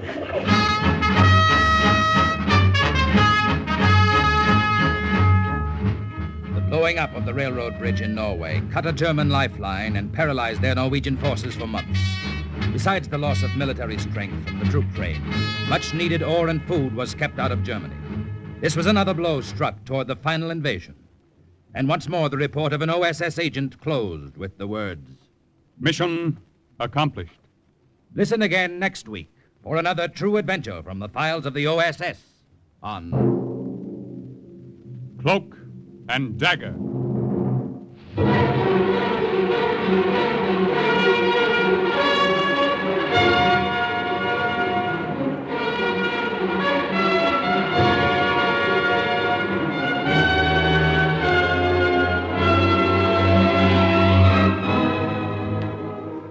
Heard in today's Cloak and Dagger adventure as Andy was Joseph Julian. Pete was played by Ralph Bell. Jansen, Raymond Edward Johnson. The German major was Barry Kroger. The guard, Jerry Jarrett. The sentry, Frank Behrens. The American captain was played by Carl Weber. The script for today's Cloak and Dagger adventure was written by David Harmon. The music was under the direction of John Gart. Sound effects by Chet Hill and Dick Gillespie. Today's OSS adventure was based on the book Cloak and Dagger by Corey Ford and Alistair McBain. This program is produced by Louis G. Cowan and Alfred Hollander under the direction and supervision of Sherman Marks. Programs. Get your programs here. The American Album of Familiar Music returns over most of these NBC stations next Sunday, August 27th. Designed, as always, to bring you the best in Sunday evening musical listening, the American Album of Familiar Music will be back next Sunday. And on Sunday, September 10th, Theater Guild on the Air returns with dramatizations featuring top performers from Broadway and Hollywood. This is NBC, the national broadcasting company.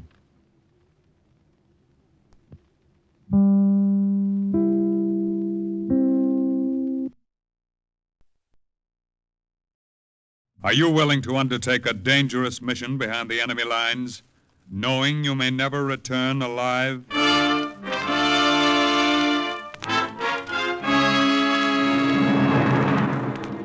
What you have just heard is the question asked during the war of agents of the OSS.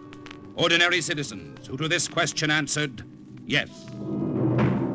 This is Cloak and Dagger.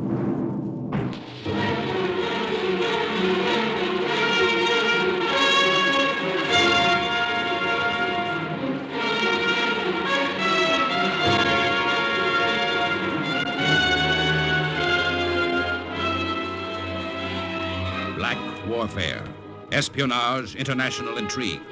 These are the weapons of the OSS.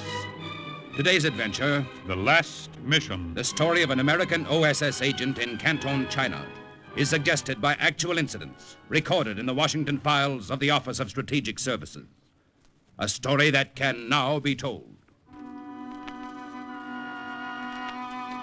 He must have had another name, but I never knew what it was. Everybody on the waterfront called him Charlie. He was old and he limped and he should have drunk less and shaved more. We'd see him on the wharves in the afternoons in his dirty dungarees and torn sweater, begging cigarettes from sailors. Then evenings he would hobble into Lee Chen's tavern where I worked to beg for something else. Hey, Tanya! Ain't you gonna buy Charlie one little drink, huh? No, I'm not, Charlie. No drinks on the house tonight. Oh, but tonight's the night there ought to be drinks in the house. Are you forgetting it was just 5 years ago tonight Canton fell to the Japanese? We gotta celebrate, don't we? What's the matter? I say something wrong? I don't like your sense of humor. Oh, I don't see what you got again the Japs, Tanya. With all them nationalities mixed up in you, you probably got some Jap blood yourself. No, I haven't.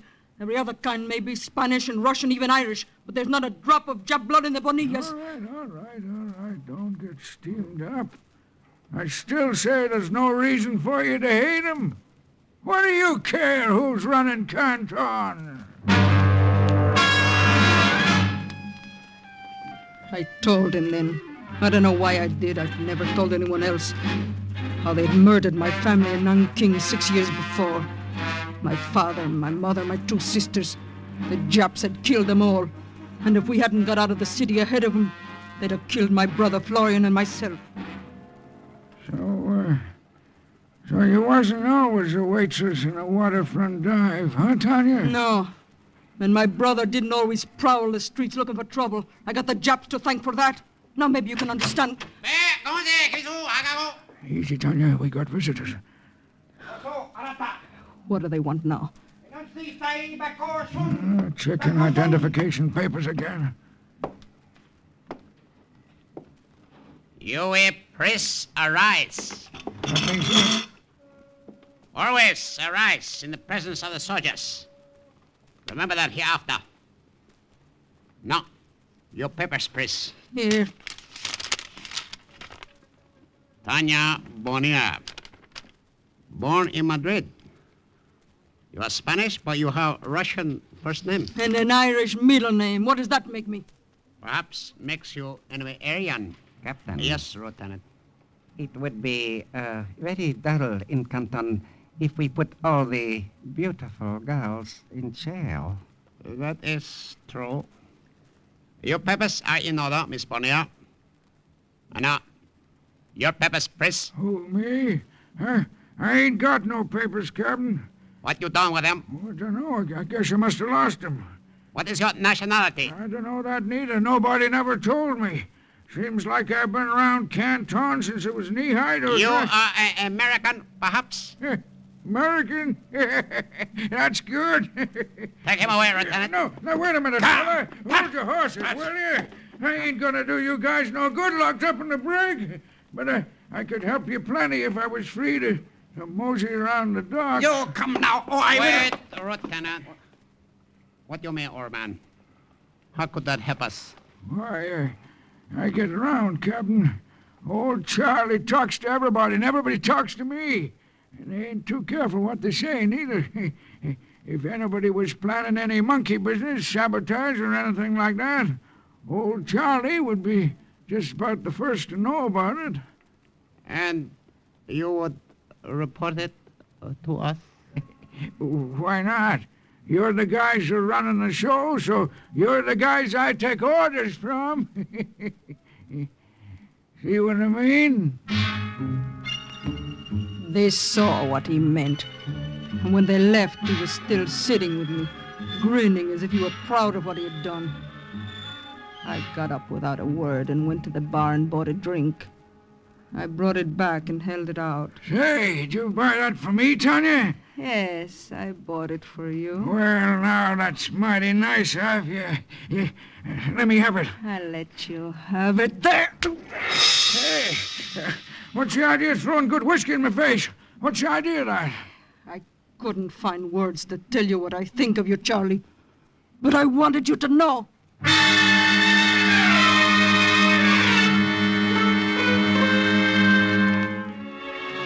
I was sorry afterward. After all, Charlie was old and hungry and half-cracked. I should have saved it for somebody else. Someone closer and dearer to me. I should have saved it for my brother, Florian, who was waiting for me when I got home. I thought you'd never get here, Tanya. Hurry up and change your clothes. We're going to a party. A party? What party, Florian? Well, it's sort of an anniversary banquet. You know, 5 years in Canton. There are going to be a lot of important people there. Chinese, Japanese, both. Big celebration. Oh? And we're going to celebrate with them? Oh, we weren't invited, of course, but I know a fellow at the door. He's going to let us in. We rub shoulders with some of the most important people in Canton. Maybe even with the men who murdered your mother and father. What? Oh, nah, don't be like that, Tanya. That was a long time ago. These aren't the same fellows who took Nanking. They're Japanese. Yeah, We're but... not going to the party, Florian. We got nothing to celebrate. No? Well, maybe you're not going, but I am. Why? Because I know what side my bread is buttered on, that's why. The Jap side? As long as they're top dog, yes. And it looked like they're going to be top dog for a long time. I see. You're a traitor to our family, Florian. We haven't got family, Tanya. We haven't got anything. And we never will have unless one of us starts playing on the winning team. See you later. I didn't sleep well that night. I lay there in the dark, feeling as if I were alone in a world of enemies. That same feeling haunted me all the next day at Lee Chen's. Charlie didn't come to the tavern that evening. I didn't see him till I was through working, till I stepped out into the dark street. Then a shadowy figure came staggering up to me. Tanya? You're drunk, Charlie. You better go home. That's just what I was thinking, Tanya. Only I can't seem to get there. The street keeps going round in circles. How about you kind of steer old Charlie along? I'm sorry. I want to get home myself. It's late. Oh, come on, Tanya. Be a sport, will you? Help old Charlie. He grabbed my arm and hung on to it. It seemed easier to do what he asked than to argue about it. Good girl. I'd never seen his home, but he remembered the address, and I led him toward it through the deserted streets. Here we are. It was the kind of place you'd expect Charlie to live in. A filthy two-story dump in the worst part of Canton. He was still holding my arm as I took his key and unlocked his door for him. Good night, Charlie. Go to bed and sleep it off. Come on in for a while. Why don't you? No, good night, Charlie. I got a bottle in there, Tanya. We can have a little drink. I don't want to drink. Oh, come on in anyway. Come on, Tanya. Charlie, let go of me. Let go, you hear? But he didn't let go. His fingers were like a vice around my wrist. Come on. He jerked me across the threshold. He shoved me into the pitch-black room and slammed the door. Now, where's that light? You filthy old bum! Let me out of here! Sorry I had to manhandle you like that. It was the only safe way of getting you in here. I thought someone else had said it. I thought there must be 3 of us in the room. Then the light flashed on, and there were just 2. Just Charlie and me. Surprised, Tanya? I'm sorry, but I have to play it safe. You see, Tanya, I am an American. An agent of the OSS.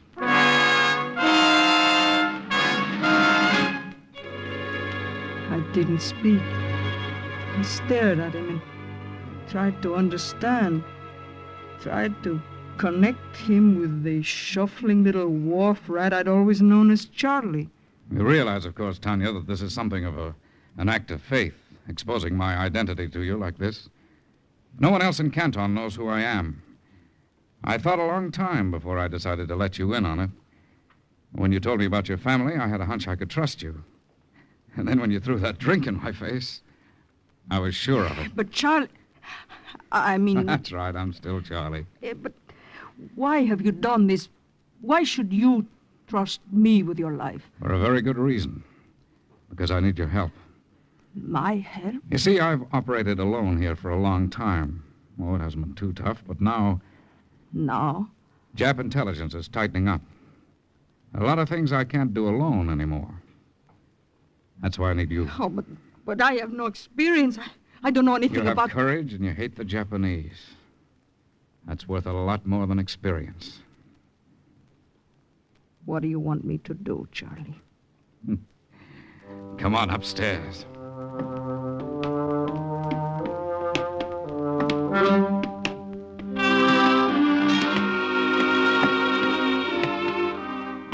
He led me up a long, narrow, rickety staircase. He opened the door to a tiny, garret-like room just beneath the roof. It was hot and stuffy. The light he switched on was so dim that at first I couldn't see. Do you know what this is, Tanya? A radio transmitter. That's right. You send messages. To whom? American submarines operating off the Chinese coast. And what I send is all the information I can get about Jap shipping entering and leaving the port of Canton. I see. Tanya, you wait on sailors at Lee Chan's all day. You drink with them. I've never drunk with a Japanese sailor. But you could. Sailors talk a lot when they're drunk. And if they don't talk enough, I could provide you with knockout drops. They'd sleep peacefully while you examined their papers. I see. It scares you a little? A little, yes. You see, Watch it, Tanya. What? That lever on the wall, you almost touched it. You better not. Oh, what is it, Charlie? Oh, it's a little precaution I've taken. I wouldn't want this transmitter to fall into Japanese hands. They could do a great deal of damage with it. But the lever in the wall... That can do a great deal of damage, too. It sets off an explosive that'd blow this building sky high.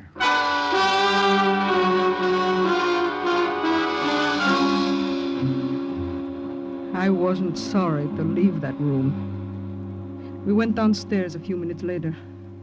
He stood in front of me, watching me. Tanya, let me explain something. We're all volunteers in the OSS, and the people who help us are volunteers, too. You don't have to do this unless you want to. I understand, Charlie. If you refuse, I won't worry about what you know. I'll still trust you. I don't intend to refuse. It doesn't scare you too much? When I think of my father and mother and sister, it doesn't scare me at all. It's a deal? It's a deal. I don't have any liquor. We might have a smoke on it, though. American cigarettes? Oh, I haven't had one for years. Keep the pack. Thanks. To a free world, Tanya.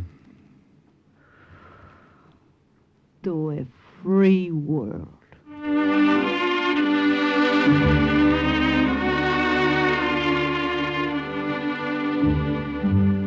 That night I slept well. Now I had friends and allies. That is, I slept well until sometime shortly before dawn. And then the sound of my bedroom door opening awoke me. I wasn't frightened. I knew who it was and what he wanted. It had happened so many times before.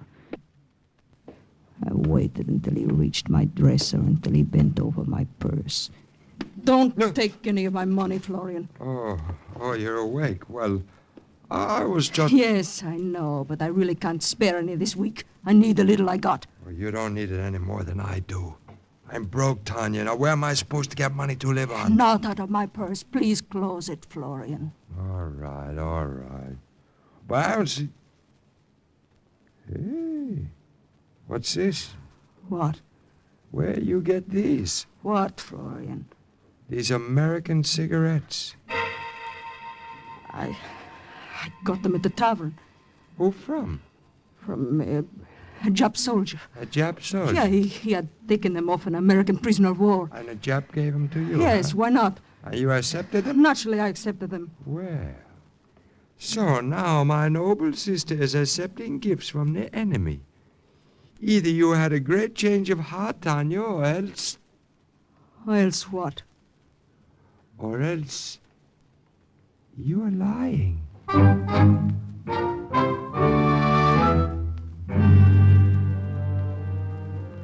Beginning the very next night, I flirted with every Jap sailor who came into Lee Chains.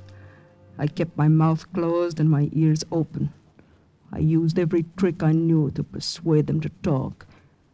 And when it became necessary, I used something else.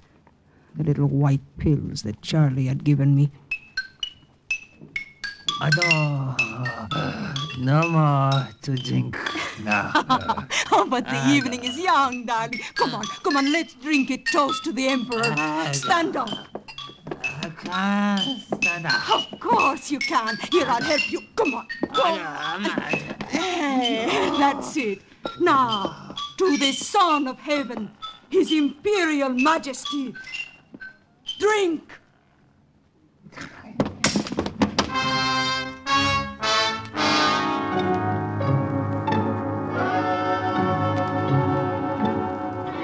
Oh, it was so easy, Charlie. He was out cold. I just reached into his pocket and there were his papers. No one saw you? Not a soul. You put the papers back? Of course, after I'd copied them. Here's the information. How am I doing, Charlie?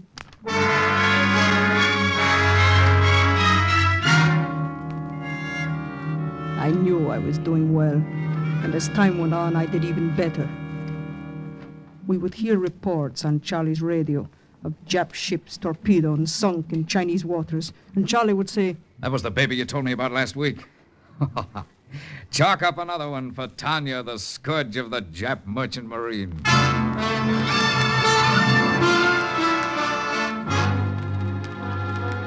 I was proud, and I was happy. And I believed my father and mother and sisters knew, and that they were proud too.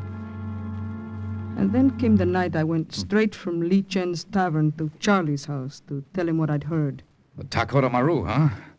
That's one of the Nip's biggest ships. I know, Charlie. And she's carrying industrial machinery to Yokohama, one of those factories they've stripped in Fuzhou. You sure about the sailing time? Quite sure.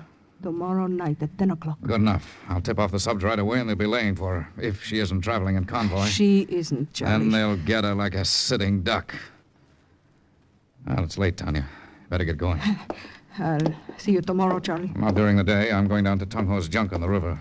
I'll be back here by evening. Good night, Charlie. Wait a minute. Let me see if the coast is clear.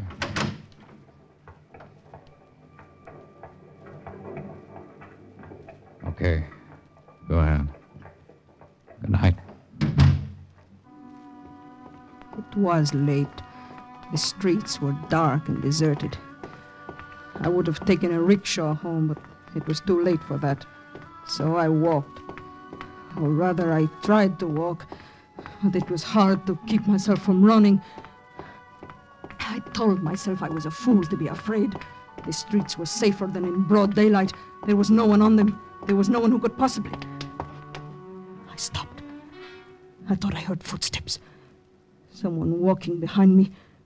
I turned. There was no one there. At least I couldn't see anyone. I started walking faster, and I grabbed the revolver that Charlie had given me. And then I heard the sound again. This time I stopped and whirled around. There was a street lamp behind me, and I saw a shadow on the wall of the building. The shadow of a man.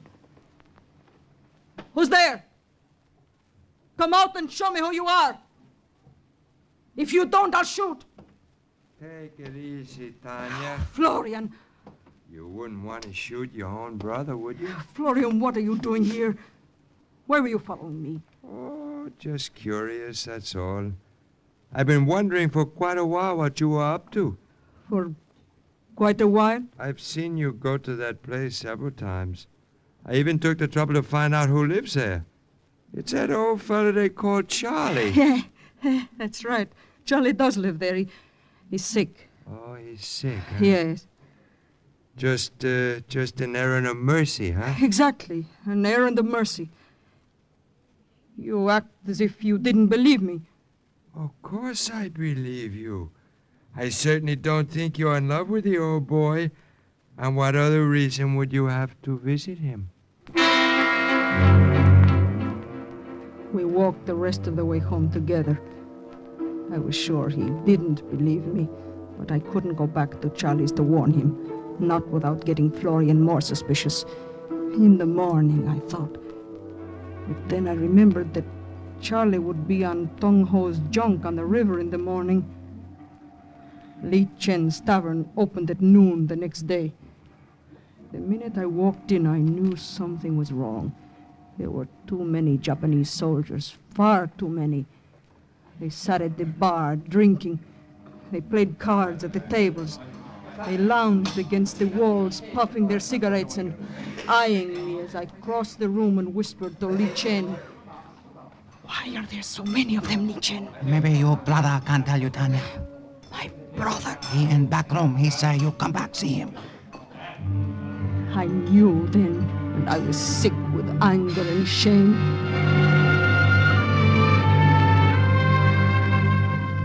But I was sicker still when I saw him sitting alone in that back room, when I saw the smirking triumph on his face. Good morning, Tanya. How's your sick friend this morning? Don't stand there and stare. I haven't done anything so terrible after all. One spy, more or less. How much did they pay you, Florian? Quite a bit. It seems they've known for a long time there was one operating in Canton. They haven't been able to get their hands on him. Until you betrayed him. Yes. Though they still haven't found him. There are some soldiers waiting for him over at his place where you went last night, I mean. And there's a crowd of them here. They're bound to pick him up pretty soon. Didn't you get a bonus for betraying me, too? Oh, I might have, but I wouldn't sell out my own sister. I kept you in the clear. I told him you helped me spot him. Thank you, Florian. Oh, not at all, Tanya. By the way, I can pay you back some of the money I lifted from your purse. After all, if it weren't for you, I wouldn't be sitting pretty now. Would a couple of 100 yen even the score? Huh? What do you say? There was so much I could have said, but I didn't waste the time. Only one thing mattered now. Charlie was still free. I swore by the memory of my mother and father that I would keep him free. It was a half hour before I managed to slip away from Li Chen's unnoticed. Charlie had introduced me to Tong Ho, and I had been aboard his junk the week before, so the guerrillas on guard around the boat recognized me. They led me to a cabin. That you, Tong Ho? It's Tanya, Charlie. Tanya? I thought you were Tong Ho. You just went ashore to meet a courier from Hong Kong, some sort of important news. Not as important as the news I have for you.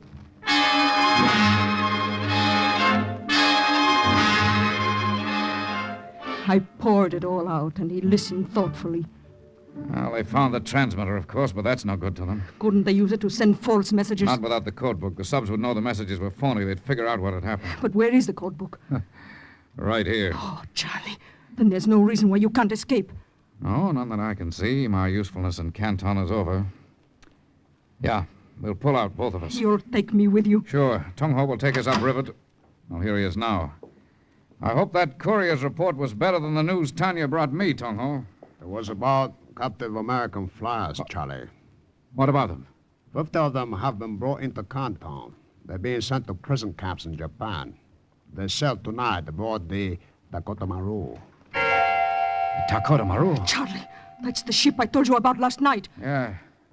It's the ship I radioed the subs to torpedo. They will torpedo our own men then, Charlie. They will if I don't countermand the order. Gotta let them know the flyers are aboard. They gotta let the ship go through. You cannot tell them, Charlie. You cannot get to the transmitter. I have to. But there are Japanese soldiers there waiting for you. So I'll get past them somehow. Charlie, no, don't go back there. They'll kill you if you do. And they'll kill those flyers if I don't. There are 50 of them. There's only one of me.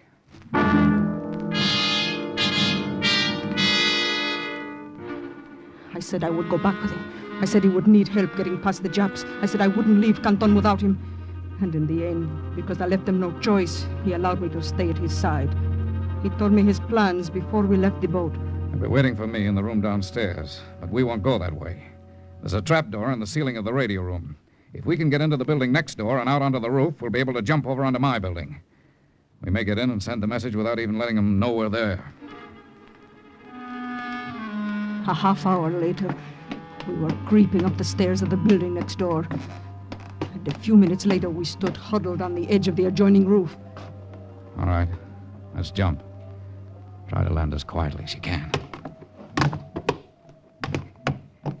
And then, flat on our stomachs, we crawled toward the trapdoor and pried open its rusty hinges and lowered ourselves into the radio room.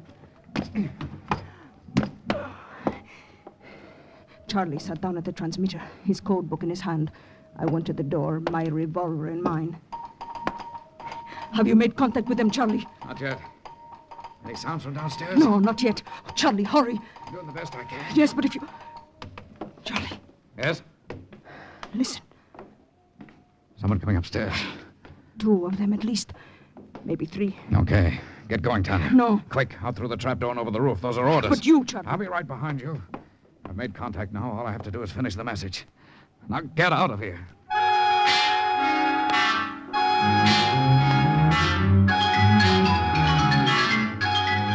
It was a lie.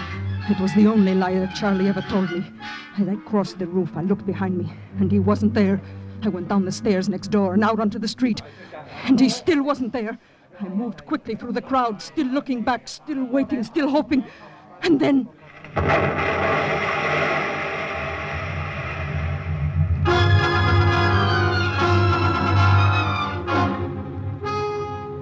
he had pulled the lever that destroyed the transmitter.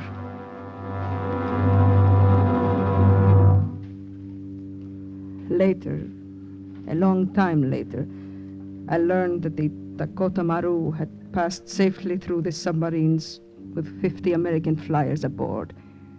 Charlie had sent his message in time. He had performed his last service for the OSS. The last, but one, I mean. The very last had been to die for it.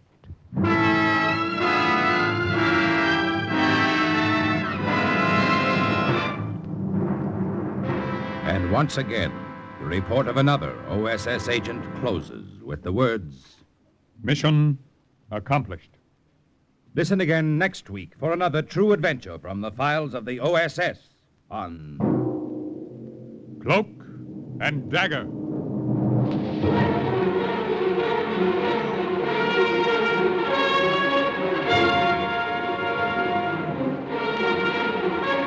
Heard in today's Cloak and Dagger adventure as Charlie was Ian Martin, Tanya, Bryna Rayburn, Florian Arnold Moss. Others were Ralph Bell, Raymond Edward Johnson, Carl Weber, and Guy Rep. Script was written by Ken Field, and music was under the direction of John Garth. Sound effects by Max Russell and Frank Loughlin. Engineering, Don Abbott. Today's OSS adventure was based on the book Cloak and Dagger by Corey Ford and Alistair McBain.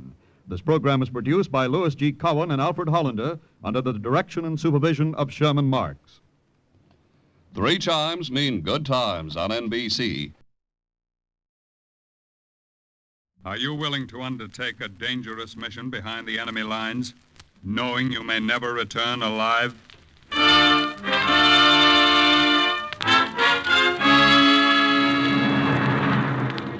What you have just heard is the question asked during the war to agents of the OSS, ordinary citizens who to this question answered, yes.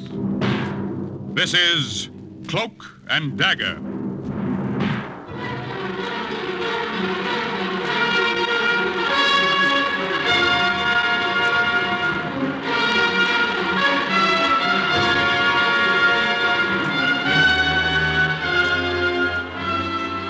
Black warfare, espionage, international intrigue. These are the weapons of the OSS.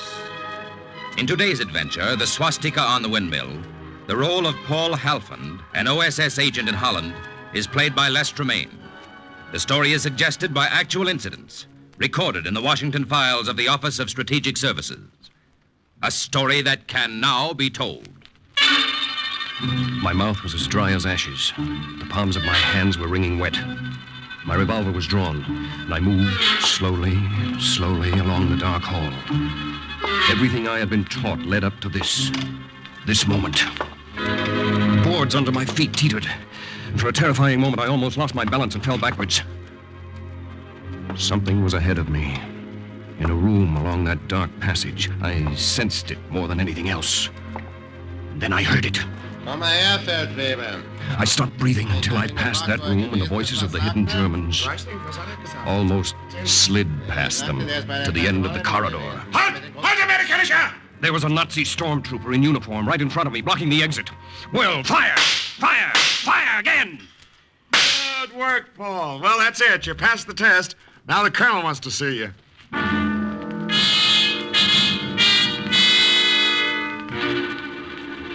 What I had just come through was a cleverly designed scare house that rivaled any Coney Island chamber of horrors for one-a-minute thrills. This was part of the training of an OSS agent, and it took place less than an hour's ride from Washington, D.C. Lieutenant Halfond, at the present time, we have no information and no way of getting information on the disposition and plans of German troops in the Netherlands. We think they're up to something. We want to know what. Now, you'll be flown to England, and from there, a submarine will take you to the coast of Holland. The coast of Holland? To me, Holland was that little country where my Uncle Brom lived, where I visited when I was 12, where the windmills were now under the shadow of the swastika. I guess we can surface about here. There's Mac on Holland. You want to take a look, Lieutenant Halfond? Thanks, Commander Sperling. Through the periscope of the submarine tuna, I could see a windmill in the flat lowland of the Netherlands. I couldn't see the swastika, but I knew it was there. The pressure gauge showed 20 feet of salt water above us. Take her up. Take her up.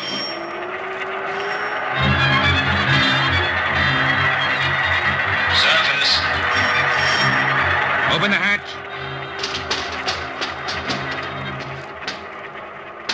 We climbed the ladder through the hatch, where an inflated rubber boat was waiting to take me to shore.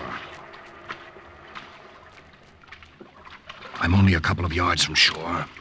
I can get out here. Hand me that rucksack, please. Here you are, sir.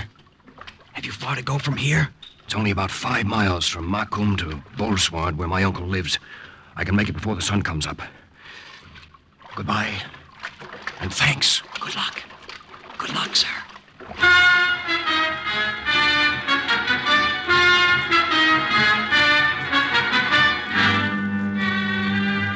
So when you rang the bell at Sana Paul, I jumped from my bed. The devil, I said. It's the Gestapo. They finally put 2 and 2 together and connected me with the underground. Hush, Brom, hush. God gave you a tongue. Must you use it so loosely? I'm afraid my new Aunt Hilda doesn't trust me completely. I trust no one these days. Oh, Hilda, this is Paul.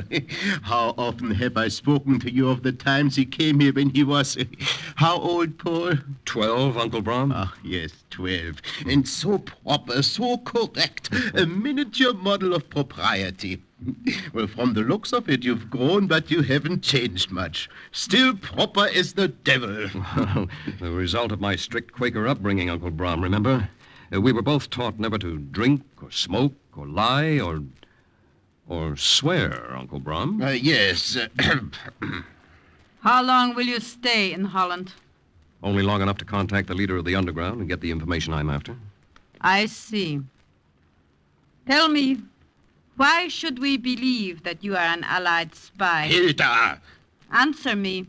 Surely you don't expect me to carry proof about me that I'm a spy in case the Germans find me? Then how do we know? That's enough, Hilda. The devil, I say. I'll hear no more of this talk.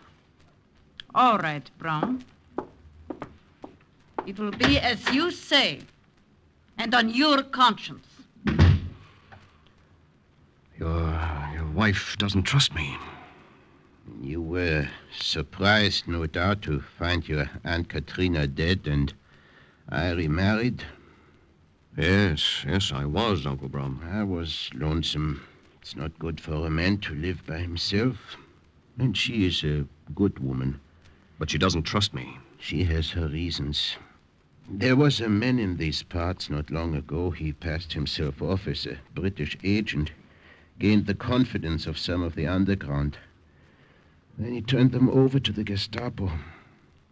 Oh, I see. Hilda's family was among those executed. You understand now? Uncle Brum, you haven't seen me nor heard from me since I was a boy. You don't know where I've been during those years in between. You don't know what my loyalties are. Do you trust me? Tomorrow I will take steps to put you in contact with Hans Bock in Leeuwarden, a leader of the Dutch underground. When I awoke a few hours later, it was about 10 o'clock. Through the window of the spare room that Aunt Hilda had made up for me, I could see the neat little milk carts jolting over the Keistien and the cobblestones. And I could see the endless stream of bicycles. And here and there, a German soldier in uniform, like a blot on the landscape. I'm afraid the breakfast is not as sumptuous as it was in the old days, Paul. Do not apologize for what we cannot change. Aunt Hilda is right. It was very good. The Rogebrod was just as I remembered it. And these currant buns, these Krentenbrudjes, they're wonderful. I will leave you. I have a house to clean. You're still suspicious of me? Have I any reason not to be? Hilda, enough. Paul is my sister's son. I will stake my own life's blood that he is to be trusted. Let us hope you do not have to. Hilda! Aunt Hilda. Look. This pistol. I'm giving it to you. It's the only one I have. The only one you have? And you give it to me? Yeah? I put myself at your mercy. If at any time you have proof, even the slightest, that I'm not what I claim to be, take my own gun and turn it on me. I will take your gun and take you at your word. That should convince her, Paul. You are what you say. I hope so. Now, what about this Hans Bock? How can I get in touch with him? I will arrange for a meeting between you halfway at Harlingen 5 days from now to give him time to collect the information you are after.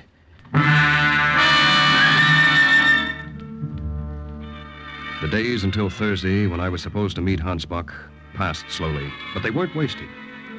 I set up the shortwave radio in the wine cellarette in the living room. I had long talks with Uncle Brum, and I went out of my way to win over Aunt Hilda. Are you sure there's nothing I can do to help you with dinner, Aunt Hilda? Nothing. Thank you. Oh, it's still raining. One need not be too clever to see that. In Holland, it seems always to be raining now. Rain, mud, and despair. I remember when I came here years ago. It was winter. I was in time for the skaters' races. Yeah. Skaters' races. And the booths. Remember the little booths that sold chocolate and milk cooked with aniseed? And the little cakes, all the varieties of gingerbread? Oh, how I loved them. Hand me the spoon. Here. Here you are. Thank you. Tell me about America. What is it like? It's too large to describe in a sentence or two, Aunt Hilda. When the war is over, you must come visit us.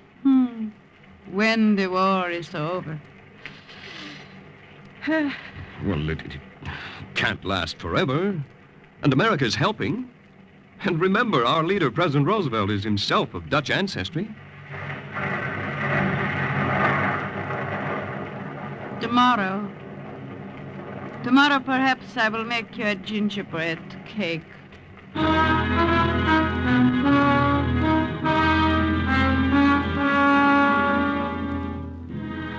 Yes, I won her over slowly. And on Thursday, when I left for Harlingen, she said goodbye to me at the door with Uncle Brum. You know where to meet him, Paul. You have everything clear? Yeah, everything, Uncle Brum. I'm to meet him beside the monument of the Stone Man on the North Sea dikes.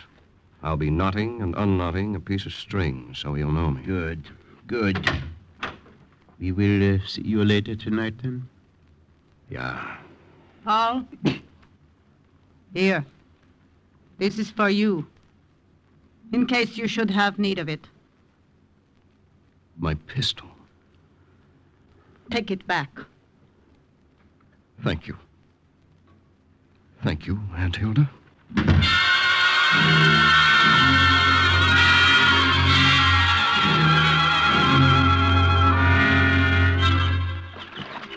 Guten Morgen. Guten Morgen. This habit you have of knotting and unknotting string, is it not a waste of time? Nothing is a waste if it serves a purpose. Herr Bock? Yeah, Lieutenant Alfond. We meet as planned. The information. Do you have it? Yeah. Where? In my head. You'll have to memorize it as I give it to you. I could not take a chance of writing anything down. I'll remember then. Remember it and use it well. There are 40,000 Nazi troops in Holland and Belgium. These troops will be on the move within 2 weeks. Where are they going? Northern Italy. They'll be used to cut off the American advance there. The colonel did suspect the worst. Thank you. I'll radio this out tonight. It is appropriate, is it not, for us to meet under the statue of this stone man? See the inscription? Terminus. Yeah. It means thus far and no farther. A threat to the sea that is held back by the dikes. Thus far and no farther. A threat also to the Nazis? Yeah. You understand me well. Remember me to your uncle. And goodbye for now.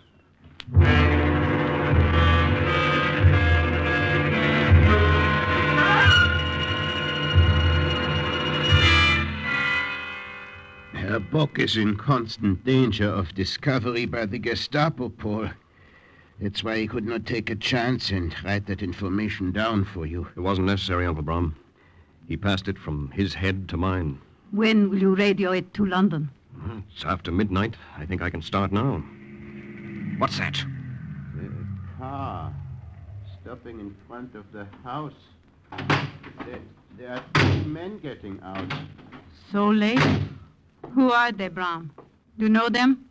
No, I don't. I'm afraid it was like this once before when they came to get my family.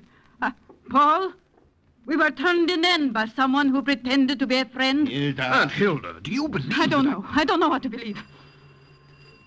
I'll answer it. Herr Kelderman, Yeah? we have business with you. Come in. This is my wife and my nephew, Paul Halfond. Your nephew? Max, take a good look at him. Huh? Would you say he looks as if he's to be trusted? I never trust a man who looks so innocent. What are you talking about? Who are you? Do not be so suspicious. We are from Hans Bock. We're members of the underground. Underground? I was not conscious there was an underground in the Netherlands. What do you want with us? You're being very careful. I can see that, Herr Kelderman, and that's good. And perhaps this will prove who we are. Would you not say that is Herr Bock's own signature? Yeah, that is his all right. I know it well. You're convinced now? Read it aloud. Uncle Brown. Let me read it, Paul. Have reason to distrust man you sent me today. Show proof who he is or turn him over to these men for underground execution. This is ridiculous. I do not understand. Nor I. Herr Bock seemed to trust me well enough this afternoon. Your nephew is a German spy, a traitor in our midst. The devil he is. I do not believe that. Not Paul. He's not a spy, not for the Germans. You want proof? I will give you proof. See here, in the wine cellar. This is his shortwave radio. He was going to send a message tonight. He is a friend. He is an ally. He's a member of the American OSS. Don't you believe me? What is it? What is the matter? We believe you well enough. Thank you for giving us proof of what we suspected. What's this? Shall I show them my badge, Herr Do Commander? that, Sergeant. Do that. Take a good look. The skull and crossbones. The Gestapo. We've been trailing Herr Bock, but we had no definite proof that he was connected with the underground. We only suspected. And today we saw him meet your nephew here on the North Sea dikes. Why did you wait until We now? figured that if we arrested them then and there, we might get nothing from them. So we waited. We arrested Herr Bock, and we found a paper with his signature on it. That note you showed us was forged. Quite right, Frau Keltermann. The note was forged. Herr Little Bock by refused little, to tell us anything. inch by Now inch, he can no longer I had tell made my anyone. way to the kitchen door. You have killed him. Right again, Frau Keltermann. And then we may around be the corner. obliged to your husband for supplying us And with up the truth. back stairs. Der Kommandeur, hier escapes. After him! Halt! Run, Paul! The attic! Halt! I will go west with you! In a flood of memory, it came back. Chamber of Horrors, an hour's drive from Washington. My mouth was dry as ashes, but the palms of my hands were wringing wet. Along the dark hall, my revolver drawn. Everything I had been taught led up to this moment. We have you covered from both sides. Drop your gun! Well, fire! Fire! Fire again! Into the darkness! But this time there was no instructor to say, "Good work, Paul." There was just a gun in my back and a leader of the Gestapo to say, "You are under arrest, Lieutenant Halfon."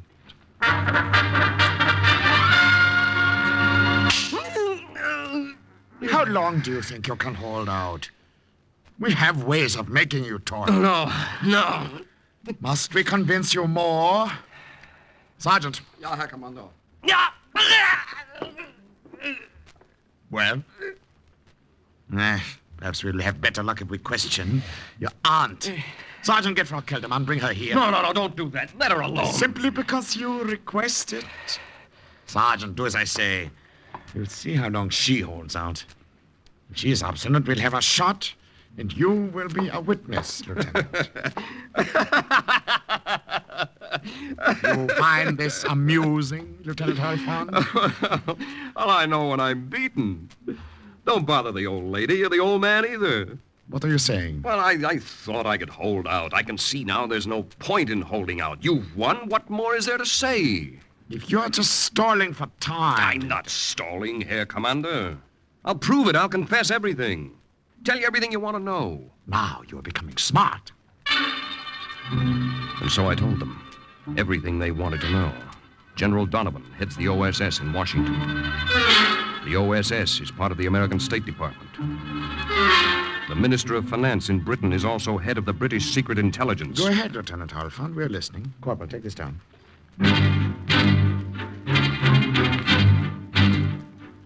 I gave them a mixture of fact and fantasy that would have done the German propaganda ministry proud.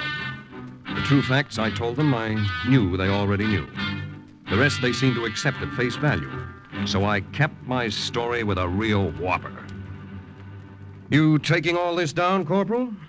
We'll take this down with a red pencil. An invasion of North Holland is part of the Allied plan. What? The invasion will be made in the eastern area of Friesland on the Dutch North Sea coast. You are lying to us. We'll see if you know you are beaten.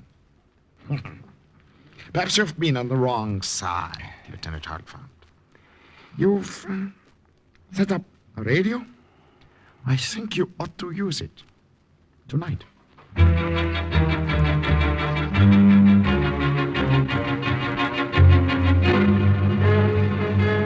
Time is now 2300. 2300. Paul Halfon, calling headquarters. Can you hear me? Over. OSS headquarters to Paul Halfon. You're coming in clear.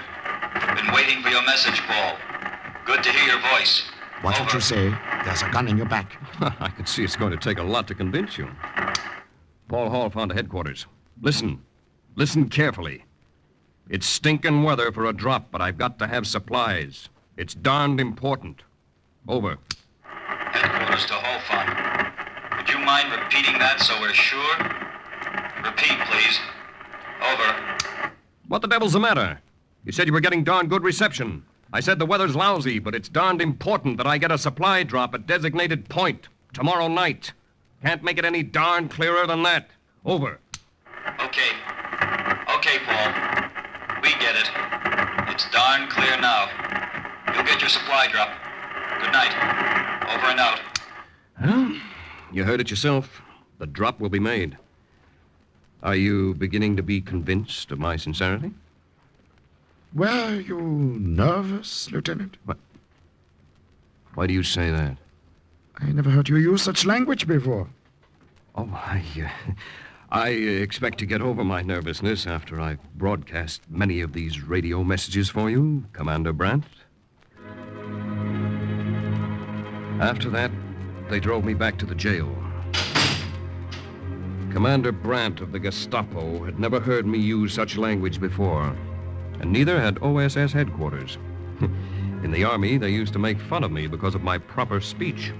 I gambled on the chance that the radio operator who knew me would detect something odd about my speech. When he answered back the same way, I knew he understood I was a prisoner of the Germans, and that the supply drop would probably save my neck. I didn't sleep that night, and I didn't really take a deep breath until 11 o'clock the next morning. Good morning, Lieutenant. Would you care, perhaps, for a piece of chocolate? Or an American cigarette?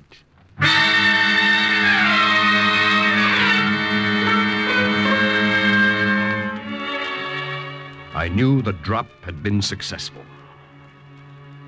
They sent us home, Uncle Brom, Aunt Hilda, and me. But we brought a boarder with us in the person of Commander Brandt.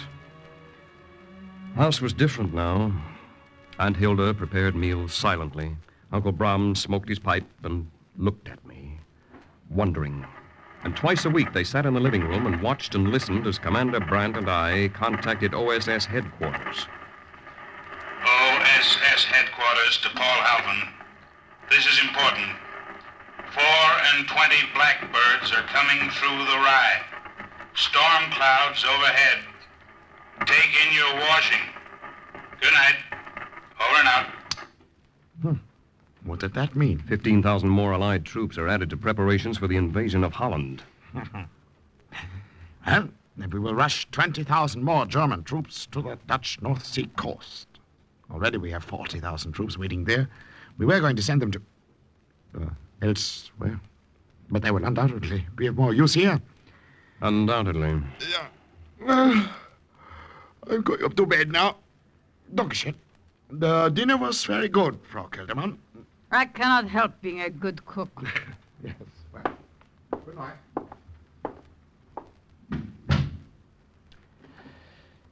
It's thoughtful of him to leave us alone so much. Is it? I do not care much for your company. Hilda, maybe he's got his reasons. I wanted to tell them my reasons, but I didn't dare. Instead, I stood at the piano and played the scale with one finger. Even Uncle Brom was getting to the point where he couldn't look me straight in the eye. But as Uncle Brom became more suspicious, Commander Brandt became less suspicious. I think I will go up to bed, too. Something was wrong with the piano. The C was sharp, as if something were pressing on it, making it sharp. I walked around to the back of the baby grand, and I saw it. It was a small, round disc the size of an overcoat button.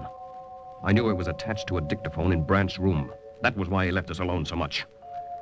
I'd give him something to listen to. Paul, I know there must be some explanations for these things you're doing. Now, look. You haven't had it so good for years. Eggs on the table. When did you have eggs on the table last? Privileges nobody else has. Extra ration books.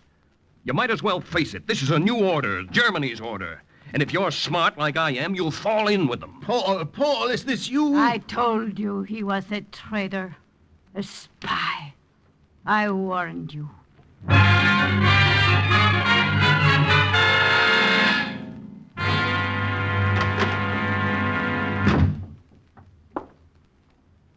You wanted to see me, Herr Commander? Yeah, Paul. Thank you for coming to my office so promptly at my call. I follow orders. So I'm beginning to see. Sit down, sit down. I want you to hear something.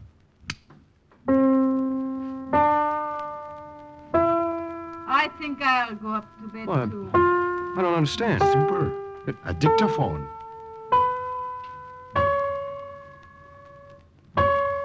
But I still don't... I know there must be some explanation. That's Uncle Brom. Yeah. Now, look. You haven't had it so good for years. That's me. Eggs on the table. Well, what's the idea of doing it on the table last? Privileges nobody else has. Extra ration books.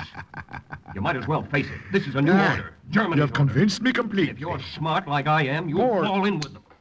I have a proposition for you. Yes?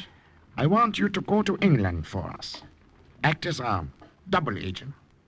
You can be more valuable to us there. Leave Holland? Huh? But aren't I a great help to you here? I know the risk it involves, but Germany will pay you well after the war. Think it over. I thought it over and let him convince me. And a few days later, a German stormtrooper gave me a personal escort to the border, and I made my way back from the enemy lines. After I left, my aunt and uncle escaped and were hidden by the underground, and it wasn't until the war was over that I was able to see them and explain.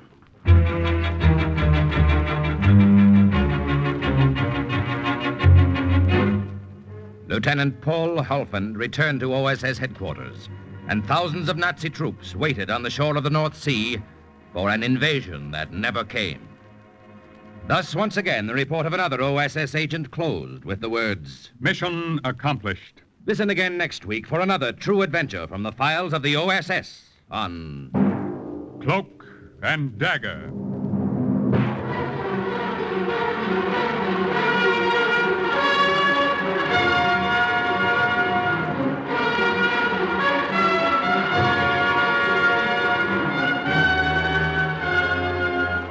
Heard in today's Cloak and Dagger adventure as Paul Halfand was Les Tremaine. Brom was played by Stefan Schnabel, Hilda by Virginia Payne, Bant by Barry Kroger, the Colonel by Raymond Edward Johnson. Others were Carl Weber, Jerry Jarrett, Arnold Robertson, and Bob Weil. The script was written by Winifred Wolfe and Jack Gordon. The music was under the direction of Murray Ross. Today's true OSS adventure was based on the book Cloak and Dagger by Corey Ford and Alistair McBain. This program was produced by Louis G. Cowan and Alfred Hollander and was under the direction of Sherman Marks. Programs, get your programs here. Mystery fans, there's an exciting evening waiting for you tonight on NBC. First, some listener will have a chance to win a double reward for solving the case on $1,000 reward. Next, when a woman reads her own obituary in the paper, the saint finds himself involved in a case that leads to murder. Then Sam Spade works his way through the rod and reel caper. Yes, you'll find adventure here tonight. Stay tuned now for High Adventure and the Big Guy on NBC.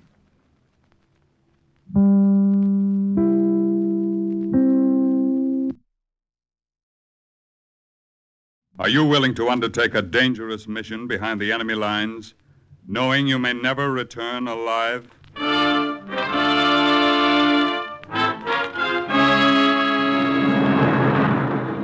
What you have just heard is the question asked during the war to agents of the OSS, ordinary citizens who to this question answered, yes. This is Cloak and Dagger.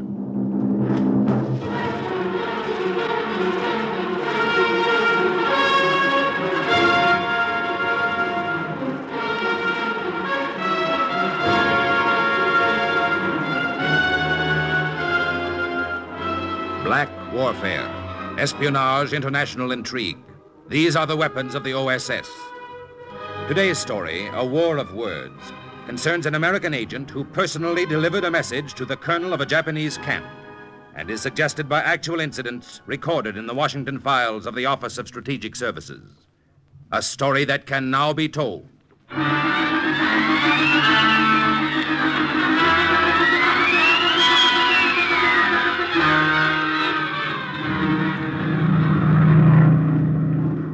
Okay, Harry, I've spotted it. There's our target.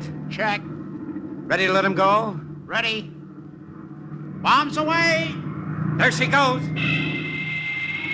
I dropped every one of those bomb shells we had in the plane, and they hit the target right on the nose.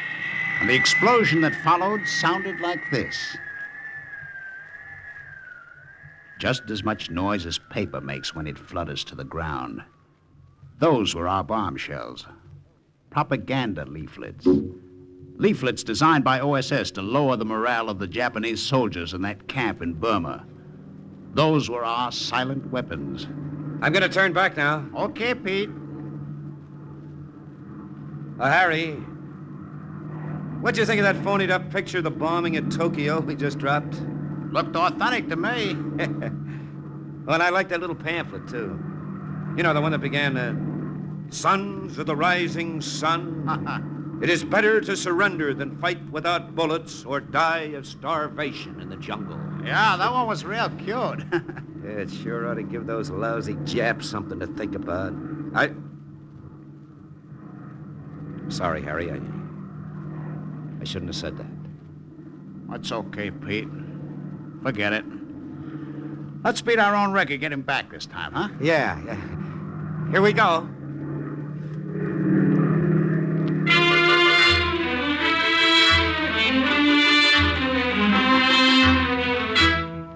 Sometimes the guys forgot that Harry was short for Hariyoshi. Hariyoshi Nabura.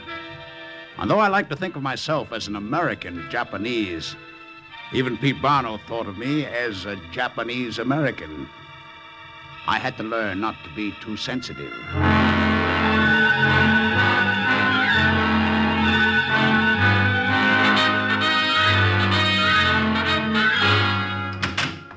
Come in, boys. Come on in. Oh, thank you, Colonel. Sit down. Cigarette? Thank you. Now, you two have done a good job in the past few months peppering Burma with that propaganda material. Oh, here's a light, Harry. Thank you. And we already have begun to see the results. Oh, how's that, Colonel? Well, you know how live Japanese prisoners used to be at a premium. Rather than be captured, they'd commit harakiri, almost in defiance. Oh, yeah, I hear a lot of them are surrendering lately. That's right. Their morale isn't what it was. Good. And you, too, can take part of the credit for that. But tomorrow I want you to go one step further. We're listening, sir. Take a look at this document. What is it? Chinese or Japanese? It's, well, Greek to me. I can tell you what it is, Pete. It's obviously a forged order to the commander of the Japanese camp to withdraw his troops 3 miles east. Well, I hope it's not an obvious forgery to him, Lieutenant Nabura, because if he falls for it and moves his camp, our armies will have a clean road right into Bamo. And once we get there, Burma's practically in our hands. Oh, I see. Oh, begging your pardon, Colonel, but what are we supposed to do? To walk into that Jap camp and deliver these orders? Oh, no. Your job is much simpler. All you have to do is fly over the OSS Detachment 101 at Assam and drop this document. The Kachin natives and our agents there will do the rest. We've contacted them by radio. They expect it. Check, Colonel. Yeah, this will be a snap. Nothing to it.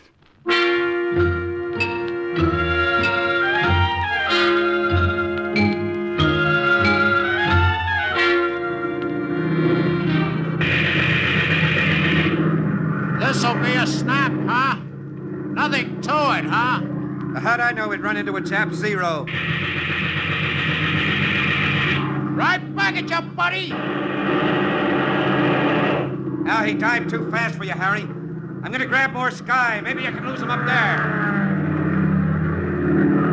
He's on a tail. Maybe not for long. Hang on, boy. Most of the way up, the air was thin enough so that I could see the nose of that Zero following us. And then at 7,000 feet, the air became thick, and we lost him. But the plane had taken quite a beating. How bad does it look, you, Pete? Well, we haven't more than 50 miles to go. Then we can set down in Kachin territory, make repairs before heading back to India. Okay. Instead of dropping that document, we'll deliver it in person when we get there, huh? If we get there. What? Watch that wing. It's coming off or he hit us. There she goes. What do we do now? I'm going to kick the stick forward as hard as I can, put her in a loop. Oh, that's crazy. Now that'll toss us backwards out of the cockpit. Don't pull your ripcord before you fall free of the plane. We'll land in the river. Now keep your feet dry. Here we go. We fell free of the plane. I jerked the ripcord and my chute opened. On the way down, I inflated my Mae West and the little lifeboat swelled up. Below me, I could see Pete drifting slowly in the Brahmaputra River. And then I hit the water.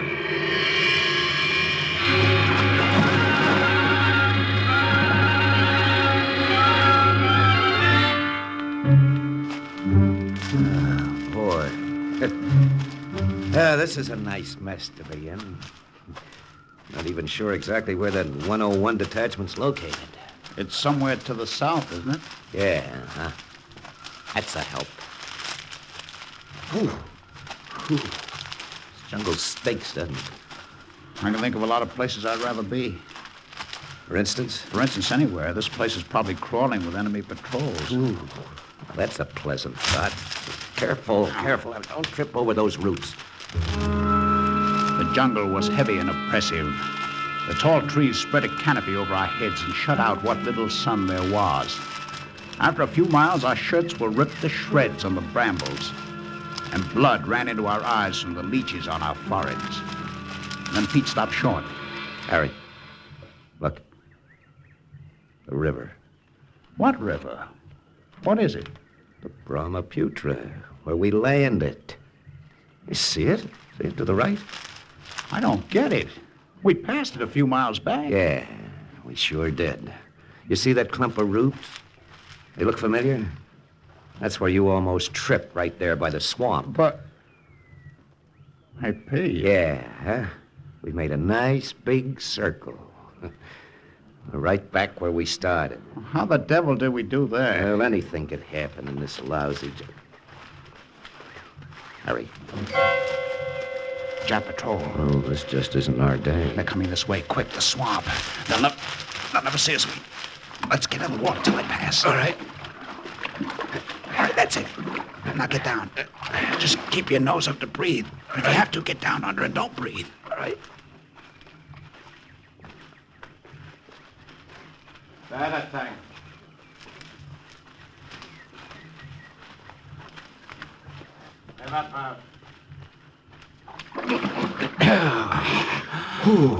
I could have reached out and untied their shoelaces. Let's get out of here. That night, we lay side by side deep in the jungle on top of coarse undergrowth, underneath the trees from which lianas hung down like braided ropes. We shifted our positions every few minutes as a regiment of ants and bugs crawled into our clothing and kept us awake. And then towards morning, we fell asleep, exhausted. When we awoke, the sun had found a hole in the branches and crawled through. Oh, boy, that sun's hot. Is it? What do you mean, is it? I'm cold, Pete. I got the shakes. Fever? I don't know. I just feel sick. I'm sick of my stomach. We can't sit here. You think you can travel? Huh? Oh, sure. Come on. Boy, that sun's blazing, isn't it? Why, I thought you said you had the shakes. Huh? Oh, nothing. Come on, Harry. Come on now. Up on your feet, boy. You'll be all right. Yeah. Come on, boy. That's it. Come on. There we go. We started walking again. Our wrists had open sores on them from jungle rot. My head was hot, my hands were cold, and I felt sick, awful sick. Harry, how do you feel? I'll be okay. It was that swamp we hid in. Just those lousy bugs that got under your skin, huh? I'll be all right. Harry! Harry! Can you hear me? Harry! Harry!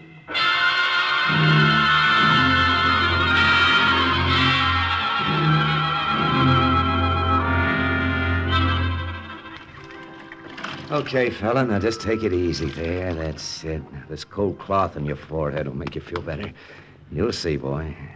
Pete? Yeah. Yeah, it's Pete. Where am I? Couldn't you say anything more original than that, for crying out loud? I blacked out, didn't I? Now, don't talk so much. You blabbed enough when you were off your head. Who's, Okasan? A girl I knew at UCLA. I figured. How long ago's it been since, 2 days. Have we got enough rations? We'll be okay. Don't lie to me, Pete. I said we'll be okay. Now, don't try to sit up, Harry. Well, how far do you think we are from the Cutchins? Well, I think I've got the direction pretty well mapped out now. About a day's travel. Due south. Well, not if you sit here with me for a week. No, don't talk so Go much. on, Pete. Get out of here. I'll tell you what, if you make it there by yourself, you can come back with some of the natives and get me. Not on your life. I'm not leaving here. But she... Shh. Quiet. Someone's outside. Pete drew his gun and crawled out to the mouth of the cave. My head was pounding harder than before. Maybe it was the fever. Maybe it was because I had to lie there helpless while Pete went out alone to whatever was outside. Do not shoot. Friend, I'm friend. Who are you? Maybe shooting. Scout, I'm scout. Saw you this morning from top of tree. Saw you at brook. Saw uniform. Yeah, you've got good eyesight. But you still haven't told me who you are. I told you, I'm Suling Scout. Cochin Scout. Cochin? Well, why didn't you say so? You're from Assam? You're from the OSS detachment? That's right. Harry! Harry, did you hear that? Well, how's this for the mountain coming to Mohammed? It's great. It's just great. Would like I take you to camp? Would like? Oh, boy, would love. Oh, look, I've got a sick friend in here in the cave there. A fever. Can you fix him up? We'll see. I looked up from the bed of leaves that Pete had made. The Cochin scout who leaned over me was short and squat with long matted hair and teeth worn to a black stub by beetle nut. He took a good look at me and jumped back as if he'd been bitten. Japanese! It's Japanese! I kill! No, hold on there, wait a minute. You hold on, I said. Now listen, Suling. Suling, this is American. Just like I said. It's Japanese. It's no use, Pete. Listen, Sue, is a Japanese, yes, that's right. But is American, too. You savvy? American. Friend. Look at his uniform. You say friend.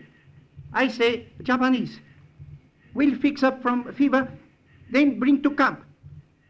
Let them say which is what. I don't know what he mixed up in those witch doctor concoctions besides the juice of mahogany leaves and the roots of the liana vines. But whatever it was, I was on my feet 2 days later. We started out for Detachment 101. Only this time we had a guide. And then, the next night, out of nowhere, we came upon it. Well, what do you know? Here it was, the OSS secret hideout. Carved right into the jungle of Burma. So this is Detachment 101. There were neat straw-thatched bashas, a mess hall, a well-equipped hospital, mortars, bazookas, crates of ammunition. Harry, look, a woman, a Red Cross nurse. GI paratroopers in bright-colored shirts and unlaced jump boots were strolling about, mingling with the native troops. Wow. Oh, this is just like a city in the wilderness, isn't it? It's like nothing I've ever seen before. And probably like nothing you'll ever see again. Huh? Well, where'd you come from? Yeah, sure, and I've been standing behind you all the time. Would you like to have me show you around, maybe? Oh, well, not now, thanks. The guide who brought us here disappeared. We've got to find the head man around here. We have something for him. Ah, but you'll live longer if you live slower and don't drive yourselves. My mother, rest her soul, told me that in Dublin many years ago. I'm Irish, you know. No, you don't say. Oh, yes. Now take a good look at our little camp. As I said, you'll probably never see anything like it again if you live to be 104. It's as if the leprechauns set it down right in the middle of the wilderness. Well, we'll look around later if you don't mind. Who's in charge? Now, you take all these lads, the paratroopers who were fast down in the jungle. They all had the same look about them when they first came, as if they'd stumbled into a bed of fire-leaf clovers. Now, look, Mac, would you mind very much? That lad there was a farmer in Wisconsin. And the one talking to the nurses from Boston, originally, that is. And the tall lad is a Texan. Would we want... And it took a lot to make him say that this looked better to him than Texas. Were you forced down here, too? In a manner of speaking, yes, I was. What did you do before the war? Well, I'll tell you, lads. I operated a hot fur ring from Hoboken to Canarsie. You what? Furry. A right thriving little business it was, too. And after the war, I'll probably go back to it. This guy's off his rocker. Oh, look, where can we find somebody in authority? At evening mass with everyone else. Mass? Of course. You see that big straw hut at the far end? You'll find him there.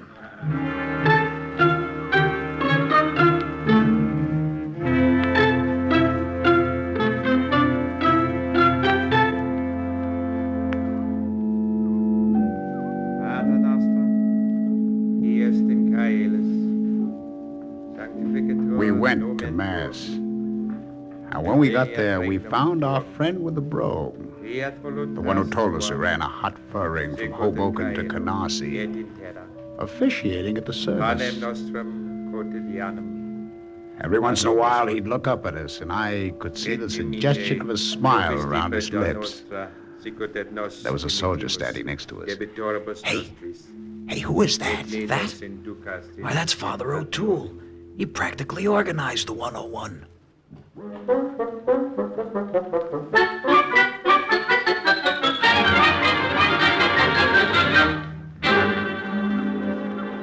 Sure, and I said it just to see the look on your faces later on. Well, take a good look. Boy, mine's red. Oh, but Father O'Toole. Yes? Here are the forged Japanese orders the Colonel gave us in India. Of course, the original plan about dropping them over to you and turning back didn't work out, but just as long as we got them here. Just as long as we have them, we know what to do with them. No, there's a Japanese mail courier coming through tomorrow night from De Groom to the Jap camp at Muklum. Now, I'll have Su Ling or one of the other scouts intercept him and deposit this document in his mail pouch. Oh, I get it, Father. When he comes to, he won't know what hit him, but he'll keep going. With the forged papers, eh? Yeah, sure, you got a quick brain, lad. And by the by... yes, Father. Now, since you're Japanese as well as American, I'd suggest you stay close to me for the next day or so until you leave. You see, then the natives will get over their suspicions of you. I see. Which one of you men was down with fever? I was, nurse. I'm sorry for barging into your hut this way, Father O'Toole, but Su Ling told me one of these men had jungle sickness. Wait, it's quite all right, nurse. Hey, me lads, take a look at her. Isn't she a fair colleen, though? Oh, that's enough of your blarney, Father. Come with me, please. What's your name? Nabura. Lieutenant Harry Nabura. I'm okay now, really. That may be so. We just want you at the hospital for a checkup. Come along. Hey, wait. Do you mind if I come too? No, not at all.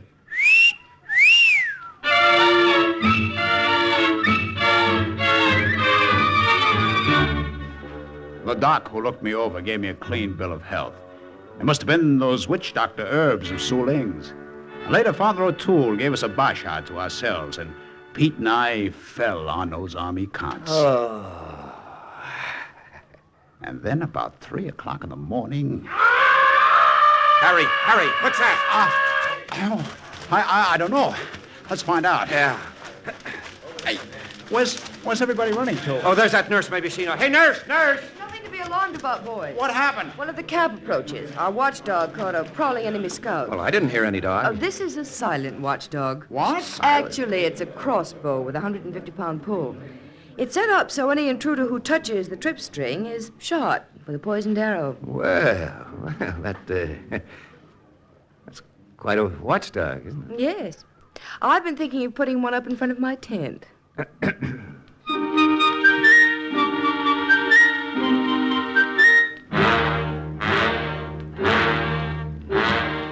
Oh, so Sally, Father O'Toole. All right now. Su Ling did not mean... And now it's done, Su Ling. It can't be helped. It's all right. Oh, hello, Father. Oh, there you are, lads. Come on in. Oh, what's up, Father? Su Ling make big mistake. Big mistake. What kind of a mistake? Well, I'll tell you, boys. It's like this. I sent Sue out last night to intercept the Japanese courier and deposit this document in his mail pouch. What went wrong? Well, it seems that Su Ling doesn't know his own strength, to quote a phrase, and he hit him too hard. I'm very much afraid the courier will not be able to deliver the mail after all to the camp at Muklum. Well, look, Father O'Toole, that document is important. It's got to get there. Where's the courier now? In the hospital, receiving the very best of care, I assure you. And the mail sack? In my possession. Okay. Then another Jap courier is going to take his place and deliver the mail. Well, you're nuts, Harry. What other Jap courier? Me? What? Now I know you're nuts. Pete, when I switch uniforms with that guy, take a good look at me. I promise you, you'll never recognize me. The idea has a touch of genius, lad. I think it may work. I hope it may work. Slip in an extra prayer for me, Father. While I was at it, I went after the letters and cards that were going to the Japanese soldiers and phoning them up. Erased everything but the signatures and wrote about how bad conditions were back in Tokyo, how the black market was flourishing, how they were being bombed every night. At dawn, I had changed into the captured courier's uniform. I had the mail sack over my shoulder and Sue Ling at my side to take me most of the way. Good luck again, me boy. Thank you, Father O'Toole. Oh, Harry, you sure that you want to do this? It's walking right into the lion's den. If they get wise to you. If they get wise to me, shigadaganai. What's that mean? It's good Japanese for so what?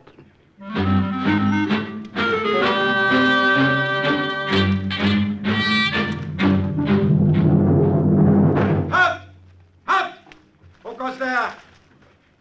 Answer, or I shoot. A courier from the Brigham with mail for your soldiers and special dispatch for your commander. Mail courier, come across. Let me see your face. I do not know you. Where's the other runner? Papers. Let me see your papers. Identification. Here. Very good. Pass.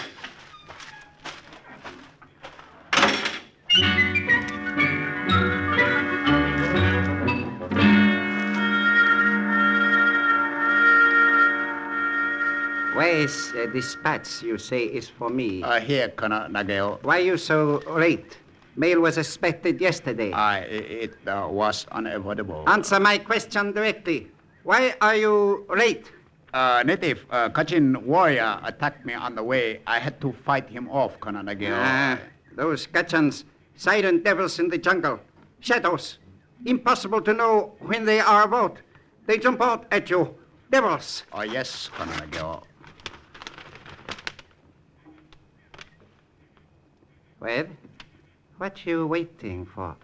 You may leave now. Yes, sir. I leave. I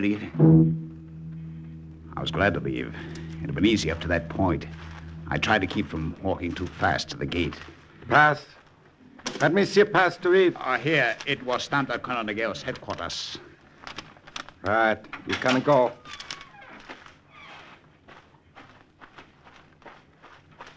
Wait! Wait!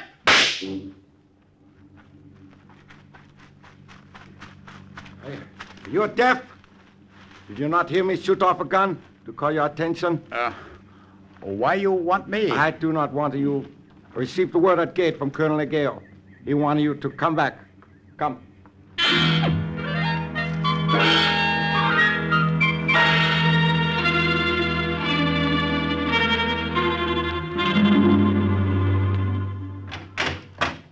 There you are, courier.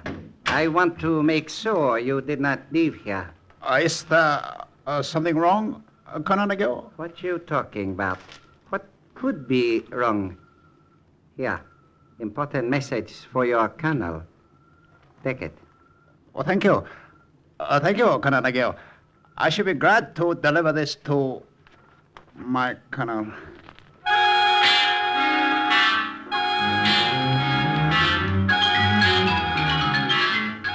This time, nobody stopped me when I left the camp at Mokloom and started back for Kachin headquarters. I must have been within 2 miles of Detachment 101 when I realized I was being followed. I couldn't see anyone or hear anyone, but I knew someone was there. In the brush or in the trees, hidden somewhere along the trail. I started to run faster. My lungs started to ache with each breath, and my strength was gone. The hangover from the fever I'd just gotten over. If I had escaped from the Japanese camp and fallen into headhunter hands, I knew I didn't have a chance. I talk Japanese? English? What are you? Headhunter? Good luck. Good luck. Ravanadi.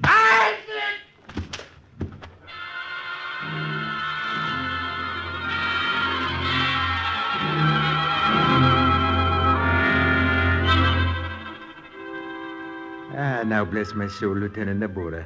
I see you're awake. How you feeling, Harry? Father O'Toole. Pete.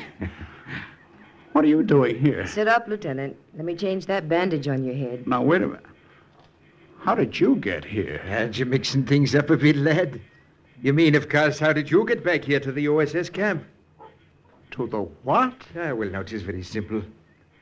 Oh, I have an apology to make for my friends, the Cutchins who brought you here. They'd been out scouting for the past week, and they did not know you. Also, of course, the Japanese uniform you were wearing confused them. But It was a pity that they speak only their own language, so that you couldn't clear up the situation. I'll have to teach them how to speak English. English the way it should be spoken.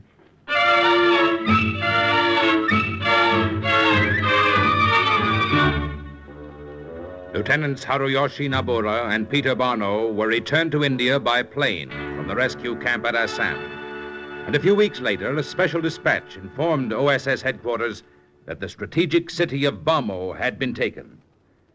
Thus, once again, the report of another agent closed with the words, "Mission accomplished." Listen again next week for another true adventure from the files of the OSS on Cloak and Dagger.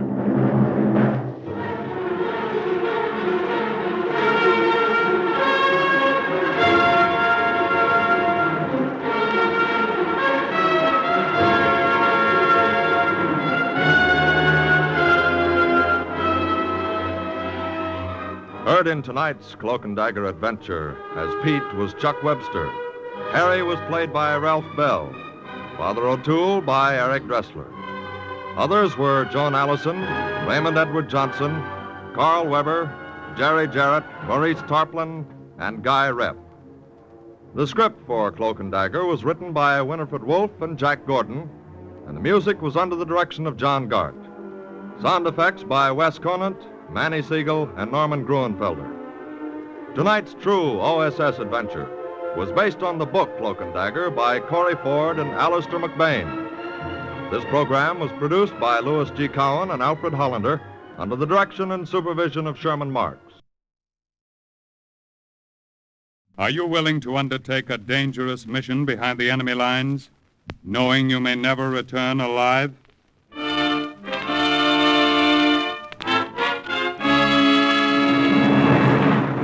What you have just heard is the question asked during the war to agents of the OSS. Ordinary citizens who to this question answered, yes. This is Cloak and Dagger.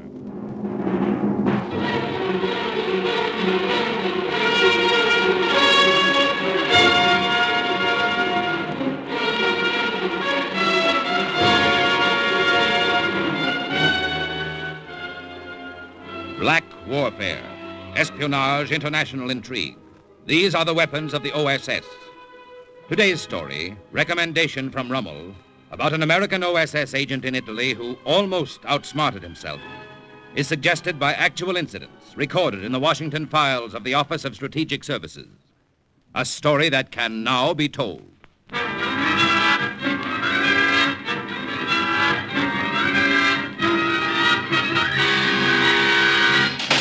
Hey, come back here. You can't leave me here. I demand to see someone in authority. Let me out of here.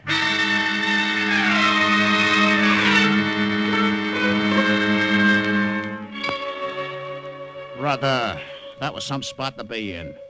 Me, Joe Donato, in a jail cell in Milan, Italy. It was crazy. Well, after a while, I got tired of yelling, so I sat down on a narrow prison cot and thought back to the way it had begun. On a train from Varese to Milan, the French underground had smuggled me from Lyon across Switzerland, and I made my way over the border. From there on, I was on my own, posing as an Italian chocolate salesman.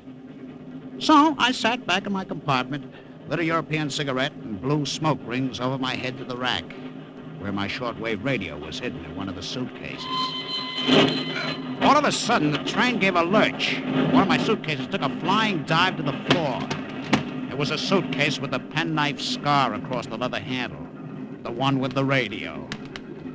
I was glad I was alone in that compartment. I couldn't wait to find out if that radio was all right. You see, the case was lined with a false backing of boxes of chocolates to hide the radio. I unfastened the backing, and there was the radio. It was okay. Nothing was broken. And then before I could refasten the backing, I heard voices outside the compartment door. I didn't have time to refasten the backing. I had just enough time to slam the case shut again, slide it back up in the rack, and get back in my seat. Major, what is this? I was under the impression this compartment was reserved for me alone. There must be some mistake here, Field Marshal. There was a mistake, all right.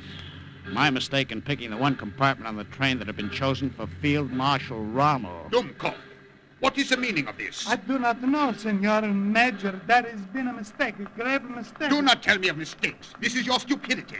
You had your orders. No, I instructed the train guard very carefully. Be still. I will not have this disturbance, you understand? Yes, Your Excellency. I am sorry if I have been the cause of this. I assure you it was quite unintentional. I will take my suitcases and leave immediately. Si, va. It is best. You leave.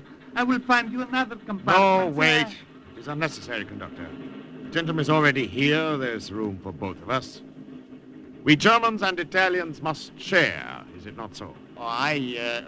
Perhaps you would prefer your privacy. It is nothing for me to move. No, I will not hear of it. Sit where you are. Actually, I will welcome company. I detest train rides. Major, yes, arrange a table for me in the dining car. Yes, Your Excellency.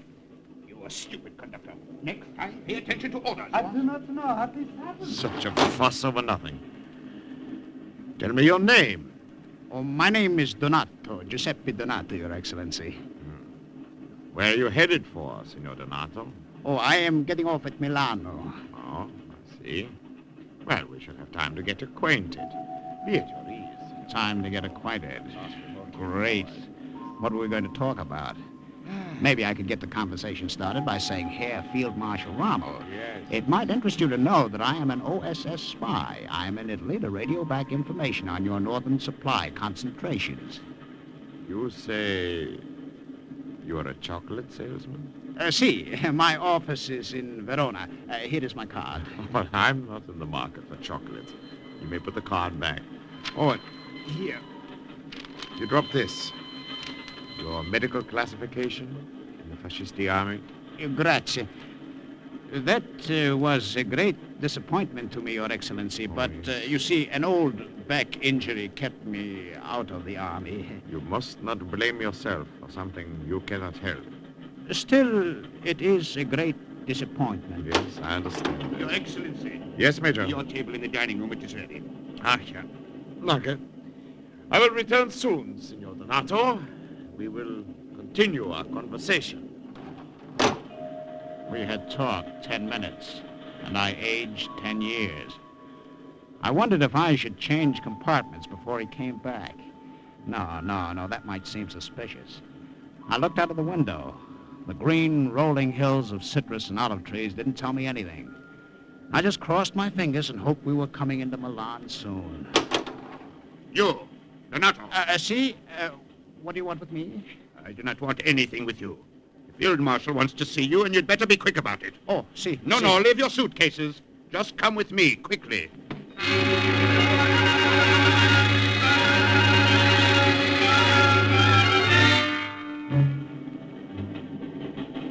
You, wanted to see me, Your Excellency? Yes. Sit down. There, opposite me. Oh, grazie. I thought about you after I left the compartment, Signor Donato. Si? Si. Would you care to join me for coffee, Signor? It would be my pleasure. Coffee with Field Marshal Rommel. Wait till I tell the gang back home about this, I thought.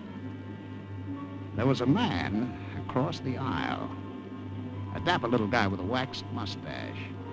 He and Rommel nodded to each other. And then the dapper little old guy kept watching me. Yeah. I never can get used to this Italian coffee with all its chicory. I don't suppose I ever will. I would naturally have a fondness for it. I have had it all my life. Where was your home originally? In Urbino. Oh, the birthplace of Raphael. My family is still living there. Yeah? Would you like to see some snapshots, Your Excellency? Yes. I won't very much. They're right here in my wallet. Here. You see that little farm in the valley? It is here, you see? Und diese hübsche Mädchen. The pretty child. Who is she? My sister Francesca. She looks very much like you, yeah.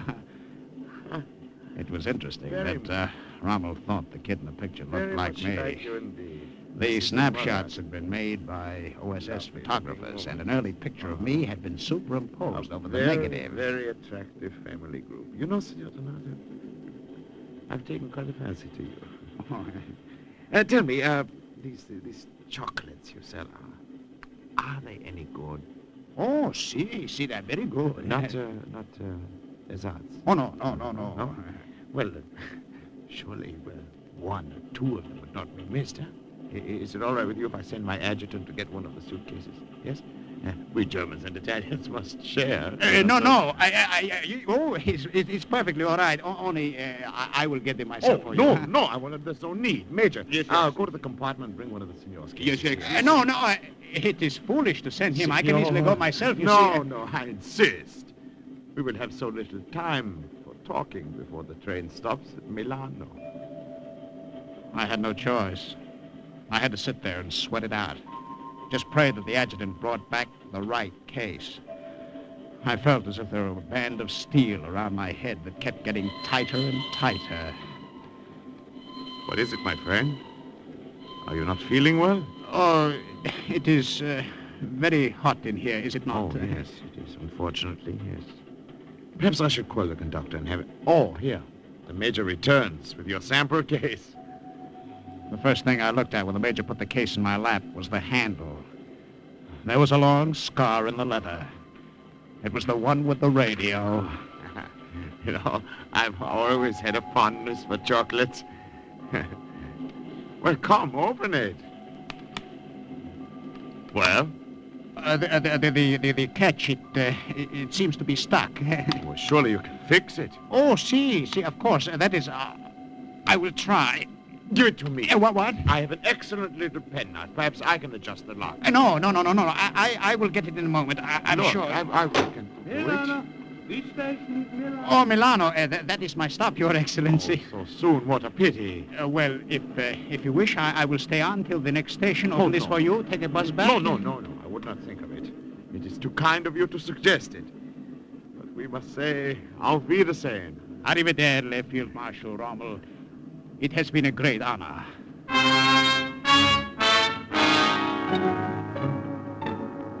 I hurried back to the compartment to get my coat and hat. And then on an impulse, I grabbed the other case off the rack, and as the train stopped, I turned and ran back toward the dining room. Senor, this is Milan. I know. I'm getting off in a minute. Un momento. Here, Field Marshal. Senor Donato, I did not expect to see you back. Your Excellency, if you will permit me, here is this case of chocolates. Oh, for you. Oh, senor. You see, the lock works now. Thank you. Grazie. Molte grazie. If I pass through Milano, I will look you up. I don't know where I'll be staying, sir. It is not difficult for the police to find a man. Auf Wiedersehen. And with this pleasant thought, I left him, glad to get off that train. You don't need OSS training to tell you when someone's following you. It's an instinctive feeling you get. I started to walk a little faster, and the footsteps behind me quickened too. I passed a small coffee shop, and through the reflection in the window, I could see coming after me the man in the dining car who had never taken his eyes off me. The dapper little guy with the mustache. He and Rommel had nodded to each other. Was it a signal? Did Rommel just try to string me along? I broke into a run. Senor, stop! I didn't intend to stop until I got past that gate. Then maybe I could lose him in the crowd. I say wait! Wait! Stop him, somebody! Help us! Guard, what are you doing? Open that gate. I am sorry, Signora. This gate is closed. Now use the south gate. But I can't... I am sorry. This gate is closed. Senor, I've had such trouble catching up with you. Who are you? Allow me to introduce myself. I'm the Count Pietro Imperiale. What do you want with me? Well, I noticed you were having coffee on the train with Field Marshal Rommel himself. I'm a great admirer of the Marshal, and I have a nodding acquaintance with him. Oh, see? What has that to do with me? Well, I happen to know, Signor, that Rommel does not make friends easily, and so when I saw you two together, Well, amico, would you do me the extreme honor of joining me at my palace for dinner this evening? It would be a great pleasure to entertain a good friend of Rommel's.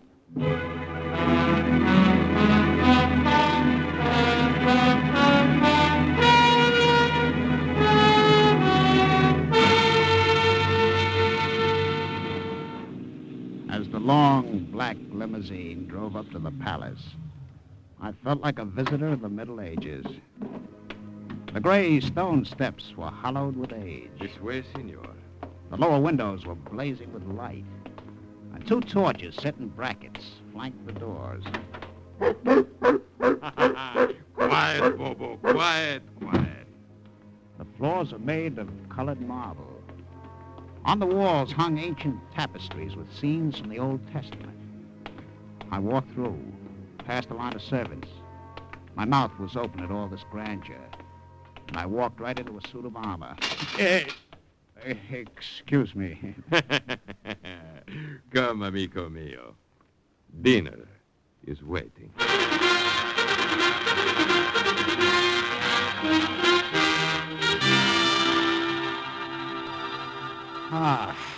That was a delicious dinner. Grazie, Count Imperiale. Molto bene, molto bene. I'm delighted you enjoyed it. Now, we will sit here in the library and talk of Rommel. Cigaro? Grazie, no. Tell me, what was he like? What did he say?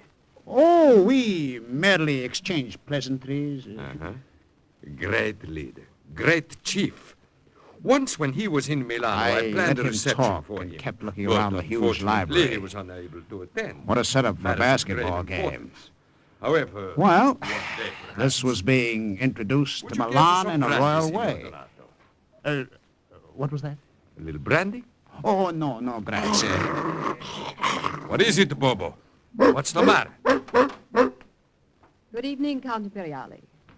They told me you were here. You see, Bobo, it is only Antonia. Come, my dear. I would like you to meet a friend. See?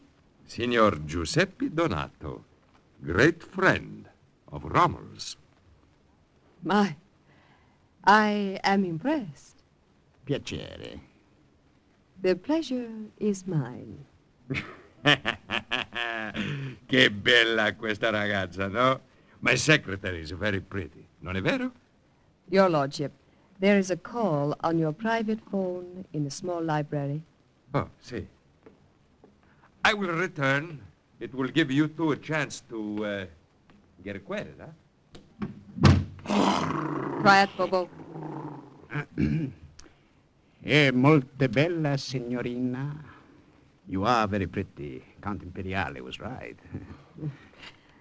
Did you find yourself forced into that compliment, Signor? Oh, no, not at all. We Italians are proud of our beautiful women, and it is impossible not to notice how well you represent them. Where do you live? In Milano? No. I'm here on business. Where are you staying? Oh, I only arrived today. I've made no plans yet. You are the Count's secretary? His personal secretary. Since the Count has passed on, I attend to all arrangements for his banquets and receptions, as well as his personal correspondence. Oh, I see. He is un gran signor. I am very fond of him.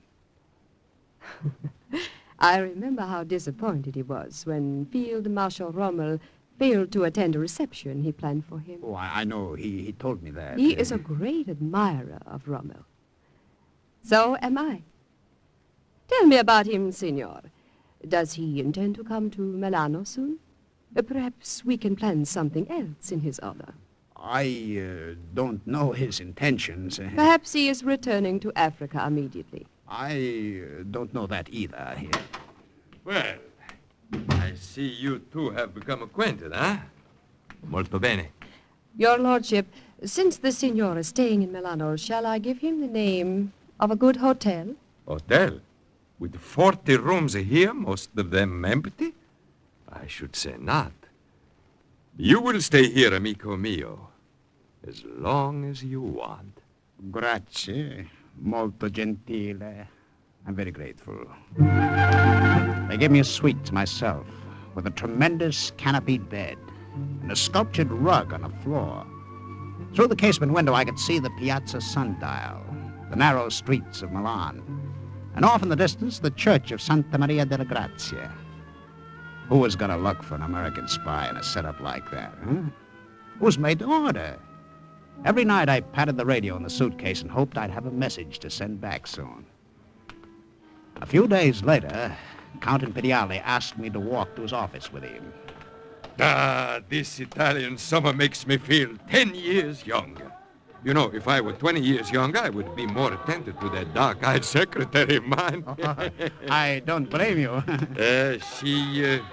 She seems to have taken an interest in you. Oh, that's so? Si. She's a keep on to ask questions about you. See. You still have not told me why you want to see me at your office. I refuse to speak business at home. I never do. And your business? I don't know that either. You will. Soon enough. Come.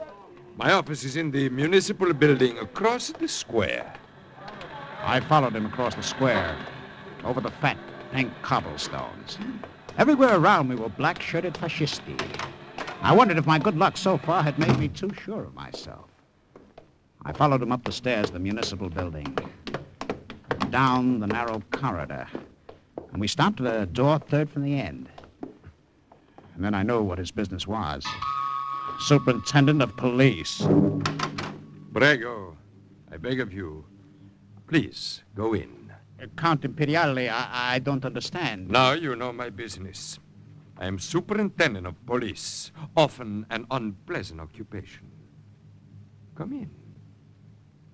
I said come in. That's right. I wanted to see you here because it's necessary for us to have a little talk about you and the police. What have I to do with the police? How would you like to work for me? Oh, come. Don't look so startled. Work for you? As a member of the police? But of course. Perhaps this communication from Rommel will explain. Grazie. As you can see, it's a request from him for me to locate you in Milano and offer you this position. He is obviously very fond of you. Great Chief Rommel, and he knows how badly you feel about your medical classification in the army. I don't know what to say. Well, just to say you accept. Ordinarily, of course, I would have to make extensive research into your background before offering you this position, but a personal recommendation from Rommel hardly makes that necessary. Well, what do you say, amico mio?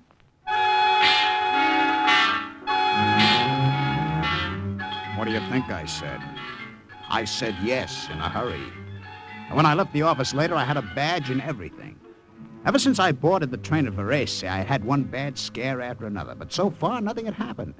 I was beginning to feel I led a charmed life. Until I got back to my suite at the palace. Quiet, Bobo. Antonia! What are you doing with that suitcase? These are excellent chocolates. Will you have one? What right have you in here? I was curious about you. I found out I had reason to be curious. I'd like you to meet two friends, Giacomo and Mario. For the first time I saw them, two men standing half hidden in the shadows of the big room. And on the chair before Antonia was my suitcase. She turned it around so I could see the inside. The backing was off. The radio was gone. Who are these men? What is this? Non ha paura. Do not be afraid. Antonia was right when she said we were friends. But This was a foolhardy place to leave your radio, Americano. I found a better hiding place in the wall safe of an unused room in the palace. It is all right, Signor Donato. We are partisans, members of the underground. You just stand there and tell me this? Why not? Your American radio has given us proof of who you are. No doubt you want proof of who we are. Escolta. I'm listening. We will tell you all that you came here to find out. All you have to do is to ask, and we will answer. We will answer even before you ask. The Nazis are using northern Italy as a supply base for the Africa Corps. In fact, Rommel is expecting air reinforcements to leave here at the end of the week. How many planes? 75 bombers. Where are they? In a field at Caravaggio, 10 miles west. You emptied my valise. There was an altitude bomb there. Did you find it? Is this what you mean? Yes. Is there anyone in the underground who can duplicate it? The professor of chemistry in the University of Milano is a friend. What? You see, if you remove the pin from these bombs and plant them in an airplane, they'll explode automatically when the ship gains altitude. We will let you know when you can see the fireworks. And another bit of information. See. It might interest you to know that you have been talking to a member of the Fascisti secret police.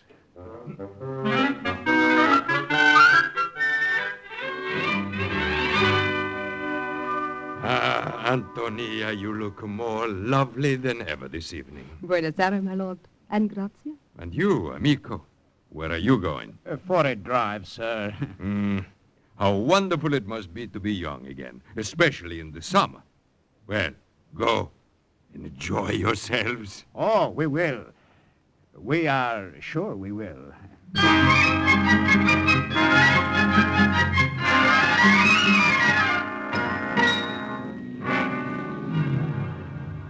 It is fortunate the Count did not invite himself along. You're sure we can see everything from this hilltop? Very sure. When the planes take off from Caravaggio, after midnight, we will see them.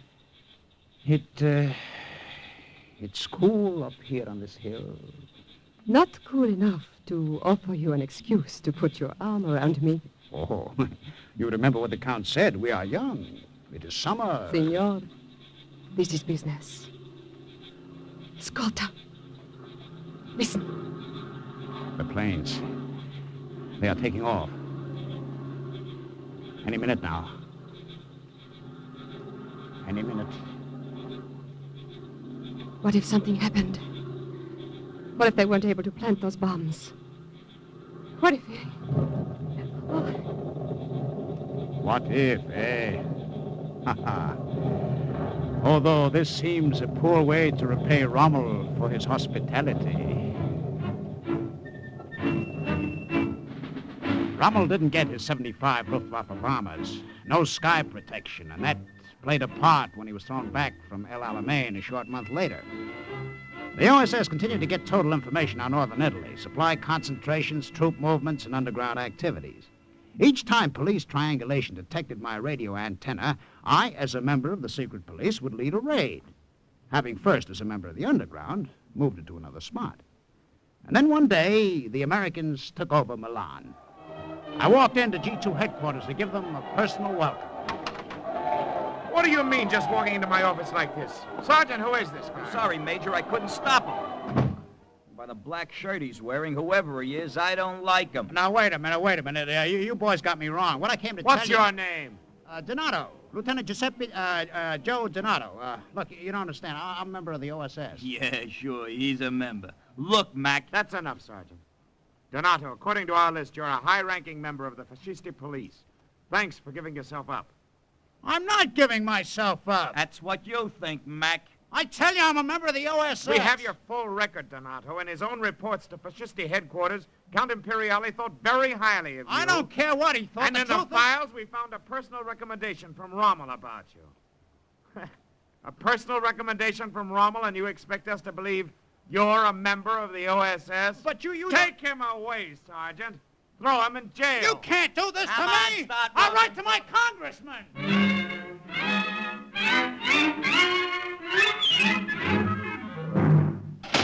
Hey, come back! I demand to see someone in authority! Let me out of here! constitutional rights. Let me out of here.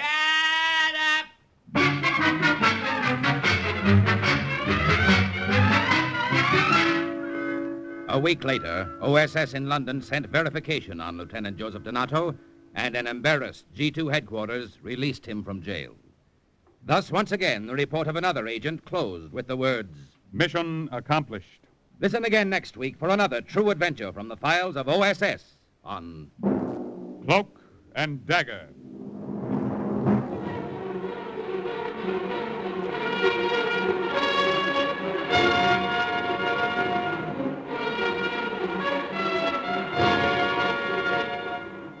Heard in today's Cloak and Dagger adventure as Joe was Ralph Bell, Rommel, Barry Kroger, the Count, Arnold Moss, Antonia, Jan Miner, the Colonel, Raymond Edward Johnson. Others were Boris Applin, Jerry Jarrett, and Carl Weber. The script was written by Winifred Wolfe and Jack Gordon. The music was under the direction of John Gart. Today's true OSS adventure was based on the book Cloak and Dagger by Corey Ford and Alistair McBain. This program is directed by Louis G. Cowan and Alfred Hollander under the direction and supervision of Sherman Marks. Programs, get your programs here. Action and adventure are yours tonight. $1,000 reward offers a mystery for you to solve at home for a $3,000 cash prize, followed by The Corpse Said Ouch, tonight's case on the Saint, and then Sam Spade solves another exciting caper, searching for the bell King Solomon used to call his wives. That's tonight on NBC. Now stay tuned for High Adventure and The Big Guy on NBC.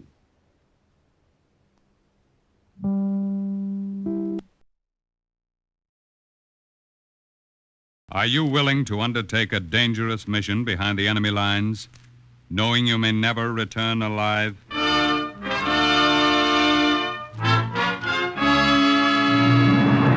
What you have just heard is the question asked during the war to agents of the OSS.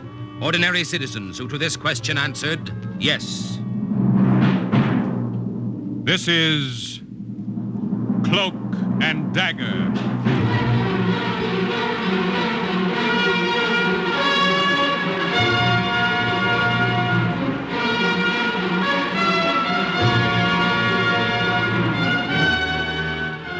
Black warfare, espionage, international intrigue. These are the weapons of the OSS. Today's story, The People in the Forest, is suggested by actual incidents recorded in the Washington files of the Office of Strategic Services. A story that can now be told.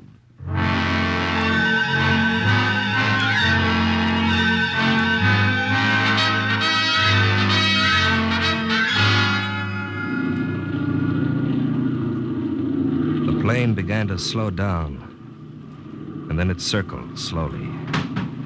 Someone pulled the cover off the jump hole, and I got my first view of France. Occupied France. August 1944. Action stations. On the ground to the right, I could see fires like safety matches lit in the moonlight. And I wondered how big they really were, those fires that were out there to guide us in. The dispatcher told me I was to jump second. Running in. Ready, number one? Ready.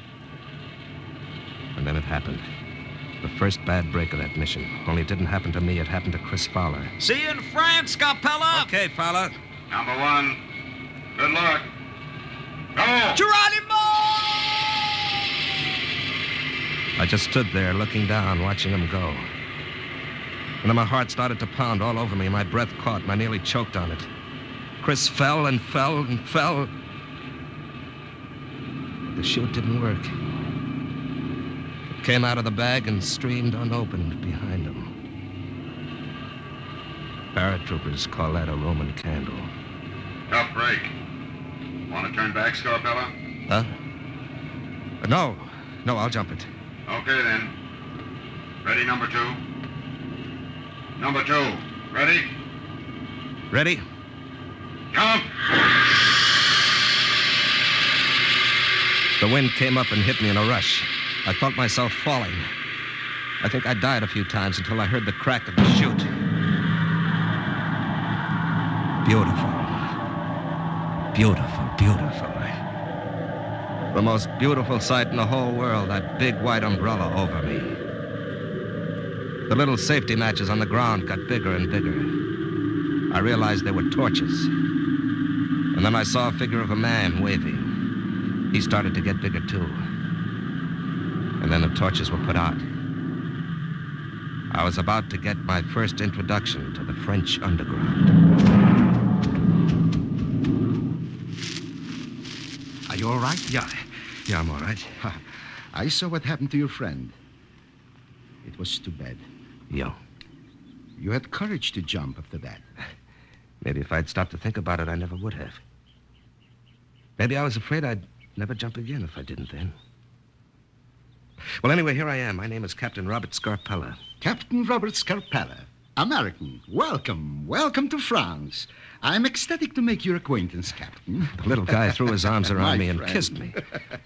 When I was Welcome. 12, I'd said nix to kissing my father goodnight because it embarrassed me. Welcome. And here was this little Frenchman with the beret and baggy pants and farmer's shoes with his arms around me. Hey, cut it out, will you? I'm just so happy to see you, American. Well, I'm the Fox. The Germans themselves gave me that name. Look at this head. Would you believe there is a price on it? Oh, are you the leader? Yes, of one of our little bands. The British radio alerted us about your coming. Well, there's a good reason for my coming, Captain Fox. You may call me simply Fox. Okay, Fox. Well, all right. Now let's pick up supplies that were brought to you. Right. As for your mission, Captain, there will be time enough to talk about it when we get deeper into the forest to our hideaway. Is it very far from here? Unfortunately, there's a little walk. We were forced to move our headquarters last night after another German raid. Oh? What do you mean, another? Our positions have been raided 3 times the past month, almost as if the Boche were given a map of where we were in the forest. Oh? Sounds to me like somebody's dirty work. I have thought of that, Captain. But if there is a traitor in our group, I shall find him. We know how to deal with such. I'll bet you do. Oh, here we are. Oh, that's nice. Very, very, very nice. This Carmen rifle, beautiful, beautiful. Now, there are shoes in those packages, too, and food and grenades. Oh, what a beautiful rifle. I was to tell you to expect a heavy supply drop in a few weeks. Oh, what a beautiful rifle. We still are using field pieces from the Franco-Prussian War. But this is a beauty. Now gather up your things, Captain Scarpella. I'll be back in a few minutes. I'll be back. The Fox disappeared into the woods. The whole thing seemed like a crazy nightmare. The whole forest surrounded by Germans. And yet here I was passing the time of day just like nothing at all with a Frenchman who had a price on his head. And somewhere out there, where he drifted, Chris was a dead heap under a lot of parachute silk. I grabbed a gun, and I waited for trouble. I didn't know whether to go after the Fox and take a chance on being ambushed or stay where I was. Someone was coming. I ducked behind a tree. The only thing I could figure was the Germans had seen the plane, seen me land. I took aim. Carefully. Slowly. American, where are you? Oh, for crying out loud, what happened? What were those shots? I just wanted to get the feel of your gun. So I simply tried it on a couple of Germans over the edge of the hill. It sights very well, though. Oh, for crying out loud.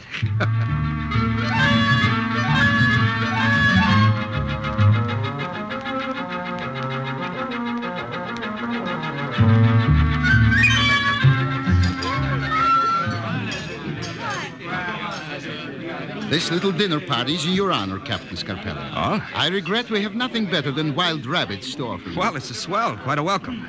Headquarters didn't tell me to expect anything like this. Luzette, more wine for the captain. But of course. Here, I will refill your glass. Oh, thank you. Oh, mais non. In France, we say thank you this way. Hey. You mind my kissing you? No, not at all. I love Americans. Uh-huh. All Americans. Hey. Come help me. I need your help. Luzette, let go. Marie's calling you. Oh, oui, Mama, I am coming. She's a very pretty girl, that, Luzette. Luzette, yes. And very young. Yeah. Only 17. Oh? Already she has seen so much. Hiding like this in the forest, sneaking back into the German-held village. Into the village? Oui, monsieur. Many of our group work in the village, right under the noses of the enemy.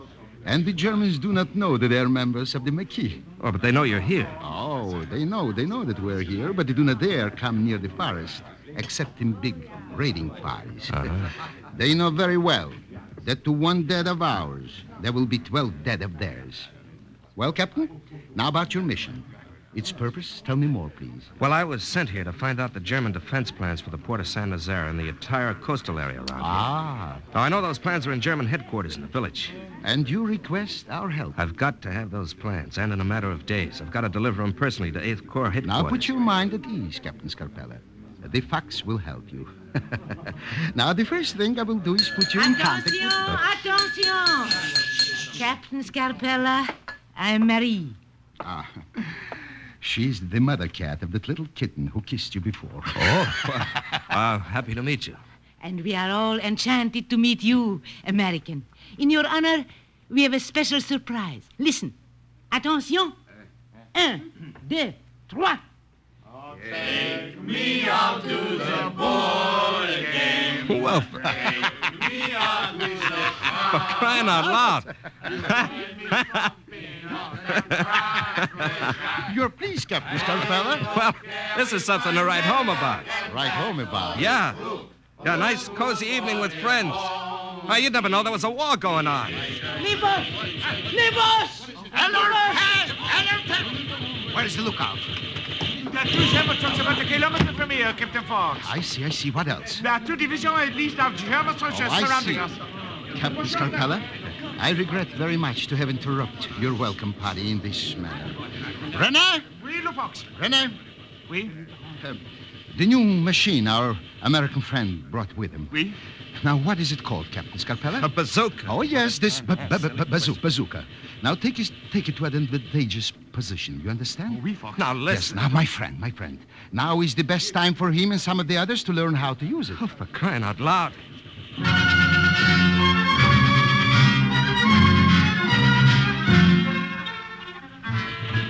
If I thought it seemed like a nightmare before, it was nothing to what happened now. It's so mixed up in my mind I can't remember it clearly. It wasn't anything like the patrols I'd been trained for in the Army. Now, Captain Scarpella, follow me, please. All right. These Germans are becoming very annoying. Would you mind pointing that the other way, Fox? Yes, excuse me. This bazooka is a beauty. Just a little beauty. From out of nowhere, a German soldier fell forward on his face. And then the Fox and I moved on. I remember thinking, cripes, this is like kids playing cops and robbers. French boys, still in their teens, ran by with the cross of Lorraine sewn on their coats. I saw Marie take aim behind a tree. And all the time, the Fox kept smiling. He never stopped smiling. I feel selfish, Captain Scarpella. Give me that gun. I will let you borrow yours a while. There, about 50 yards ahead, there is a juicy rabbit in German uniform. Oh? Please, get him.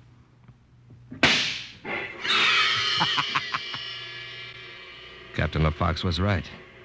The rifle did sight well. And then all of a sudden there were less Frenchmen around and more Germans all around us. In a case like this, my friend, the best course is to run. Well, let us run.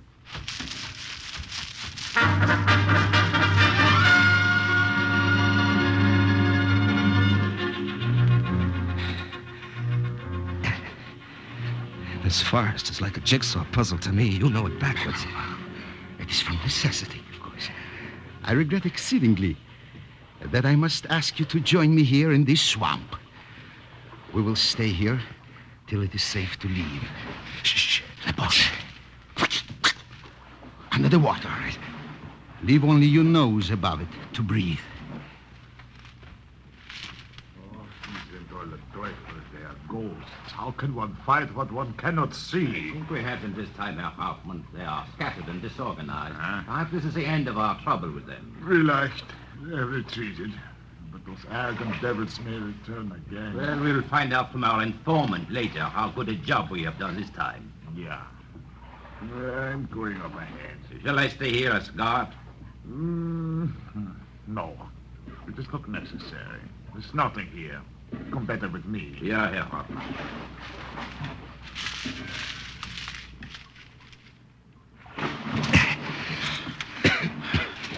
They've posted a guard here. It would have been most inconvenient, Captain Scarpella. Are you very wet? What do you think? Well, there'll be clean clothes for you at our hideout. Come. It is time for us to go there. Well, this has been a very annoying evening, Captain. Fox, did you hear what they said about... An informant. I heard.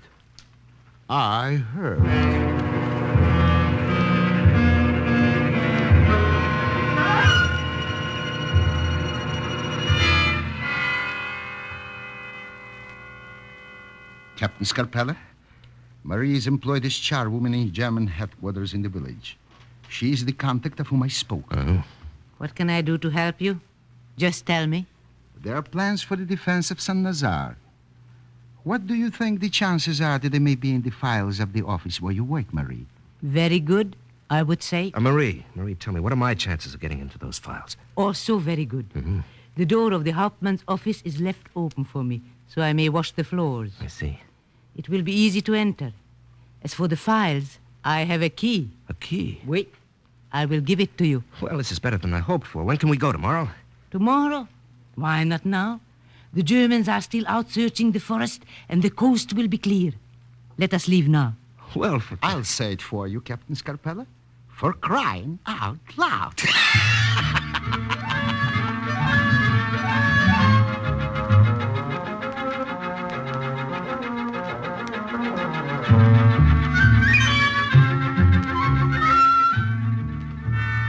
Less than an hour later, we were in the village. It was 5 o'clock in the morning, and there was no one around. The village slept. Captain Scarpella, listen to me. Yeah. There is the German headquarters across the street. Mm-hmm. I will leave you and go inside to get my mop and bucket. You will watch through the window. Right. When I distract the guard, go quickly to the side door. It is open. The Hauptmann's office is the third door from the end. Third, huh? You have the key to the files, huh? Yes, I have it. Bon, I go now. Remember the signal I give you, in case of danger. I watched her go into the building. And then I took up my position at the open window. There was a guard at the front desk. No one else around. I pressed myself into the shadows. And after a while, Marie came to the front desk and began to mop the floor. How are you doing here so early? I'm not that early, Sergeant. And the sooner I finish, the sooner I am through. Now go about your business, then. I knew that soon she'd do something to distract her. You're disturbing me. This too must be washed, no? I will be through presently. Fine. You spilled that all over my boots. No. So sorry. It was not deliberate. All over my boots. And look at the The mess. side door was open, and she said it would be. Sorry for this. 1, 2, 3. The third door from the end. Over the other end of the room. I said it. I made it. The German captain's office. And in the corner were the files. The key in my hand was hot and sticky. It fit. It fit. The key fit. I knew it would, but somehow it slid in and turned. I took a breath of relief. I didn't have much time. I knew it didn't have much time. I had to find those plans, but where? The papers, where were they? And I heard Marie's signal. And I froze. What a break. But I couldn't stop searching now. Where are they? I only meant that I would have been through with washing the floor in front of your office. Almost as if God had put it into my hand at the right moment, I found the photostatic copies of the defense plans. And now, if she could only hold them off until I got out of the place. Let's see now, let's see. The window, that's it. It was only a short drop to the ground and still no one in sight. I had a feeling Marie could take care of herself, and I started back for the forest, the plans in my pocket.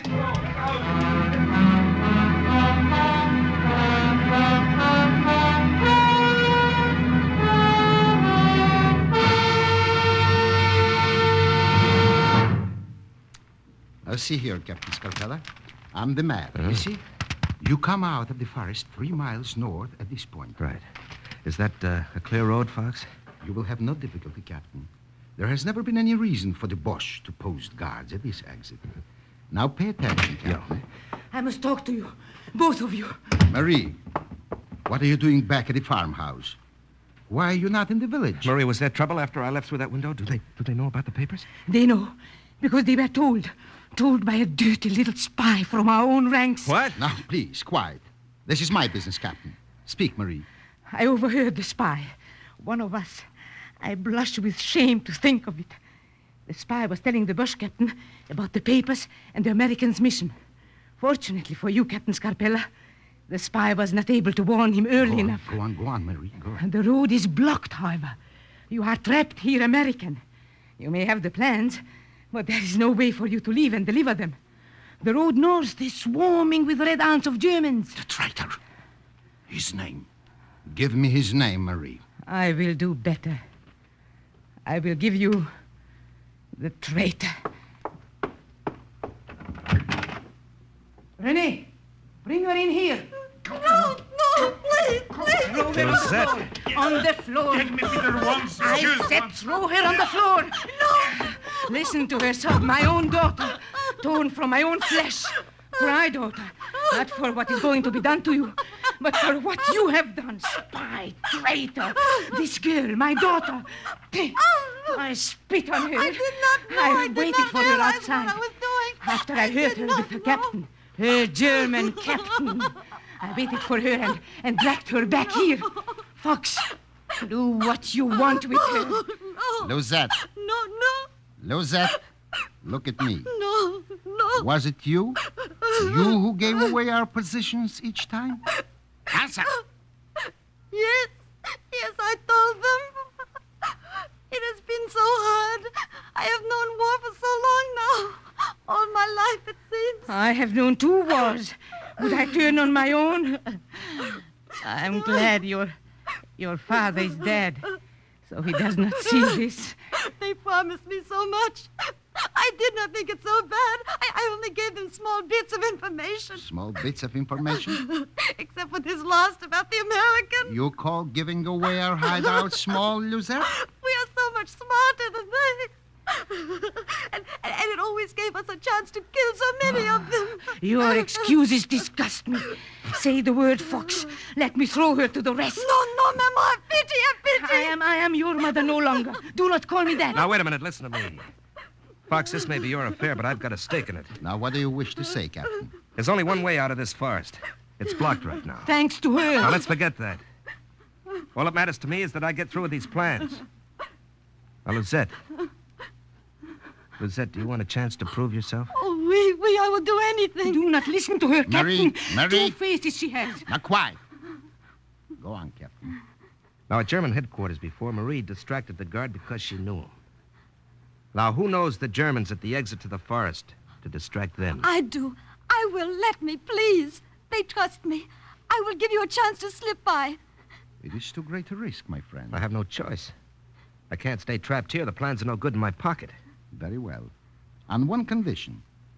I will go alone. And if she does not do as she says, the Fox will shoot her through the heart. You have my permission.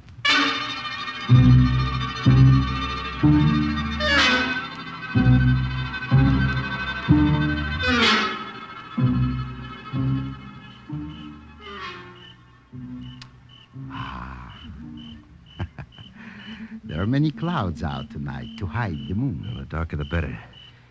Luzette, there are your friends at the foot of the hill. Go to them. We will hide here among these piles of firewood.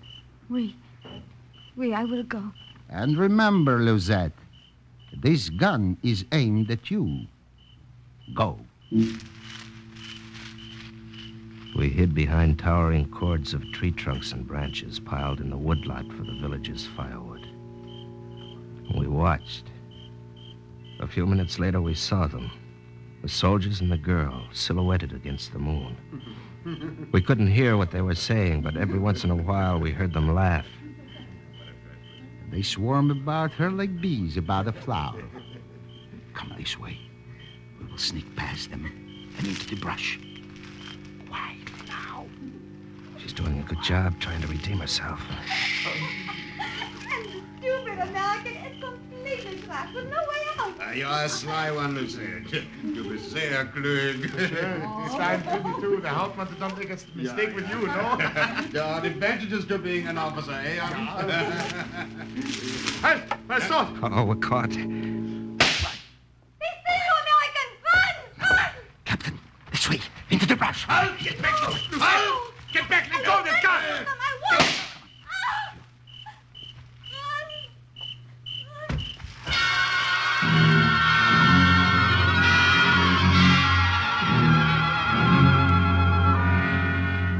I looked back over my shoulder and saw Lizette crumple into a heap on the road. I knew she was dead.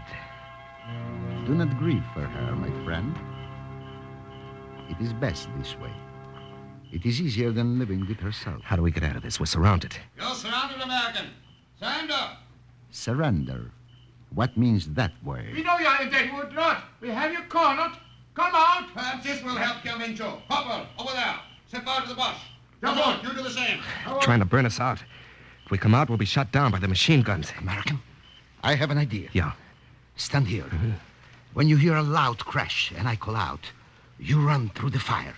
It is not bad yet, my friend. He ran, like the fox of his nickname, to the tallest pile of firewood. In the dark night, I saw him struggle with a log at the base of the pile, and then the huge tower of wood came tumbling down and he screamed. I plunged through the fire and found the pass. And a few minutes later, the sly fox miraculously joined me. You can make it from here alone to the American lines, Captain Scarpella. What about you, Fox? Don't worry about it, Fox. I'll get back all right. Perhaps we shall meet again one day, Captain. Who knows? Well, au revoir, then. Goodbye.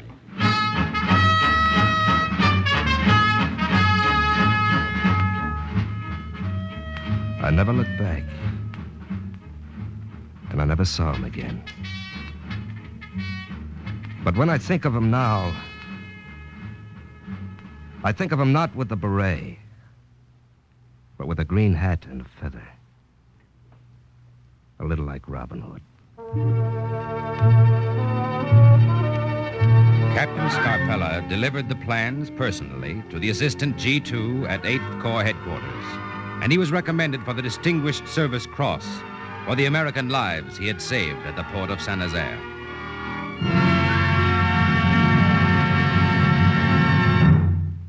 Thus, the exploits of another OSS agent closes with the words, "Mission accomplished." A further adventure in black warfare is next week's Cloak and Dagger.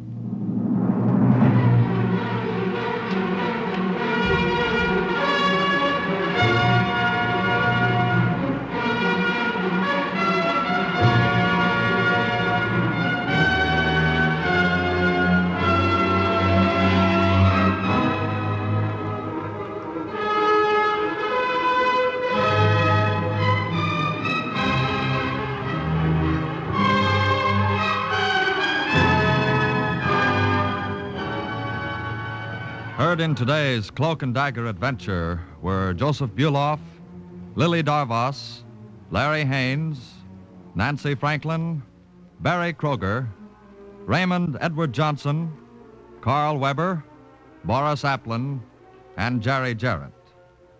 Script for Cloak and Dagger was written by Winifred Wolfe, and the music was under the direction of John Gart. Today's true OSS adventure was based on the book Cloak and Dagger by Corey Ford and Alistair McBain. This has been a Louis G. Cowan production in association with Alfred Hollander. It was under the direction and supervision of Sherman Marks. Robert Warren speaking.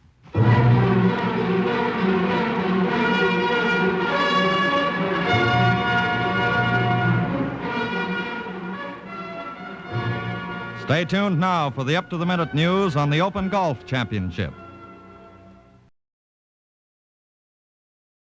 Are you willing to undertake a dangerous mission behind enemy lines, knowing that you may never return alive?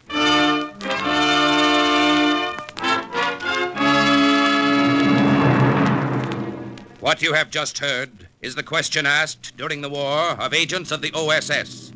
Ordinary citizens who to this question answered, yes.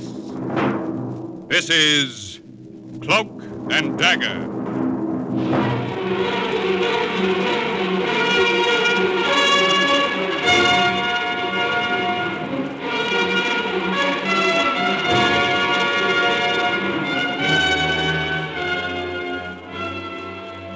Black warfare, espionage, international intrigue. These are the weapons of the OSS. In today's adventure, Windfall, the part of McAllister is played by Les Tremaine. Jan Miner plays Jen, and Mike Slade is played by Bill Quinn. The story is suggested by actual incidents recorded in the Washington files of the Office of Strategic Services. A story that can now be told.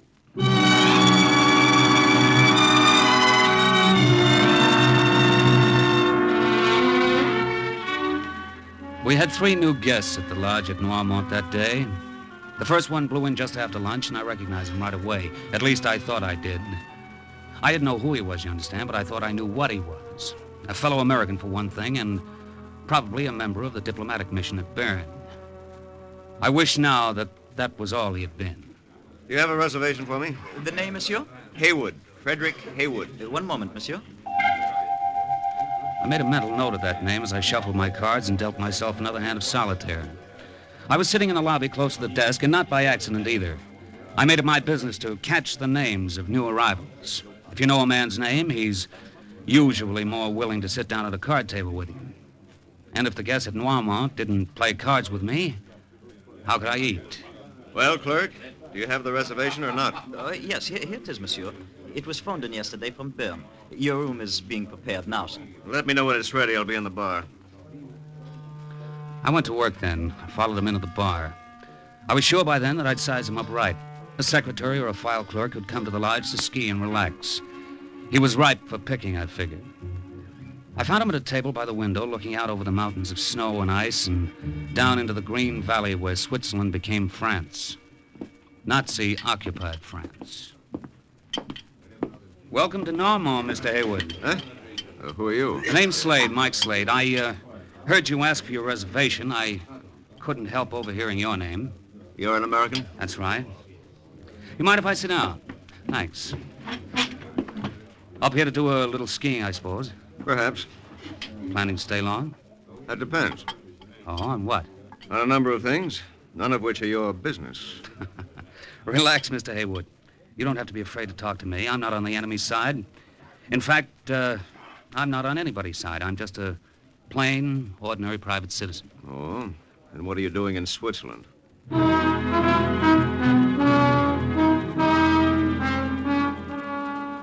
He asked, so I told him. The whole sad story.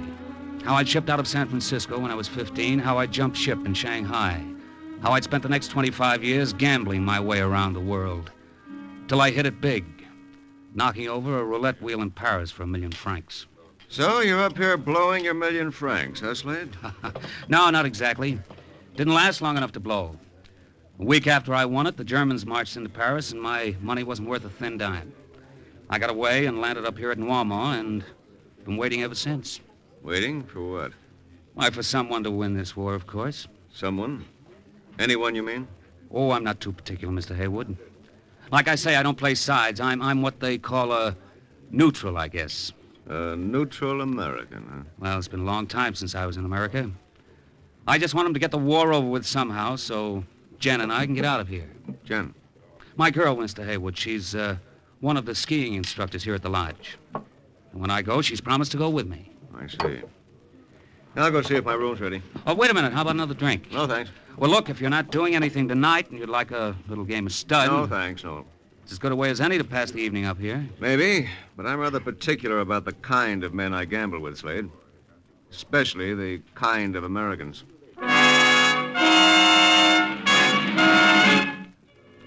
Oh, well. I figured some guys couldn't help being patriots. Me, I had other things to worry about. Not enough money in my jeans to pay for my room at the end of the week and no stud game in sight. Hello, Mike. Jen, How are you, baby? Well, I came into the bar a few minutes ago, but you were talking to somebody here. Who was he? Oh, a guy named Haywood, an American. Just checked in from Bern. From Bern? But Mike, he couldn't have. What do you mean? Well, after that heavy snow last night, he couldn't have come by automobile. And you know perfectly well the train from Bern doesn't arrive for another 3 hours. Hey, I forgot about that. Then how the devil did he get here? There's only one way. He must have walked. Walked all the way from Bern? Of course not. He walked from down there, in the valley. He came across the French border. Baby, you're forgetting there's a war on. There aren't any Americans touring France these days. No, but there are some fighting for France. Fighting with the French Marquis. I don't know what you're American talking... intelligence agents, Mike. Hey, wait a minute. Maybe you've got something there. That would explain why Haywood brushed me off that way. He must be one of those OSS guys we heard about.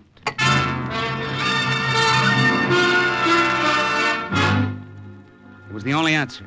I didn't think much of it.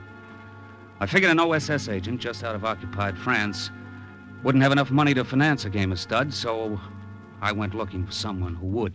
We wish 2 rooms, clerk. One for Wirstadt, one for myself.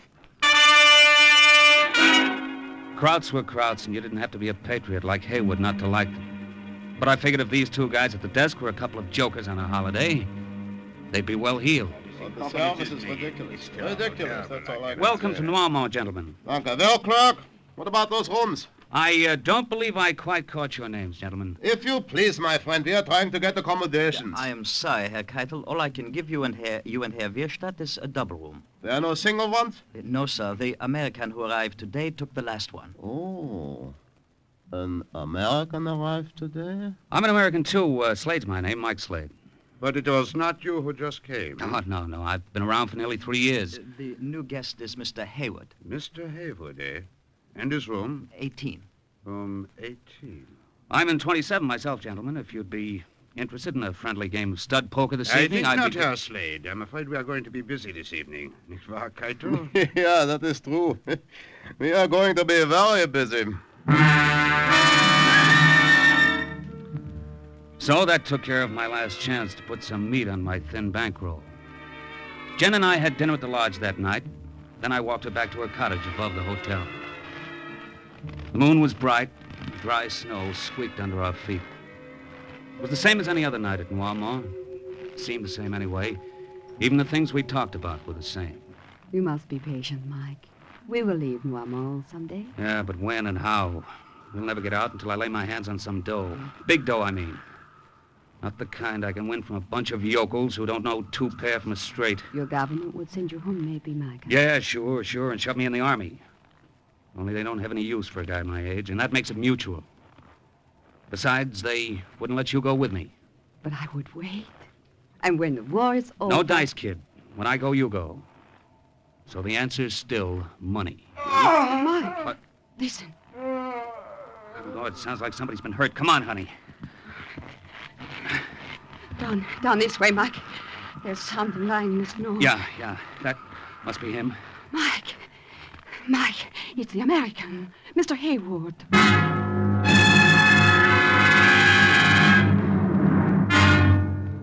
It was Haywood, all right, but it didn't look much like him anymore. His nose was broken and the rest of his face was pushed out of shape. And Lord knows what else they'd done to him. You... Slade? All right, take it easy, fella. We'll get the doctor at the lodge. No use. Shoo. Slade. Shoo. You understand him, Jen? It sounds as if he's saying shoo. Yes. Shoo. Heel. Left shoe. The heel of his left shoe. Back. Alistair. What was that? McAllister? Yes. To her. He's fainted. I'll get Dr. Gunther, Mike. Never mind Dr. Gunther, Jen. He's dead. Dead? No, but how could it have happened? You think he fell from the rock up there? No, baby, he didn't fall from any rock. He fell into the hands of a couple of Germans. It was all clear by then. Haywood had been an OSS agent. And the only winter sports the Krauts had come to Noirmont for was torturing and beating him. It was tough, plenty tough, but then I still had problems, too. I unlaced Haywood's left boot and slipped it off his foot. What are you doing, Mike?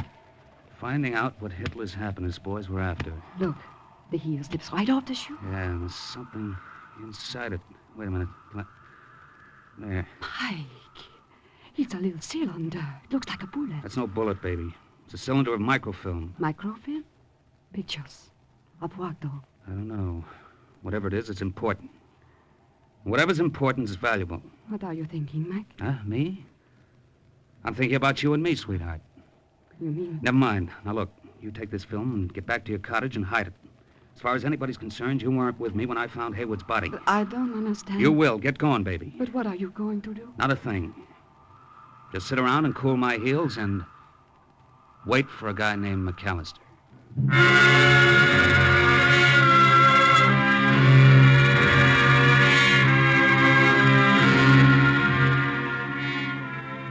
Of course, I had to report Haywood's death. I reported it to Dr. Gunther, the house physician at the lodge. Oh, this is terrible. Such a tragic accident. I didn't say it was an accident, Doctor. Oh, but it was, of course. Now, wait a minute. I You can't... said so. And I am the doctor. Yeah, but you can't... Herr Haywood slipped and fell from a rock. And we will all do our best to see that there's no another such tragedy. Will we not, Herr Slade? It gives the lodge a bad reputation. So Gunther had already been briefed by his fellow Krauts, and Haywood's death was an accident. Well, that was all right with me. It didn't hurt my ankle a bit. The next morning, Gunther got all the guests together in the lobby and broke the sad news. And I know, my friends, that you will all want to pay your last respects to the victim of this unfortunate accident. Services for Herr Haywood will be held in the chapel at 3 o'clock this afternoon. I turned away and I felt a little sick. Sometimes these Nazis made it hard for a guy to stay strictly neutral, I was thinking. Then a hand clapped me on the shoulder. Good morning, Herr Slade. Hello, Keitel. This is very sad, this news about your fellow countrymen. Yeah. You're all broken up about it, aren't you? Dr. Gunther informs me it was you who found the body. You and Dr. Gunther keep each other pretty well informed. I was wondering, Herr Slade. Yeah? I was wondering if by any chance you also found something else. Were you? Will you keep right on wondering, Herr Keitel?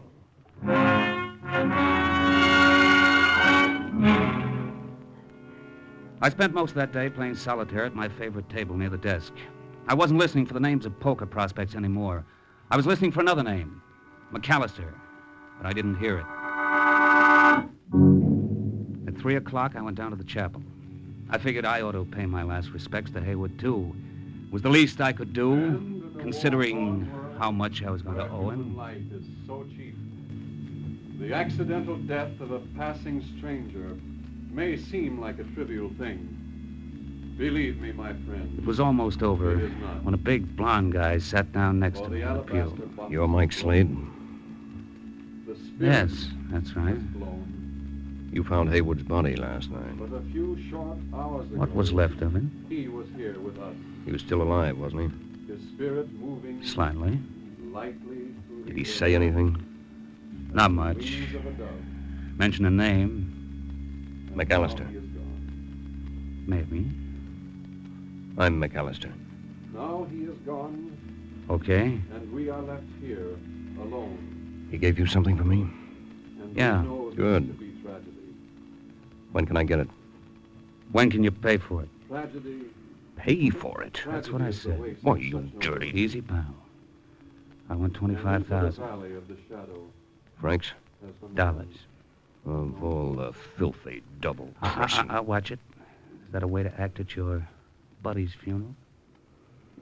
And now, dear friends, let us all bow our heads in prayer.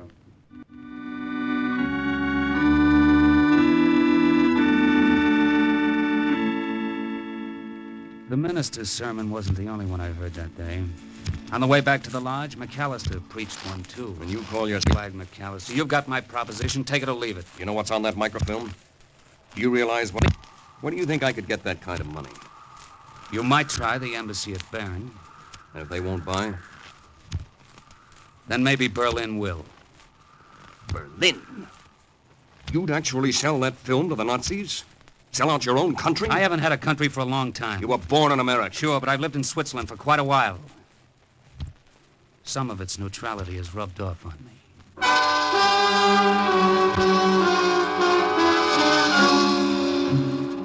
I stayed away from Jen all that day because I didn't want to attract any attention to her, but as soon as it was dark, I started out for her cottage. I didn't get very far. Good evening, Herr Slade.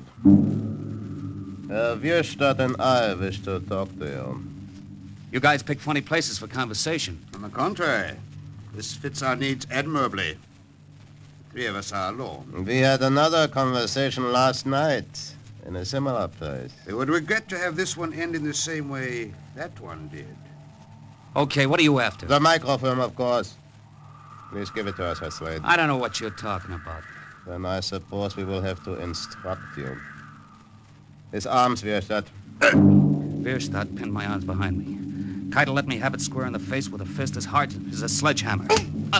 Where's the microfilm, Slade? You'll never get it this way. You think not? You didn't get it away from Haywood this way, did you? Why don't you meatheads get smart?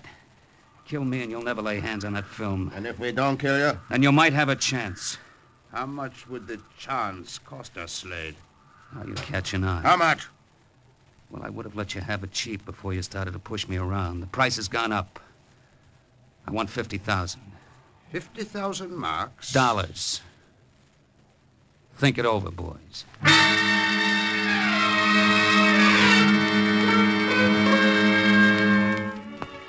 They must have seen some logic in it because they stopped slugging me and went away to talk it over. I didn't go to Jen's cottage after all. I didn't want them following me. So I went back up to my room, and when I got there, found my door unlocked. The room was a shambles. Somebody had gone through it like a cyclone. Come on in, Slade. You OSS boys know how to take a room apart, don't you, McAllister? When we have to. Did you have to do this? No, I came up to do it. But those Gestapo agents saved me the trouble. It was already done. I was afraid they might have found what they were looking for. How do you know they didn't? By the condition of your face. They've been working you over, haven't they? What of it? They wouldn't have bothered if they'd found the film. You're quite a brain, aren't you, McAllister? You're not, Slade.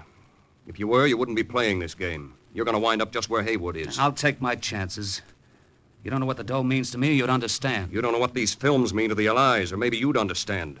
Those are pictures of German maps, Slade. Maps showing the location of every Nazi V-2 rocket launching site on the French coast. They could mean the saving of thousands of lives. They could even mean winning the war or losing it. Does that make any impression on you? My price is still the same. All right, then. Let me tell you what Haywood went through to get those films. You'll be wasting your time. My price is still the same. Okay. You're the guy who has to look in the mirror at yourself when you shave. I'll be around if you... Oh, I forgot about this. What? This picture. It was on the floor. I accidentally stepped on it and broke the frame. Let me have that. I noticed the inscription. To Mike, with all my love, Jen. Okay, let's have it. She's the skiing instructor, isn't she? Beautiful girl. Be a shame if anything happened to that face. Is that a threat, McAllister? No. No, the OSS doesn't go in for torturing women. Maybe we're too sentimental. Why would anybody want to torture her? Because she's helping you play your little angle? What makes you think so? Just a guess. And if I can guess it, so can Keitel and Wirstadt. And they're not a bit sentimental.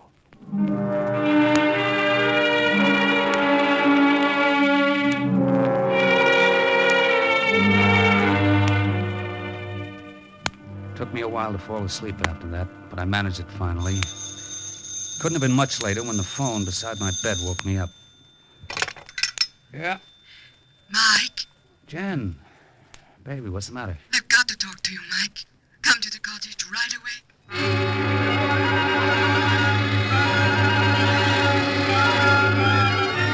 I was scared then. All the way over, McAllister's words kept ringing in my ears, and I was scared to look at her face, but there was nothing the matter with it when I got there. The only marks on it were the marks of worry and a guilty conscience. I couldn't sleep, Mike. I had to call you. I've been thinking about it all night. About my new business enterprise, I suppose you mean? Yes. trying to make money out of those microfilms. It's wrong, darling. We can't go through with it. Two-Bit says McAllister was here. Yes, he was. Waving the flag all over the place. What he said made sense. He told me what was on the film. He made me see how Haywood had suffered to get it. I'm surprised you didn't turn it over to him. I wouldn't do that, you know it. But I want you to turn it over to him. I will. For 25 grand. No, Mike. For nothing. Because they belong to him rightfully, and because they'll help the Allies win the war. No dice, baby. Mike, do you want those vile, murderous Nazis to win? All I want is my 25 G's. And then you and I can get out of here. Not you and I, Mike. What? I won't go with you under those conditions. You don't mean that. I do. I love you, Mike. But I couldn't go on loving you if you did a thing like this. I'd come to hate you. Jen. I'm sorry, darling. It's true.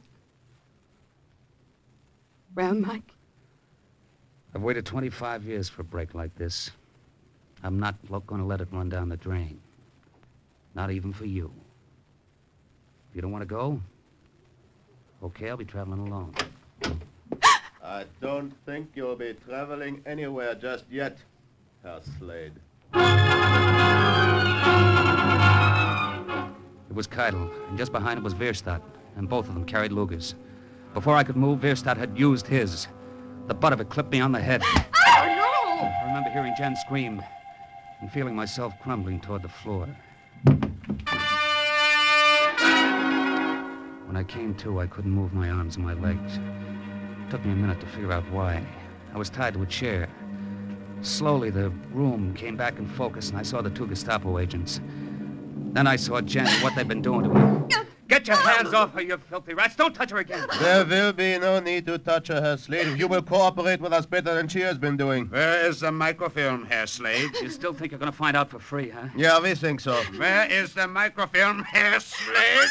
Let her alone, you... Then tell us where it is. All right. Stop it, and I'll tell you, stop it. We have stopped her, Slade. Now, please tell us. Okay. The microfilm is... It came from outside, through the window, that revolver shot. Wehrstadt let out a groan and dropped to the floor. Keidel dropped to the floor, too, but he hadn't been hit. He flicked the light switch as he went down. The room went black. The advantage was all his now. He was in a pitch-black room. Whoever was outside was moving around in the bright moonlight, made even brighter by the snow. I saw Keidel's gun spit. The gun outside answered it. I was still tied hand and foot to the chair. There wasn't anything I could do, or was there? I remembered that the light switch was just over my head. I worked until I got my chair turned around so I was facing the wall. I started butting upward at the switch with my head. 3 times I missed it. 4th time it clicked. The room was flooded with light. Keidel was outlined at the window like a sitting duck.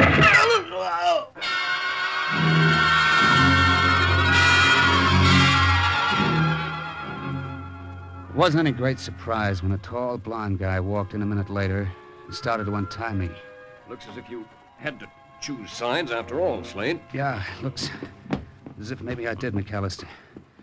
You all right, Jen? Yes, I'll be fine now. Sure, baby? Yes, Mike. And thank you, Mr. McAllister. I should have said that too, McAllister. Thanks. That's okay. Mike, Yeah, honey? don't you see now? Don't you understand? I don't know what you're talking about. You do. You must.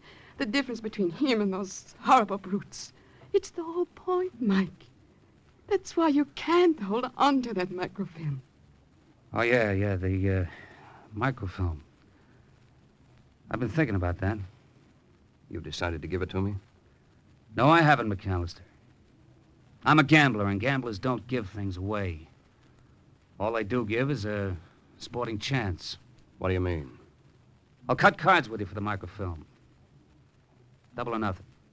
If I get the high card, you'll give me the film. Right. And if I get high card, you pay me $50,000. It's a deal, Slade. Okay.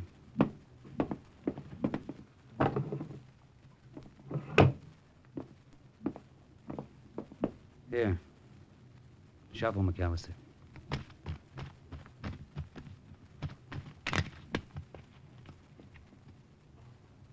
You cut first. 1 card does it. Well? 6. Not so good, fella. Go on, Slade. Cut. Well? 4. I win. Yeah, you win. Get him the film, Jen. All right, Mike. Now, both sides in this war have cost me money. Here. Here it is, Mr. McAllister. Thanks. And good luck to you. With his luck, he'll win the war single-handed. These microfilms will help. Goodbye, Jen. Be seeing you, Slade. Yeah. He's seeing you, McAllister. Mike. Why did you do it? Do what? Here's your card. The one you cut. It wasn't a 4. It was a 10. Yeah, I know. You had him beaten. He would have paid the 50,000. That's right. Mike. Why did you do it? I don't know, baby. I guess some guys just can't help being suckers. I guess some guys just can't help being patriots.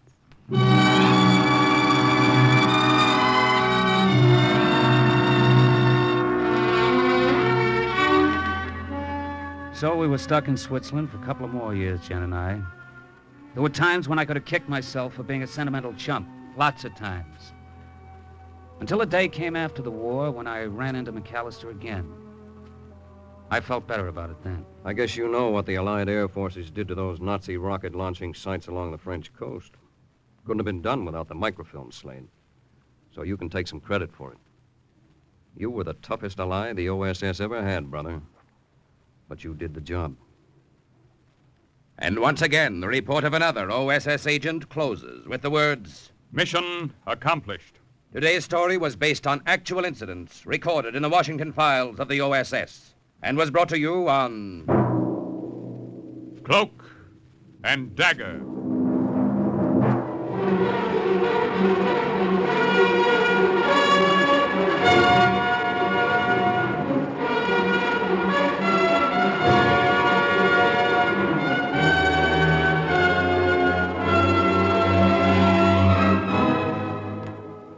Heard in today's Cloak and Dagger adventures, McAllister was Les Tremaine, Mike Slade, Bill Quinn, Jan Miner. Others were Grant Richards, Raymond Edward Johnson, Carl Weber, Charles Irving, Stefan Schnabel, Boris Applin, Paul Arnold, and Jerry Jarrett.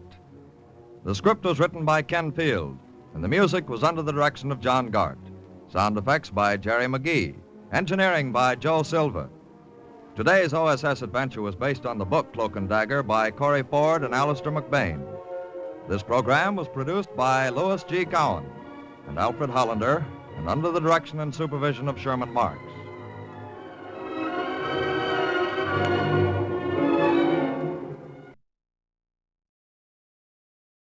Are you willing to undertake a dangerous mission behind the enemy lines, knowing you may never return alive?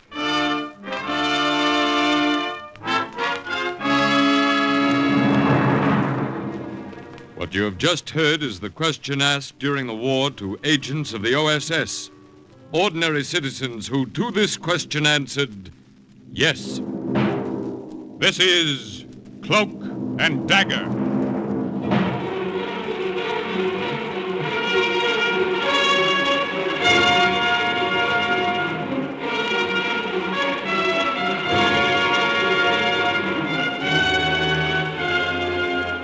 Black warfare, espionage, international intrigue. These are the weapons of the OSS.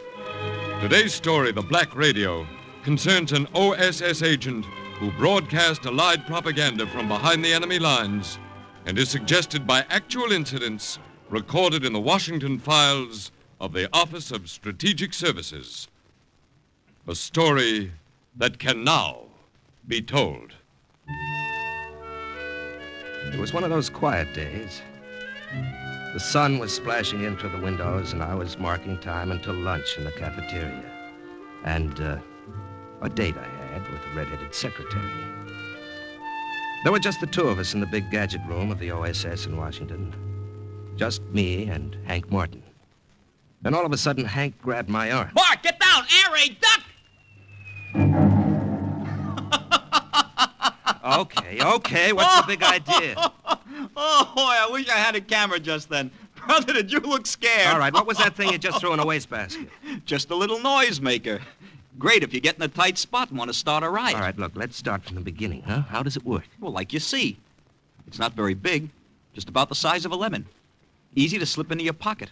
All you do is pull out the cap and throw it, and when it explodes, pow! We call it the Hedy Lamarr.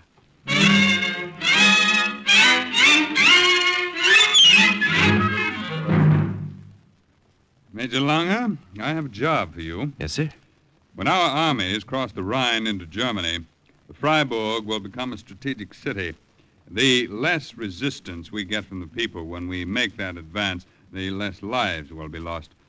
Up to date, we have no report of any underground or partisan movement there. Mm-hmm. And OSS wants me to go in there with a black radio and soften them up. Is that it, sir? Right. Cut in on the Nazi local stations. Broadcast the information we want them to get. Mm-hmm. Another of our agents infiltrated that area over 3 months ago to get acquainted with the city and locate suitable hiding places for the radio. Of course, sir. It'll have to be moved every time we use it. Yes, that's right. Now, we haven't heard from our agent since she was sent in. We didn't want her to run the risk of trying to contact us. Did you say she, Colonel? That's right. Have you any objection to working with a woman, Major? Oh, no, sir. I mean, no, sir.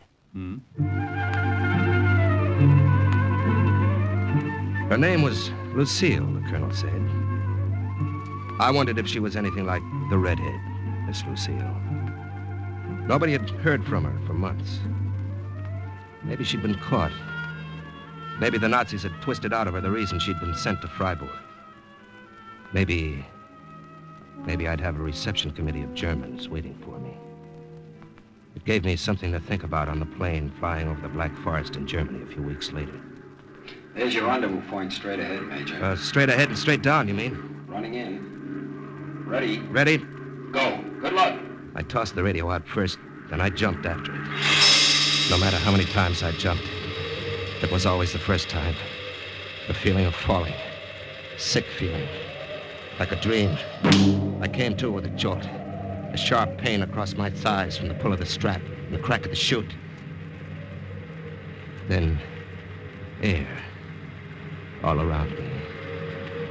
I looked down on the black forest that was blacker than ever at 0400. 4 o'clock in the morning.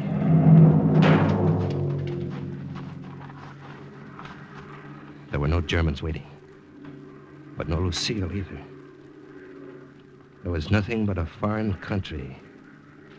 And up above, the plane faded away. Then it was gone. And I was alone.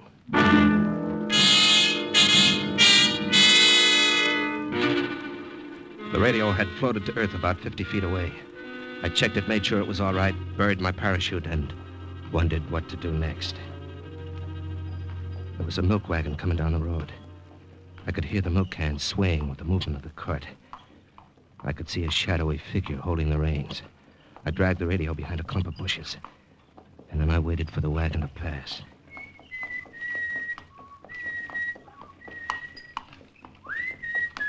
For a moment, I didn't recognize the song. And then, all of a sudden, the words wrote themselves in my head. Come away with me, Lucille, in my merry old... Lucille. Lucille. I'm sorry I was late, Major Langer. A German soldier I know stopped to talk. I couldn't break away without being impolite. Oh, just as long as you got here.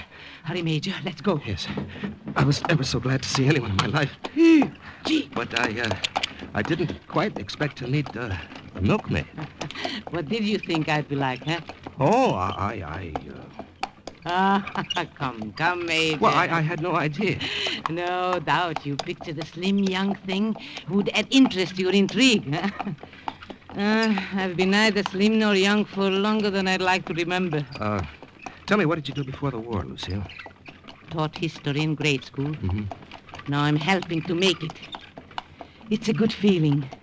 until you consider the possibility of getting caught. We've got to make sure we don't get caught. There is always that possibility, Major. Accept it. And it's much easier to take it if it comes.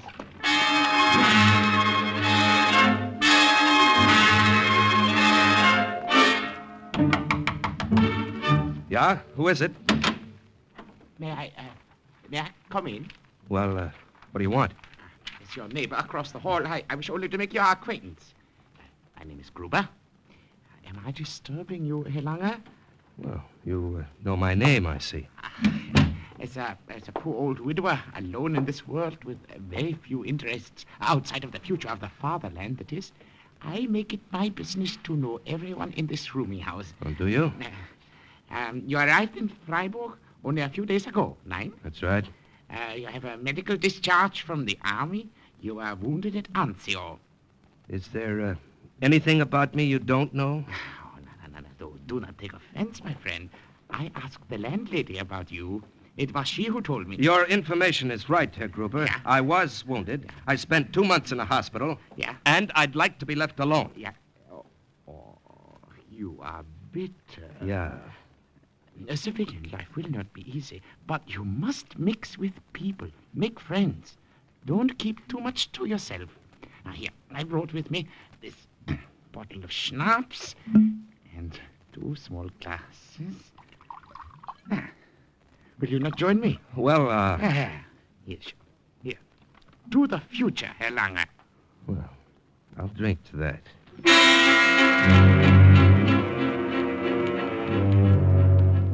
There was something about the old windbag who rented the room next door to me on the 3rd floor that I didn't like. I couldn't put my finger on it. Maybe it was the way his eyes, like patent leather buttons, kept darting around the room. Well, good schnapps, Nein, Herr Lange? Yeah, very good. Not like we used to get before the war. Of course, I'm not complaining. It is such a little sacrifice to make for the Reich. Yes, of course. Yes, of course. What are you planning to do here in Freiburg, Herr Lange? Well, I have my craft card as a union motion picture projectionist. Yeah. I worked in a film house in Berlin before the war and was hoping to find a position here. You had no success yet? No, not yet. The motion picture house, a block from the mining university. Have you tried there? Why, no, I haven't. Oh, do try it. Tell the manager, Herr Schmidt, that you are a friend of mine. He's always complaining to me about being short of help. But that also is just a little sacrifice to make for the Reich, of course. Yes, of course. Danke. I'll go there tomorrow. Good. Oh, tell me, what is your business, Herr Gruber? I am a clerk. A clerk? Yeah, in the administration building of Gestapo headquarters. More schnapps? Yeah, more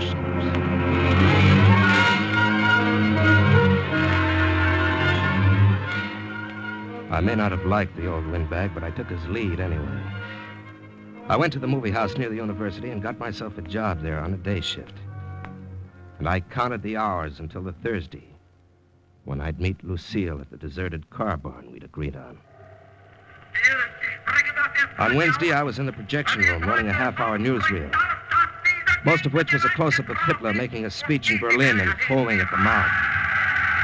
I looked down over the heads of the audience, wondered if all of them were as enthusiastic about the Fuhrer as they pretended to be, wondered how much it would take to push them into starting their own underground, wondered how many of them would be listening to their radio the next night, listening to me. Herr Lange. Yeah, Herr Schmidt? I came to tell you... turn that speaker down, will you? Yeah. I came to tell you may have tomorrow afternoon off. Tomorrow afternoon, but I don't understand. Zerbrechen Sie sich nicht den Kopf. I will want you tomorrow night instead. Oh, but tomorrow night is impossible. I mean... Longer, you have a good job here. If I ask you to take the night shift this once, I see no need for argument. Oh, but, you see... Is what you have to do that important that it cannot be postponed? 9, Herr Schmidt. Not so important. I'll be here. The next night at 20 minutes past 10, the feature film went off. I set the machine. The newsreel would run by itself for half an hour. No more. That didn't give me much time before the reel would run out. Just a half hour to get to the car barn, broadcast, and get back. Well, that's it, Lucille. 730 kilocycles, but I can't seem to get reception. Ah, they are signing off. This is Reichsstation KLD signing off. Until tomorrow morning, Heil Hitler. Well, here we go. Keep your fingers crossed. Don't turn off your radios, people of Freiburg. This is for you. I am your voice of freedom, bringing you news as it actually exists, not as the propaganda ministry would like you to believe. Mark, that's good. Wonderful. It wasn't 50 sons of Freiburg who died at the Anzio beachhead, but 500. You mothers, wives, sweethearts who have not heard from your men. You think the mails are slow? Is that why you haven't received letters? Your men will never write again. They were killed at Anzio. Women, they are taking your men away. What do you have for compensation? You have no food. You're cold.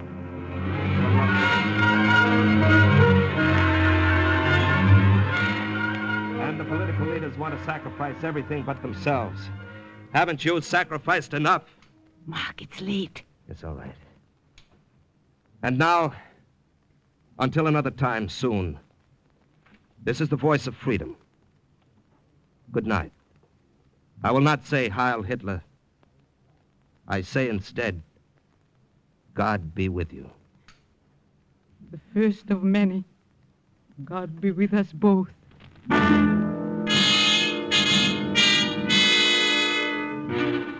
We dismantled the radio.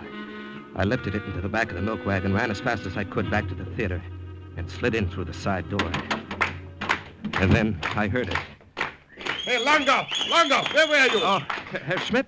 Well, What business had you to leave the protection room during the newsreel of the Führer? I only hope the authorities do not hear of this. Our leader cut off in the middle of his speech. Where were you? Where was I? I was in the washroom. I was just going up to see if you had fallen asleep. Let's go fix the machine quickly. When did this happen? Happened just a minute ago, natürlich. It's a wonder you couldn't hear all the disturbance from the washroom. Also, mach schnell, los. Ja. I ran up the stairs to the projection room. God must have been with me that first night. If the machine had broken down 5 minutes earlier, Herr Schmidt would have known I'd left the theater.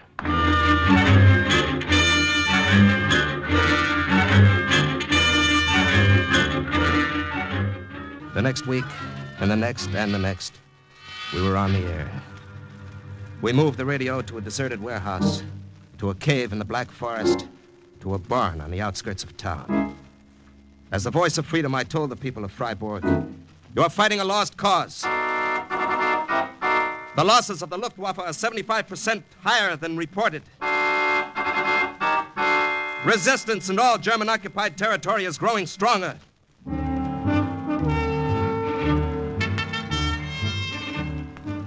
People in the city looked the same, were as respectful as ever to the Nazi soldiers that walked the streets. None of them showed by so much as a look or a word that they ever heard those broadcasts. And then I received my first indication. I saw you through the window of the coffee shop, Herr Langer. May I join you at your table? If you'd like. Oh, thank you. There. So, have you been listening to your radio lately? I have no radio. Oh, if you get one, then, I advise you not to listen to Reichsstation KLD. Oh, why not? Because the Gestapo will arrest anyone caught listening to the man who calls himself the Voice of Freedom. Oh, what does he talk about, this Voice of Freedom? Oh, it's nonsense, of course. Allied propaganda nonsense. You sure you have never heard him? I told you, Herr Gruber, I have no radio. Oh, but of course. I forgot. Why is it, Herr Langer, I have the feeling I've seen you somewhere before? It was ridiculous to suppose that he had ever seen me before, but he told me one thing. The people were listening. And the Gestapo was looking for me. Unser Führer wird uns siegreich aus dem Krieg bringen. Hör nicht auf Mark. Mark, With that cough of yours, perhaps I'd better broadcast tonight. No, I'll be all right. People of Freiburg, this is your voice of freedom. I want to tell you, my friends, how step by step Hitler has developed his program. Step by step, he has carried it out successfully. First, he took our men and destroyed them. And now Hitler is destroying our cities and our factories. Allied bombings will destroy all Germany. Our men are already dead in 100 battlefields. This is the Fuhrer's greatest achievement for Germany. He is accomplishing it all in less than 12 short years. 12 short years of Hitlerite success. They are jamming the radio, Mark. You'd better sign off. It's all right. This is the voice of freedom saying good night. I will not say Heil Hitler. I say instead, God be with you. I'm afraid they may be closing in. Yes, Lucille, it's the first time they've jammed our broadcast. We'll have to move fast. Dismantle the radio and get out of here. The wagon is right outside. Hurry.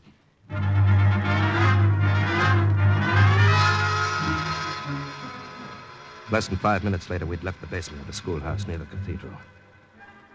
It was quiet in the streets. Too quiet. As if the city were holding its breath. Waiting for something to happen. Good night. Until Friday. You know the place. Yes, let me take the radio tonight. Oh, walk back to your room with it under your arm. What foolishness. Yes, but Lucille, you always take the risk of being caught with it. I have the milk wagon to hide it, and the barn to bury it. We'd better not stand here any longer. Good night again. And take care of that cough. I started to walk quickly in the opposite direction. If German triangulation had found the general location of the radio, the neighborhood would be swarming with Gestapo any minute. The headlights of the official car came out of nowhere around a corner and blinded me. Halt! Stay where you are! Halt! Halt! I started to run. Halt! Halt! I ducked into a doorway, up the stairs to the roof, across the roof, down some stairs again, back into the street. Somehow, I'd shaken them. I was free of them. I had to find somewhere to go, somewhere to hide. The movie house where I worked was close by. I went in through the side door. Hunched down in a seat, anonymous in the darkness. I was one of hundreds of people watching The Traveler. And then something happened to the film and the soundtrack went sour.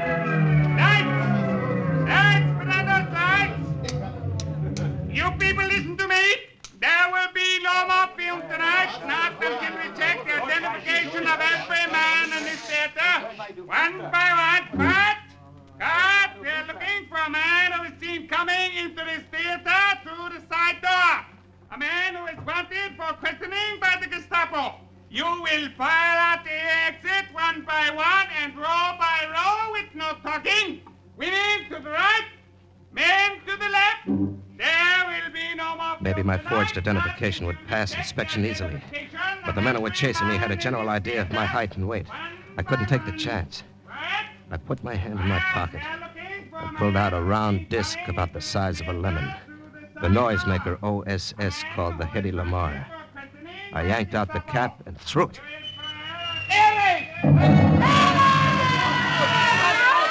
It started a riot, all right. The soldiers couldn't hold them back. They practically walked over them in their rush to get out.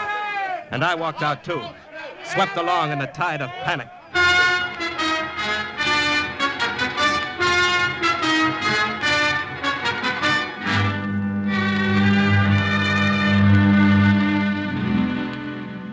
Guten Tag, Herr Langer.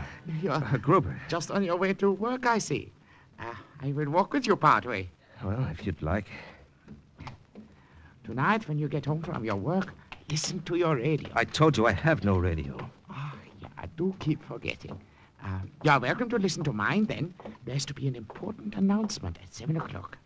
Announcement? About what? I learned about it this morning at the administration building where I work. Yes? There's to be a hanging in the square at noon tomorrow. An allied spy who was caught with a radio. What did you say? A woman, a spy. She was picked up last night, driving a milk wagon. Can you imagine such a... Look, are you ill, Helena?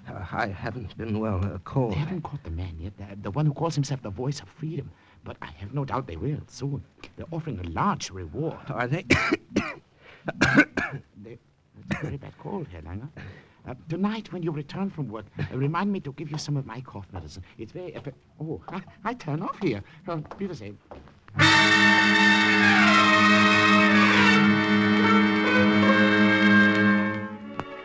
I didn't stop by for the cough medicine. After work, I locked myself in my room and stayed up all night, looking out of the window, up at the ice-blue stars that hung over Germany. And I tried to think of something to do to help Lucille. Before noon the next day, I went to the square, but I still didn't have the answer. Isn't it frightening, Herr Langer, the way an execution will draw the people like flies to honey? Is it fascination, do you think, of seeing someone else suffer? You tell me, Herr Gruber. You should know you're here. So I am. But then, so are you. What? Whoa! Woman, have you anything to say before you die? People of Freiburg, remember what you heard on your radios.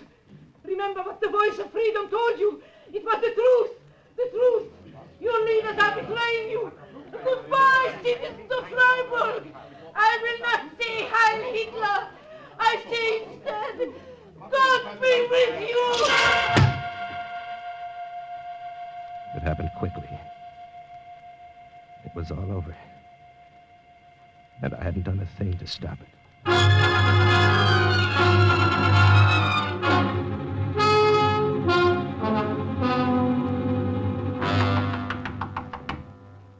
Yes, who is it? Only I, Herr Gruber. Go away, will you, please? Go away, I don't want to talk to anyone. Upset, are you, my friend, about the hanging this afternoon? No. No, I just don't feel well. Now, don't torment yourself this way. There was nothing you could do to prevent it. She did not expect it.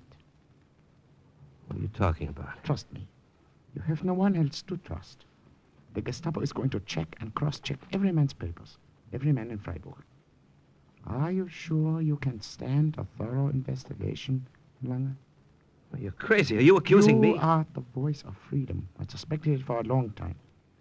I was never sure. I was afraid to step forward sooner. Now, look. No, listen to me. I know you don't like me. I have not liked myself for years. I'm afraid of my own shadow. Afraid to think. Afraid. But no longer. Herr Gruber, look. I am a discharged soldier from the Wehrmacht. I have my... Your face looked familiar. It was not your face. But it was something about you. Your voice. I thought I recognized it. And then I started to think. I, who had been afraid to think for years. You came to Freiburg about the same time the broadcast began. You were too ignorant of what was going on. And then, yesterday, you coughed, as he had. And I was almost sure then. And now, today, I watched your face when she was hanged. And then I knew. Herr Gruber. Trust me. You have no one else.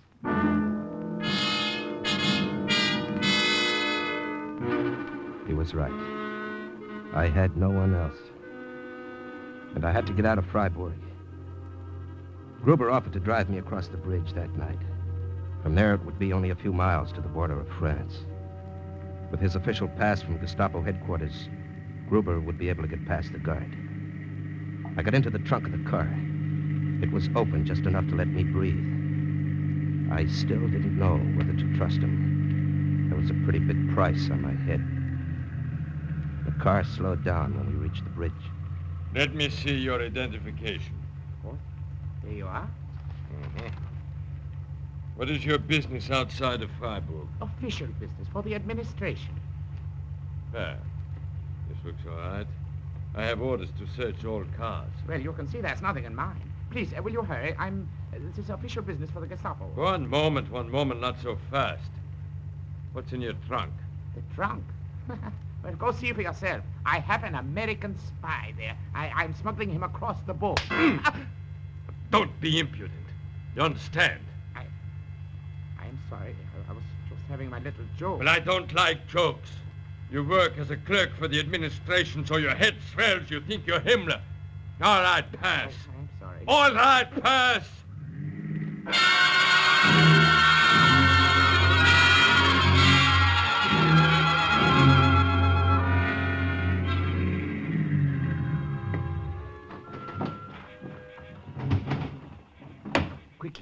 Quickly, get out here.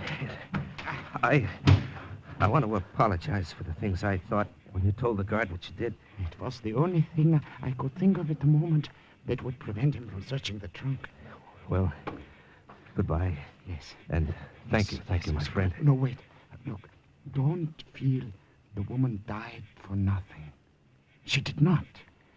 You and she have given us the courage to look at ourselves in the mirror.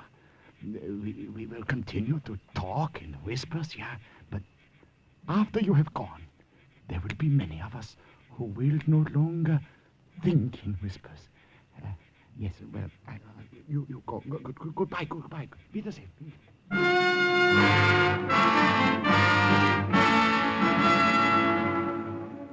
Major Marklanger made his way back to Allied lines. And when Freiburg was taken over some months later, it offered little resistance, thanks to the strong underground that had been encouraged by the Black Radio.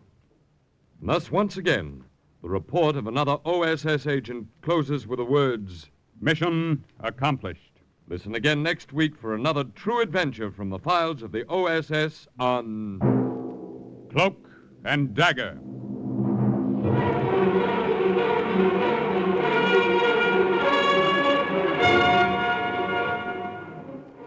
Heard in today's Cloak and Dagger adventure as Mark was Larry Haynes, Lucille, Lily Darvas, and Gruber, Barry Kroger. Others were Raymond Edward Johnson, Arnold Moss, Stefan Schnabel, Bob Weil, and Jerry Jarrett. Script was written by Winifred Wolfe and Jack Gordon. The music was under the direction of John Garth. Sound effects by Chet Hill, Dick Gillespie, and Art Cooper. Today's OSS adventure was based on the book Cloak and Dagger by Corey Ford and Alistair McBain. This program was produced by Louis G. Cowan and Alfred Hollander under the direction and supervision of Sherman Marks. 3 chimes mean good times on NBC. There's mystery and music tonight on NBC. The mystery is Sam Spade's latest case in which the romantic private eye solves the caper of too many clients. The music is the NBC Symphony Summer Concert with Antal Durati as guest conductor, and the American Album of Familiar Music, one of radio's best-loved musical programs which returns to the air tonight. 3 times mean good times on NBC.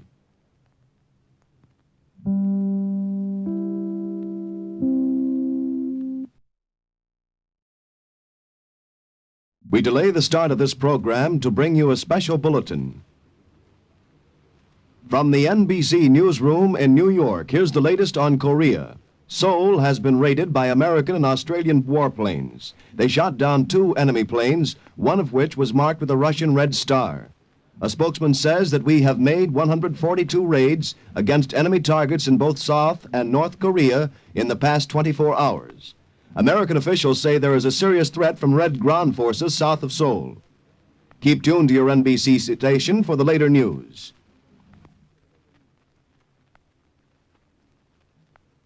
Are you willing to undertake a dangerous mission behind the enemy lines, knowing you may never return alive?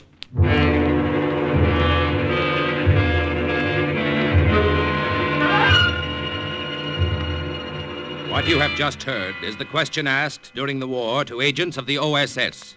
Ordinary citizens who to this question answered, yes. This is Cloak and Dagger.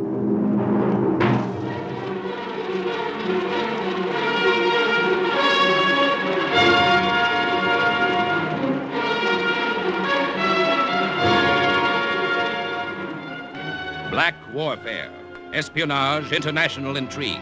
These are the weapons of the OSS. Today's adventure, The Eyes of Buddha, concerning an American OSS agent who went deep into enemy territory to enlist the help of a nation which had declared war on the United States, is suggested by actual incidents recorded in the Washington files of the Office of Strategic Services. A story that can now be told.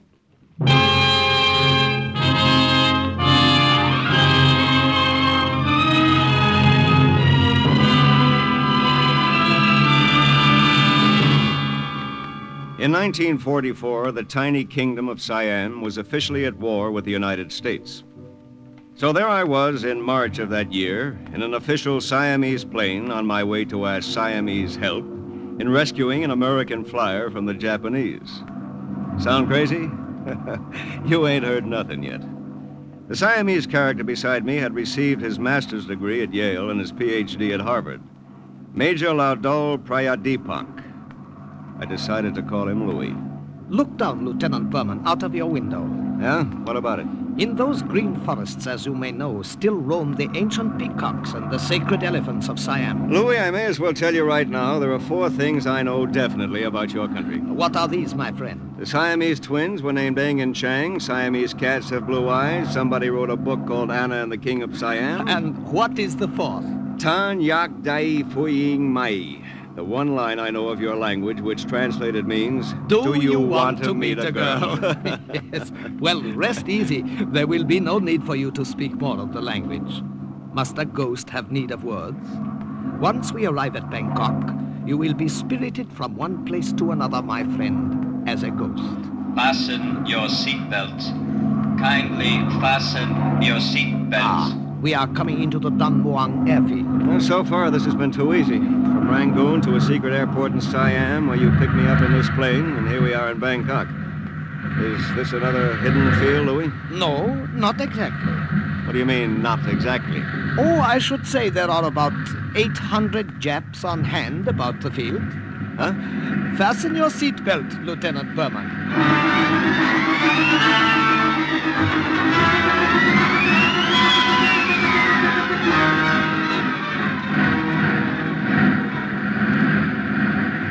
The official Siamese plane with the sacred white elephant painted on the side slid right across the field and taxied past hundreds of Jap soldiers guarding the runway. The hangar door at the west side of the field opened. The ground crew rolled the plane in. Then the door slid closed again, as if we had been swallowed up. Louis and I climbed out of the plane. Lieutenant Berman, this is Lum. He will drive us to the OSS hideout in Bangkok, where you will meet the Regent of Siam, the leader of the underground here. How do you do, Lum? I do very well. Lum suggests we wait a few minutes before leaving. Oh, is anything wrong? I suggest you wait here. I will return, tell you when it is safe to leave. The 2 Japanese officials in car right outside.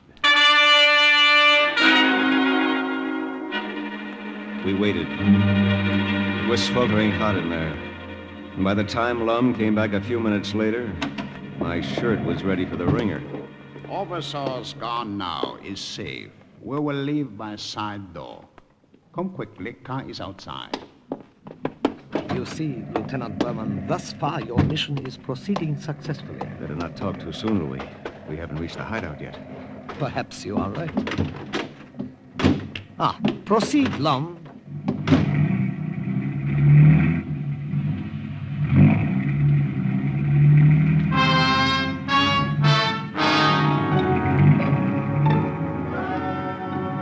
Lum drove us right through the downtown district of Bangkok toward the palace, which was being used as underground headquarters. As we drove through the streets, I could see Jap pillboxes in the internment camp, and everywhere around us, walking the streets, guns in their holsters, were Japanese. Then we turned at a busy intersection, and it happened. Lum, what is it? What is wrong with that horn? I do not know, Major. I do not know. It's stuck. Will not stop. Oh, great. Everybody's turning around to look at us. Can't you do anything about that? Little horn. A little horn. Quiet. Talking to it isn't going to help, Lum. Stop and yank out the wires. Little horn. Do not blow. Do not blow. This is very unfortunate. My friend, you've a gift for understatement. Lum, we are causing too much attention. Do as the American says. A horn, please. I beg of you, quiet. Nice little horn, pretty little horn. Lum, stop the car and pull out the wires. Oh, there's no need, Major. It has stopped by itself. All I had to do was speak nicely to it. Oh, my aching back.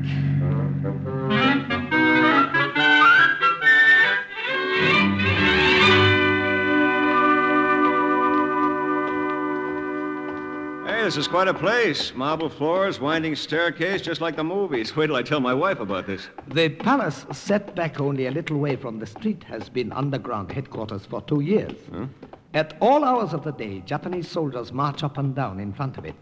Yet none of them know what is going on inside. Well, you can be sure of one thing, Louis. What is that, Lieutenant? I won't tell them. After you, my friend. The servants have prepared dinner for us. You must be hungry. We will eat now.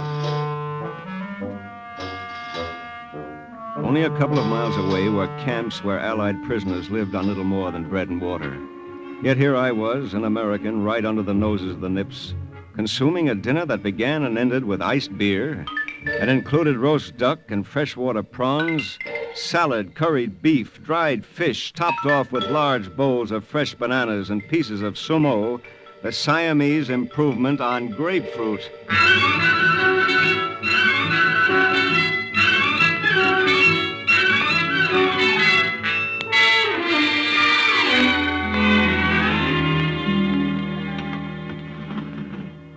Have you had enough to eat, Lieutenant? Would you care for something else? Oh, no thanks, Louis. I've had more than enough. Bai! Coffee! Coffee! Hey, what's his name, Bai? He isn't very talkative, is he? A good choice, we feel, for a servant in underground headquarters. He hears nothing and repeats less. Bai is a deaf mute. Tell me, Lieutenant Berman, what did you do before the war? Me? Oh, I was a stunt pilot. I barnstormed all over the country in old crates and jennies, anything that had wings. I got a trunk full of tin medals for almost getting my neck busted. Oh, I see. Now, look, Louis, I admire good pilots. And one of General Chennault's hot flyers is a prisoner of the Japs. Somewhere around here. If anybody's going to get him out, I'd like to be the one to try it. We will see to it that you get your chance, then. When is the Regent coming? I'm anxious to meet him. Oh, he will be here. After midnight. After midnight? Yes, you see, this is the evening of the Japanese Admiral's birthday. It was necessary for the Regent of Siam to be there, out of friendliness, of course. About 12:30, he arrived. He was dressed elegantly in a white silk coat and white pongee trousers. On his head was a delicately embroidered turban. This was Luang Pradit Manudharm, Regent of Siam and head of the Siamese underground. I trust you will forgive me for being delayed. Oh, that's all right. The Japanese admiral would never have forgiven me for leaving his party. Major, some more brandy for the lieutenant. Of course. How about your mission? Well, several months ago, one of General Chennault's best pilots crashed on the Burma-Siam frontier. Other members of his flight reported that they saw the plane go down, settle in a spreading banyan tree. But they didn't see it burn. So the presumption is he is still alive, somewhere in Siam. Yes, that's it. Major, in the morning, drive the lieutenant to Colonel Sangwan at Camp Panjara. Yes, Excellency. I think Colonel Sangwan will be in a position to get the information you are after. That's great. Your Excellency, this may be a little out of order, but... Yes? Don't you ever get the feeling you're walking around with your head in a noose? A very good question. Well put. I imagine I am a great mystery to the Americans of the OSS. No doubt they feel mystery shrouding our whole people. After all, you are supposedly an ally of the Japs. Supposedly. We are an independent nation, Lieutenant. Our people are proud and freedom-loving. Siam sits in the heart of Southeast Asia, an inscrutable Buddha. The Japanese overran our borders and from our capital in Bangkok declared war on the United States. The green flames of the jungle consumed us.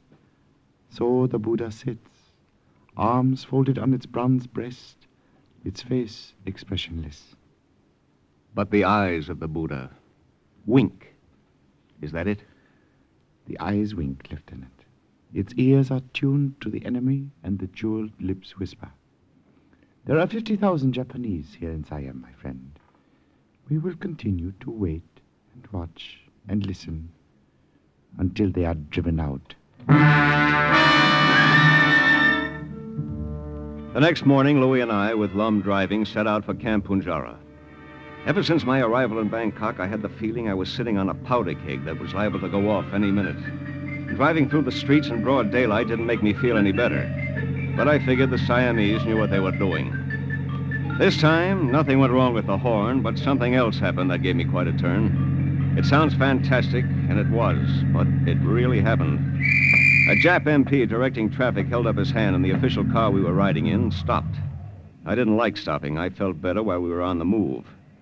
Then, all of a sudden, I saw a Jap soldier looking curiously in the window, staring at my Occidental face. We looked at each other for a few seconds. Neither of us said a word. Then the car moved on. Louis, that Jap soldier, he saw me. I know. Even with the civilian hat and this shirt over my uniform, he couldn't have mistaken me for a Siamese.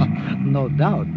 But if he saw me, Louis... Put your mind at ease, my friend. I'm sure he doesn't believe what he thought he saw. And if later he convinces himself it was true and goes to his commanding officer, he will lose face for telling so ludicrous a tale. You mean they won't believe him? Oh, come now, Lieutenant Berman. What would an American be doing in Japanese-occupied Siam, driving along the streets in full daylight? Ridiculous, don't you think?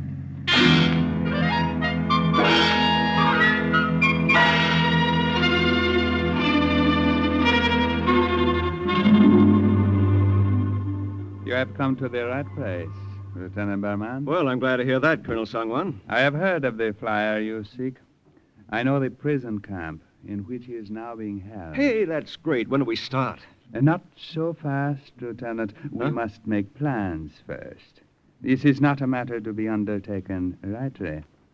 Come, we will have dinner first, and then we will discuss the problem. Dinner? Colonel Sangwan, I've been wined and dined ever since I got to Bangkok, but I haven't done a thing. Ah, my wife Tara. We will dine, then we will talk further.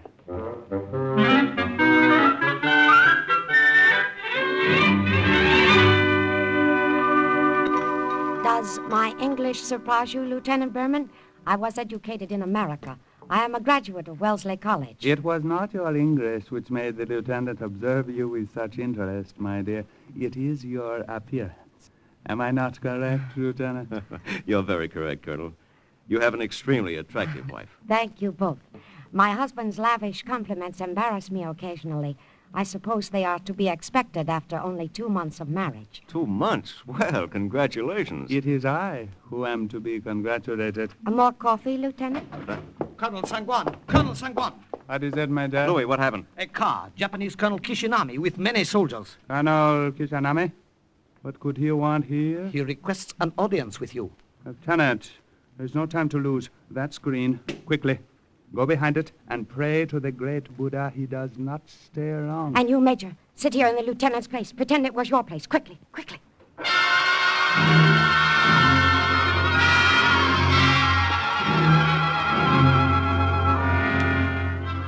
Nobody had to tell me to be quick. I got behind the bamboo screen, and Louis slid into my chair at the table. Then he stood up immediately with Sangwan as Kishinami came in, a great ornate sword swinging from his side. He stood so close to me, I could have reached out and touched that sword. Would you care for some coffee, Colonel Kishinami? No, thank you. Colonel Sangwan, I am here on official business. Ah, yes, Colonel Kishinami. What can I do to help you? We have discovered a clandestine airfield in this territory. Surely it is not so close to this camp without your knowledge? Airfield?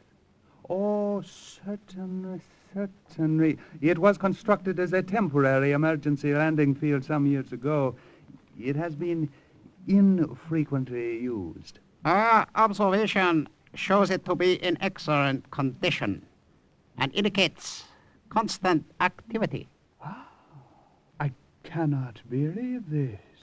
Let me accompany you and see this airfield. Taba, my dear, you will forgive me? Of course. I will be here.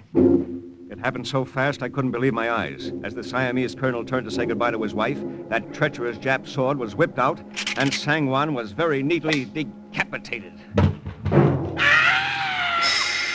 Beheading Sangwan must have been the signal for the Jap soldiers in the room to take out their guns. But before they could do anything with them, Tava sprung at Kishinami, and with a meat knife from the table, stabbed him through the heart.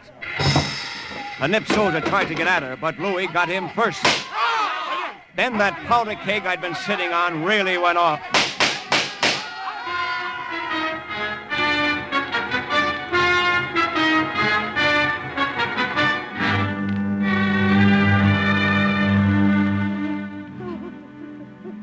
With their leader killed, they did not have much heart left for the fight. They are gone now. But, Louis, I don't understand it. Nor I. What brought on the assassination of the colonel? That phony errand he came on was just an excuse to get in. It is possible that the order has come for the total subjugation of our people by the Japanese. If true, it is open war from now on. Will there be another attack tonight, you think? If so, we are armed and ready. There is nothing to do but wait. What about Tava? Is there anything I can do for her? No. She is one of my kind. It is best to let me console her, Lieutenant. Thank you on her behalf for your kindness. Married 2 months. What a lousy shame. Go to your quarters. We will wait. Nothing further occurred that night, but none of us slept. In the morning, a big black official limousine drove up. It was the Regent of Siam. I have received an apology from the Japanese government for the incident last night. They are quite adept at apologizing. My husband has been killed, and you call it an incident, Excellency? Yeah, how about that? It is my belief that the order for the subjugation of Siam had been issued by the Japanese High Command and rescinded because they did not believe the time appropriate. But what about last night, Excellency? Evidently, through some oversight or the difficulties of communication, Colonel Kishinami had not been warned that the plan was off. It is my belief that all will be quiet now for a while. Shall we sit quietly once more and wait for them to attack us again while our backs are turned? There are many of us in the underground. Tava is right. Let us attack them. Let me avenge my husband. Now listen, wait a minute. You've played a waiting game so far. Wait a while longer. I know the fuse is burning close, but wait. That time is past, Lieutenant Any Vernon. open act on your part will really make the Japs crack down. Right now, Siam is the best listening post the Allies have in the East. Believe me, Washington knows what it's doing. You're a better help that way. The lieutenant is right. We will continue to be a docile puppet state and sell out the enemy to the Allies. But, Your Excellency... I say we will wait. I have myself promised President Roosevelt that we Siamese will continue to be loyal and silent. We will wait until we are told otherwise. Did you get the information you came after, Lieutenant? No, Colonel Sangwan was going to give it to me before... I know the camp you are looking for, Lieutenant. I will tell you what you want to know.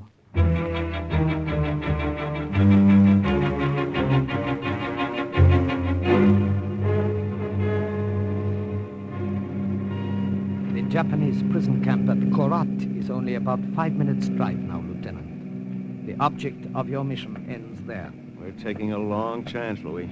You are the one who is taking the long chance. You think it'll work, though, don't you? I can only say I hope. When I turn you over to the Japanese commander as a prisoner, there is a strong possibility you will be thrown into the same stockade as the American flyer for whom you are looking. And if I'm not, just being inside those gates will give me an opportunity to find out exactly where he is in that camp. You find him. We will attend to the rest. I hope I can count on that. Trust us. Halt! Look out there! Major Prayadipak from the Regent. I have a prisoner for Colonel Inotu. Very well. Pass.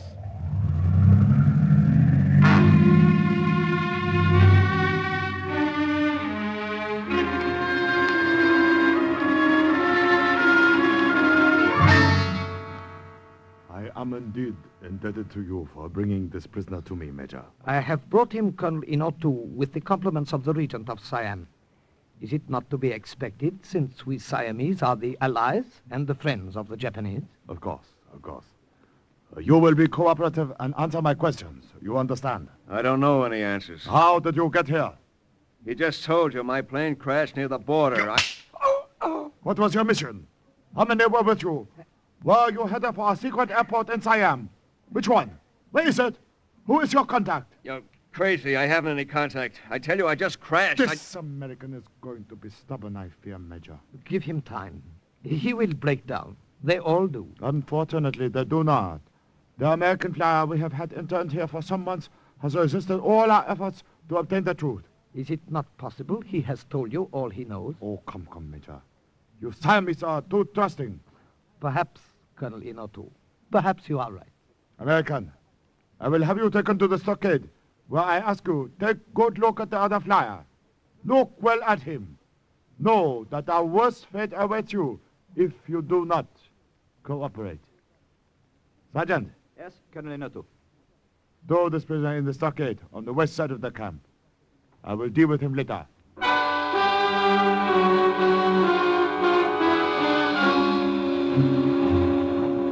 I tried to hide the way I felt about being thrown together with the very man I had come all the way to Siam to find.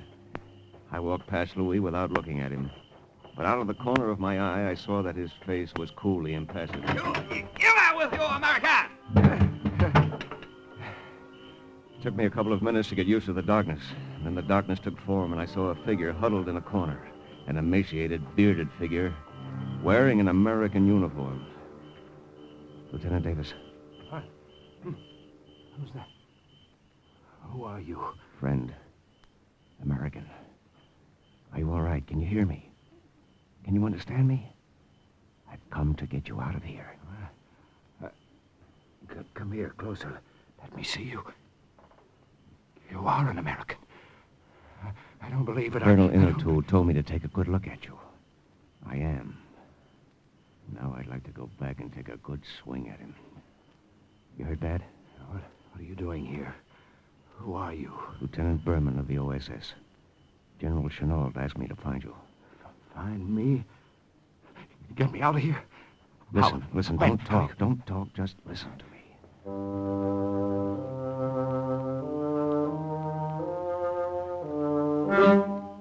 He listened all right. And even in the semi-darkness, I could see the light come back into his eyes at the idea of getting out of that place. At about 7 o'clock in the evening, the Jap guard outside the stockade was changed. The new sentry brought us in some food. Here. Eat this. It is the best I could do. Lum, is it really you? Oh, this is better than I hoped. The Japanese guard whose place I took was willing to pay attention to a little bribe. Japanese soldiers are so underpaid, you know. Lieutenant Davis, this is Lum, a Siamese, a friend. Can you get us out of here? We have a plan. Tonight, when the moon is low, I will turn my back and you two will make a run for it. Try to escape. I'll never make it. No, of course not. You will be shot in the attempt and killed. Sorry, Lum. I don't think much of that idea. Haven't you got any others? I have no finish. Listen. I will only pretend to shoot you. You will only pretend to die. Huh? The Japanese soldier who was bribed and one other who has accepted our money will get to you quickly, stand over you. A Siamese doctor in the camp will pronounce you dead. Leave the rest to us. It won't work. It won't. Lieutenant Davis, if the Siamese say it'll work, give them a chance. When the moon was low, at a signal from Lum, we broke out and made a run for it. Stop! Stop! Prisoners are escaped! When we heard the shots, we threw ourselves face down on the ground and held our breaths. Stretched out like that without moving, our eyes closed, everything that happened around us after that seemed to be a crazy dream. I will regret this, both of them. I fear, Colonel Inotu. They are already sorry. Who's that, Doctor? What did you say? These Americans, Colonel Inotu. They are both very dead. Dead? What shall we do with them, Colonel? I await your orders. Do with them. If they are dead, bury them, of course. Take them to the cemetery and bury them.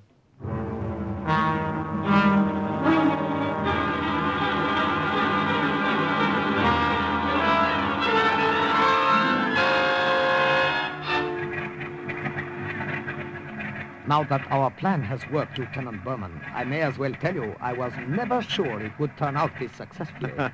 But, Louis, you did have this plane already and warming up at the cemetery. We Siamese are eternal optimists. The graves are dug, Major. What shall we do? We will say goodbye to our friends, the Americans, first, Long. Then we will go back and throw the dirt over the empty graves in case Colonel Inotu comes to inspect them. A plane. To get on a plane again. Out of this place. A plane going home. I pray, Lieutenant Davis, that you will both return to our land one day in happier times. I assure you of a greater welcome and far greater hospitality. And now, goodbye and a pleasant journey.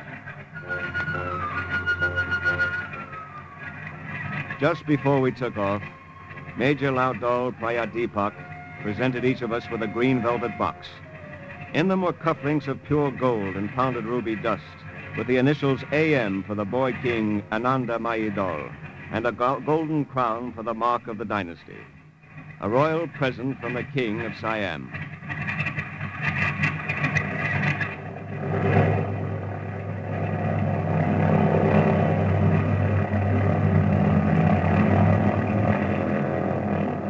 As we looked down, we could see Lum and the two bribed Jap soldiers with Louis directing operations, shoveling the dirt in over our graves.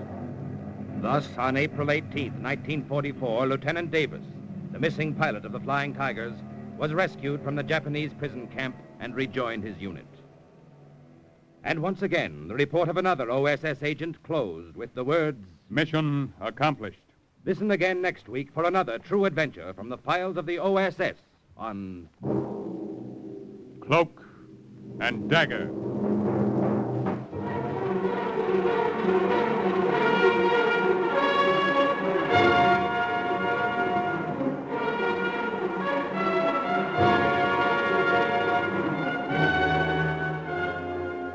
Heard in today's Cloak and Dagger adventure were Grant Richards, Everett Sloan, Ralph Bell, Barry Kroger, Raymond Edward Johnson, Eileen Heckert, Carl Weber, Martin Balsam, and Jerry Jarrett.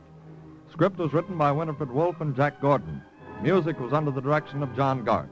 Today's true OSS adventure was based on the book Cloak and Dagger by Corey Ford and Alistair McBain. This has been a Louis G. Cowan production in association with Alfred Hollander and was under the direction and supervision of Sherman Marks. Next, hear High Adventure, then The Big Guy on... Are you willing to undertake a dangerous mission behind the enemy lines, knowing that you may never return alive?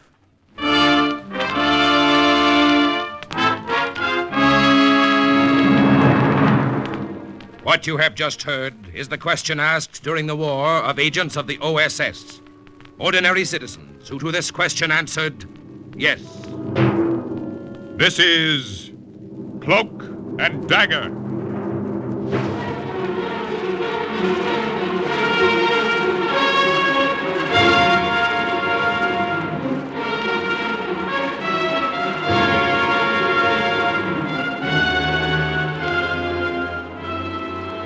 Black warfare, espionage, international intrigue.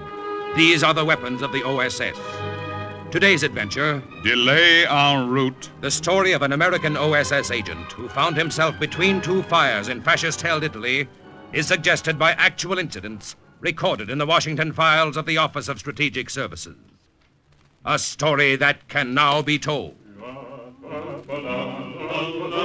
That was a big night in Sturza. We liberated the town that morning and everybody was drunk. But not on vino. Those Italian partisans were drunk on something they hadn't tasted since Mussolini's black shirts marched on Rome. Freedom. There were only 3 fascist officials left in town, and all of them were down in the village square, hanging from a scaffold. I should have been celebrating too. After all, that was why the OSS had sent me into Italy, to help Guido Gordoni and his partisans wipe out fascists.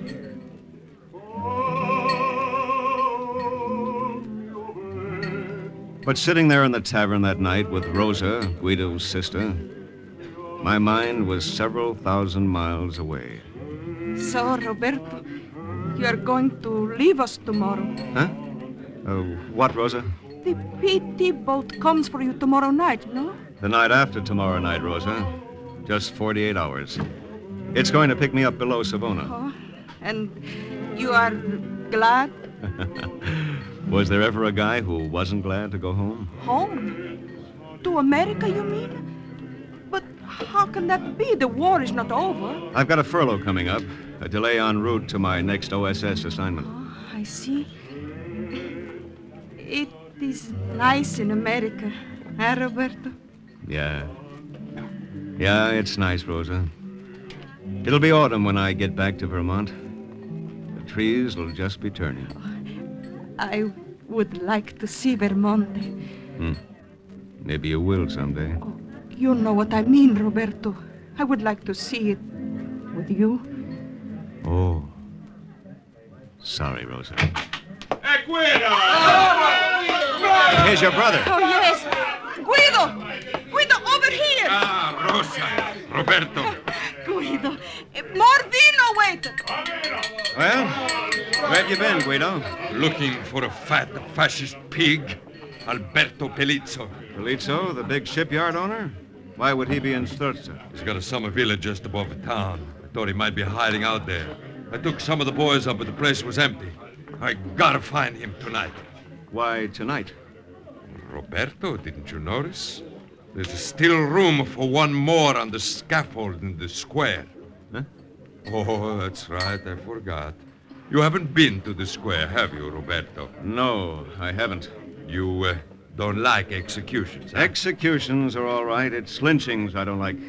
Those men were civilians, Guido. They were fascisti. Nevertheless, they were entitled to a trial. Trial? If they had caught you, Roberto, would they have given you a trial? That was the difference between Guido Gordoni and me. He and his partisans fought fire with fire. They'd never heard of the democratic process, but I had, and I believed in it. That was why Guido and I could fight side by side and respect each other as soldiers and yet never become friends. You've not lived under the fascisti, Roberto. You've not had a wife and child murdered, as I have. Were the men you hung in the square responsible for that? Every black shirt is responsible. The men in the square, Alberto Pelizzo, all of them. When Guido Gordoni finds them, they pay for their crimes. They should pay, of course, but... But what? What, Roberto? I don't like men who say yes, but. I don't think they can be trusted. Guido, you have no right to say that to Roberto. Forget it, Rosa. I'm leaving all of you soon. You won't have to trust me much longer. I got up then and pushed my way through the crowd to the door of the tavern.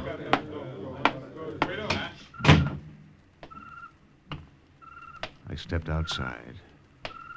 The night was beautiful. But not as beautiful, I thought, as an autumn night in Vermont. Signor Mercer? Huh? She touched my arm as she said it. She'd been standing very close to me in the shadows of the tavern wall. I'd never seen her before, but she was lovely.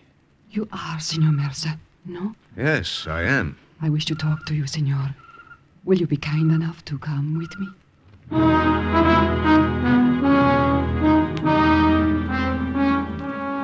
I didn't say no. It would have been hard to say no under any circumstances. Besides, her quick, frightened eyes told me it was something important. Still, I kept my hand closed around my revolver as she led me down several dark, deserted streets. This is the house, Signor. You will please go down the steps to the basement. Oh, you go first. There is someone inside, but please come in. Do not be alarmed. I'm not alarmed. Go ahead. Buonasera, signor. The man who rose to greet me wasn't armed, and he looked too old and too tired to be dangerous. Allow me to introduce myself. My name is Alberto Pelizzo. Pelizzo? Young lady who brought you here is my daughter, Maria. It was good of you to come with her, signor. But it wasn't very wise of her to bring me. Why? Because you might turn us over to the partisans? Because I will turn you over to the partisans. I think not, senor. No? On the contrary, you will be careful to protect us from the partisans. You will take us out of Italy alive. You will see to it that we arrive safe and sound in America. What makes you think so? Is your government informed, Senor Mercer, of our recent experiments with radio-guided aerial torpedoes? I don't know. I could inform them. These experiments are being conducted in my own laboratories. I know more about them than any other man in Italy. I see. Also, a new type of submarine capable of great underwater speed. All right. Also, the long-sought electromagnetic pistol for torpedoes. All right. Also... All right. I get the point, Polizzo. I thought you would. You'll turn over this information to Allied intelligence if I get you safely out of Italy. Precisely. Well, senor? I'll have to think about it. Don't think too long, senor. And don't discuss it with your partisan comrades. I'm quite sure that bloodthirsty Guido Gordoni would not let my usefulness to the Allies prevent him from hanging me. He was right about that. Not that Guido Gordoni was bloodthirsty. He was simply an angry and bitter man. Nothing in the world would prevent him from hanging Alberto Polizzo. Well, I was pretty bitter myself as I headed back to my room above the tavern. I didn't like keeping secrets from Guido, and I didn't like helping fascists. But I knew already what I had to do. I knew that when I went aboard that PT boat in 48 hours, Polizzo and his daughter would be with me. The OSS would want it that way. Hello, Roberto. Rosa, You were gone a long time, Roberto. what are you doing in my room? Waiting for you?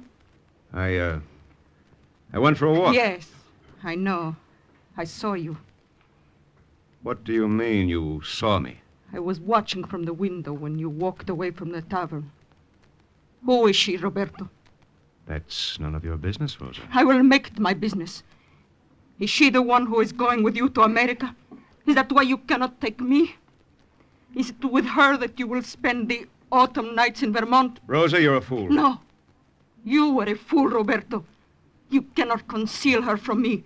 I will find her before tomorrow night, and when I do... Yes? When you do? Life is very cheap in Sturza these days, Roberto. She meant it. She didn't make idle threats. She was like her brother that way.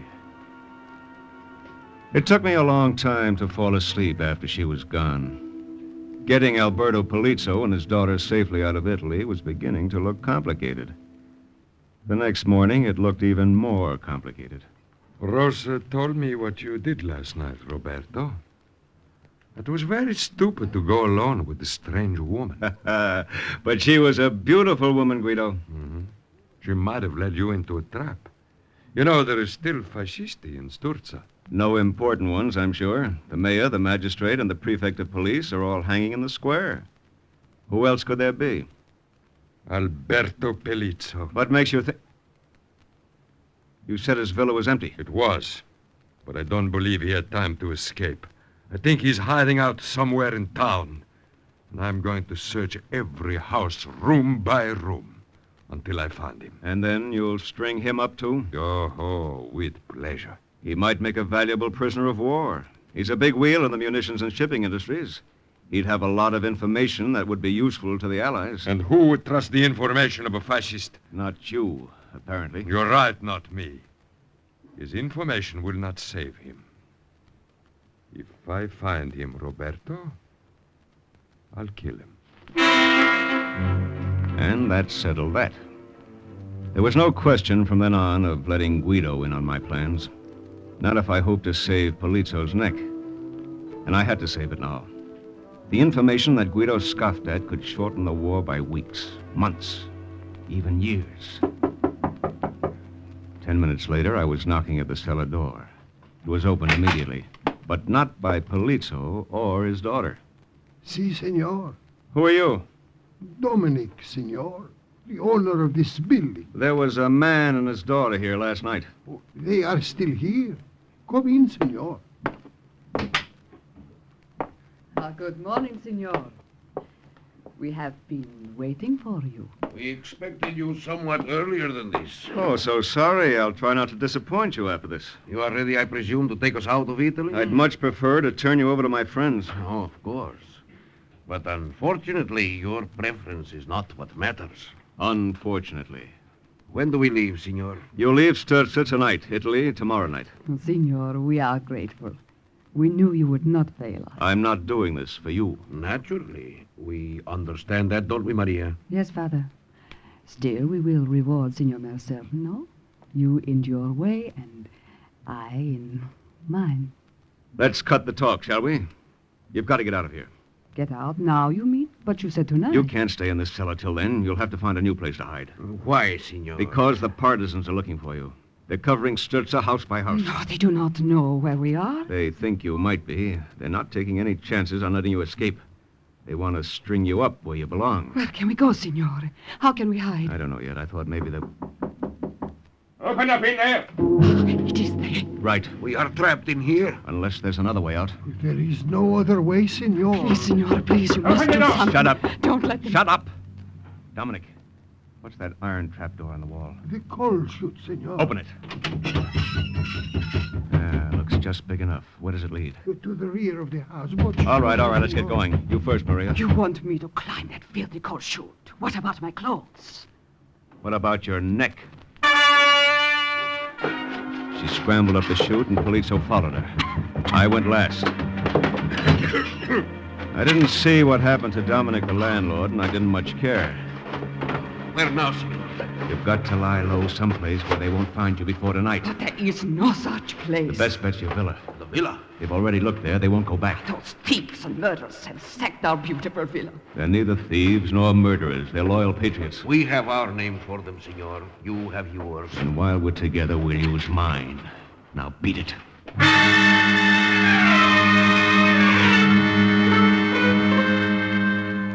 I arranged to meet them at the villa at dusk. I watched them trudge off, smeared with coal from the chute, looking like the peasants they despised. At least there wasn't much chance they'd be recognized.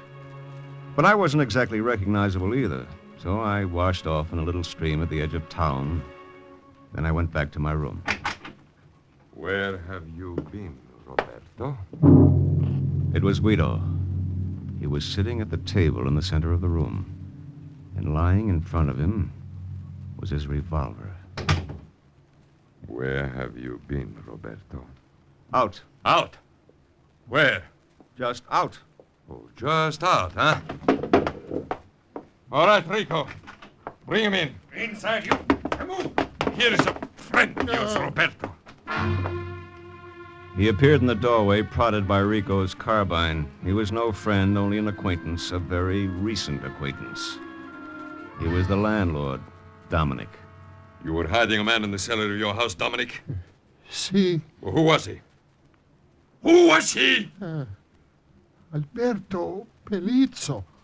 Alberto Pelizzo, huh? And he had a caller this morning. Si. Who was the caller?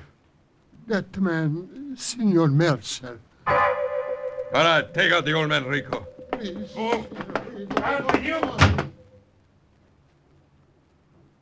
Roberto? Well?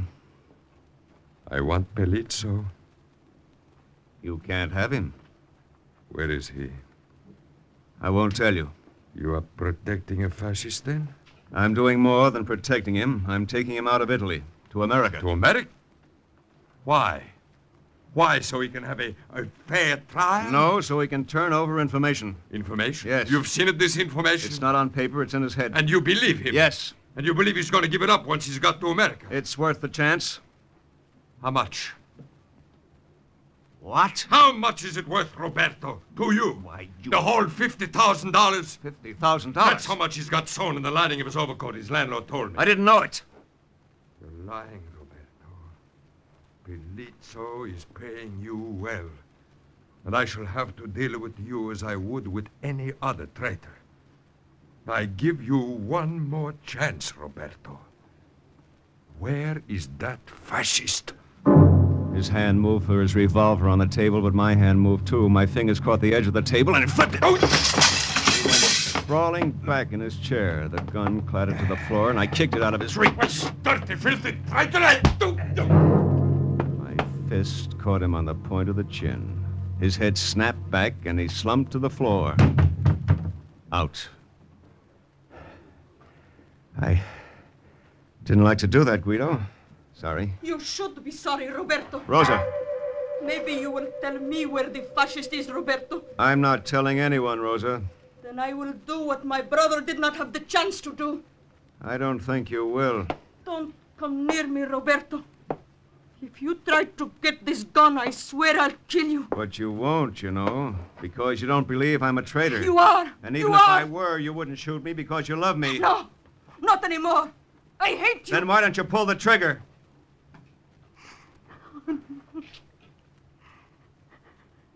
Give me the gun, Rosa. Take it. Take it and go. I went down to the street. The car that Guido had commandeered for his use in Sturza was parked in front of the tavern. I went over to the driver. Antonio, Guido wants you. He is upstairs, Signor Mercer? Yes, in my room. Hurry. Está bien, Signor. Ando subito.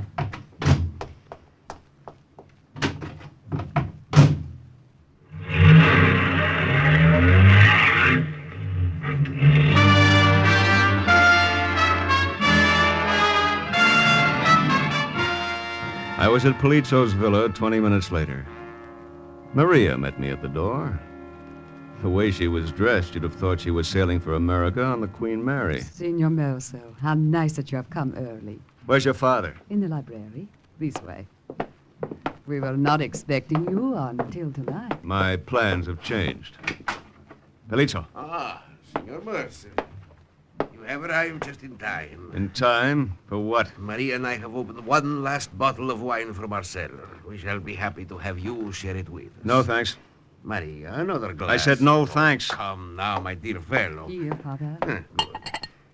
We will drink to you, Signor, our benefactor, and then we will drink to the new world where we are going.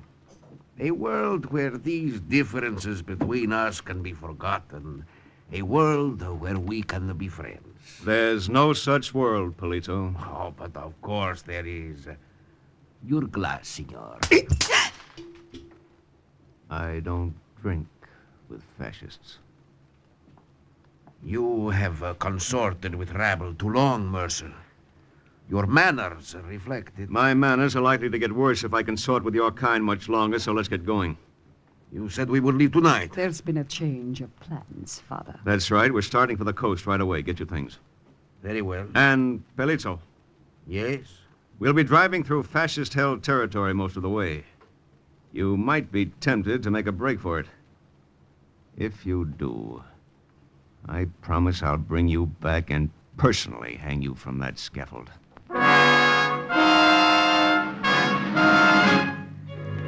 We left then. I drove the car. Polizzo sat in back, but not Maria.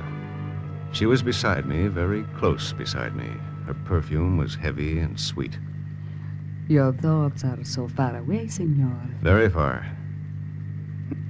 You do not like me, do you? No, You do not think I am beautiful? not nearly as beautiful as my thoughts. They are of another woman? No. What then? A place called Vermont.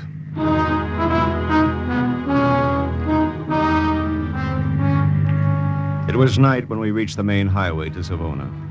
Guido's partisans were far behind us by then, and I thought it would be clear sailing. I was wrong. What is the matter? Why do you slow down? Look up ahead. Roadblock. Roadblock? Partisans? No, not partisans. This time it's your friends. Remember, Polizzo, I'm waiting for you to say just one wrong word. Let me see your papers. You're in the back seat first. Here they are. You will find them quite in order. I will be the judge of that. Alberto Pelizzo. Yes? So, You are Alberto Pelizzo, are you? Yes, I am. All right. Come with me. All three of you. But why? What is the matter? This man is lying. Alberto Pelizzo is dead.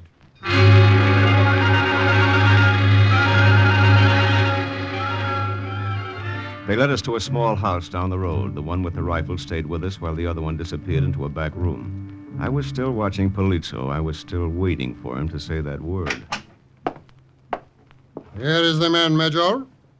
The man who calls himself Alberto Pelizzo. Let me see him, Corporal. So, why should he not call himself Alberto Pelizzo? You recognize me then, Major? But of course, senor, and I am delighted to see you.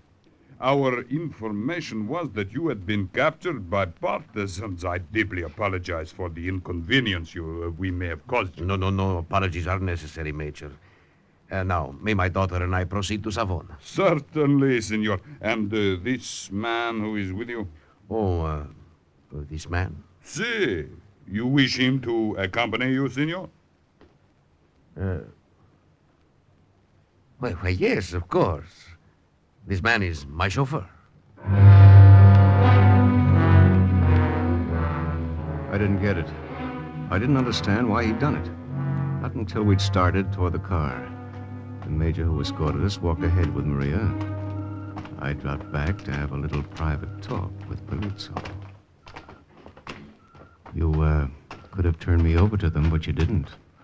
It wasn't out of the kindness of your heart, I'm sure. Why else, Mercer? You have been kind to us. We are kind to you. No fascist was ever kind for a reason like that. Can you think of another reason? Maybe. You have no way of leaving Italy without me. You know the war's lost. If you're still here when the Allies march into Rome, you won't have any way to save your precious skin. You want to get out while you can. You're no fool, Senor Mercer. You can understand my reasoning, can't you? Sure, I can understand it. It's an old story. Rats always desert a sinking ship. Why, you insolent... Easy, watch it. The Major. I was just telling your charming daughter, Senor Pelizzo, that there is really no need for you to go to Savona. Huh? After tomorrow night, you could return to your villa at Sturza. But the partisans have taken Sturza, Major. And not for long, Senor. A full division of our infantry is on its way from Genoa to carry out a surprise attack on them. We are going to deal with this bandit Guido Gardone once and for all. Within 48 hours, it will be Guido Gardone himself who will be hanging from that scaffold in the village square.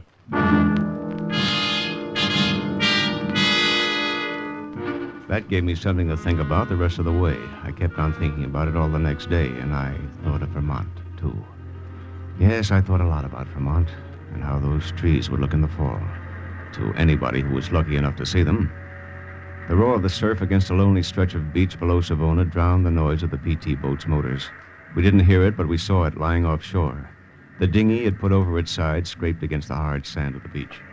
Lieutenant Mercer. Yes? Bosun's mate Curtis, sir. Do these people go aboard too, Lieutenant? Oh, yes. Here's a letter. Give it to your skipper. It explains who they are. Yes, sir. But aren't you coming, sir? No. Senor Mercer, you're not going with us? I don't understand. I think I do, Maria. The noble Senor Mercer is going back to warn his friends in Sturza of the surprise attack. That's right, Pelizzo. Oh, no, senor. Why should you bother with that rabble? They happen to be my allies. But you said they would kill you if they saw you again. They will. I'm hoping they'll listen to my warning anyway. But that is foolish to risk your life for them. It does not make sense. It wouldn't to you, Maria. Not yet. Maybe after you've been in America for a while it will. Take him away, Curtis. Yes, sir. So I didn't go to Vermont. I went back to Sturza instead. It was noon the next day when I walked into the tavern. Guido was there, and Rosa. Roberto, you have come back. Yes, I've come back. Well, the traitor returns. Maybe you didn't believe me when I said I'd kill you. I believed you, Guido. Rico, take his gun. That won't be necessary, Rico. Here's my gun. Roberto. Quiet, Rosa. You're ready to die, traitor? As soon as I've given you my report. There's a full division of fascist infantry moving up from Genoa. They're planning to spring a trap tonight. You'd better get out of Sturza. I don't believe you. The fascists are too busy at Salerno to send a division here. All right, I've done my best, Guido. If you don't believe me... I believe him, What Guido. are you doing, Rosa? Get away from him. No. Get out of the way, I tell you. I'm going to kill him. Then you'll have to kill me, too. Rosa! Very well. We will see if you're right about him, Rosa. Rico, we're moving out of Sturza immediately. Pass the order along. Si, Guido. But what about Roberto? What will you do with him? We'll take Roberto with us. If the fascisti do not attack tonight, there will be no more room on the scaffold tomorrow. The fascists did attack that night, but there wasn't a partisan left in Sturza. We had evaporated into the hills. Yes, I said we. I went on working with Guido Gordoni, helping to direct the campaign against the Blackshirts. We were never friends, Guido and I, but we did have a common enemy. A year later, I got back to Vermont. That was a long time to wait, but not as long as I might have waited if Alberto Polizzo had not given information concerning secret weapons to the OSS. And once again, the report of an OSS agent closes with the words, Mission accomplished. Listen again next week for another true adventure from the files of the OSS on Cloak and Dagger.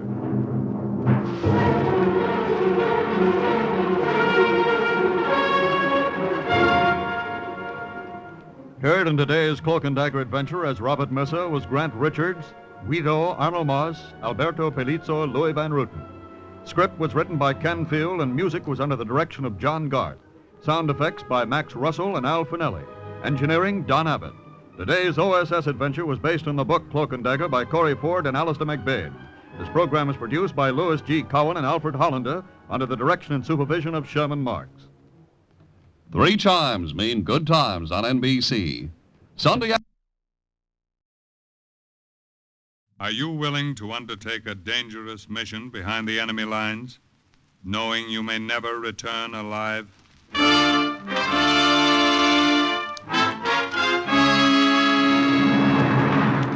What you have just heard is the question asked during the war to agents of the OSS, ordinary citizens who to this question answered, yes. This is Cloak and Dagger.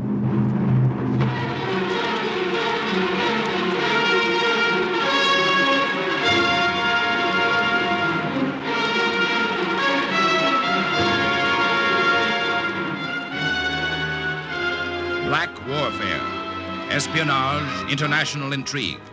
These are the weapons of the OSS. Today's story, The Brenner Pass, is the story of an American engineer who single-handed cut off the escape of part of the German army in Italy from onrushing American troops. The Brenner Pass is suggested by actual incidents recorded in the Washington files of the Office of Strategic Services. A story that can now be told.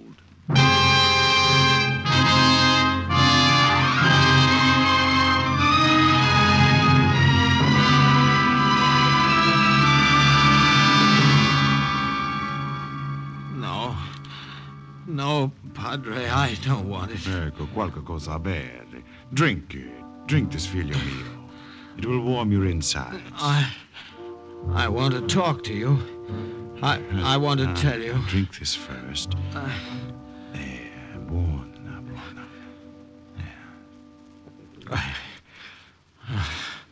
I'm so tired. Rest then. So tired. Rest.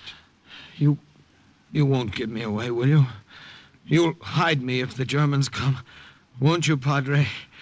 Won't you? You came to me, my son, because you knew I'd give you sanctuary.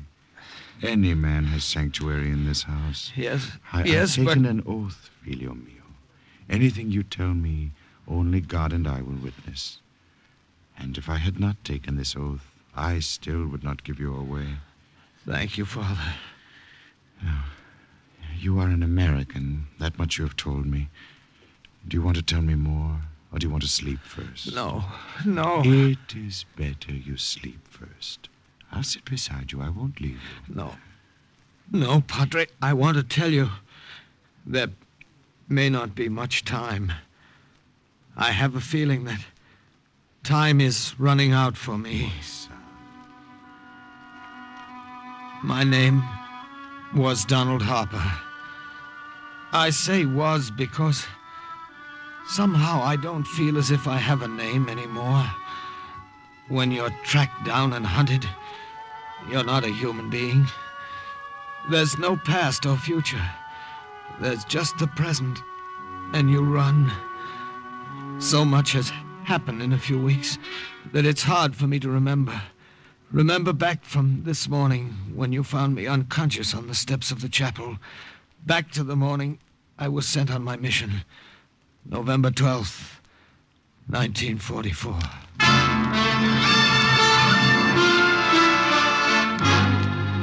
Captain Harper, I'm well aware of everything we have to gain if this scheme of yours succeeds. You still think it's just a scheme, eh, Colonel? I don't have to think. I know what your chances are of actually getting through to the Brenner Pass and blowing up that highway. And I know what'll happen to you if the Italian fascists or the German police get you. I know a couple of things, too, Colonel. One of them is the country up there in the mountains. Yes, I nearly broke my neck half a dozen times when I was a kid climbing the rocks around my grandmother's hut. And just before the war, I took a trip from the States to see her again. I skied over every inch of that mountain near the Brenner Pass. Colonel, I know I can do it. We've been through this before, Harper. I'm aware of everything in your favor. Your knowledge of the country, the fact that you were an engineer before the war. Just give me supplies, some TNT, an Italian uniform, and some phony papers in case I tangle with the fascisti. It's all I need, Colonel. I tell you, I can do it. It's true. If that highway to the Brenner Pass could be destroyed, it would take the Germans months to repair it. It would cut off one of their retreats out of Germany. Of course. Now, we'd have them where we want them when the American armies advance. Their backs to the mountains and no way out. That's it. Your permission, Colonel. Please let me try it. You say your grandmother's hut is right near your objective? Yes, sir. I'll give you names to memorize of other partisans in the mountains who might help you on the way. I'll have all the supplies you requested, and you can leave.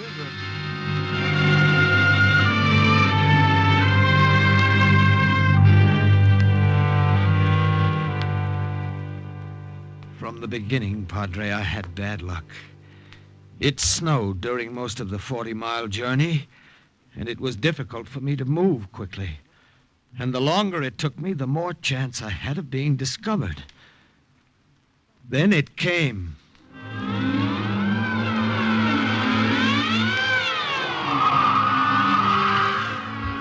You know what a storm is like here in the mountains, how it can blind you and throw you against the rocks. When it was all over, I realized what had happened. I had been thrown off my course, but that wasn't the worst of it.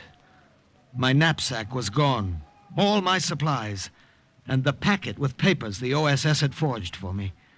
I had no identification now, and no food.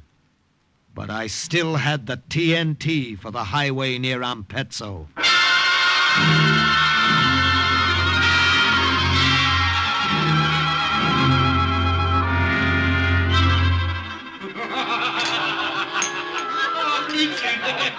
There is a tavern, Padre, not far from Parola. It wasn't sheer recklessness, but desperation that made me go in there knowing I had no papers. Knowing the tavern catered to Nazis and fascisti. Knowing the rucksack on my back was filled with explosives. But there was no other place for miles, and I had to get food or I couldn't go on. Come, Tony, tell us more of the story. Well, as I've already told you, she was fat as prima donna. Yeah. Oh, Maria, she was big. She was like this. And look what she sang. When she sang, it looked like this. La, la, la. See? What would you like to order? Some bread and cheese, if you have it, and some coffee, black. Very strong, if you have it, please. See? Where is the beer I ordered? Bring it fast if you know what's good for you. Yeah, see, fast. Bring it fast if you know what is good for you. See, coming right away. I tried to make myself as inconspicuous as possible. Oh, you would tear me. I hoped the Germans would continue to be amused by the Italian girl and not ask to see my papers. I had nearly frozen in the snow a half hour before. Now the sweat broke out all over my forehead. Pay attention to her, I kept praying. Watch her, watch her. Don't even look my way. Here you are, senor. Cheese, bread, coffee. Oh, grazie. It is here. I have it here, right here. Oh, that soldier must be important to be served first. Come here, soldier. Come over here and tell us how important you are. Well, no, I'm not important at all. Forgive me. The waiter should have served you first. That's right. He is not important. Come, take a sip of my beer, Tony. It will make it taste better. No, let the soldier have beer with us. No. Poor soldier. He's all alone. Buongiorno. Come and have some beer with us, soldier. No, grazie, signorina. I will just finish this coffee and then I must go. Tony, forget him. Come back to work. Wait a minute. You must not be rude, soldier. Men are never rude to me. If I ask you to drink with us, you must. No, please, signorina. Some other time, perhaps. Now I must go. Ha! You are afraid of me. Afraid of girls and afraid to drink beer. Oh, you should be back in your mama's lap, I think. I will give you some beer now. Perhaps you will acquire a taste for it. Here.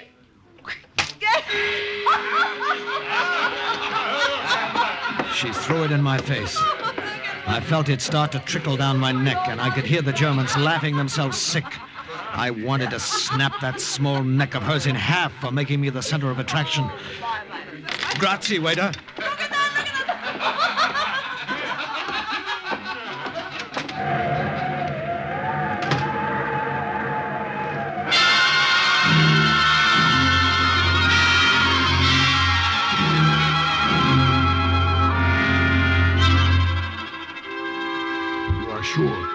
You are very sure you are not followed here to my house? Very sure, amico, and it's snowing again. Even the tracks from my snowshoes are covered. We must be careful, very careful, all of us partisans. The Germans are closing in on us. Do you know what would happen if they found out I took you in? An American. This would happen. But I tell you, there's nothing to worry about, and I'll be gone in the morning. The morning. One. All I want is a night's rest. There is a bed in the back room you may use, Senor Harper. You are sure you are not followed, very sure. Yes, and I'll be gone in the morning before you're awake. You must not think, Senor, that I am being inhospitable, but these times, they're very bad times for all of us. Yes, I know. To live is important, too. Yes, in order to fight back later, one must leave now, no? Yes. And the Germans are clever. Very clever. If they knew you were here.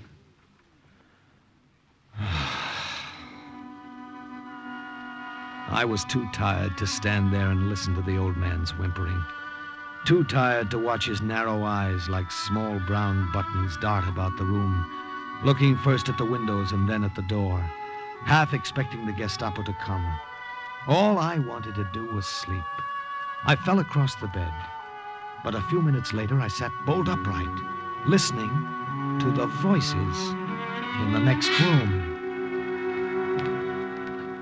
Daughter, he's here. An American in the back room, sleeping. Are you sure? Are you sure he's an American, Father? His name is Harper. Donald Harper, Tony. The American OSS sent him. Oh, an American, eh? Oh, how the German police would like to know that. That girl, the girl from the tavern, the friend of the Germans. I didn't stay to hear any more. There was a small door leading out to the back of the hut.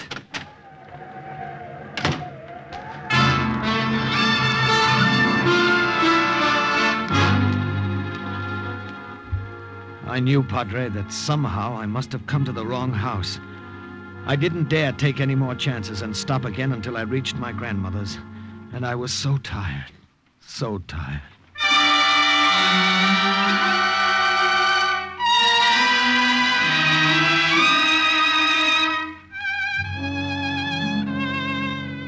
Donaldo mio. Donaldo. So good it is to see you again. Oh, Nana. Nana. Oh, but how you look. So thin, so tired. Nothing changes here, does it? It could be 6 years ago or 10. Nana sitting here like this, in this house. Ah, and your mama, your papa, how are they? Mail does not come here easily any longer. You have heard from them? Yes, Nana, a few weeks ago. They're fine. They tried so hard to get you to America when the war came. I would not go anywhere, Don Mio. This is my home. No one could make me leave my home. Not the Germans, not the fascisti. Here I stay until the world rights itself again. But what can I get you? So comedy. Make yourself comfortable. You are hungry. Yes, but I'm too tired to eat. I just want to sleep. Do then. I'll make up the room for you later. For now, rest here on this couch. When you wake, I will have food for you. Like the old days, caro mio. My dear one. I will be in the kitchen. Sleep now. Sleep.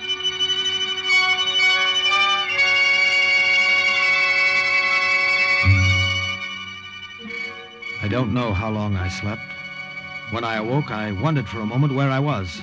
And then I saw her, standing over me. Oh, how like a little boy you sleep. I've been watching you. You? What are you doing here? Watching you sleep. You don't drink beer, and you're afraid of girls, and you sleep like a little boy. You followed me here. You brought them. What have you done with my grandmother? What? I'll kill you. Oh. I should have killed you then. I will now. Stop! Stop it! You're hurting. Friend of the Germans, you little she-devil. I'll kill you. Donaldo, here. What is going on? Nana, you all right? Of course I'm all right. What are you doing? Tony, what is wrong? Oh, your grandson has his mother's hot Italian blood in his veins. He wants to kill me, that's all. Oh, I'm ashamed of you, Donaldo. This girl, she's a friend. Friend? I will get the soup for you, Signora Apicella. Perhaps some soup will cool his temper. But, Nana, I saw that girl with the German. She's... Oh, she told me about that. She did not know who you were then. Yes, but she wondered why you disappeared from her father's house. She knew the name Donald Harper because she heard me speak of you often. So she came here after you. Nana, when she saw you asleep. Then she understood why you had run away from her. She was with Germans. I was there. I heard... That girl, Donaldo, is the leader of our group of partisans.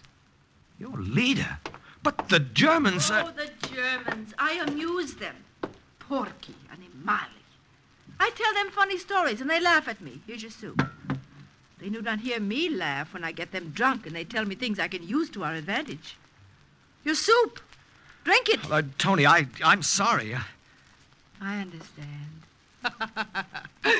Che bella questa ragazza, Donaldo, no? Yes, Nana, the girl is very pretty. Oh, Signora Apicella, you embarrass me. Well, Donaldo, we are friends now. See? See, Tony. Friends.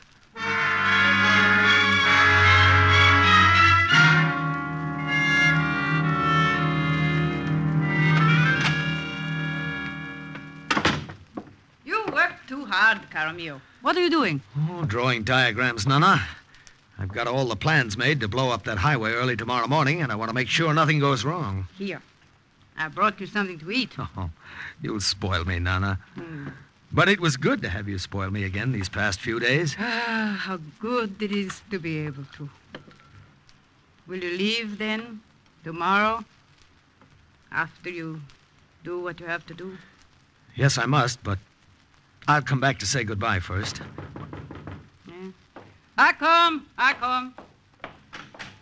Ciao, Signora. Ciao, signorina.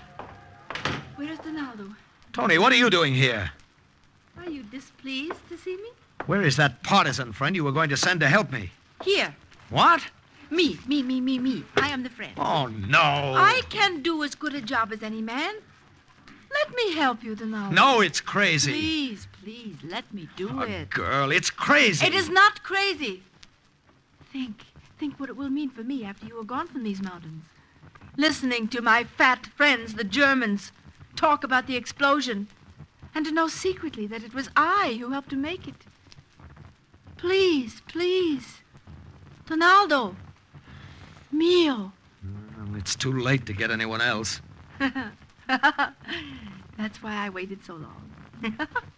The only man to get on this short notice is my papa, and he is a scared rabbit. I was right the first time. You are a little she-devil. See. Take her with you, Donaldo. All right, then. Pay attention to this diagram. See. Now, there's a railway, as you know, going right over that highway. If we plant enough TNT to blow that right onto the road, it'll be blocked up for months.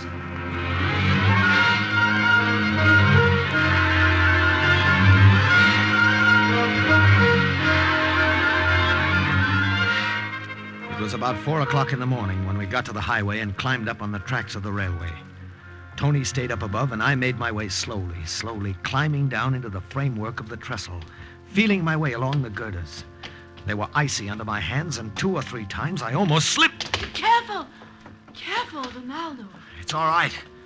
Watch yourself. Watch how you handle those explosives. Do not trouble yourself about me. I told you I can work as well as any man. Then work as quietly as one. The troop train of Germans would be coming over the railway soon, and I had to finish before it came. I had a coil of wire around one arm and a pair of pliers hanging on a thong from my waist. Tony, you hear me? Yes, I hear you. Well, hand me down those packages of explosives, one at a time. Here? Here you are. All right, thanks. I shoved them in where I wanted them. Packed them close. Tony, the wedges. Quickly, don't be so slow about it. I'm doing it as fast as I can. There. All right. I lashed the grenade on top of the braced explosives, wound it tight with a wire, twisted it with pliers. Finally, I was finished. There was snow on the ground, and yet my shirt was wet with perspiration. All right, last finishing touch. That does it for this side, Tony. Now let's get to the other side. See? Give me your pliers before you drop them. Okay. There. Oh, I have helped you much this far. See? See. You've helped me much.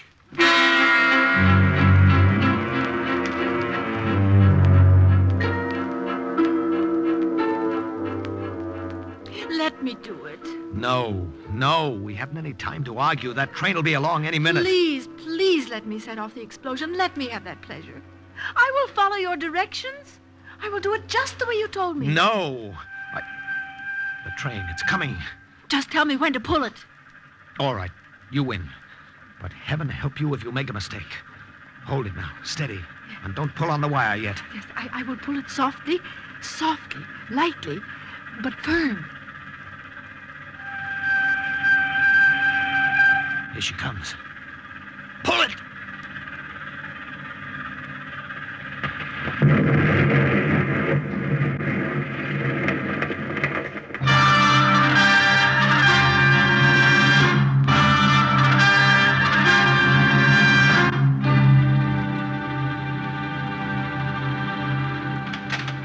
Nana, it's done. And I pulled the wire, Signor Nana! Nana, what is it? It is nothing. These attacks come on after.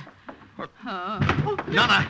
Tony, some water, quick. No, I will stay with her, Donaldo. You must leave quickly. No, I'll stay. You go on. This section will be swarming with soldiers after what we've just done. And if they find you, they'll wonder what you're doing here. Men do not know how to take care of the sick. I will stay and help you. All right. Get the water.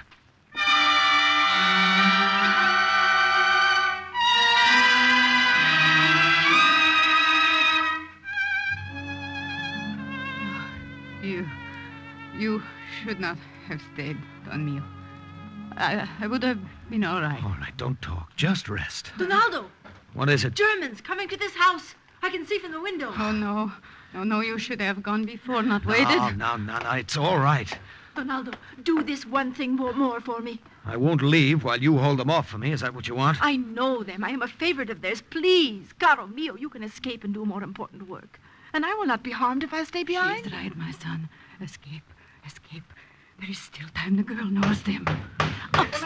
Upstairs. They may be around the back, too, so go upstairs. Jump from the window to the roof of the barn. You can make it from there. No, Tony. Go, I say. Promise not to turn back. Promise.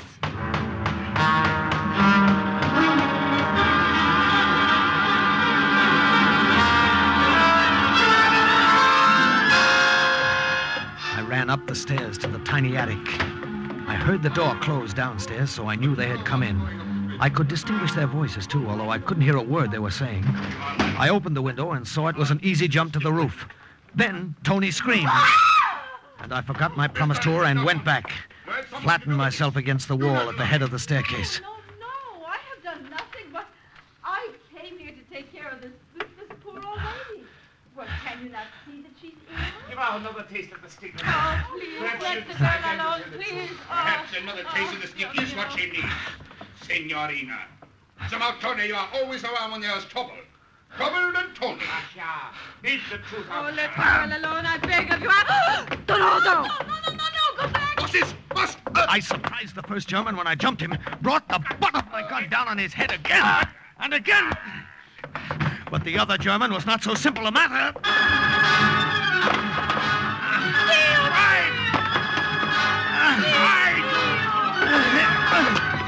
No. He had my shoulders pinned down, and I couldn't move. Then I saw Tony standing over us, a heavy candelabrum in her hands. Good work, Tony. Now listen to me carefully, Tony. Take my grandmother back to your house. No one will know you were here. If others question you, tell them my grandmother was here alone when someone, a stranger, took refuge here and killed the officers who came. Then she went to your house because she was afraid. Will you remember that? All of it. Will you be back? Will I ever see you again? Who knows? Perhaps. Carlina, my dear little Tony. Now go. Go quickly.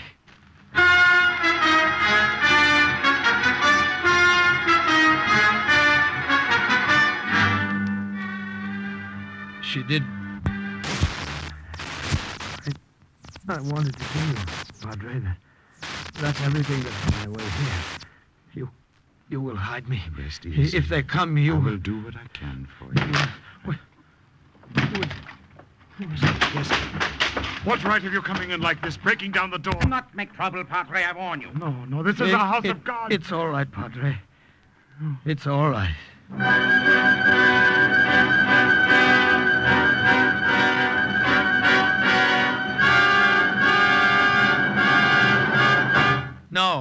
No, you're mistaken. My name is not Donald Harper. I'm an Italian soldier. I was lost in the snow. My papers are gone. Come, this is tiresome. Admit it. You are the American who blew up the highway. Answer. You are mistaken, Herr Hauptmann. You are mistaken. We will see. Sergeant, send in the old man. Ja, Herr Hauptmann. In there with you. See, Hauptmann. In there with you. See, I come. Oh, You recognize him, I see. Excellency, Mayor, what is this man's name? Wie heißt er? Harper, Donald Harper. The senor is an American. Now I have told you, you will let us alone, see? You have talked enough. Go now. You will leave my daughter and me alone, and the old lady, too, now that I have told you. We have done nothing to do with it. Yeah. But you will not tell my daughter. You promised, remember. She has a soft heart. It would distress her. Take him away, guard. You will let us alone now, see? See, we are on your side, loyal fascisti. You have nothing to say. Everything has been said for me. That highway has been completely destroyed. I'm delighted to hear it. That many loyal soldiers of the Reich have been killed. Well, thank you for telling me. And what is more, you are in Italian uniform. A spy. Bullets are too good to waste on you, American. But a rope can be used again. Sergeant! Ja, Herr Hauptmann. Take this man out and hang him.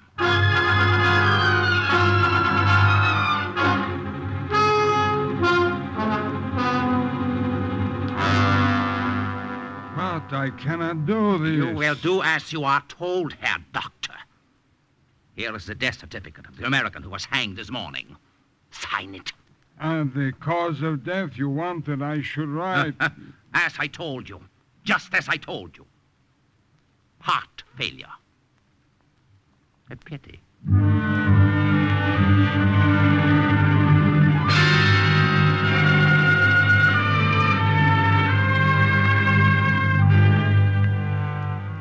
Some weeks later, 2 retreating German battalions found their escape through the Brenner Pass blocked. Captain Harper had done his job well, and the onrushing American troops caught the enemy with their backs to a mountain. Though Donald Harper did not live to see victory, he shared in it. And once again, the record of an OSS agent closes with the words, "Mission accomplished." A further adventure in black warfare is next week's Cloak and Dagger.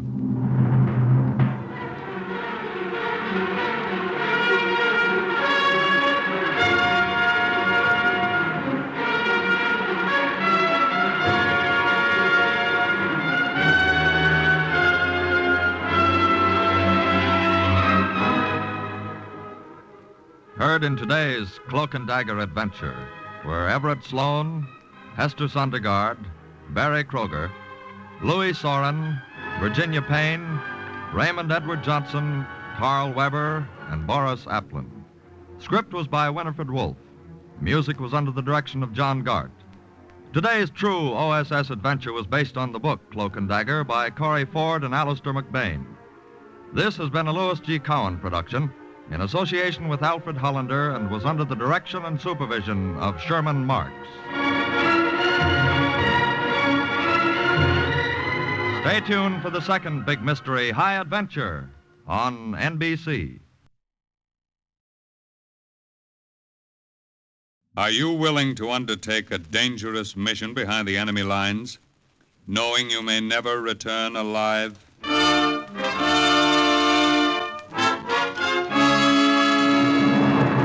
What you have just heard is the question asked during the war to agents of the OSS, ordinary citizens who to this question answered, yes. This is Cloak and Dagger.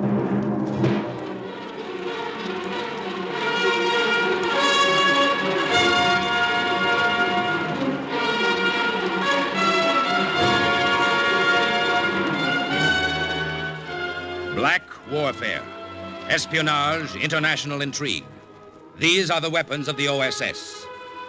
Today's adventure, the Cutchin story, tells of an agent, an American agent, dropped behind Japanese lines in Burma. A story suggested by actual incidents recorded in the Washington files of the Office of Strategic Services. A story that can now be told.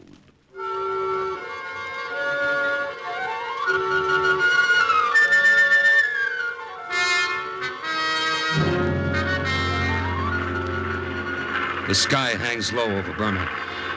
In 1944, it was more than just the smoke and dust haze that blankets it in the dry season. It was the tension in the air that weighed the clouds down so that they almost seemed to be pressing against the wings of our plane. You ought to reach your objective in a few minutes, Mike. Good. I'll tell you when to hit the silk. You got everything? Yep. Radio, supplies, I'm all set. Boy, that's thick jungle down there.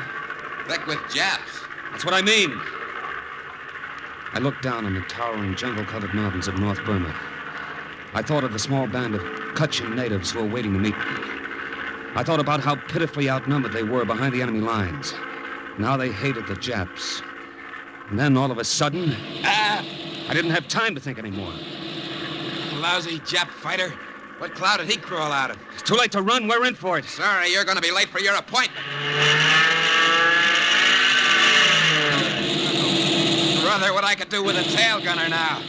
Hold on to your stomach, Mike. Going to see if I can loop and get behind him. Ah, he's still on our tail.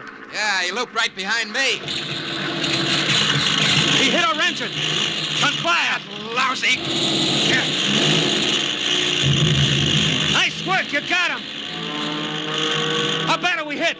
We won't make it. We're going to try to belly land. Can we jump? Too low for that. Hold on. Watch those trees! I can't pull her up, Mike! I can't! I can't!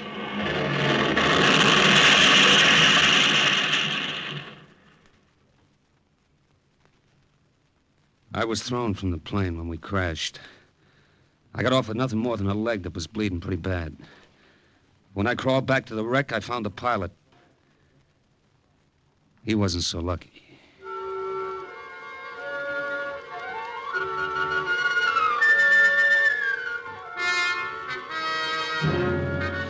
I started to run. I didn't know where I was going, but I started to run anyway, through the bamboo thickets. My leg was throbbing with pain, and I tripped. The pistol dropped out of my holster and disappeared into the high grass. I didn't have time to look for it. Somewhere to the north were the Cutchins. I had to get to them. This was headhunter country. In those days, Japs paid high prices for American scalps.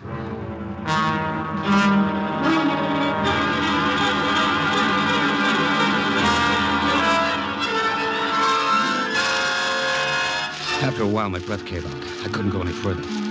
My imagination put Japs and headhunters behind every tree. I told myself I had to stop. I told myself I didn't have enough wind to take another step. But I changed my mind when behind me I heard a twig snap. There was someone following. A quiet, stealthy someone on padded cat's feet. I kept on running into the river. I didn't bother to look first for crocodiles. The numbness from my bad legs spread all over me. I could hardly swim. All I wanted to do was get away from that shadow behind me. When I reached the opposite shore, I clambered onto a sandbar. Safe. Safe.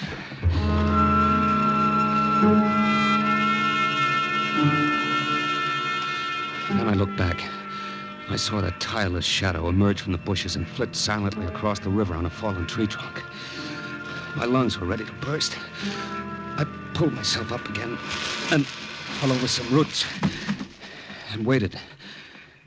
Waited for that shadow to catch up with me. I just lay there and waited.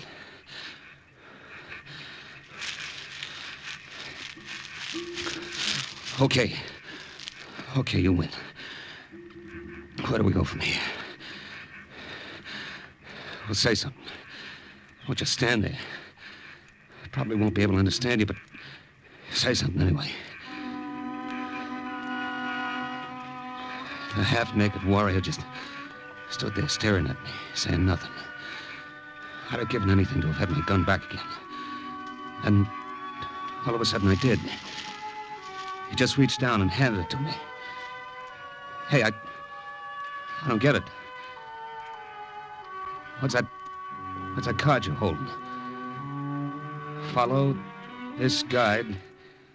He will lead you to safety. Well, now you're talking.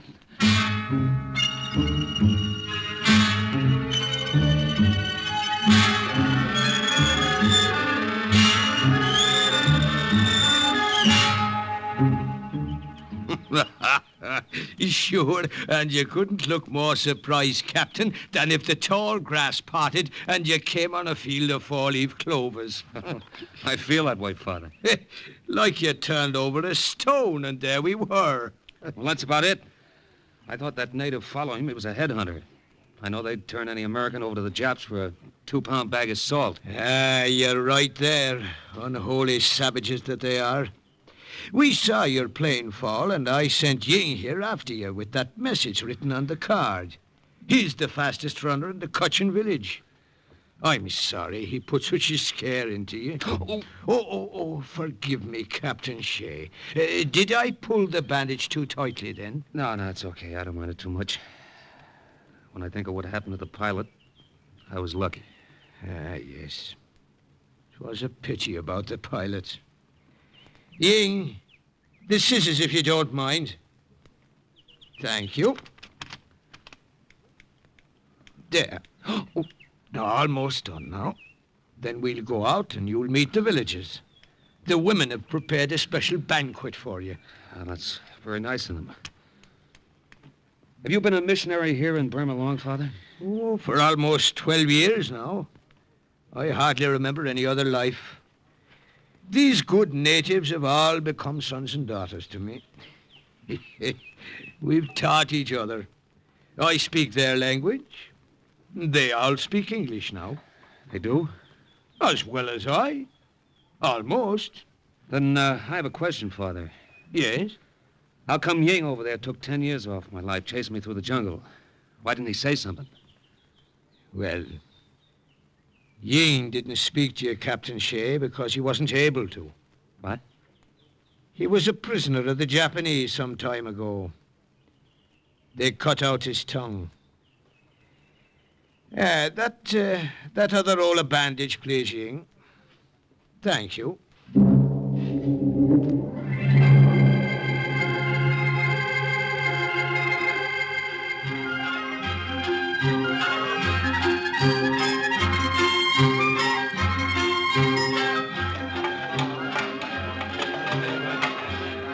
Colleen, put more wine in the bamboo cup for our guest, eh? Yes, I will be happy to. Here you are. What did you call her, Father? Colleen. To make it easier for me, I've renamed many of the villagers. That woman stirring the big kettle is Kathleen, and the other beside her, Bridget. I get the general idea. And your name is Shea. Mike Shea. A good Irish name if I ever heard one. Well, actually, Father, it's Michael Shikalnikov. Would you mind repeating that? Shikalnikov. It's Polish. I shorten it because everybody has trouble pronouncing it. Sometimes I have trouble myself spelling it. Yeah, I see. Well, no matter. No matter. Tell me more about your mission. Well, I was sent by the OSS to establish radio contact, Father, with the Northern Area Combat Command in Burma. Give them any information and help I can. That is, with your help, of course. Ah, yes. Well, you'll find us of great assistance. Immediately after the banquet, you can find a place to set up your radio. So, how are you enjoying your meal? My wife never made anything that tasted like this. Do you like it? Eat well. Let me fill your plate some more. Thanks. It's very good. What is it? We make it special for you today. White bees we boil for hours. I guess I've had enough.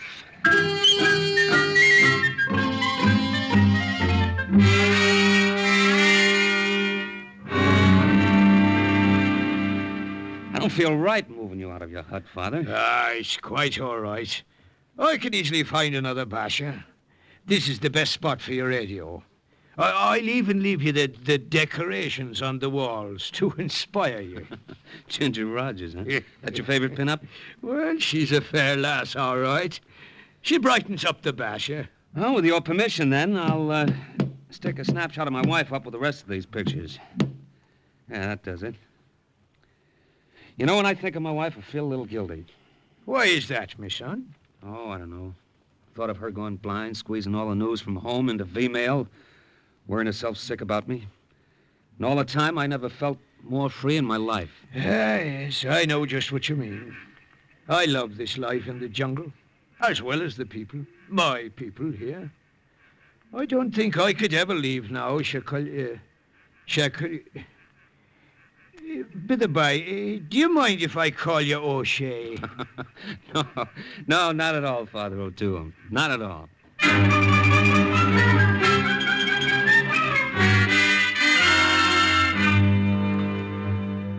This jungle home was a far cry from the third-floor walk-up in New York and the job behind the desk in the insurance office. The Kutchin warriors aren't imposing figures. They're short, squat, with long matted hair and teeth worn to a black stub by betel nut. They led a simple village life, eating rice, trapping wild pigs, the technique they also used in trapping wild Japs. But they were friendly, happy people, and life with them was pleasant. Until one afternoon when a report came in on the radio. North Area Combat Command to Agent Shikalnikov. Agent Shikalnikov of the OSS to North Area Combat Command.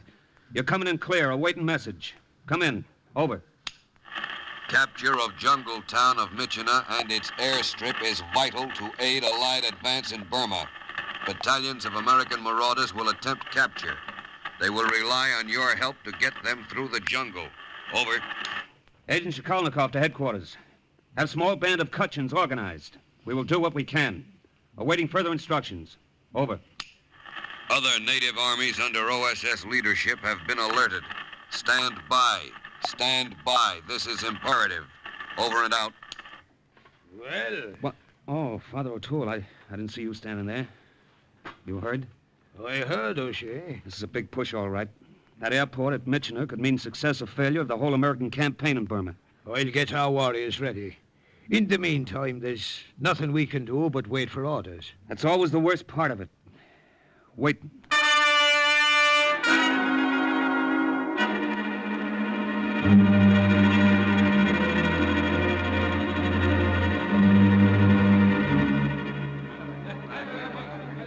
Quiet!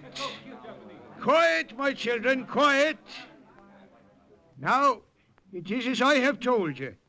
When the order comes from the Americans, we will advance upon the enemy. We leave now, Father. Catch enemy ourselves. No. That's not the way we must work from now on. The American will be our leader. We will do as he says. We will follow Captain O'Shea.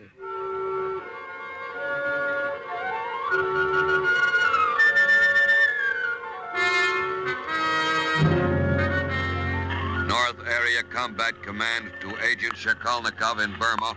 A battalion of marauders on the way to Michener has been cut off from the main body of the column and lost in the jungle. Radio contact gone. Find them and supply reinforcements. Over. Agent Shakalnikov to headquarters. We'll do the best we can. Over and out. Well, we've waited 2 weeks for an assignment, but when it came, it was a beauty. Well, the problem, O'Shea, is locating that battalion. Now, it occurs to me Yes, Father. It occurs to me that if they're surrounded by the Japanese somewhere in the jungle, the Japanese themselves would know exactly where that spot is. Father, I don't get you. Well, there's a Japanese bivouac less than 6 miles from here. There are undoubtedly Japanese high command who have the information we're after. I've got you now, Father. Let one of the scouts come with me to show me the way through the jungle. We'll sneak into that Jap camp and bring one of the officers back with us. Well, the two of you alone? Sure. Too many of us and we're liable to get caught. Just a couple of us can make it. All right. Wait till the moon is halfway across the sky. Then go. And the Lord go with you.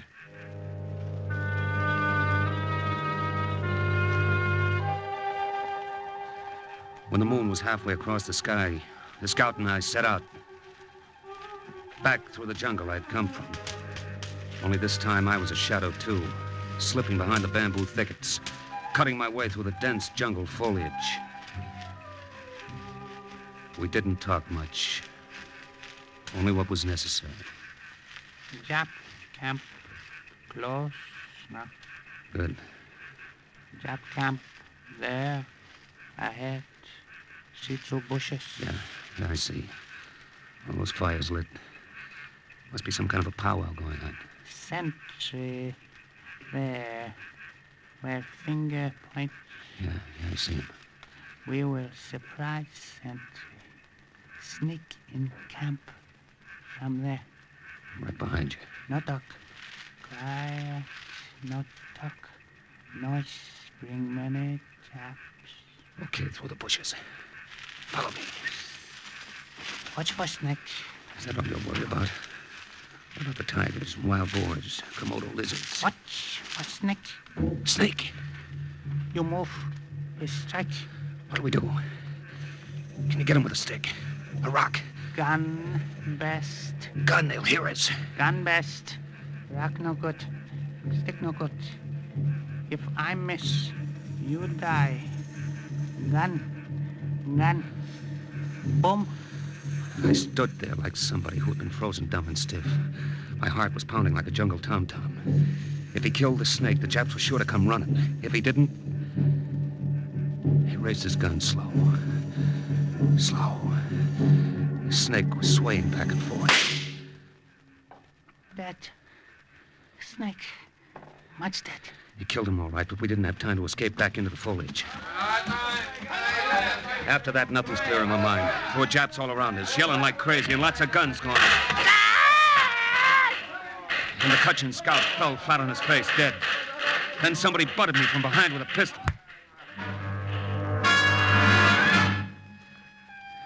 moon out of the heavens. And the sky that hangs low over Burma came down and hit me in the face.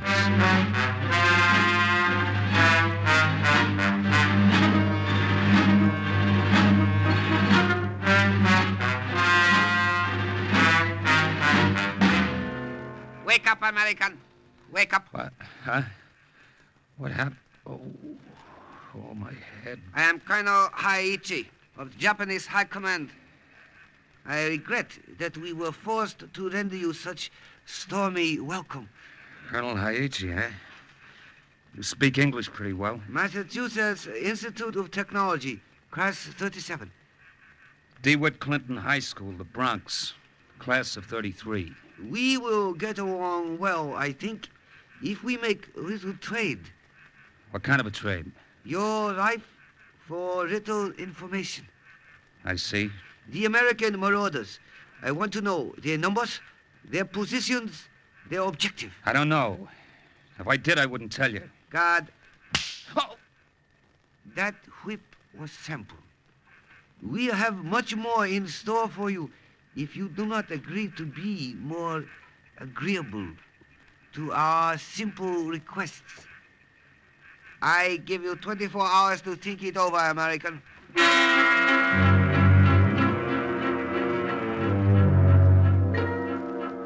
The hut they threw me into was small and dark. There was a sentry posted at the entrance. What I remember most about those 24 hours was the heat. Wet, sticky heat that made my skin crawl and my lips dry. It was a cute trick of the MIT graduate class of 37 to let the water drip from a pipe right outside the barred window. After a while, it begins to get you when you're thirsty. You get up. Get up. Huh? Colonel Aichi, see you now. Up, American. Up. Okay, get your hands off me. What's that? Stampede. Elephants. Oh. Good work, Ying.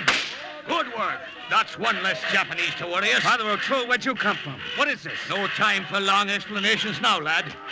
They outnumbered us 50 to 1, and we needed heavy ammunition. Elephants were the heaviest we could find. Yeah, but how did you... Well, when you didn't come back, I sent a runner. We found the body of the scout.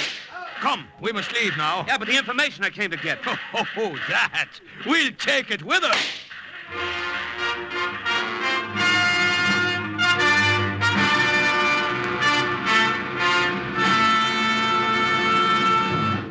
Kutchin warriors in this village have a grudge against your people, Colonel Hayachi.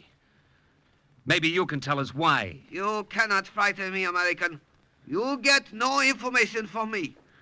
Shoes on the other foot now, huh? So it would seem. Ying. I'd like you to meet Ying, Colonel Hayachi. Some months ago, he was a Japanese prisoner. His tongue was cut out. I'm going to turn you over to Ying. No! He can ask you questions his own way. Go on, take him, Ying. No, get him away from me! I will tell you what you want to know. I will tell you why we have surrounded Lost Battalion. I tell you where they are. That's more like it. Start talking.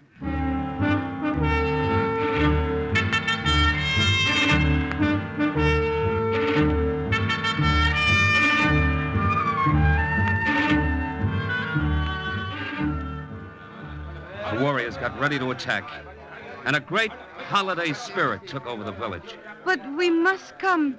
We always come, O'Shea, when our warriors go ambush Japanese. But this is crazy. I can't have a lot of women and kids and old men tagging along. We go. Old men carry flintlock, muzzle loader. Women, we do our job also. Now, wait a minute. When battle finish, women cook big party, samba deer, monkey meat. What, and serve it piping hot in the front lines? Nothing doing. I'm going to see Father O'Toole about this.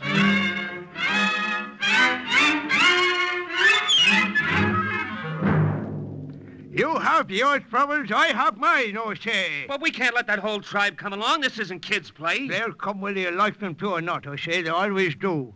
In the meanwhile, look at my predicament. Some son of Satan stole me false teeth. What am I to do without me teeth? Father O'Toole, please. We haven't much time. Haiichi gave us a map. We know where the marauders and the Jap attackers are.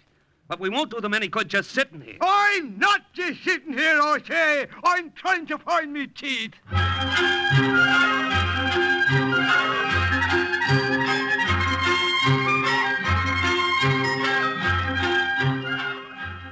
The whole village went along, whether I liked it or not. And Father O'Toole came along, too. Without his teeth. The Cutchin warrior knew the back trails of the jungle as well as I knew 42nd Street. Ying seemed to be the leader, and he led us through little-known passes along hidden underbrush, closer and closer to the spot where we knew the Japs had the American battalion cut off, helpless, just where they wanted them. No one made a sound. And Ying held up his hand. What is it, Ying? This junction of the two trails. He's not sure which one to take. That's it, Ying, isn't it? Well, why don't we split up? Half of us go one way and the other. No. There aren't enough of us. The Cutchins have their own methods.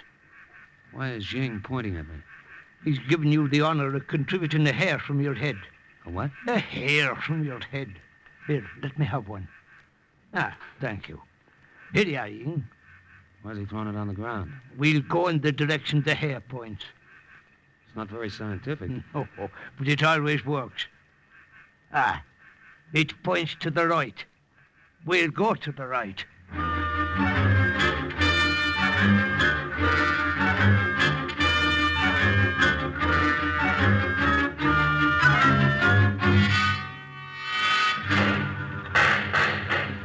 You're right, Father O'Toole. It did work. Here are the Japs.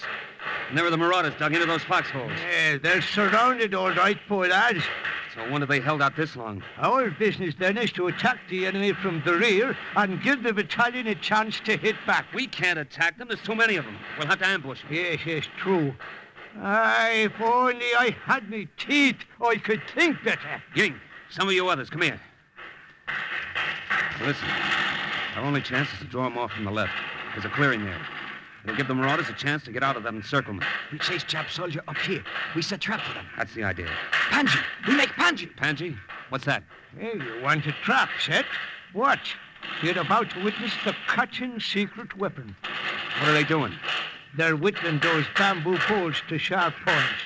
Then they'll stick them at a slant beneath the underbrush on either side of the trail. When the enemy passes, our warriors will fire, and the Japanese will dive to the sides. I get it, and cut themselves to ribbons.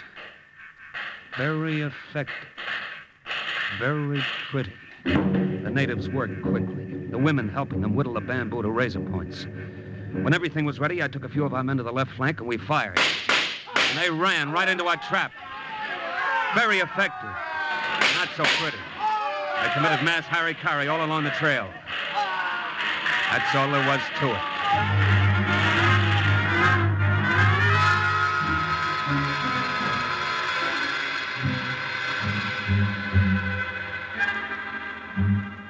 Well, I never thought we'd get out of those foxholes alive, Captain Shikolnikov. Thanks for helping us chase the rest of the Japs off. I'm glad we could help, Major.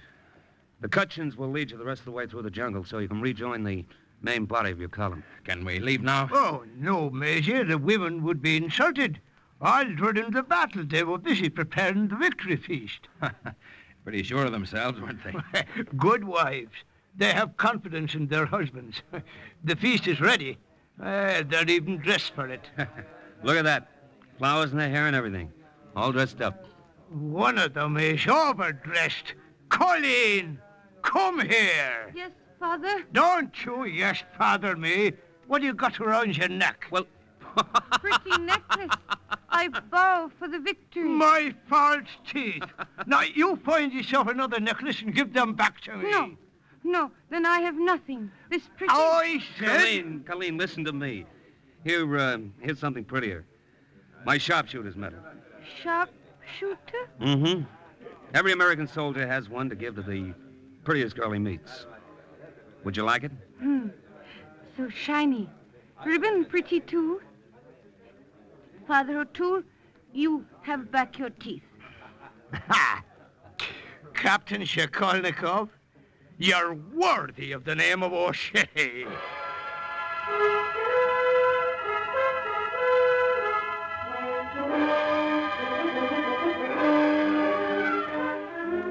The capture of the vital airstrip and the ultimate conquest of Michina was due to the combined efforts of the marauders who attacked it and the Kuchin warriors who helped them and harassed the enemy all along the way. And once more, the report of an OSS agent closes with the words, Mission accomplished. A further adventure in black warfare is next week's Cloak and Dagger.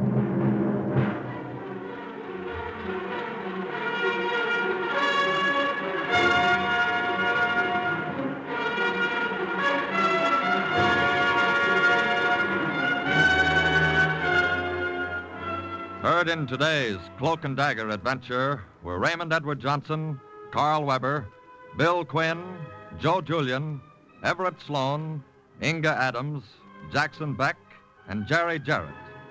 The script was written by Winifred Wolfe and Jack Gordon. Music was under the direction of John Gart.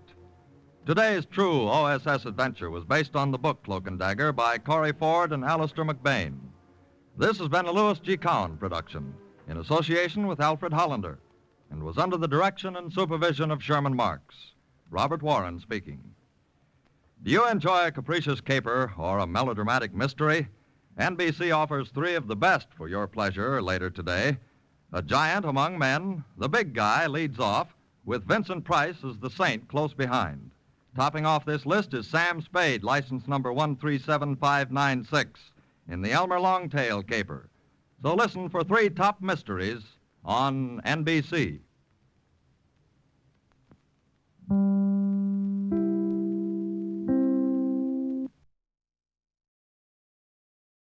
Are you willing to undertake a dangerous mission behind the enemy lines, knowing you may never return alive?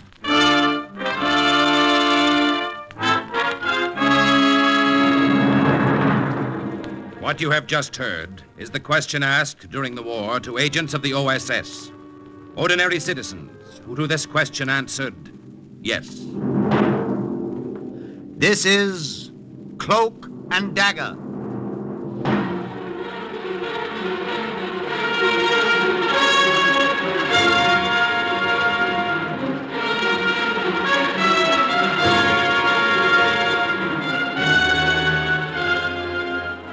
Black warfare, espionage, international intrigue.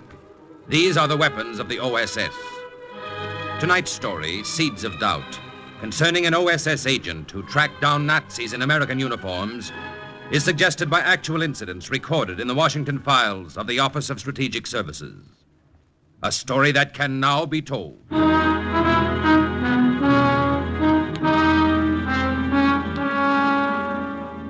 I'm glad I wasn't there when Celeste got my message. If I had been, I might have called the whole deal off. Found some other way to carry out my mission. What I did was pretty brutal. I know just how it must have been. I gave the note to the baker's delivery boy, Henri. He must have driven the dilapidated old truck through those majestic iron gates of the Chateau Breton, 12 miles south of Paris, circled the huge house and come to a stop at the servants' entrance. And perhaps it was Muriel herself, Celeste's personal maid, who answered the door. Pour mademoiselle. Merci, monsieur. Pour vous, monsieur. Merci, madame. And then Muriel began that long climb up to Celeste's room. 3 flights of marble stairs and then down the carpeted corridor to the 4th door on the right-hand side. Mademoiselle? Entrez. Entrez, Muriel. Celeste was probably reading. She always was in those days. It was a way of passing time while she waited for some word from my friend, Paul Blanchard. A message, mademoiselle. A message? From who, Muriel? I do not know. It was all so mysterious. A baker's truck was at the door, and the boy gave... No, never mind. Give it to me. Voilà, mademoiselle. Oh, that handwriting. Mademoiselle, it is not from... No. Be quiet. Oh, mon Dieu. But then it is... C'est ça. It is Paul. My Paul. He is here in Paris. He is waiting for me in the cafe in Montparnasse. Oh, le bon Dieu. I was afraid he was dead.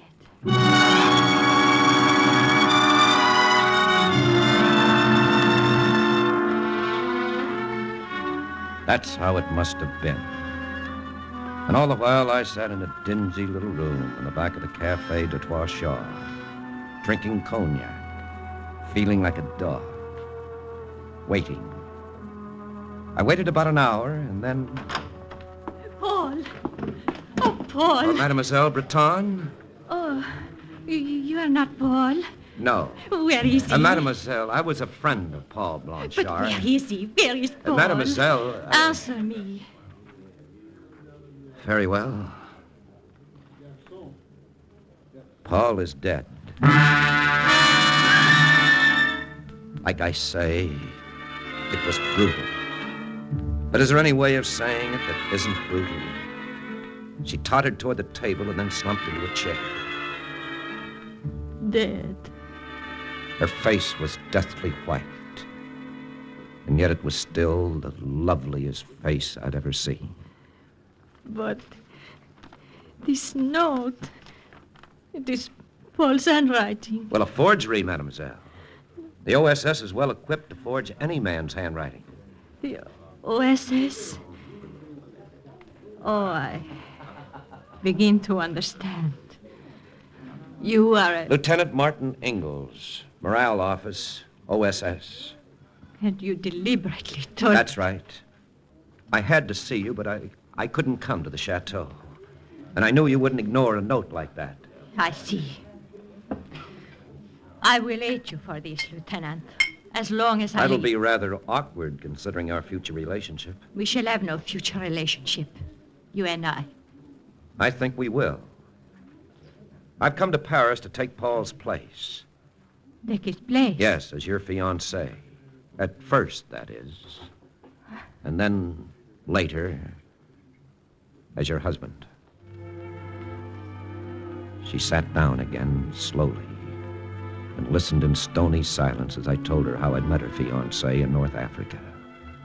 I told her how he had described me, and then how he had described their swift, frenzied courtship in Geneva just before Paul joined the Free French forces. Then I told her how he died. Paul loved France. Yes. And he told me once that you loved her, too. And that's why I'm sure you won't refuse to make your own sacrifice for her. And that is what, monsieur? Allowing me to pose as Paul. Letting everyone think I'm the man you met in Switzerland. How do you know you could pose as Paul? That someone who might not recognize you. The OSS has made sure that it'll be perfectly safe. You see, Paul's father was a government official in Madagascar for 20 years before the war. Paul visited France only once, and that was the age of 8. And from that age until he met you in Switzerland, he hadn't set foot in Europe. So you see, no one would know the difference. I would know it. Of course. That would be your sacrifice. And how would France benefit by my suffering? I couldn't blame her for putting it like that, but I wasn't exactly flattered. I tried to explain my mission. D-Day was 6 months behind us, and most of France had been liberated. But now there was Bastogne, the Battle of the Bulge, von Rundstedt's big offensive. And black warfare is a game two can play. Morale, or the lack of it, can help decide a war. The OSS knew that. And so did the Nazis. And that's why there are German agents floating around Paris, doing their best to plant seeds of doubt and to destroy Allied morale. Nazis here in Paris? But how is it they're not caught? Well, that's my job. It's not going to be easy because most of them are in GI uniforms. Impossible. Why? We send agents behind German lines. They send them behind ours. Black warfare was Hitler's first great weapon. Why do you think Poland, the Low Countries, yes, even France collapsed so fast in 1940? Because the Nazis had agents behind the lines, fifth columnists, doing the same thing then that they're doing now. But that was in 1940. The war isn't over yet, mademoiselle. Far from it. And the longer these Nazi agents operate in Paris, the longer the war is going to last. Now, that's why it's important that the OSS smoke them out, and fast. But I do not see why it should be necessary for you to... To become your husband? Well, because then I'd be the master of Chateau Breton. And what could be more natural for a wealthy Frenchman and his wife out of gratitude to the Americans than to throw open their home to lonely GIs in Paris? You mean Parties, mademoiselle, cocktail parties, dinners, dances, whatever might attract the GIs. And the German agents, n'est-ce pas? Right. It's at affairs like that they do their work. They spread rumors and lies, stir up dissension. And it wouldn't take me long to spot them. It is a very clever scheme, Lieutenant. There is only one thing wrong with it. I do not care to be your wife. It would be a strictly impersonal arrangement. And just as soon as my job is done... No. It is out of the question.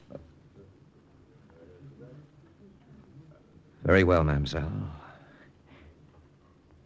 I'm sorry Paul was wrong. Wrong? About you. That was another dirty trick, playing on her memory of Paul, her love for him. But it worked. In a half hour, we were engaged. Do you, Celeste Breton, take this man to be your lawful wedded husband? I do. And do you, Paul Blanchard, take this woman to be your Not lawful one of the wedded Paris wife? blue bloods who crowded into the church suspected that the headquarters colonel wasn't really a minister. And I guess I was the only one who wished he were. After the ceremony, Celeste and I drove out to the chateau and settled down to